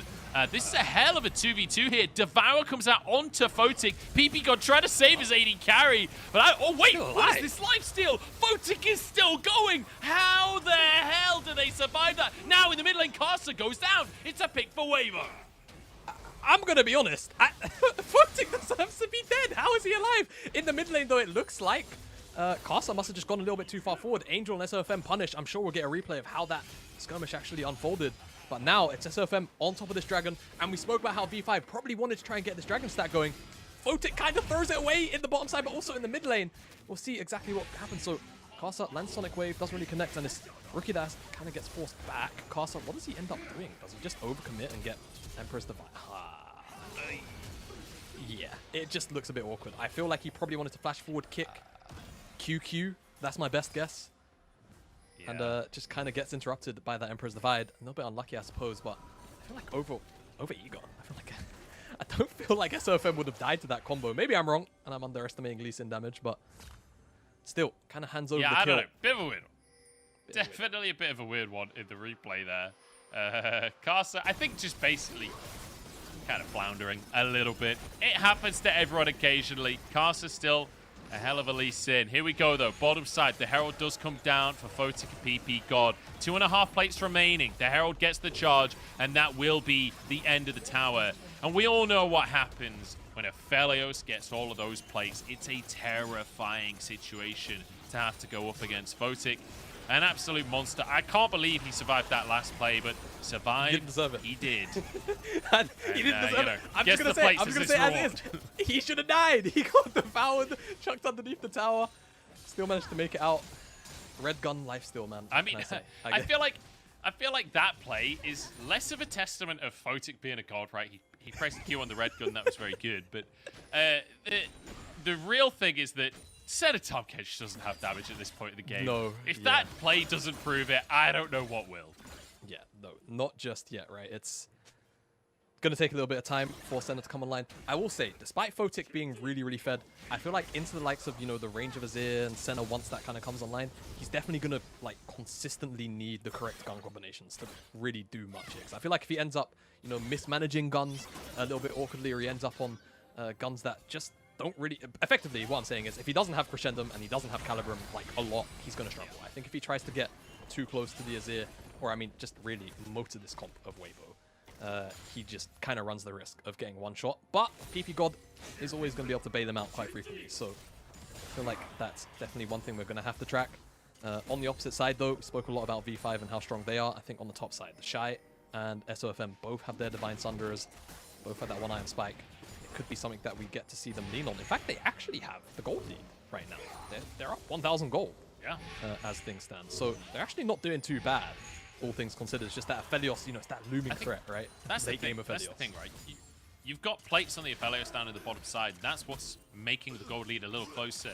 But when you remember what happened on that top side, when you remember the kills that SOFM has been stacking up onto Rich and onto Carcer, like, you start to remember that, yes, actually, Weibo did have the advantage in the earlier stages of this game, and that's why they're currently ahead in gold. Next Drake gonna come up in 2 minutes' time, but it's the Herald will be up first in 40 seconds. That's next on the chopping block. And I feel like right now, Weibo the ones that are sort of in the driver's seat. But that said, whether or not you move that Aphelios up towards the Herald is in the mid lane right now. No TP available for either mid laner. And the Shy also no TP. With him in the bottom side, actually, maybe V5 can just waltz into this Herald. Yeah, potentially. Crucial thing, a couple of resets come in. Angel picks up the Leandries, and that Frostfire comes in for On. So they all have Mythics now. They all picked up their first items. And like you say, I think given the lane assignments we were seeing before this reset, I think they're going to be looking to try and play towards this Herald. It's a little late, and you can see V5 have Rookie on the bottom side, no teleport for Shy. Oh, I love that. He just keeps walking forward. He's running at him. Dodges the charm because Rookie predicts the juke. Very nicely done there by the Shy. Knowing that him and his team aren't contesting the Herald, tries to make a play on the opposite side of the map. But as I say that, maybe they are contesting this Herald. In comes SOFM. It's going to be a 50-50. I don't even know who won that. I think it was Carcer in the end. As V5 grabbed that for themselves. Carcer trying to walk away with that Herald in pocket. On wants to punish over the wall. Angel is here with the Azir. But unfortunately, don't have the damage, don't have the confidence to go for the play right now. Yeah, not bad from V5 though. They get that Herald. They're able to get out alive. The Shy on the opposite end though. Really Giga Chad walks up to Rookie underneath his tower. Knows he has ult. I guess that's what he's trying to force out. Does eventually get Rookie to base though, and that's the important thing. Picks up the tower. And with that, he is going to base and probably have a fair amount of gold to spend for himself. Yes. So, yeah. On that note as well, as we see people sort of recalling and spending a bit of gold with Drake coming up in 20 seconds, let's kind of recap where we're at in the game because, you know, we talked about the Senna struggling for damage early. The Umbral Glaive with a couple of long swords finish. She will start to do a bit of damage, getting some souls stacked up for herself. As I don't know why we're fighting for Herald that's already dead currently. Drake is about to spawn, and you can see SOFM already on the scene. Karsa, not interested in that Drake. I think he's just going to slam Herald top here. Yeah. I think Herald top looks like the angle here for V5. It's just the Cloud Dragon, right? Both teams have one dragon apiece. Soul is a very, very long time away. Seems like that will just be the trade across the map. Whether or not Angel kind of just tries to yield this. You can see he's defending it really, really deep. He's not trying to go too far up. And I think just very slowly but surely V5 will just get this tower. Just going to take a couple of waves. Obviously, the dragon's already gone. Maybe Weibo can kind of defend this. SFM has obviously done the dragon. He's pathing back up towards the top side. But Caster is now showing face with that Herald. It seems like they will finally just pick up this tower. They really want to not use the Herald, right? They really want to just finish this tower off, and they will be able to do so. SFM not here in time. And some decent vision there. You can see a ward on the red buff, for example, as Castle will just go for the reset. SFM finally spotted out. He's on the blast cone, but little does he know, he's completely spotted. Oh, Rich doesn't dodge away from the stun. Here's an all-in from the Shy. Flash available for him. He doesn't need it. He's got leap strikes for now, as here comes the Hallowed Mist. It ain't even nearly enough, because Counter-Strike's activation means that he dodges auto attacks. And this is what I was saying, right? Like, the fact... Beforehand, we were talking about how Rich could maybe get ahead. Then it's, you know, Weibo that put all the resources to get Shy ahead, and now he's almost level 13. The Counter-Strike is almost maxed out, and I think it's like something ridiculous, like a 6-second cooldown, something along those lines. You had a skirmish actually in the top side, picture. It looks like just flashes exchange between the mid lanes there. So very crucial information still potentially for the next dragon. Photic is not a normal human being, man. He just goes aggressive. He is not afraid of a 2v2. He is not afraid of a 1v3, I don't think. He just goes in, just uses that ultimate, wins a 2v1 somehow in the mid lane. Like, Photic, he's a machine. Yes, he is indeed. So many very aggressive ADs today, but let's just get a look at this 1v1. As Rich just doesn't really have the damage to stand up to this. And to be fair, a lot of damage returned on that, you know, 4-stack snip and the final part of the needlework. But unfortunately, the problem is so much of your damage in between that comes from those auto attacks. And the Counter-Strike comes up, and he's not really able to return anything. And Rich just doesn't have the health bar to work with. And it's just going to get worse on the side lane. The Shy is only going to get stronger. He's just going to eventually start to stat check him. Has a bit of a garage sale going on in his inventory though. I'm not really too sure what to make of it. I guess it's Hullbreaker. He's gonna have Frozen Heart. He's just going, you know, down on multiple paths to get to where. At the end of the day, we're talking about the Shy's builds here. Look at this team from Weibo, right? With SOFM, with the Shy at the top side as well.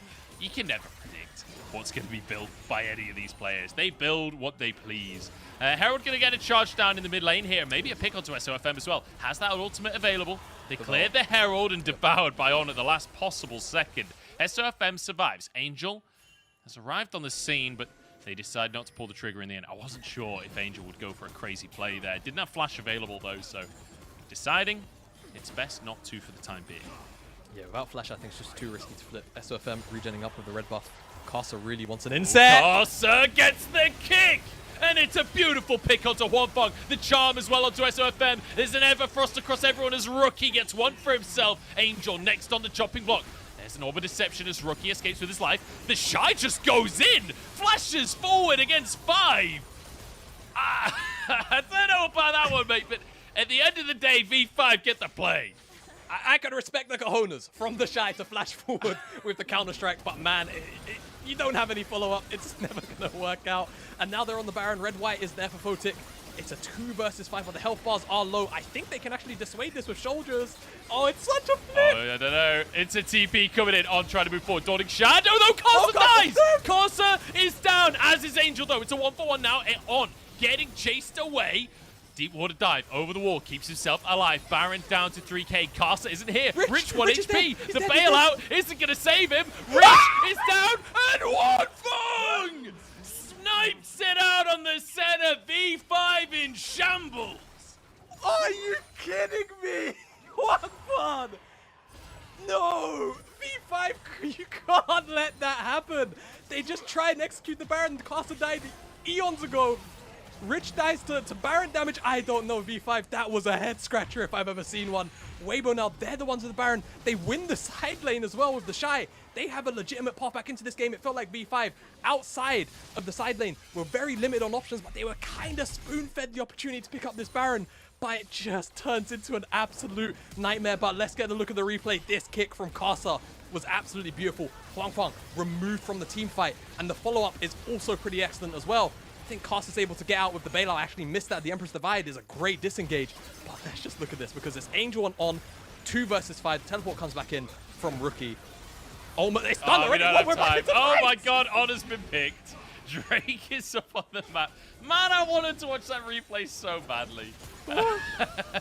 On gets picked off. Drake now. SFM is alive. Pulled in with the handshake here. It's 4v5, but Weibo don't look like they want to back away just now. Here we go. SFM over the wall. Can he find the steal? No. Corsa grabs it. Hostile takeover goes out. Rich charges on towards Wonfong, but rooted up. Angel. Can't follow up anymore. Everyone's stuck in here. The Shy goes in with Angel. The solo laners of Weibo show them what they're made of. Photic stuck over the wall here as SOFM gets the resets. And I can't believe I'm saying this, but Weibo are dominating the fights. Weibo are taking over this game right now. Rookie could be in danger. SOFM not going to be able to get an auto attack down for the Red Smite to connect.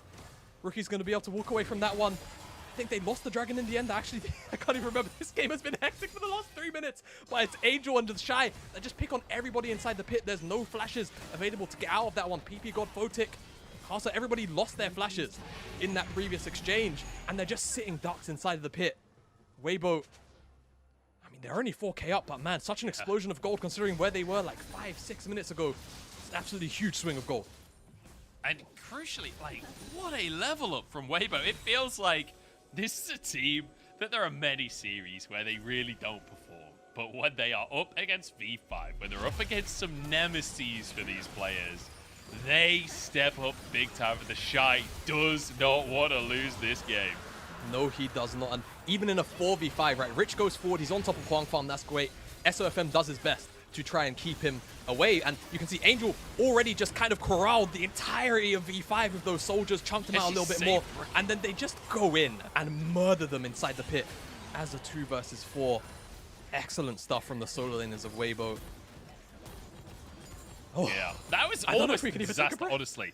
Because Angel knocked Rookie and Photic over that wall. If they couldn't finish off Photic, that could have been disastrous for Weibo, but managing to make the play. I love the Angel willing to pull the trigger alongside the Shy. And this is what I said in Champ Select. This is why I love watching Angel on Azir. He's one of the few players that I actually enjoy watching Azir on because he's so willing to make those plays. He does it all game long and managing to do it again. Weibo now in the driver's seat, it has to be said. They're almost 5,000 gold up in this game. Closer to 4, really. But 2 items on Angel. 2 items finished off on Wonfong as well. And you can see that he's adopted the Photic strategy. He started farming himself here.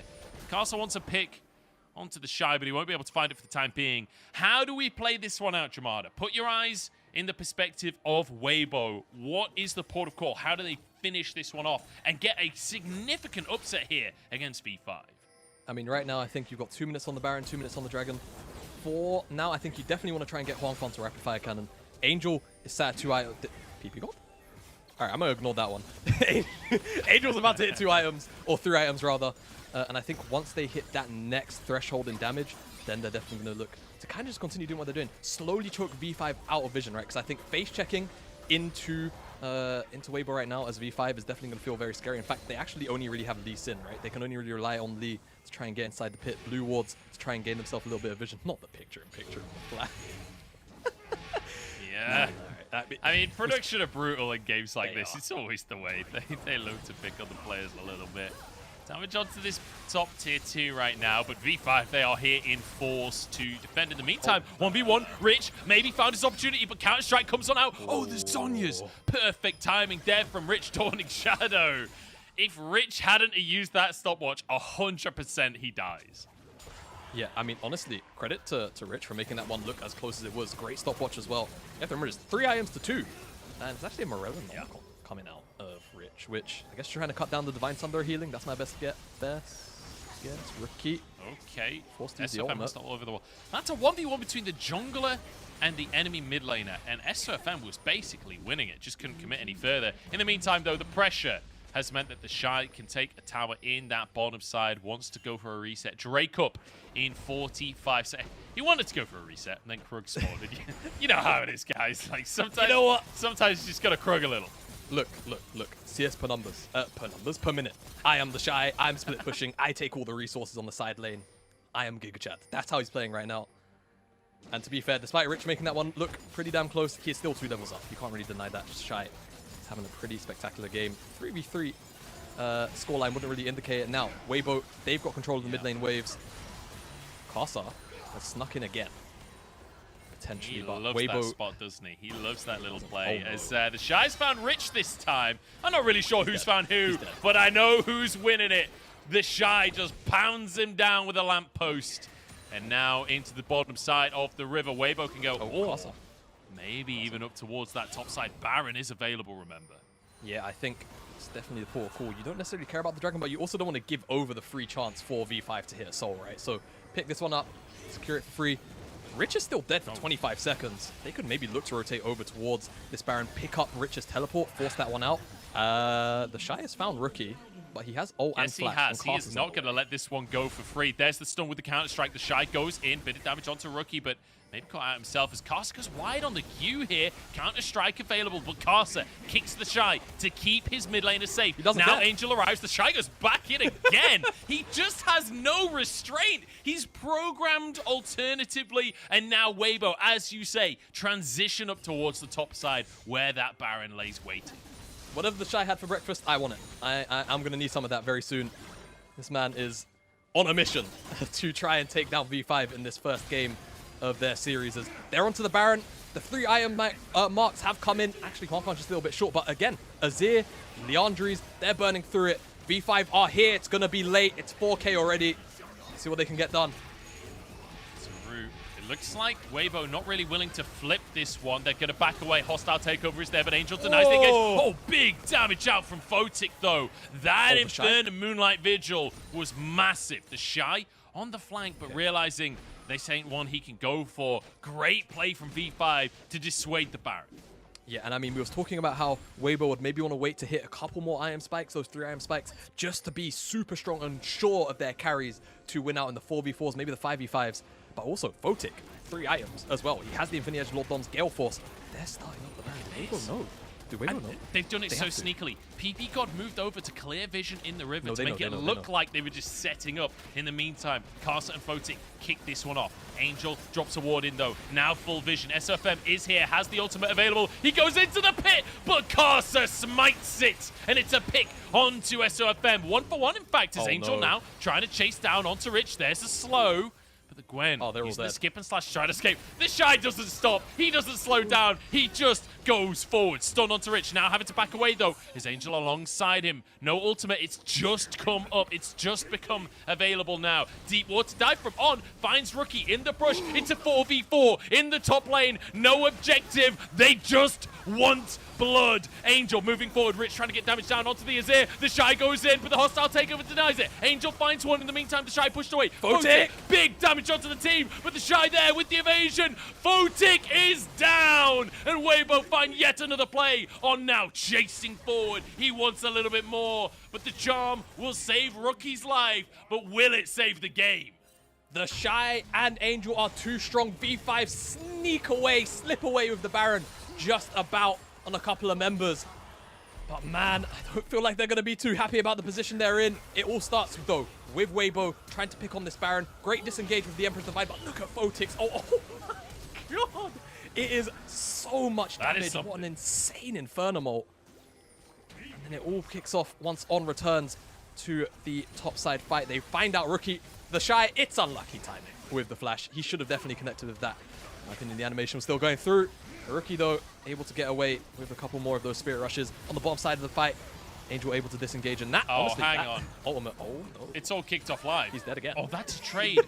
Rookie for On. That is not a trade that V5 want to make any day of the week. And remember, this is V5. This is the team that does not lose games. This is the team that only plays seriously. And Weibo, right now, are trying to push them to a deficit in the series. Carcer trying to find the Shy. Yeah.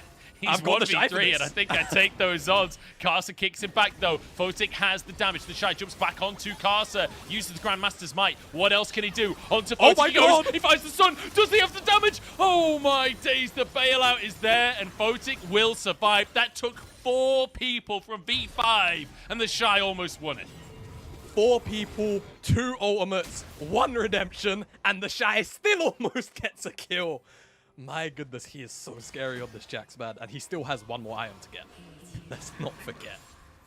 Yeah. Only can get just a let's bit just more take stronger. a second, Age of Honor. Right, Yeah. We've got Drake coming up in 40 seconds. I just want to remind everyone that Weibo, this is a team that are 5-4 in the standings. This is a team that has no right to challenge V5 in this way. But look how much pressure these V5 players are on. Rookie making an uncharacteristic mistake there, sending 4 people to deal with the Shy. But in 20 seconds, this Drake is up. And V5 would love to push themselves to Soul Point as well. The Shy has TP available.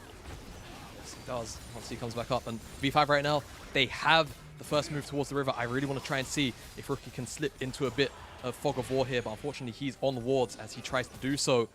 And the rest of Weibo, they're just going to try and enter through the mid lane. I think Photic's not going to have the best set of guns unless he swaps over to Infernum on the next rotation. Otherwise, he's going to be a little bit screwed. There you go. That's really nice. And now he can try and find a bit of AoE, but the Shy's on the flank. Yeah, they're flanked by the Shy right now. As SFM's in the pit, this would be solved for Weibo.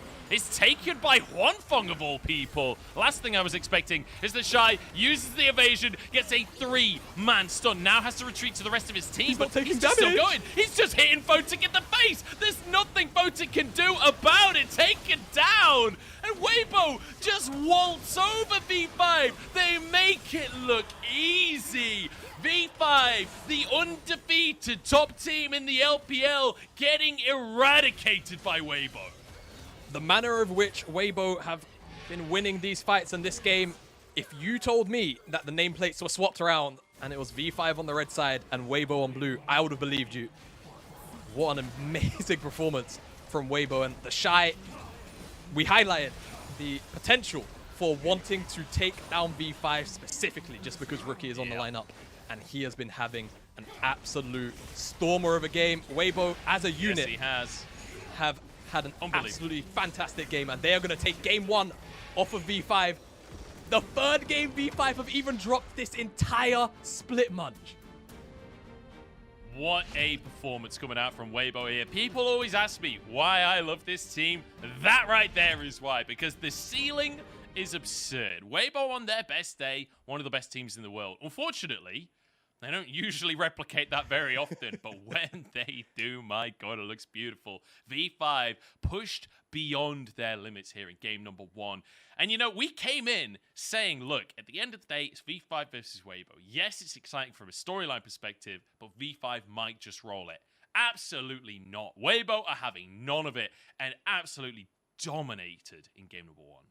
Yeah, that was absolutely fantastic. I think definitely maybe a little bit spooky in the early game, right? But I think the fact that they're able to get the Shy ahead in that Jax matchup, yes, he might have sacrificed his life for one of those dives, but it's about the lead that was actually gained off the back of it. But not only that, it propelled SOFM up ahead, right? Because he leashed XP from the bottom lane. He helped Huanfeng and On get that wave crash on the bottom side. He then soaked up plates and a bunch of jungle camps from Carcer.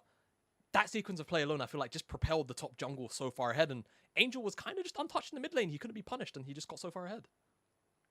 Yeah, so it's kind of a weird one when we get into the topic of, like, MVP, right? Because I think the Shy is, like, the obvious call for MVP. He had an insane game on this Jax and put so much pressure on them, like, constantly just going in 1v4. but like Angel's Azir, really great. SOF Amado. Crucially though, Huangfeng, even though he didn't do a lot of damage, he stole the Baron.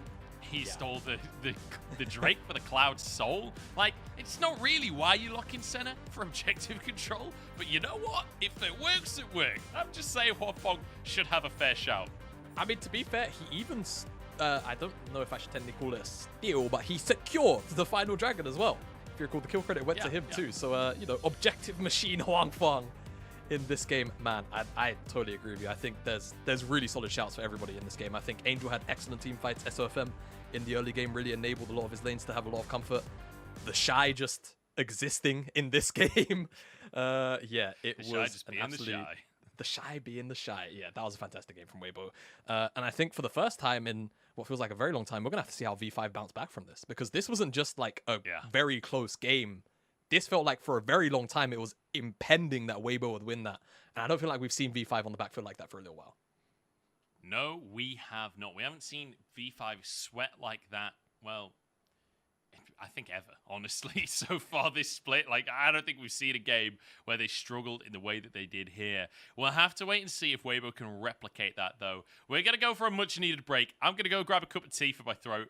Let's see, though, what V5 have up their sleeves for Game 2 right after.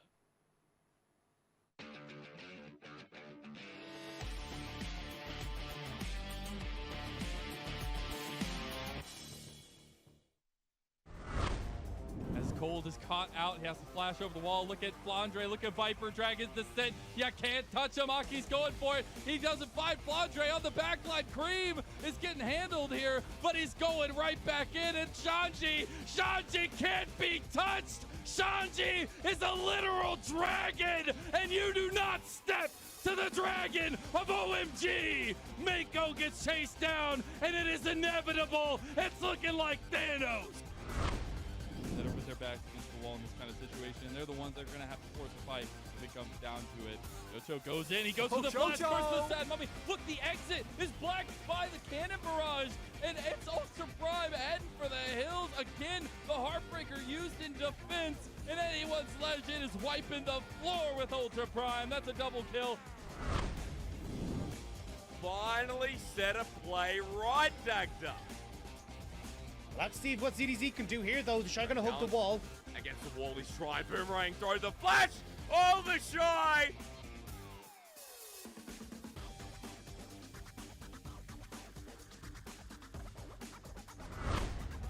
Loading as well. Hostile takeover at the ready as JJ Mako walk on in. V5 deny with a great steadfast presence. Casters taking everything, but it's a Poppy as the seismic shot goes into the wall. This is just beautiful. Takeover as well. Scout finally has the package, but Rich is going to rejoin the fight. V5 getting low, but EDG need to take down Rookie, and they need to take down the other man as well. Voting over the wall, gets himself a triple.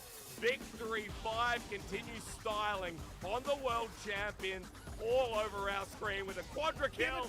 And Dagda, gear it up. Voting against EDG. On fight for the pentakill. You better believe it.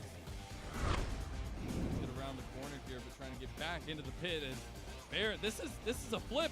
Package comes through. Viper is the target. Cream gets Viper. That's huge. JJ is now caught out, and OMG have done it. A double kill for Cream. Make it a triple. And Flandre and Mako, they're the only ones left of the world champions. The Dragon's coming to town, and the Dragon is hungry.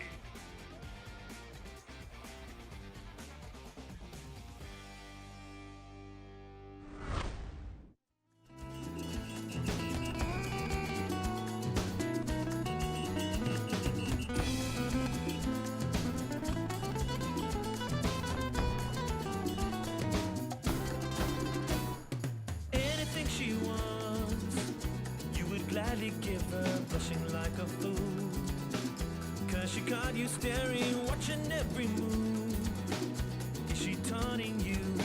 Is this a sign? You need to stay cool. You better fight, but you can't deny. No, you're not in control. Once you connected, you feel the fire. And she's pulling you close. You close. That dance of love. Ay, ay, ay.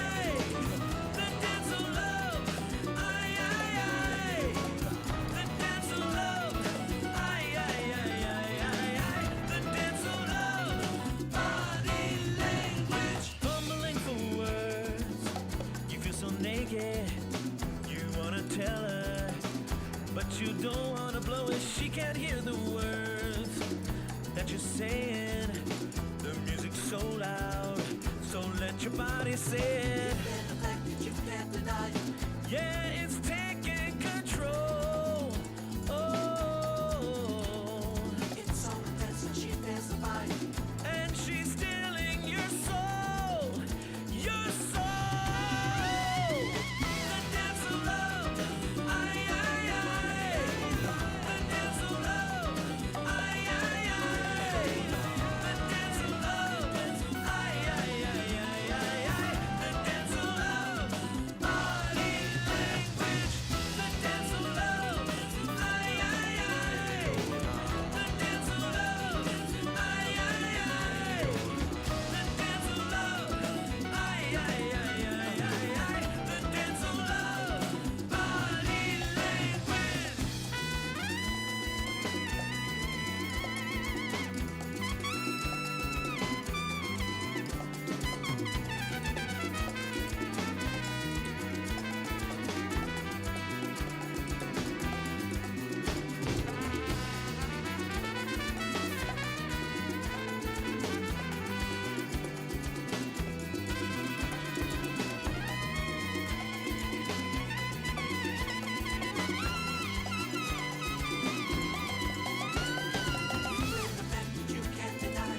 No, you're not in control. Oh, once you connect, she feels a vibe, and you're pulling her close, her close. The dance of love, aye, aye, aye.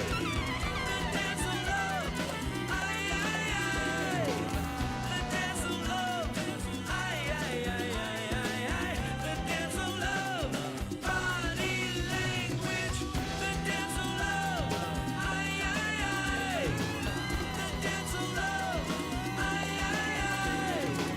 The dance of love, aye, aye, aye, aye, aye, aye. The dance of love, body language. The dance of love, aye, aye, aye. The dance of love, aye, aye, aye. The dance of love, aye, aye, aye, aye, aye, aye. The dance of love, body language. I bailaba.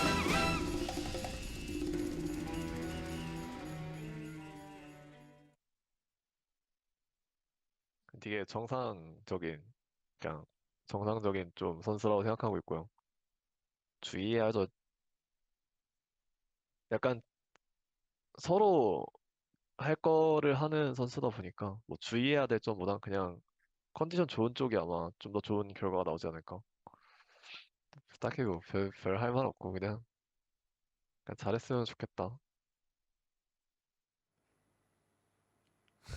Welcome back, everybody, to the LPL. It's myself and Jamada headed towards our second game in this series. And my goodness, what a series this is shaping up to be. I don't think there was anyone coming in today that had realistically analyzed this series and expected V5 to lose game number 1. But here we are. And Jamada, I'm gonna throw it straight over to you. You know what? You can introduce our MVP because I think he needs a grand introduction. Does he need any introduction, really, though? He was the Giga Chad of this game. It was the Shy on his jacks. And I don't know. He was a bit 1v9, really, wasn't he? Like, yes, all of Weibo were definitely firing on all cylinders in this game, but I just felt like once he got his lead from SOFM's attention in the early game, he just took over the side lane, as kind of expected from this matchup. Very early on in the draft, once we saw the Gwen first picked, we said the Jax, definitely a possibility, wasn't banned away, our fight for the Shy, and Weibo played for him excellently, and then when it came to it, the Shy played for his team excellently in some of those team fights. And I mean, it was off the back of being able to do things like this in the 1v1, where at this point, there's just not really much Rich can do. Rich even has the Ignite on top of the I Am Havanji had there, and still wasn't able to do anything. My God. Seeing that in slow-mo makes me kind of sad, but also excited for Weibo, and to see whether or not they can actually close out this series, because this was definitely the first time I feel like we can say we've seen the side of V5 convincingly on the back foot, right? We've seen them on the back foot this split. It's not like they're invulnerable to losing. They've dropped, 3 games now, and they have, had shaky looking early games on occasion, but this felt different. I don't know about you much, but this felt like Weibo were objectively the better team in this game. It seemed like V5 had options that they could play through from their draft, but Weibo just had, stronger options which they played to more efficiently, and that V5 just couldn't keep up. Yeah.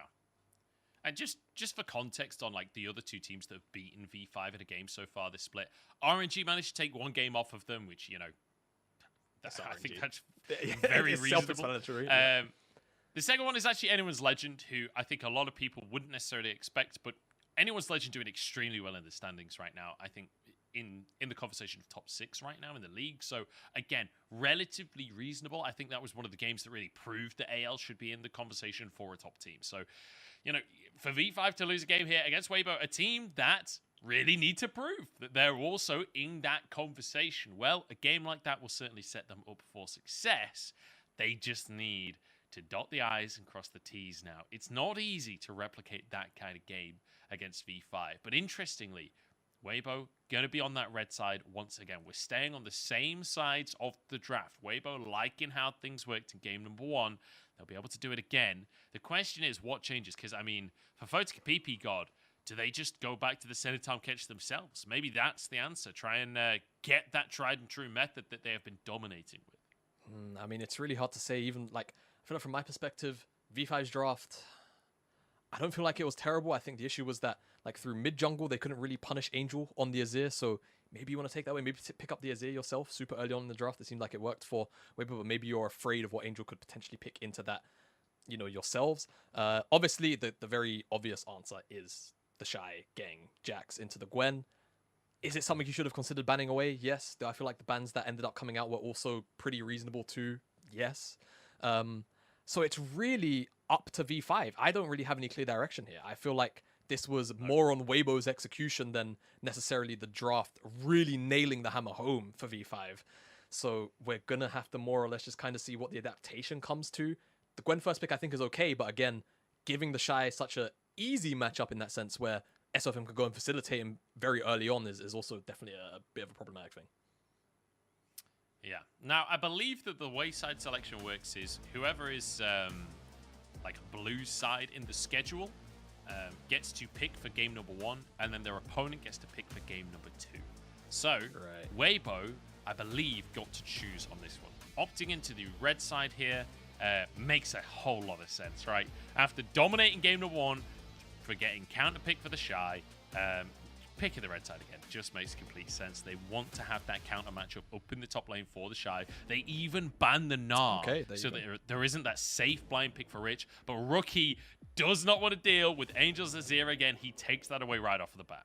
No, I like this, and I mentioned it because I think it makes sense, right? Taking away Angel's Azir, it just kind of makes life a little bit easier when you're trying to punish the mid lane. And even if we see Angel go towards the Ahri, to try and take the flip side of the matchup, I feel like when you have Azir, it's a little bit easier to make plays onto Ahri than it is in the vice versa. So I quite like this from V5 Weibo. If they want to go the full center Tahm Kench here, there definitely isn't really anything holding them back. But also SOFM has They take Viego. Tahm Kench?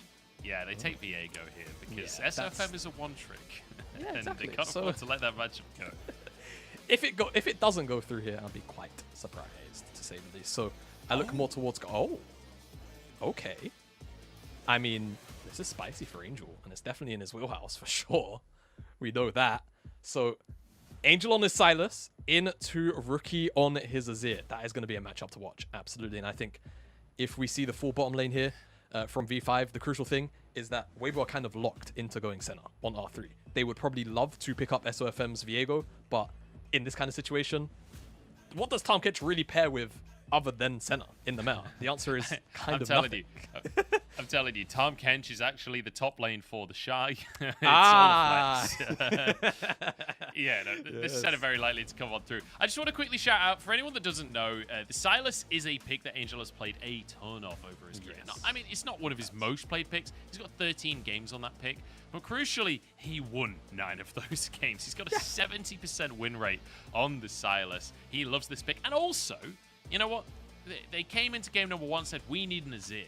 And then game number 2, Azir's taken away. They're like, you know what? We still need Emperor's Divide at least. So they lock in the sets. We're going to take at least something from Azir's kit, and it's going to be his ultimate.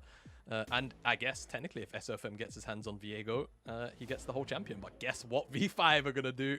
They're very, very telegraphing of banning that one away. And I expect Weibo are probably going to look towards the Lee Sin, if I have to wager a guess on what they would like to take away from Karsa's champion pool as well. And then it kind of just leaves V5 open to just continually shut down what SFM could potentially pick. Maybe it's something like super out there, like the Jung, but actually it's the Wukong that gets banned away. So I guess SOFM is maybe looking towards the Lee Sin. So this still kind of opens up for V5 to, again, continue to just pinch on the jungle pool. So we're going to see junglers that we probably don't get to see too frequently in this game, right? Because we've got, what, 1, 2, 3, 4, technically 5 if you want to count Talia as a flex. Jungler bans likely to come in. So SFM going to be a little bit, I'm not going to say uncomfortable, because we've seen him pick a wide variety of things and build a wide variety of things. But oh my goodness, it's the Respect Jax ban. And it's going to allow SFM to get his Lee Sin. Yep. I think that says a lot about where V5 are mentally after that game. To be honest, they just don't even want to blind pick anything that could run the risk of the Jax showing up. Yeah, just removing that Jax. SOFM gets the Lee Sin, which is the comfort champion for both of these junglers. Obviously, SOFM, we're joking about him being a one-trick this split on the Viego. He has countless games on the Lee Sin over his career. Over on the side of V5, though, Karsa hovering this Trundle. We saw this hovered earlier on today. It was never locked in, but there it is. A duelist, 4th jungle, a lot of ability to fight for those Scuttle Crabs and to fight for early game presence. It's a Sejuani as well as the blind pick for the top lane. This is a very late game composition from V5. Yeah, it really is. And what do you want to do from the Shy's perspective to try and match that, right? You have things like Gangplank maybe, which you could lean into. Does okay into the Sejuani. Yeah, Kayle. Oh god, Kale's open. That's... Oh, Munch, you're right. I mean, oh no. Yeah, I mean, I'm just looking at the Shy's champion pool. He's played so many different champions, but at the top, on more than double any other pick, is Kayle.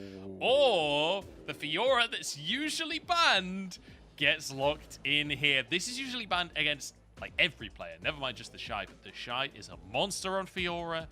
He's got a 100% win rate this split on Fiora. Granted, it's only one game, but Fiora, an absolute menace in that top lane right now and loves the matchup against Sejuani, I promise you that. I'm just going to say it. I think V5 are on a timer. I think if nobody tries to shut down the Shy here, which even on its own right is going to be pretty difficult. A lot of the CC is telegraphed from V5's side, which could be riposted. The Shy just does exactly what he did in game number 1 by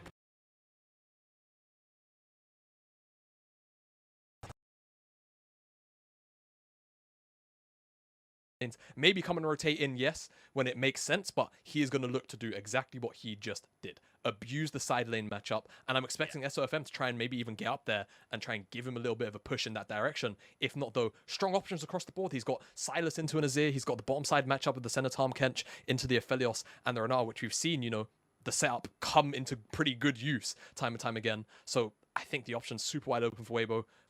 On the opposite side of V5, it's a little more standard, it's a little more, you know, scaling, playing for items with the Azir, with the Aphelios. We've seen this composition almost, you know, pound for pound already show up today. Yeah. We know what to expect. It's whether or not they can actually execute on it. The thing is, like, when you think about V5, even with a scaling composition, you think of aggression. But I'm not sure in the way that these matchups have lined up. I feel like in the bottom lane, you can still be aggressive, but, like, in the skirmishes against the Sylas Lee Sin, it's going to be tough. In that top lane, you definitely can't be aggressive against the Shy unless it's Karsa getting into that lane as well. I don't know. This one's going to be juicy. And the Shy playing his own skin on the Fiora. Oh, I'm so excited for this one, Jamada. Man, that, like, seeing the Shy Fiora, like, great. Like, I am so hyped already. He's using his own bloody skin to potentially walk home a series against the undefeated V5. Man, oh man, the setup, the story's there. It's almost writing itself already, the headlines. Yeah. But V5, they've got themselves I kind a of wish very, Rookie very was playing stable LeBlanc now. I really wish Rookie was playing LeBlanc just so we could see both of them with their world skins. That would be just too beautiful. Yeah, we'll have to see. Yeah, so you want to talk compositions? I think jungle pathing as well. Like, let's talk early game. Yeah, let's yeah. talk Actually, one thing I would just say quickly before we get into that topic: 4 Doran shields. When do you see that? I don't remember the last time I saw that. It's Tom Kench, Silas, Fiora, and Sidrani all have Thorin shields. Kind of weird. Yeah, definitely quite strange. But yes, jungle buffing I think is going to be super important. Oh, okay, the observers really love the Shy right now. They just want to show everyone that this is his skin. Like, it's his skin. He is the reason this skin came into existence. Yeah, so SOFM starting on the bottom side, and we said, right, it's kind of one of two things. Obviously, jungle pathing is normally bot top to bot anyway, but in terms of the thought process, get the Shy ahead early so you don't have to do anything else other than let him do his thing on the side lane. And the early pathing indicates that we could potentially just be seeing exactly that. Kasa on the opposite side, he just doesn't really want to touch the Shy's lane, and I kind of get it. It's a really difficult lane to gank. The permafrost can always be riposted. It's really easy to walk out of that one for the Shy unless he's really overextending. So Kasa's just going to move towards the bottom side, towards Photic, towards PP God. And we've already seen Photic have... Honestly, individually, it was a really strong game from him, right? So we'll see what he can get done. That was a really hefty trade in the mid lane from Angel and Rookie, though. And that's definitely going to attract the attention of both of these junglers. Yeah, Angel actually opted into that trade as well. He started that one, but Rookie now out of pots, whereas Angel keeping them has a biscuit as well. And like maybe Angel trying to play like the long con in this mid lane, trying to out-sustain, but he, you know, he doesn't win the poke war against the Nazir. SFM, you said he wants to avoid this top lane. Apparently not. He wants to go up towards this top side right now. Rich uses the Q, but no. The Arctic Assault, even though it was used, it doesn't really matter. Rich is safe in that lane. The ward is available there. So SOFM will just return to his jungle. Oh, will he? Look at this. Playing with Fog of War. Moves back in, though. Wants to go for the Scuttle Crab. Caster's here. And he has... I don't know. This is going to be interesting. I'm pretty sure Caster wins this 1v1 and just going to slow him. Just going to start battering him down. Kick him out of the jungle. Yeah, but look at the mid lane wave as well. Caster should know that SOFM doesn't have red buff, but he has to go actually cover this. Angel's maybe committing. Oh. Angel's in trouble here. Not get hit by that last hit. Okay. He's all right. Weibo, though, feeling the pressure here from Caster. Yeah, no, absolutely. I think the fact that SOFM had that kind of awkward pathing, I think did 4 camps into trying to look for the gank. Maybe a scuttle. I was expecting Casa off the mid lane priority to maybe actually go and invade SOFM, but potentially worried about the fact that the Shy has first move from the top lane. So just goes and ignores it, has to go and cover the mid lane 1v1 that's going on. Still picks himself up double skull, and he is also here to effectively cover SOFM if he decided to make any kind of beeline towards the bottom side to try and set up onto Photic and PP God. So really nice pathing early on from Casa, just covering multiple lanes at once. Yeah, covering multiple lanes at once, finds himself a small CS lead as the trades continue in this top side. Both top laners basically out of mana at this point. And you see Rich will naturally start to struggle a little in CS as Angel keeps on going for these aggressive trades in the mid lane. I mean, I'm loving watching it. I feel like this is a matchup that realistically Azir is going to win in the early game. You can see that in the CS, but ultimately, Angel not willing to just sit by and watch the CS die. No, absolutely is not. And it's definitely very nice to see. Even has the first strike as well. I feel like we saw this. I'm not sure if it was from Angel, but from another Silas player going first strike. It's definitely a very interesting rune choice, especially when you're into Azir, right? It feels like it's going to be pretty difficult to proc very consistently. Even there, I don't think he actually managed to proc it because Rookie hit him first. But, you know, you have to remember that first strike. Yes, I think that it's pretty good for generating early gold, but a lot of people forget it's not quite like Kleptomancy of old, where it used to just kind of just give you so much gold like that. It's more of a damage spiking rune. It scales with how much damage your champion does. At the end of the day. So if you get into the later stages with a pretty, you know, glass cannon build and you happen to run into somebody, all of a sudden a huge chunk of your damage is converted into additional true damage. And you can kind of just one-shot even harder than you maybe could before. Now, SOFM, he's looking towards the top side again. Rich a little further up this time. There is a ward, but will he be able to make it out? Yeah, it's whether or not that ward is going to matter. SFM moves on in, immediately gets the slow. Rich, no flash available for him. That's one of the vitals proc. There's the Q coming out. And the Shy will grab first blood. Very nicely done. 2 games in a row. It's SOFM to visit that top side and set the Shy up for success. Yep, and success is definitely just by nature of the compositions that we have in front of us gonna just be a thing for the Shy, right? No one should be able to match Fiora on the side lane after 2 items. At best, Rookie is gonna be able to go towards the side lane and maybe wave clear, but it's certainly not going to be Rich. He's going to get absolutely shredded by those true damage procs. What is going on in the mid lane? Soldiers galore. Angel will survive. Has to use his splash, though. Rookie getting the best of that one with Karsa waiting in the wings. And I'm loving this from Karsa. He knows that Angel is being aggressive in the matchup, so consistently just hovering around this mid lane, making sure Rookie can safely push these waves in and find that CS advantage. Exactly. Just being there when it's necessary. Angel, I think we're both loving to see the aggression come out of him, but slowly starting to fall behind in CS replay. Top gank? No, mid lane play. As Angel goes in with the abductive storm, picks up the ultimate, and yeah, they just both kind of knock each other away, but it's Rookie that locks Angel in to his jungler. Has to use the flash to get away. But now the Shy, this is the problem. Getting that first kill. Is he going Hullbreaker first? He has a Phage in his inventory. Munch, he's going Hullbreaker first. He's not even going a Mythic.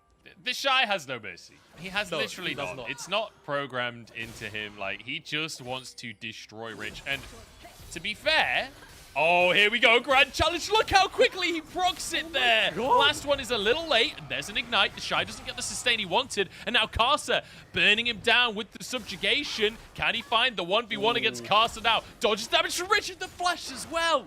The Shy is just too clean with it. That was really, really well played from the Shy. Considering how that could have gone, Karsa also still had flash. Really, really great footwork to work his way out of that. And now, I mean, you know what? Both of his feet were good, so it is feet work. It is feet Yeah, work. true. SFU moves mid. He's just going to help push his mid. Yeah, and I think off the back of that play, they recognize Karsa and Rich are probably going to reset, so maybe looking towards the Herald. That's the thought process. Photic, PP God. Good guns for fighting Photic. Huang Fang and On, they've actually kind of been forced away. At the very least, On's going to be able to use that Abyssal Void, which get back to lane, though. And seems like despite the posturing from Weibo, the Herald isn't going to be started up. You can see Rich, Karsa, they walk back towards the top lane because they were probably expecting potentially Weibo to start that one up. But with nobody in sight, they're actually going to get this Herald themselves. It seems like Weibo don't really have an interest in picking this one up themselves. It feels like this is kind of dangerous for Weibo, though, right? Because yes, V5 are going to be able to grab this Herald for themselves. This feels very typical of V5 to get that first Herald. But I'm a little scared for the bottom lane of Weibo off the back of this. Like, when you look at how this bottom lane has been going, Photic and BB God have been destroying the bottom lane. They already have 2.5 plays taken. This Herald is a guaranteed tower in the bottom side. A lane that already has had infinite priority this game. Like, I'm real scared if I'm Huang and On right now with the Herald in the pocket of Karsa. Yeah, and not only that, we saw what Photic got done in that last game. Yes, Weibo were dominating a lot of those team fights, but Photic had that one pop-off moment with the Infernum Ulm. Yeah. Not only that, he was just putting out so much damage time and time again outside of that specific sequence too. So definitely getting Photic ahead. I think that has to be the port of call because the top lane matchup, Shy is basically proxying. You know, he's just trying to harass Rich underneath the tower as he slowly gets the plate. Yeah, that's what he wants more. I love watching this though. He's making Rich choose between the CS that's dying under the tower and the Shy getting plates, right? He's making Rich have to play both games simultaneously. Oh, Rookie, quick reactions to get out there. Does not manage to finish off the control ward. Yeah, not quite. Yeah, really, really hectic, chaotic topside going on for V5. Yeah. I don't think they're going to be able to fix it. They have to play towards another lane, and they have to definitely get their lead sooner rather than later, because the longer this goes on, the Shy is just going to continually do this. Yeah, Rich is in trouble here, but will survive, at least for the time being. The Shy can't get the final vital that was behind Sejuani. Rich trying to get a charge. Here we go, though. The Herald, we talked about it already. It's going to be gifted over to PP God and Photic.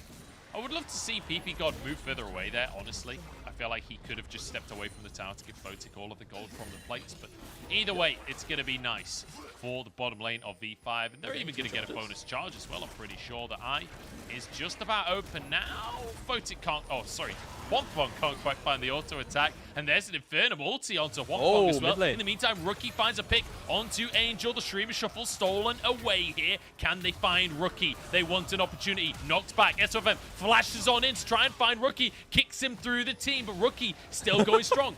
SOFM taking a journey across Summoner's Rift right now. Has a blast going as well. It just zips into the Krug pit to get a recall off. In the meantime, Angel trying to move back in. Carter's kind of low on here as well. Angel goes in. He tries to find Carter. Gobbled up by On. Kept alive here. Huanfeng with some sustain. SOFM sticking around. Does not have the Dragon's Rage. That's going to be a hostile takeover that keeps everyone in place. And Weibo being chased down one by one. The Gravitum is there. A kill for Rookie. And V5 looking a little more themselves here in game number 2. Angel, though, reads the play well. Yeah, and that's such an important win for V5, right? It felt like on the top side of the map that the Shy's matchup was starting to get out of control. Rich not really able to control him any longer.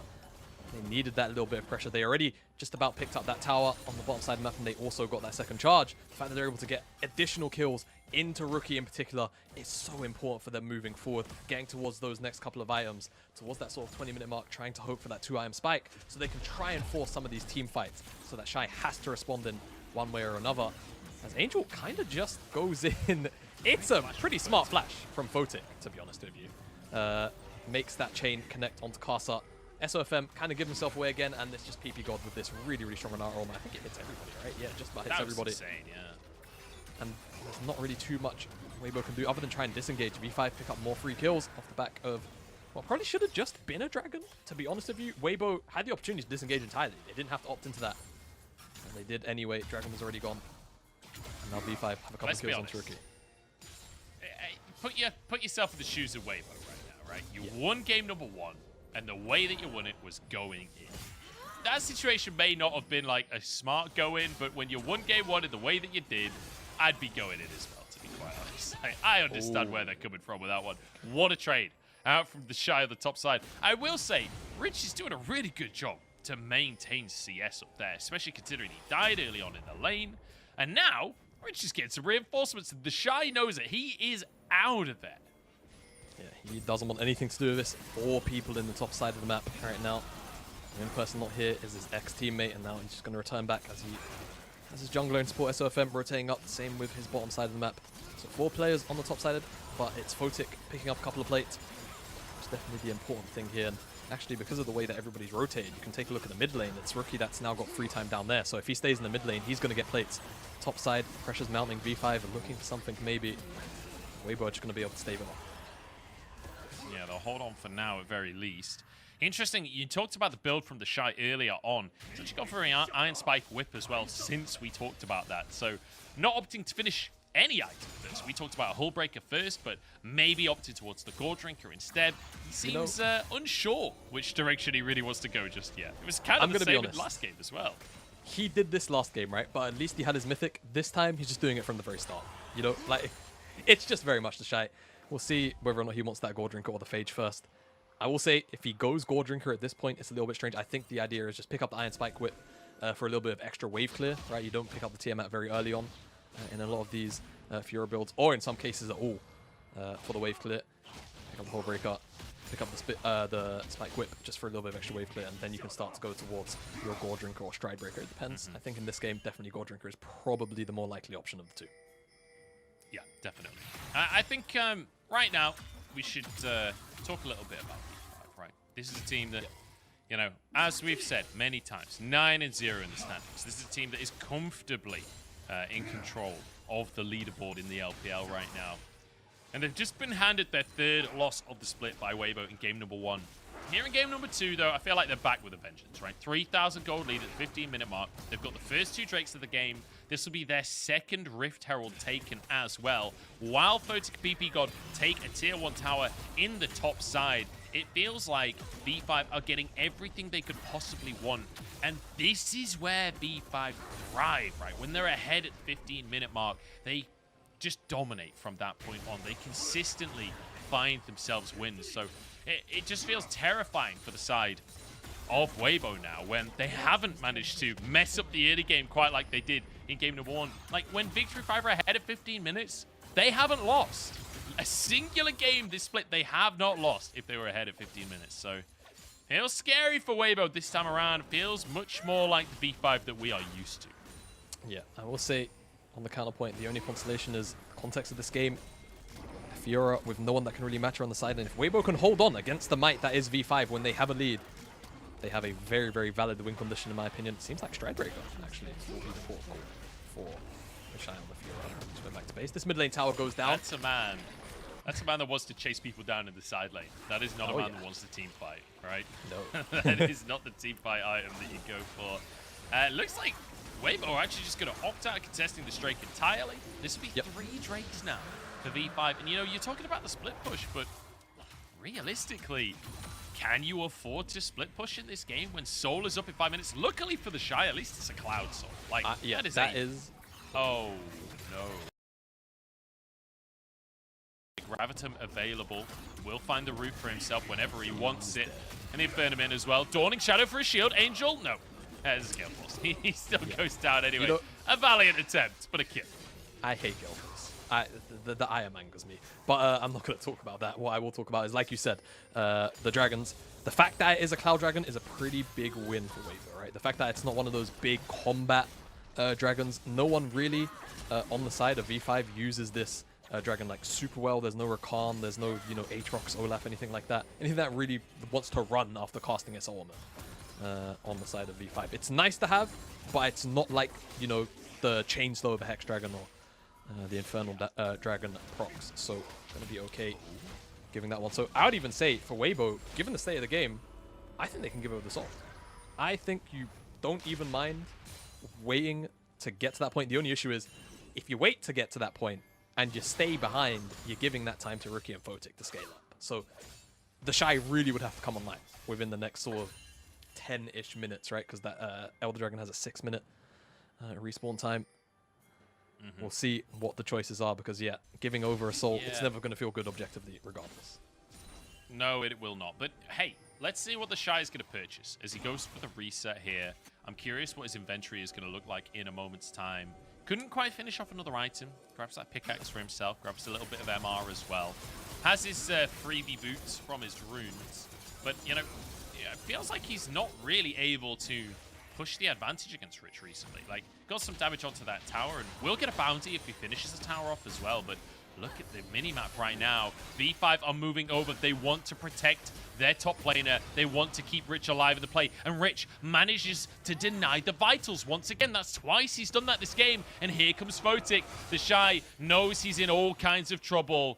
Can't deny the assist from Photic there. Gets a bit of damage. Can he get the sustain? There's a bit more with the grasp. That was a little dicey. That was a little too close for comfort. But ultimately, a kill to Rich here. I will say, you know, if you've got the Gold Drinker, could have maybe sustained up, made that a little more awkward for V5, but still bought a lot of time. And unfortunately for Weibo, they just don't really have anything on the map to cross-map. They do actually have objective bounties. I missed that, but take a look at the towers and see the outlines on them. Casa took this tower by himself, but he's going to get support from a teleport. Yeah, that's in trouble. Is way too deep at this point. Or is he? Doesn't even deep or die. Okay. He's not afraid at all. Angel was behind the play. Went for a deep TP there. But look at V5. Just 5-man unit. They're like, okay, you want to split push? Well, we'll just group up and try and end the game. One for good little flash there. Keeps himself safe from Rookie. Bit of damage back onto him as well. It's not really enough right now. On. Pulled into the play. Flashes out safety. Angel steals away a Sejuani ultimate. They need to clear the wave. Yes, they're Shy. You got a tier 1 tower on the top side. You're trading it for a mid lane inhib tower. That ain't worth it in any world. Now damage out from Rookie as V5 decide they don't want to take the inhib because they don't want to give the gold over. Yeah, no, don't think they want to pick up the inhibitor right now. The Shy, though, is it worth to give his life for this tower? 600 gold bounties. I think he's going to get it.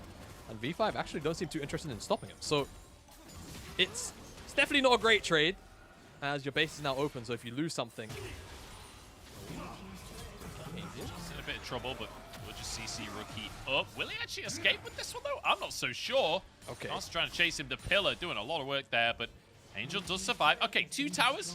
Slightly better. Ever so slightly better for Weibo. As you say, though, the base is still open. It's still tough. As Rich finds SOFM here, the Blast Cone going to keep them together. SOFM just get away before the Permafrost. I swear to God, he spends more time with the enemies than he does with his allies. He really does. But yeah, like we was kind of talking about, the base is now open, so if Weibo lose a fight, like the game could just end, given how far ahead V5 feel. It's still actually only just over a 2,500 gold lead, but it does feel a lot more than that in terms of the overall pressure that we see in V5. But then I think a lot of the reason why the gold lead is maybe as close as it is mostly just because of probably the difference between the Shy and Rich, but that isn't really the kind of gold difference that's going to make a huge impact in the game like this right now as it's been being played out, right? The Shy hasn't been able to get super deep into the side lanes to actually have a lot of success in, you know, securing a lot of pressure for Weibo. So V5 are pretty comfortable to just continually shove up in these lanes, and if they want to eventually retreat back to the Baron now that they've picked up the Cloud Soul, they can. On again! On is in big trouble here. The deep water dive is not going to be in time. And that's a pick that might just break the game. Now, Angel proxying waves to keep the game going, to stop V5 having an opportunity to end things. And again, just buying time for the Shy. Look where the Shy is. He's in that bottom side. He'll at least get 2 towers, but he might end up trading it for a Baron. SOFM, if you ever could find a miracle steal, now is the time to do it. Rich over the wall trying to contest, but there goes one Fong found. Baron resets though. Weibo, they are just trying to buy space and time for the Shy. They are trying to just last as long as they can. A kickback onto Rich. SOFM denied any opportunity at stealing the Baron away, but 2 towers taken by the Shy. Rookie trying to stop SOFM from resetting. Is the rest of the team still on the Baron, by the way? This is not a fast Baron take at all, and the Shy is trying to get onto an inhibitor right now. Yeah, I mean, he's taken 2 towers for himself. Like, that's honestly, if Weibo can hold on, that's not a terrible trade to take. I think that's so many objective bounties.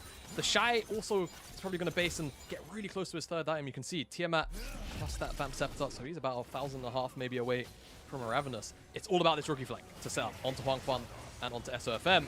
Huang Fan has no flash already, burned that not too long ago.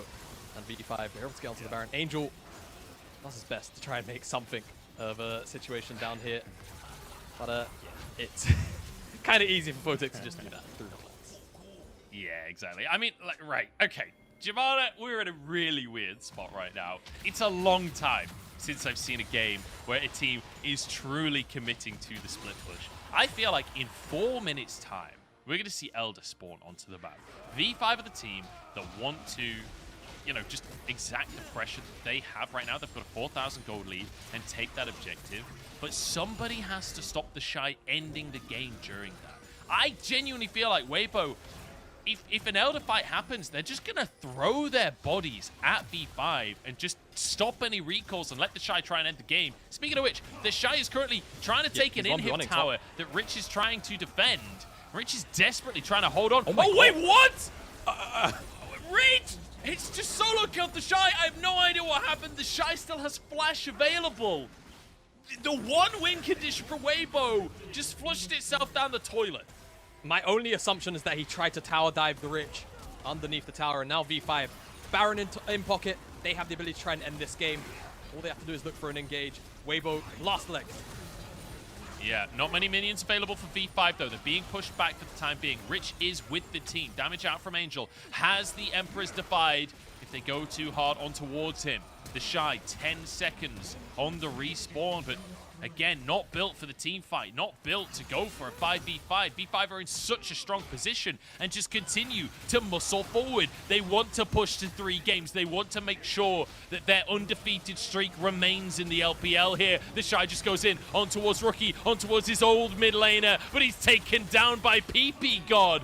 And now V5, with 2 kills in a row onto the Shy, have thwarted Weibo's only win condition. Angel keeps himself alive against Rich, but only for a matter of time. It's Rich taking 1 down as SOFM tries to finish it off, tries to avenge the kill, but V5 are in the base, and V5 have absolutely destroyed Weibo in game number 2. They took game number 1 personally.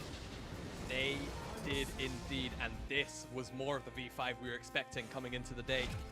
Seems like game 1, maybe a bit of a hiccup, but game 2, business as usual resumes. And yeah, it just felt like Weibo, we kind of had a pretty clear understanding of what that win condition was. It was the Shy on Fiora on the side lane, and it was starting to come online, but I'm not sure what happened in the top side of the map, right? We got a brief picture of the Shy just dying to Ignite, My only assumption is he tried to we dive never him got a underneath tower. replay because the game ended. Yeah, like there wasn't enough time for a replay. Like there just wasn't. So my only assumption is he tried to dive him underneath tower, must have not riposted either or ultimate or the regular permafrost, and just died to the tower damage. And off the back of that, respawn, died again, and V5 were able to end with the Baron that they had.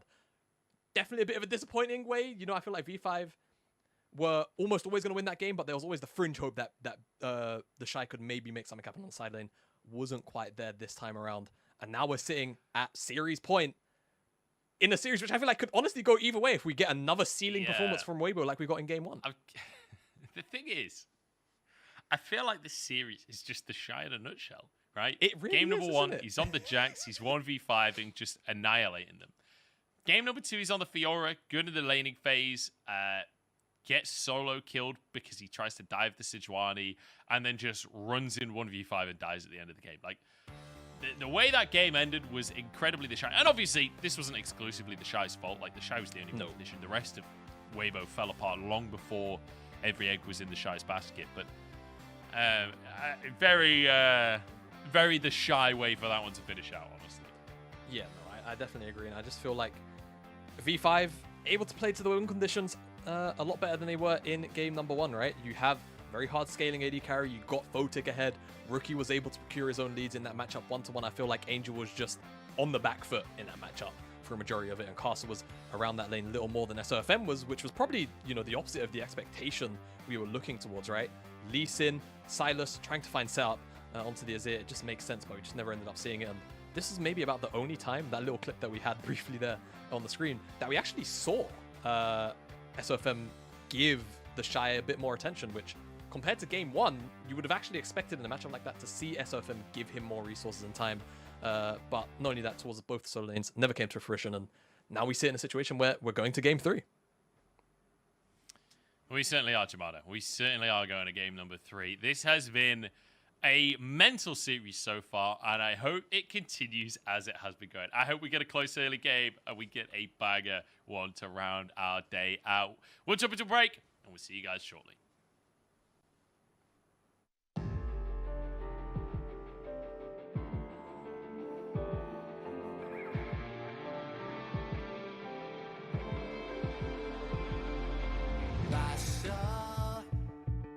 迷雾中找光线，谁甘愿在沉默中妥协？困住翅膀，也要飞得更远。尝过现实中的锤炼，嘲笑声也不过是雨点。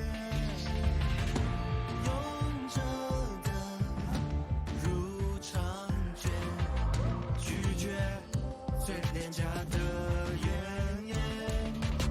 剩多少次摔倒过，人都心总有一天会被看见。想宣告全世界，拥有生而无畏的信念，粉碎极限，阳光之间穿透这片黑夜。耀眼，沸腾血液，何来胆怯？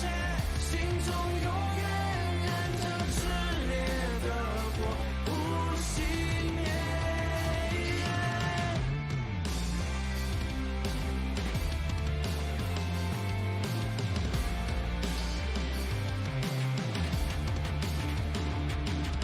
承受了冷漠与偏见。也接受不完美的缺点，聪明有多危险？不怕，只怕不够轰烈。剩多少次摔倒过，人都心中有一天会被看见。想宣告全世界，拥有生而无畏的信念。粉碎极限，阳光之间穿透这片黑夜，太耀眼，沸腾血液，何来胆怯？心中永远燃着炽烈的火，不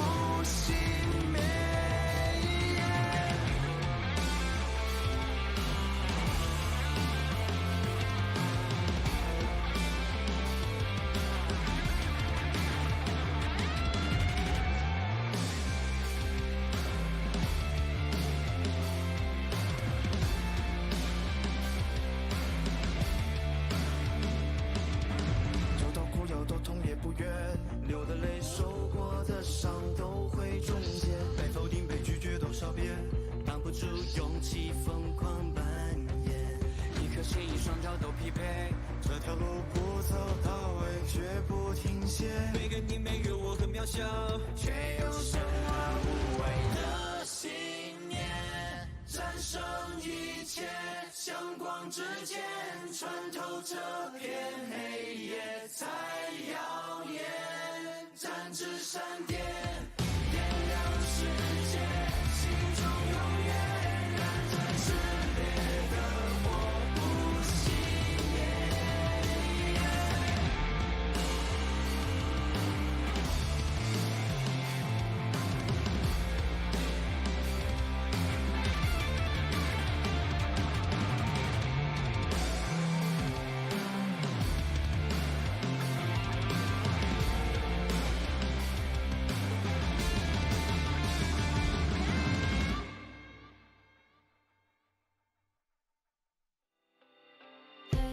Get up, we can wake the neighborhood. Okay, the sunlit days with you.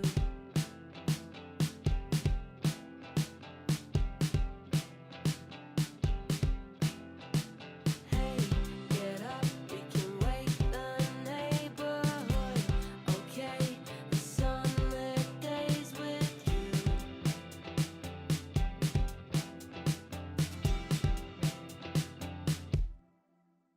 On the weekend,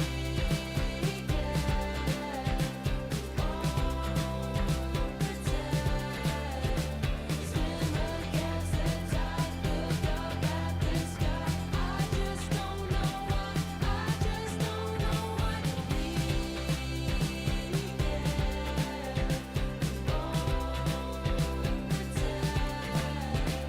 Swim against the tide, look up at the sky. I just don't know why, I just don't know why.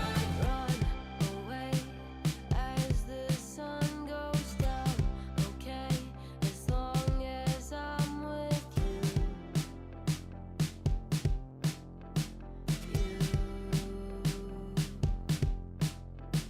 Run away as the sun goes down. Okay, as long as I'm with you.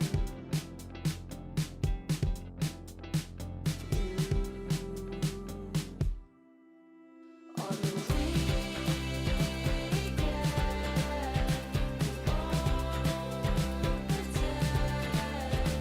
swim against the tide, look up at the sky. I just don't know why, I just don't know why.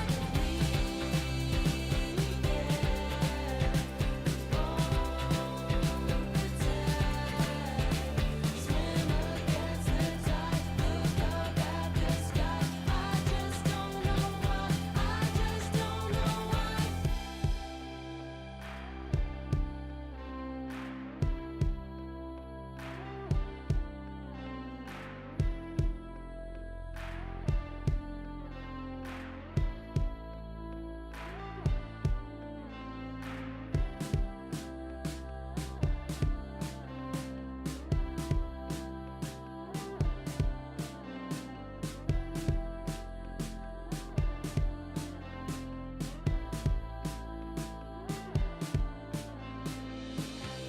Get up, we can wake the neighborhood.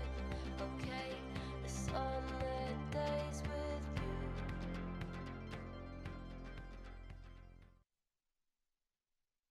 下一站打微博的话，最近他们的就是节奏能力也相比以前来说还是加强了很多。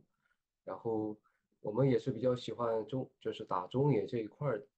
然后跟打骚粉和 Angel 这两位选手的话，我们尽量能就是拿到线权，然后把他们压住，这样的话打微博还是有机会赢的。既然德赛都这么说了，那我也希望他保持很好的状态吧。对，最近这个版本就是不管是哪个位置都会上很多英雄，然后我对这个版本的理解就是就感觉很有意思，因为以前出不来的英雄也现在还能拿出来跟大家表现。我觉得这种过程还是，就不管是对职业选手来说，不管是对玩家来说，还是蛮有意思的一件事情。然后我们在训练赛的能用的，就是赢的方式也变得更多。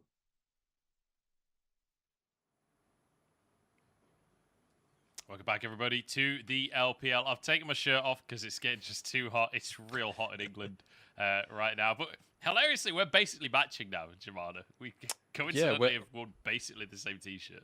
We're a couple shades off, judging by the feed, but we're pretty close. Pretty close. Basically matching. Same thing. I'll take it. How many shades of grey are we talking here? Because that's a dangerous topic to bring up on broadcast, my friend. Let's talk about that previous game, though. Let's take a look at our MVP, as it was a hell of a game coming out from V5. I didn't quite catch who production said it was. It was Photic. There you go. On the Aphelios. Had an amazing game. But I think, again, this is one of those games where you could pick almost anyone from V5 and give them an MVP. Yeah. It was either going to be Photic or, I mean, I suppose you could also have given it over to maybe not Rookie as well. Yeah, Photic though was just propped up for success by the rest of V5. I think the whole game plan was definitely kind of built around that mid lane priority for Rookie. Yes, Angel did a really good job at trying to stand up to him in the mid lane, but it was Rookie that was always winning out on the extended trades, and Photic, time and time again, was just not really able to be gotten onto by much of Weibo, and it just allowed them to have so much freedom. Even, 16, 17 minutes into the game, he's able to rotate to side lanes and make picks with his mid laner. It was nuts. And also the amount of gold they were able to give him early on with the plates. Yeah. Like, took all the plates bottom side, rotated him top, took all of those plates too. He was an absolute menace. And I feel like we didn't really talk that much about V5 and their win conditions during that game because Weibo were just turning it into such a wacky game that it never felt like an opportunity to really talk about normal League of Legends in that one. But at the end of the day, V5 won a very standard game and won a very convincing game. Yeah, I think that's the key word to use. They won a very standard game, and I think that's why we didn't really focus too much on the game from the perspective of V5, because we've seen this composition and variations of it with like different puzzle pieces in top jungle played out so many times now, right? So we kind of know the expectations. It's, hey, jungle leave top on island, jungle go bot, give AD carry resources. Me Photic, me carry game and get MVP. Like that's literally what we was expecting. It was either Angel or it was not Angel. I keep on saying Angel. It was always going to be either Photic or Rookie that got the resources there. And in this game, it was Photic, and Rookie very rightfully in his own stood up to what Angel was trying to put down because it was definitely a very aggressive game from that Silas. But we never really saw that come to fruition in terms of the 2v2 in the mid jungle. So it wasn't really an issue for him to have to deal with. So moving to a game 3 now, I suppose, is the next topic at hand, because it's been a very strange set of games, to say the least. It's been, I wouldn't even say juxtaposition is the correct word, because they're just on two entirely different planes of what we get out of these two teams. Yeah, they definitely have been. It's been a weird series. The Twisted Fate being banned, once again, Weibo on the red side again. These two teams both just happy with the way that this is working out. Both happy to stick on their sides of the map. Zeri banned, the Talia banned away from Rookie, and we'll see what that third ban is going to be, because the VA... Oh, Tom Kench! Okay. Weibo don't want to play the center Tom Kench, but they definitely don't want to let Photic and PP God either. Yeah, because the thing is, V5 have kind of figured out that the Azir first pick definitely seems to be working in this series, so if you don't want to play the center Tom Kench, giving over Azir, Senna, Tom Kench, it's just like recipe for just auto-losing games. So honestly, I kind of like the adaptation here. We'll see what it lets through over to V5, and also whether or not SOFM wants to take up his Viego this time early on in the draft. They let it go through to the second ban phase. V5 didn't allow SOFM on it, and admittedly he had significantly less impact on that Lee Sin. And I feel like maybe SOFM at the moment so far the split is just a little more comfortable going towards that Viego. I mean, how many games did you say it was again? I think 16, right, in total for SOFM. 17 now technically. It was 16 at the start of this series. It's 17 now. If he plays one more game of Viego, he'll have played an entire LEC split of Viego games in the LPL this split, which is says a lot. Says a lot about how much Viego he's playing right now. It's going to be the Jinx Nautilus locked in for Photic and PP God. It'll be up against this Aphelios Renata that we've seen consistently from Photic and PP God. So now playing against that 2v2 that they've been so loving in this series. Now we need to talk about bans here. The Shy going for the blind Gnar means maybe some solo laners can be banned by the side of Weibo. Yeah, I assume that's what's going to end up happening here. I'm not sure how much I like the Renata, though, because I feel as though you have quite a few good options into this Nautilus and Jinx lane, to be honest, and I would have probably preferred to see SFM get a jungler that he's more comfortable on so he can go and impact the lanes a little more freely. I think with the Aphelios, there's so many pairings that realistically V5 are going to would have had their hands full with the support bans, but now it's just like Viego, and what was it the last time? It was Wukong that was banned on Weibo's side. I think they ended up banning Jax on the Shy, right? So now they have the opportunity to just remove away the Wukong, right? The next strongest jungler, or just another Comfort of FMs, which, yeah, Comfort, Nocturne, yeah, I can see it. If that's what Weibo are maybe going to look towards. So Weibo, I guess, just going to look to counter mid, right? They have the mid lane matchup showing, unless they really want to allow Angel to have complete freedom of knowing what is up and available for the side of V5 come his pick. We'll have to see. It's going to be the Poppy taken by SOFM. Now, this is a pick that I think Carso was the first person in the LPL to play the Poppy jungle, if I'm not mistaken, right at the very start of the split. Feels like a weird game, though, because there's not that much mobility on the side of V5. No, like, not only that, but the Trundle was also up and available, right? And it's kind of just a bit of a free matchup. Poppy has quite a few high resistances baked inside of her kit. I think it's the W passive which gives that to her, especially when she gets a little bit lower, she gets tankier. So Trundle, really happy to just sap her away, and it's a matchup where realistically there's not too much that SFM should be able to get done one-to-one. The dueling should favor Trundle, and then they round it out with the Ornn. So it is a true, like, Ornn in the top side of the map, early game aggressive jungler inside of the Trundle, and then 2 scaling carries from AD, and the mid lane with Engage from support. It's a really traditional composition from V5, and on the opposite side for Weibo, they round out with the Corki, which honestly I quite like, because at the very least they're going to be able to outrange the Azir and this Jinx, and we've seen what Corkis can do this year. I don't know if any LEC watchers were here yesterday, but there was one particular rocket which almost one-shot, I think it was Unforgiven. 100-0, one rocket. It wasn't even a big one, I don't think. And that's the kind of thing that Corki can do in a game like this, where into the Azir, you know, it's very resident sleeper. We'll see what can occur. I think though Weibo, I'm not as confident in their draft like I was maybe in game 1 or game 2. Yeah, we'll have to wait and see. The Poppy is definitely a weird one. So whether or not they can pull this one off, I mean, it's a much slower mid lane than we've seen the rest of this series. But, you know, Azir often can do well at trying to push that wave and get out onto the map.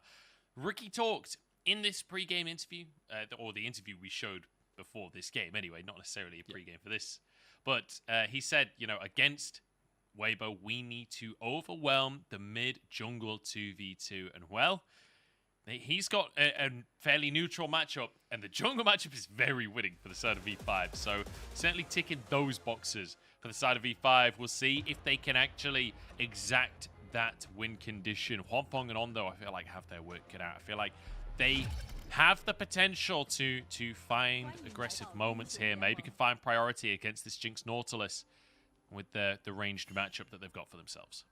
Yeah, I hope for Weibo's sake that can be the case after such an explosive game 1. Even game 2, lots of signs of life technically as well. Can't throw away the potential that was there, but V5 seems like it could have just been a hiccup, that game number 1. Yeah. I mean, it's not the first time we've seen it. No, there are very few teams that can have even this level of performance that V5 have showed us this split.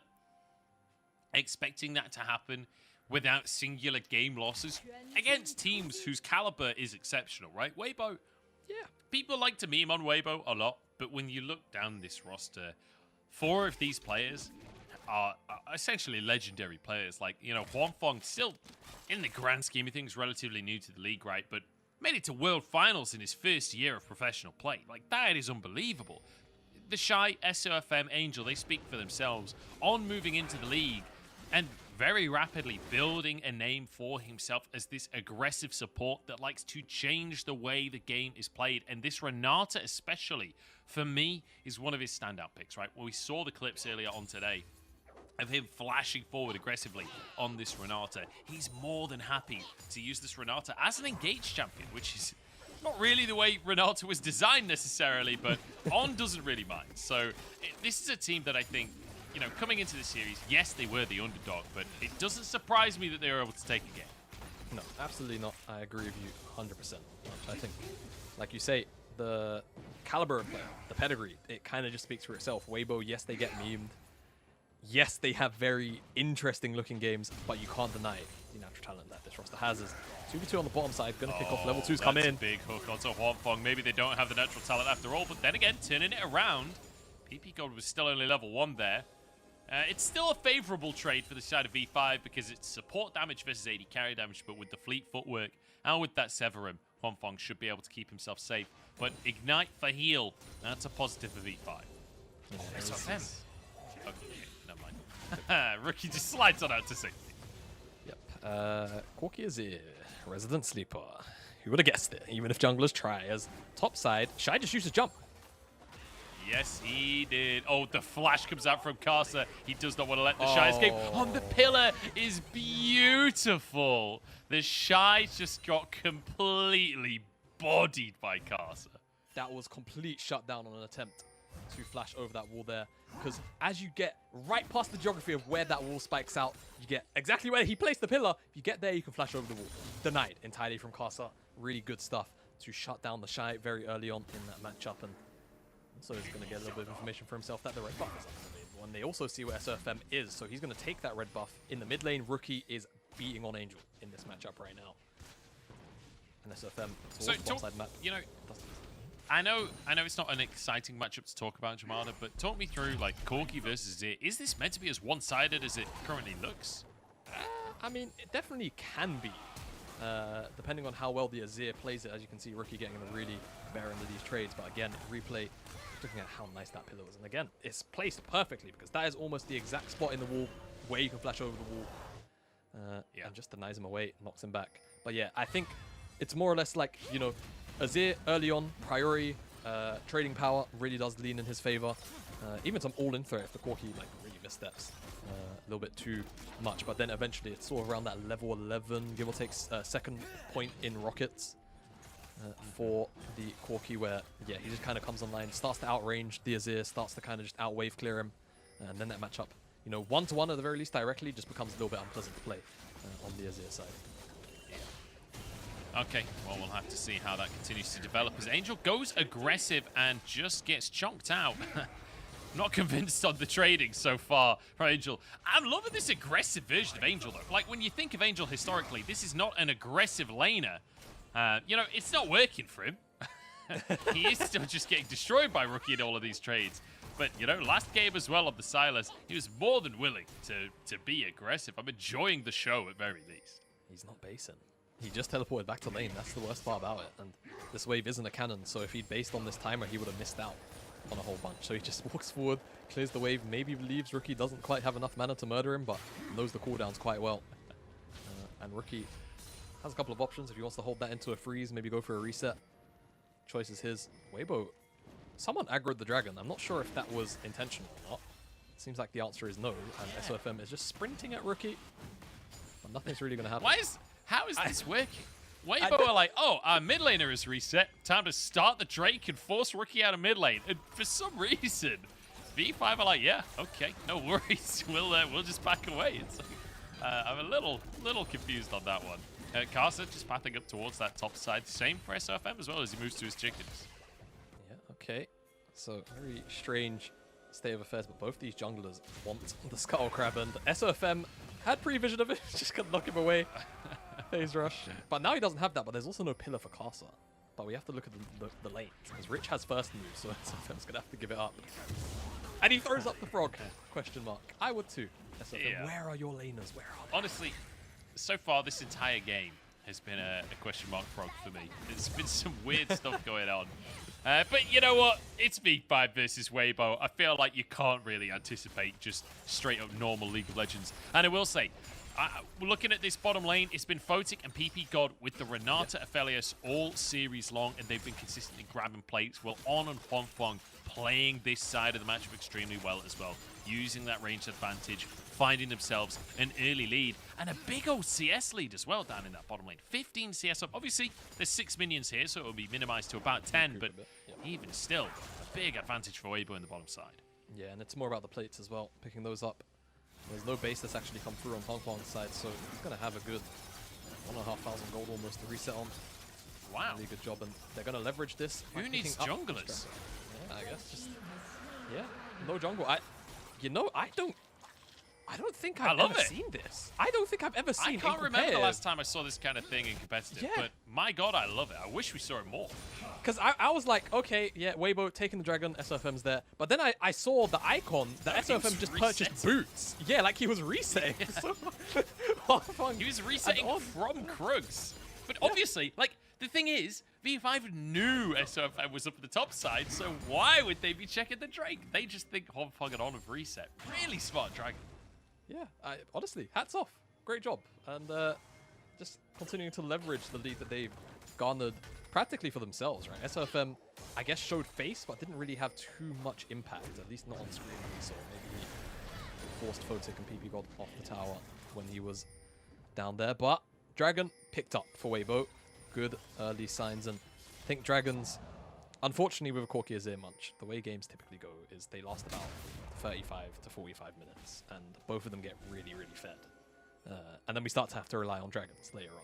Now, I'm hoping that we at least get, action in the interim, but you can never be too sure. When these two champions are in the game, they kind of dull down everything. But what region are we in? I believe it's the LPL, if I'm not mistaken. Right. So my expectation is at some point, these guys are just going to fight for the sake of fighting. And hopefully that is the case, and we continue to see it. Would you look at this, Herald? Fight, yes, give it to me. And this is the thing, right? When you both have these kind of passive mid laners, it means that early on, you're still even, right? You can still fight. So, Herald is the call right here. SOFM on the scene right now. Rookie trying to move in. Karsa won't get an opportunity to steal here. Herald taken. As the Shy is going real deep for this one.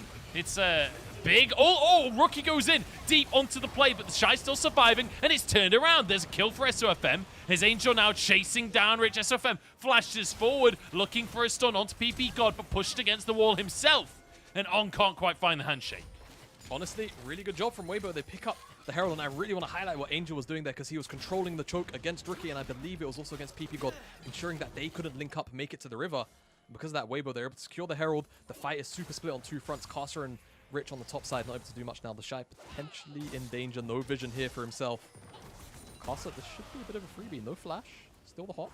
Yeah, no flash available. Hop is going to go on through, but the flash from Karsa immediately. The Shy with a fleet footwork gets a bunch of movement speed and will survive. The player has TP available, so we'll be able to catch this wave as well. So the Shy just about getting away with things. Let's take another look at the Herald fight, because this was particularly one-sided. Yeah, but you can see on the bottom side, that's what I was trying to highlight. Angel just kind of kept PP God and Rookie to one side. They couldn't link up with Rich and Karsa, and that was really important. Rookie goes a little bit too far forward to the Emperor's Divide. He was expecting it maybe to shift inwards, but now come out of the replay. Rich is just dead. Yeah, Rich is dead. Yeah. Not much more to say about that one. Yeah. We don't see the setup. Obviously, we're in the replay. But the Shy grabs himself a kill, and crucially, unlike the gank on the Shy, Rich didn't have TP available, so now he is going to lose a ton of minions. He's already 20 CS down in the top side. Now the Shy gets to proc his Demolish. He'll get 2 plates for himself. He can even go for a reset if he wants, or he could try and proxy the next wave. We'll see what he opts to. Looks like it will be that reset. In the meantime, a route in the bottom side on the replay. That's cleanse used. And flash. Really important for the next Dragon fight. As speaking of fights, yeah, PP God is already down. Wow, big pickup there on with massive CC chain. Empress Divide forced out a Rookie. Jamada, I can't believe I'm saying this, but Weibo in game number 3 are 3,000 gold up in the early game. And V5, they are all over the place. They're up 3,000 gold, but not only that, they have the Herald. Like you say, V5, they really need to get it together. Hongfeng on the bottom side of the map, he's going to pick up another plate, and this is a solo plate. Maybe even the whole tower. Look at Photic, he was going for a reset, and I think that's just going to go through entirely. This is solo and first tower gold before. 600 gold. That's so much, and not only that, Dragon spawns in 30 seconds. the Rift Herald has about a minute left on it, so if they want, they can transfer Huang Fang to the mid lane off the back of the dragon, and then maybe get more plates for him. On the top side, though, at the very least, V5, they're being a bit proactive in trying to deny Shy a little resources up here that they can, but this is Ornn getting gold against Huang Fang on Aphelios getting gold. So, like, it's not really an even trade. That's what I was about to say. Like, yeah, you're getting a bit of a cross map in terms of Ornn getting a plate, but like, come on, man, it's not even close. It's still a 20 CS lead in favor of the Shy up in that top side. Drake could come on through next for Weibo. They already got the first Drake of the game. Herald just going to be slammed down in the mid lane. I guess it was about to time out. It should get a charge for itself, and that will just be the plates given over to SOFM. In fact, that was 3 plates that went down. Yeah, it was 3 because so SOFM, he's a rich old man right now. Yeah, because for those that don't know, Herald, obviously normally you see it take 2 plates typically, but I think the exact damage number, not to be a nerd, I think it's 2133 damage it does.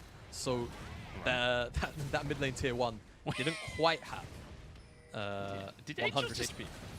Yes. Package the red buff. I'm just going to assume it was timing. We saw a rocket from a Jinx to CS a cannon earlier today. We're seeing a package to take a red buff. This has been a wacky day of LPL. It is. It really is.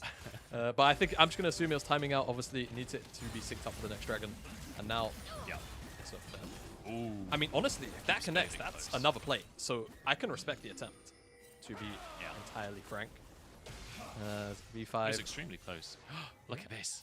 Look at this in the top lane. The Shy versus Rookie. 1v1 in the lane. Let's see who takes it. I say it's 1v1. Carson is literally right there in the brush. Whoa. And Rookie is oh, the Shy! The positioning was beautiful. Dodges away from the knockup, then jumps over the wall. Carson trying to chase him down, though. He's about to turn Mega. No flash available. I don't think he escapes this one. Rookie doesn't have any mana, though. Drops a soldier. Turns Mega. The Shy actually gets away with it again. Can you ever shut this man down? He's going for it.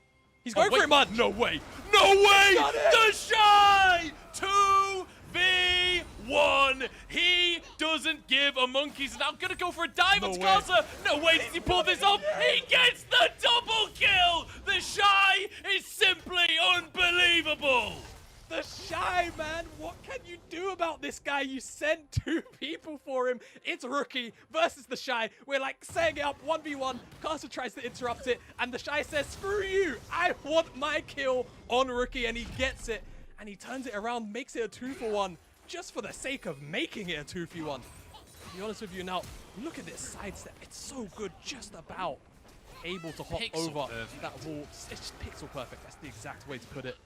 And you kind of just think, all right, the Shy, he's been subjugated, he's being chased down, Red Smite on top of him, he has to die, right? Surely that one auto attack and the additional chomp isn't enough to take him down. He's got to be in like double-digit HP, and he's able to just chase down with the Bulba Toss after he transforms back Gnar into the wall. Rookie has no mana, nothing for him to do, and then he just turns it back in Caster's face. Crunch on top of him, autos, procs, has the boomerang cooldown back, and pretty free 2v1. The Shy, man. That was absolutely insane, and he's unbelievable. You would have to think. Just oh no! Oh no! Not again. Rookie's here again. Not again! Not again! Luckily, the crown will keep Rookie safe on this one. I don't think the Shy can go any further. I thought that last time, but I think this time Rookie is safe. Going wide. Yeah, I mean, Shy. That was just absolutely insane play. Weibo. They're going to pick up the second Herald at the very least. And now, we've seen this story before, except it involved Rookie last time. And he is here. It's now 3v1. You know, he sent 2 people to his lane. It's not enough. Add an extra one. Seems like go for the 3 instead. It's a bounty on this tower as well, so this would be good for V5 if they can get it. I don't think they can actually finish this tower off. They've already traded for a tier 1 in the top side. You've got Huang Fang pushing in the mid lane. You've got SOFM shadowing that top lane for Angel as well. I don't think they can really push for a tier 2 there, but just pressure across the board here. As Huang Fang tries to steal the chicken. Photic is feeling the pressure from Huang Fang this game, my goodness. Huang Fang, it feels like he is taking the rest of this series personally. He was on center duty because of Photic, and now that he's got that Aphelios, he wants to make sure Photic knows it. Yeah, exactly he does, especially after last game. It felt like V5 were really able to effectively shut down Huang Fang.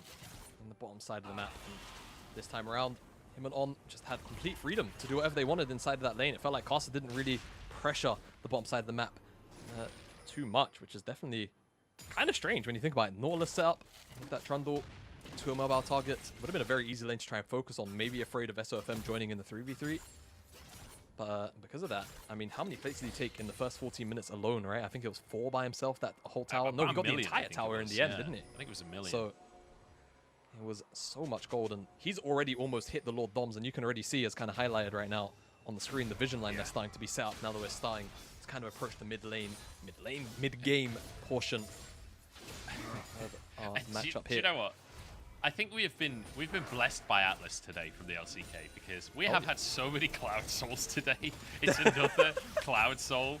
Weibo with the advantage. It's up in 30 seconds time, and I feel like SFM should be able to just grab this one, right? Caster's up on the top side of the map. Although SFM doesn't look like he's that bothered about going towards it. No, it doesn't seem like that's the case for now. And again, Cloud Dragon, like I say this, Cloud Dragons are really boring. Like, you don't really have to fight for them. Yes, you don't really want to get to a point where you give over a soul. Stats are always one that you want to deny, but it's not Infernal, it's not Hextech. The last time I'll mention it for the day, I think because of this, Weibo kind of just agree, potentially at this point, and they're just going to look onto potentially Rookie or just the other side of the map to see what they can kind of scavenge for a play, because it seems like they prefer that a little bit more. Do you know, interestingly, Jamada, we talked about this earlier. We see another Corki that's opting out of the Ludin second, going towards the Hydra as that second item. We saw this earlier on today, and we were kind of not really sure. Usually it is that Ludin's is the second item after the Muramana, but we're seeing it twice. I think that, like, earlier on it made a little more sense, because there was actually, funnily enough, a fairly reliable poke that could actually land onto the Corki, so having at least a little bit of Omnivamp to try and, you know, heal yourself back up in the extended, yeah, sure, I can get behind it. This game, though, no one really gets the touch. You know what I mean? Like, who's really getting in range of Angel if he just sits back at max range and chucks out rockets? Like, nobody. Yeah, nobody in theory, but I will say, Angel has not exactly been playing at max range. I'll tell you who is, though. The Shy is playing at max range as he goes for a dive on the bottom side. He's going to gnaw out to tank the tower shots as well. And now Rookie's in trouble. On flashes forward to finish the kill. On is a Giga Chad. And now Angel stuck inside the pit. Has flash available, and that's going to keep everybody busy. PP got a Caster just batter each other in the pit, and in the meantime, Huang Bong is just pushing in the mid lane. He's been dropped to Herald by SOFM. Everything that can go the way of Weibo is going the way of Weibo. I can't believe I'm saying this, but Jamada, we might have an upset on our hands. Everything is falling apart for V5. I'm really not sure what's going on, but Weibo are making all of the correct decisions. Bottom to top. The Shy winning out in that 1v1 on the top side of the map. I don't even know how Rookie ended up that low, because when we panned down to the bottom side, he was full HP. So something had to have gone down there incredibly quickly. And Angel, he didn't even use the package to get onto him. He used it to get away. That's the even weirder thing about it. Yeah. Maybe we'll have a replay of it. Oh, would you look? Would you look at that? Okay, so the timing was great. Yeah, he just steps too far forward. Like, Angel uses the package to try and, like, gap close, but Rookie ends up flashing into On's face, so he goes down. And On actually used the bailout, otherwise maybe Angel could have played the 2v2 with the bailout and that Renard ultimate, but able to flash over the wall instead, gets out alive. Weibo just won across the map, because not only did they win the exchanges on either side, they got the tower in the mid lane, and they got the Herald charge onto the inhibitor. That was an absolutely nuts trade. This is absolutely insane. Look at the gold difference, man. 9,500 gold ahead of V5. That is literally unheard of. No team has challenged V5 in this way, this split. And, you know, I love Weibo. I didn't even think that this was the result we'd be looking at today. Here we go. An attempt in the mid lane. The Hex Flash over. Oh, it's a great hook onto Wampong, but no follow-up. What a disengage from On there. Beautifully done on the Renata. And now Weibo can slowly but surely start to push their control. Rich is caught out on the top side of the play. Rockets galore. The keeper's verdict to keep him into play. Handshake onto Rookie. He has to just shift himself out again. Baron is on the map right now. Still 2.5 minutes until that next Drake, though. Really good disengage from On there. I think V5, I'm not going to say getting desperate, but that's definitely the kind of engage you're looking for when you just need something to go your way. Weibo just kind of stand in their face, turn it around. The Shy, all the meanwhile, wasn't even there. That was 4v5 basically. Handling it really, really well. 2 dragons. Yeah. 2 dragons. 2 minutes until that dragon. And they can just play for the soul if they really need it. Maybe even go towards the Elder. Baron, I think V5. You know, you can theoretically wait this out, right? Get to a point where your Azir, your Jinx are online, 2.5, 3 items. The problem is, look at how far ahead Huang Feng is. Look at where Angel is as well. I don't think he's spent gold for a little while. So he's probably going to be approaching Ludens fairly soon. Oh, no. Rookie. Oh, Rookie. Oh, no, he's been caught. He was trying to recall, but it's denied. And even his slide is denied by SOFM. You get nothing, Rookie. And Angel gets everything again. On is everywhere on the map. The mid laner down. As you say, Baron available right now. Here we go. Rich wants to make a play. On dodges away from the knockup with the pillar. My God, the turret. Knocks it back towards the team. Keeper's verdict will just send one flying. Rich keeps on top of the situation as Photic will take a massive chunk out from Huang Feng. Halfway across the map and still getting railed. There's a rocket put on! Oh my days! He somehow lives through it. Tower. And now Casa trying to move in. Tower. Can they find anything? Wait, the Shy is splashing! This isn't even the whole team! The Shy gets an inhib while Weibo win the Baron play against V5, against the top team in the league. This is blowing my mind. I can't believe what I'm witnessing here. I honestly cannot. V5 are falling apart. Plain and simple. Weibo are outplaying them at every step of the way. The Shy has control of the side lane. Weibo are winning out in all of these exchanges. Rookie just gets caught out on the top side recalling. That's it. There's a blue ward in that little pixel brush on the side of the map, which gave them vision to allow them to just go and pick him off. And they turn that into Baron, very simply, and they get the inhibitor. You can see in the picture-in-picture, there's a blue ward right there. It gives them vision.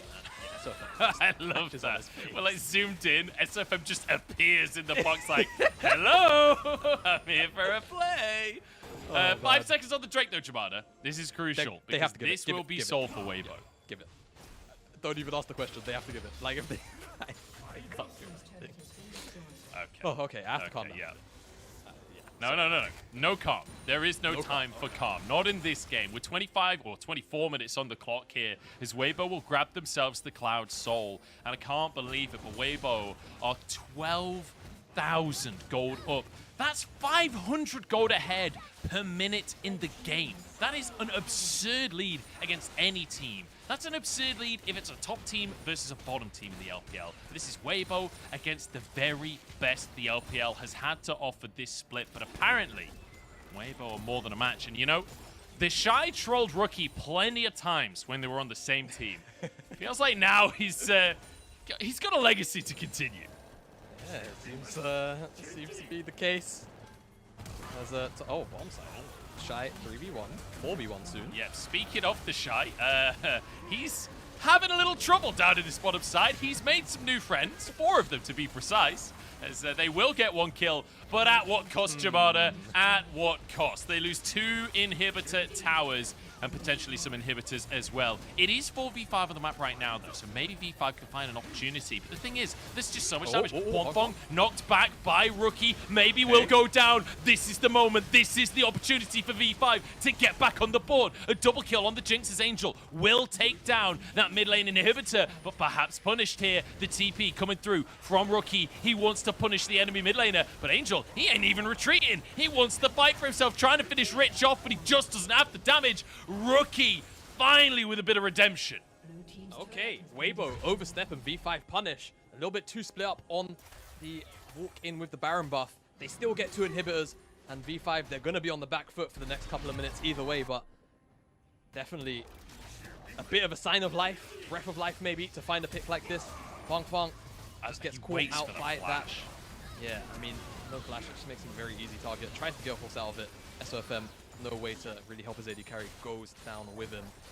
And actually, I'm very glad that the gold is up on the screen, because it kind of indicates where we stand still, despite those picks coming through. I think the crucial thing to note is that Photic isn't actually trailing that far behind. He's like 1,000 behind. It's not like that big a deal. Given the game state, you would really expect him to be even further behind, but I think that the fact that he is effectively, what, maybe a couple hundred gold away from picking up a third item, because I'm pretty sure Huang Fang is at 3 items now at this point in the game. 3.5, okay. Yeah, there you go. Lord Doms and a BF Sword just got picked up for Photic. Like, Photic is also online. Yeah. So both these teams have very fed hyper carries that can very easily pop off. I think the only major differential right now, obviously the side lane, a bit of an issue if the Shy is able to be left alone, but it's the mid lane, right? It's the fact that Rookie doesn't quite have the ability to match Angel. I mean, look at his items. Crown and a Morellonomicon. He's not standing up to the DPS that Corki's putting out. He has to just try and send it, find some really good Emperor's Divides, and set up V5 and specifically Photic to try and pop off in these The thing is, here's the thing about it, right? You're talking about Rookie's items. One thing I will say is Rookie is the kind of player that when he's 0-4, goes back to base and buys a Dark Seal. And then he goes ahead and makes a huge play, finds a kill onto Angel, finds the play onto Huang Fang in the top side. Now he's got 4 stacks. Now he's just finished his third item off. If he has a good fight, he's turning that into a Medjai's. Suddenly, this Azir that has basically not existed all game long will start firing on every single cylinder you've ever heard of. Joe, I would love to agree with you, but he just picked up a Demonic Embrace, man. I don't know, like, I would love to be positive about this, but he's tanky. What's going you on can't in his argue with that. inventory, man? He's okay, it's healers. Rookie, you know, I'm gonna just be kind. I'm just gonna be kind, it's Rookie, I'm gonna be kind. But it's like, look, is he allergic to wanting to try and deal damage? Like, that's what I'm getting. Do you know what I think has happened here? You know, this is pure speculation. Look how much HP he has. He has gone and said, look, I'm never dealing damage this game. What I'm doing is I am peeling for Photic. I am just another teammate. And isn't that just the story of Rookie this split? The entire time, he's been this facilitating mid laner. I've never seen a facilitator Azir before, but Rookie is bringing it to the table right now, and I'm here for it. We've got 35 seconds, though, until Baron is up on the map, and it's still a huge gold lead for Weibo. Jamada, talk me through how this next fight happens. I mean, I think at the moment, it's all going to be on Photic for V5. I'm perplexed, but oh my god, about what Rookie's supposed to do with his build at the moment. And as we just saw from Angel on the opposite side, if he's allowed to just even land 2 rockets onto anybody on V5, they're probably going to have to go back to base. Huang Fang almost hit the 4-hour mark. He's got a stopwatch as well. Even though he doesn't have flash, I think by the time, at the very least, the Elder Dragon spawns up, he'll have that up and available. Angel should probably have package soon too. So the fight, V5 just have to try and find those high-value targets like this. Oh, it's a pick onto SOFM. Oh my days, it's the best target they could have possibly found. SOFM face checks into V5. The Shy trying to push. He wants to put some threat onto V5. Baron spotted out the recalls coming on through, and so the Shy will back away. Elder Dragon is also spawning in 50 seconds. If there is any team that can pull this comeback off, V5 is the one to do it. They have to send it. They have to send it here. The only thing is Angel's going to deal so much damage in the poke. They have to turn. On trying to make it happen, but it's not really enough right now. Big damage coming out from Huang Fang. Angel is here as well with the Corki Casa tanking in the pit. Photic down to half, but no, he's gone forward. Huang Fang in so much trouble. Has flash available, needs to try and survive, but the pillar is there. Trades it though. Down goes Casa, and that means Baron isn't doable. In the meantime, the inhib went down. Resets have to come through because Elder is on the map, but V5 don't have a jungler. Weibo have SOFM spawning back up off the back of the pick. What is the options here for Weibo? Because the Shy is still split pushing down here. Angel is still alive. He hops in? What? The Shy is an absolute madman. He hops in on that play and flashes out. No way! No way does he get away with it again. He gets away with murder every single game. He just can't keep getting away with this. This jump in was so suspect, man. Like, what the hell is he looking for? Now, Angel has package at the very least, right? I'm pretty sure that I don't know if I'm losing my mind. Yeah, he does. Weibo, they can try and set up for this dragon. Huang Fang is about to respawn, and crucially, the Shy is back in the base. He teleported here, so he's not going to be at the Elder fight. Casa's in the base. Wait, that's Casa. That's their job. Casa only just respawned. Casa only just respawned. Okay. So he can't actually be here just yet. SOM starting the Elder off. In comes PP God, trying to clear vision. Photic is in trouble. Oh, the rockets out from Angel are devastating. And Angel, by himself, is corralling the entire team of V5 away from the Elder Dragon. Angel knows that this is the moment, but the rocket comes across. Okay, threads the needle. An Elder taken. by Weibo. In the meantime, the Shy was taking all of the inhibitors. Weibo have everything they could possibly need to end this game. Get me off this roller coaster, man. What's going on, Weibo? Like you say. No, dude, I want another loop. I want another loop-de-loop. Give it to me. One more loop before the game ends. Otherwise, I'm about to heal. I mean, they have the Elder, so they should get the Baron. And off the back of the Baron, they should be able to push and end the game. Right, guys? Like, that's the hope for Weibo right now. V5, it's all on Photic. I really have to say. I think if Photic can magically pop off, there's some hope. But Huang Feng has the GA. He's got his flash. Angel has the flash of his own. And not only that, I just feel like at the moment, the Elder buff almost always ends games. So, V5, good luck. Photic also doesn't have his flash. The targets are very easy and set up for everybody here. V5 is going to have to be a even has job. red-white, man. Bonfong even has red-white, as if they needed it. Rich chunked out Casa half his HP, the boomerangs. And here's the thing, Weibo don't even have to fight. They could just poke V5 down. Here goes Rich with a last-ditch attempt. It's onto Bonfong, but there's no follow-up. The rest of the team can't get in. Rookie pinned against the wall by SOFM. And here comes the call of the Elder Dragon. Rookie with a massive Emperor's Divide, but I don't think it matters. Wanfeng in GA jumps on forward into the fray. It's over. Weibo topple the Titans and take themselves victory. Weibo defy all expectations for today. I don't care who you were expecting V5 to walk into this series and win. But Weibo take them down. And I have to say, after game 2, I thought maybe game 1 was a fluke. Maybe it was just V5 waking up into the series and Weibo just had an insanely good game, but it just wasn't the case. Here in game number 3, that was them playing significantly better than V5. And quite frankly, V5 looked lost across the map. From as early as sort of 15 minutes in, it felt like no one besides maybe Photic and kind of Casa had an idea of what they wanted to do. Rookie wasn't really able to have as much impact as I'm sure he would have liked. And Weibo were just playing teamfight spectacularly from almost start to finish. That was a smacking by the end of that game. Plain and simple. That was clean domination. Well, I say clean. For the most part, clean domination from Weibo. It was creative domination from there you go. Weibo. Don't know if clean is the word, but definitely creative. And you know, Rookie up against his old teammate, and it felt like that really got to him in that last game when the Shy found that 2v1. I feel like that was really the beginning of the end. And you know, the Shy has been having an amazing split for himself, and today we really got to witness the dichotomy of the Shy, right? He dominated every single game. End of game number 2, there was a, you know, an interesting sequence of plays coming out from him. But aside from that, he has had just an unbelievable series today against his old teammate. Angel as well. So aggressive in that mid lane. Consistently just going for crazy trades against Rookie and really making sure that Rookie has to do everything he can. Yeah, I mean, honestly, I felt like Angel's early laning phase, maybe a little bit suspect, right? The over-aggression was definitely very scary, I think, to watch, because Rookie, Rookie was really pushing him to his limit on that front. But when it came to those later games, team fights, it just all came online for Angel on the Corki, right? And I think that was always the expectation. Early game, the Azir almost always win out in those early stages. You get priority, you typically even poke out the Corki, but once the level 11 comes online, the 2 items, that's where things start to come into effect. And he was an absolute machine, but also you kind of have to point out towards Photic, right? I think some of the damage he was able to pull out in so many of these team fights, and of course the man in the top lane, the Shy, causing so much mayhem on those side lanes. It just felt like V5 were at a loss for answers, realistically, when it came to dealing with some of the macro that Weibo were putting down for them. Yeah, genuinely feels like as well, like V5, when they're put behind in the early game, we're seeing a trend here.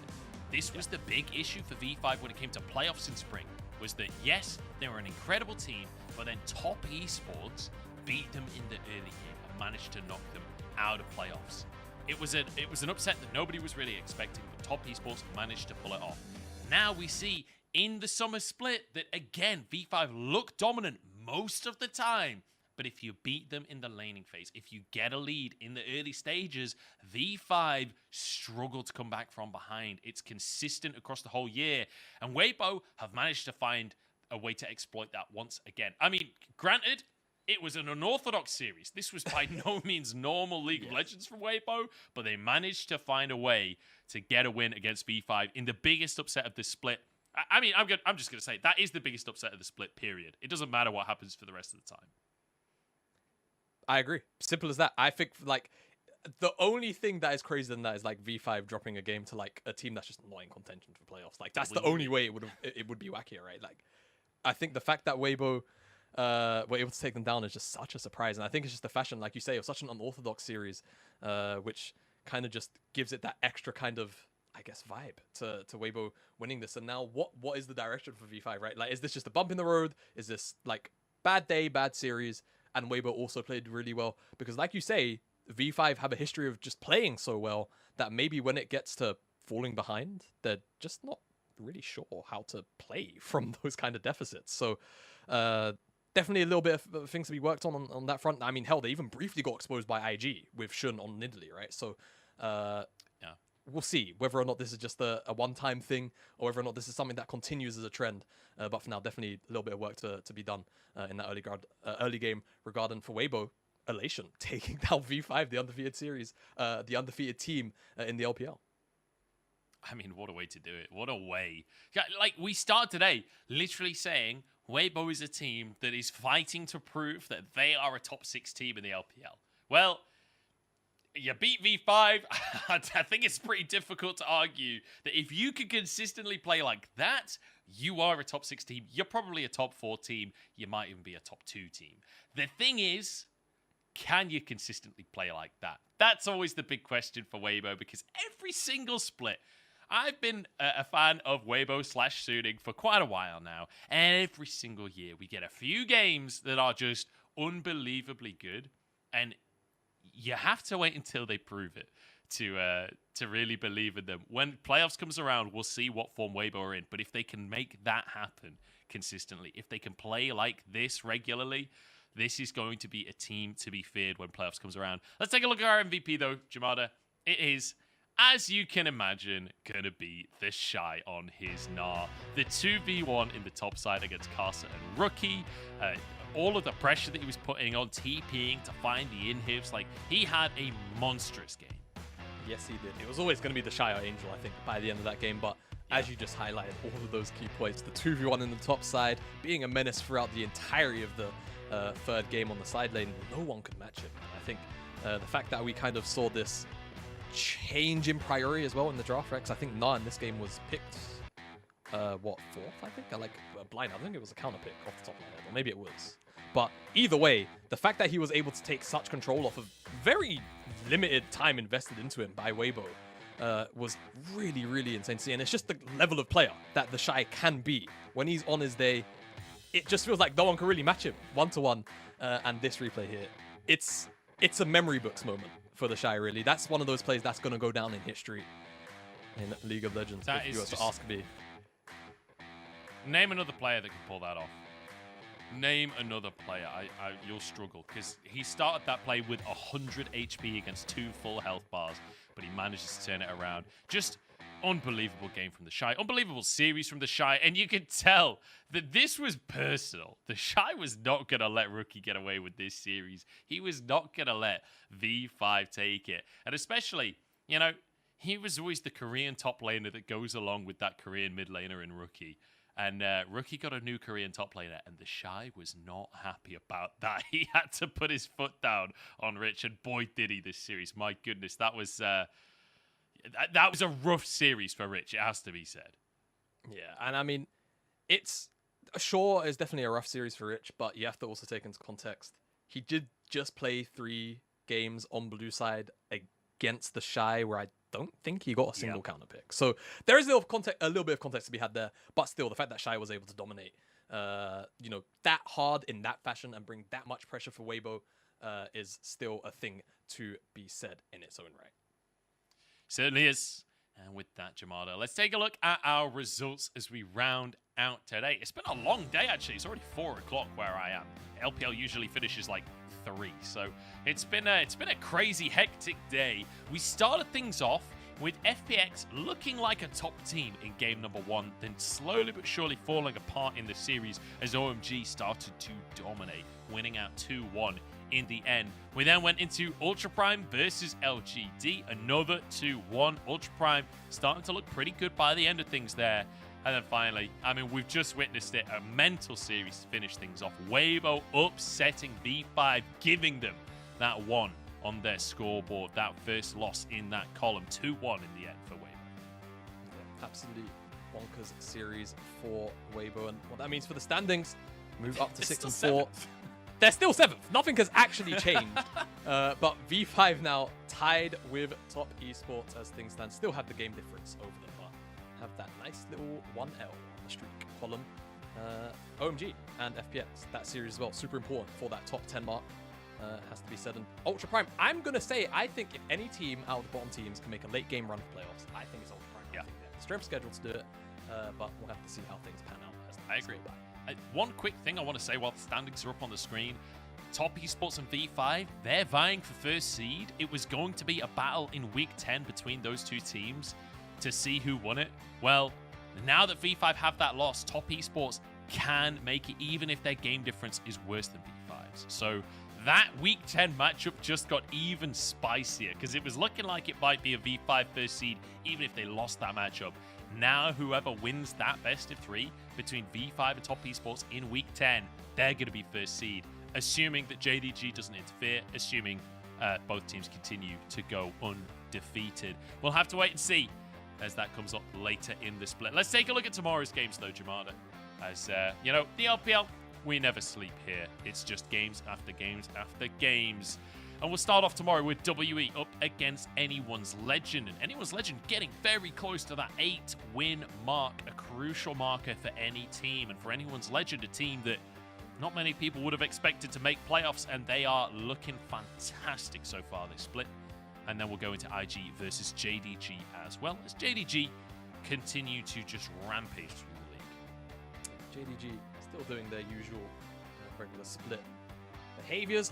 As you say, rampaging through the split. I think for IG and WE, it's definitely going to be a very tough series for the blue side or the left-hand side of those matchups, but we'll see what can get done. I think IG, you know, had a pretty decent showing the other week against V5, so maybe they can have, at the very least, something good to say here in the JDG series. Of course, JDG very commonly drop games in their series, so who knows? Maybe we end up getting an upset there. IG, again, didn't look too terrible in some of the early games, but still 1-8 against 9-1. It's going to be tough. At the end of the day, those two teams, whether it's one-sided in terms of the grand scheme of the series or not, that is going to be a fun series because both IG and JDG, they go ham.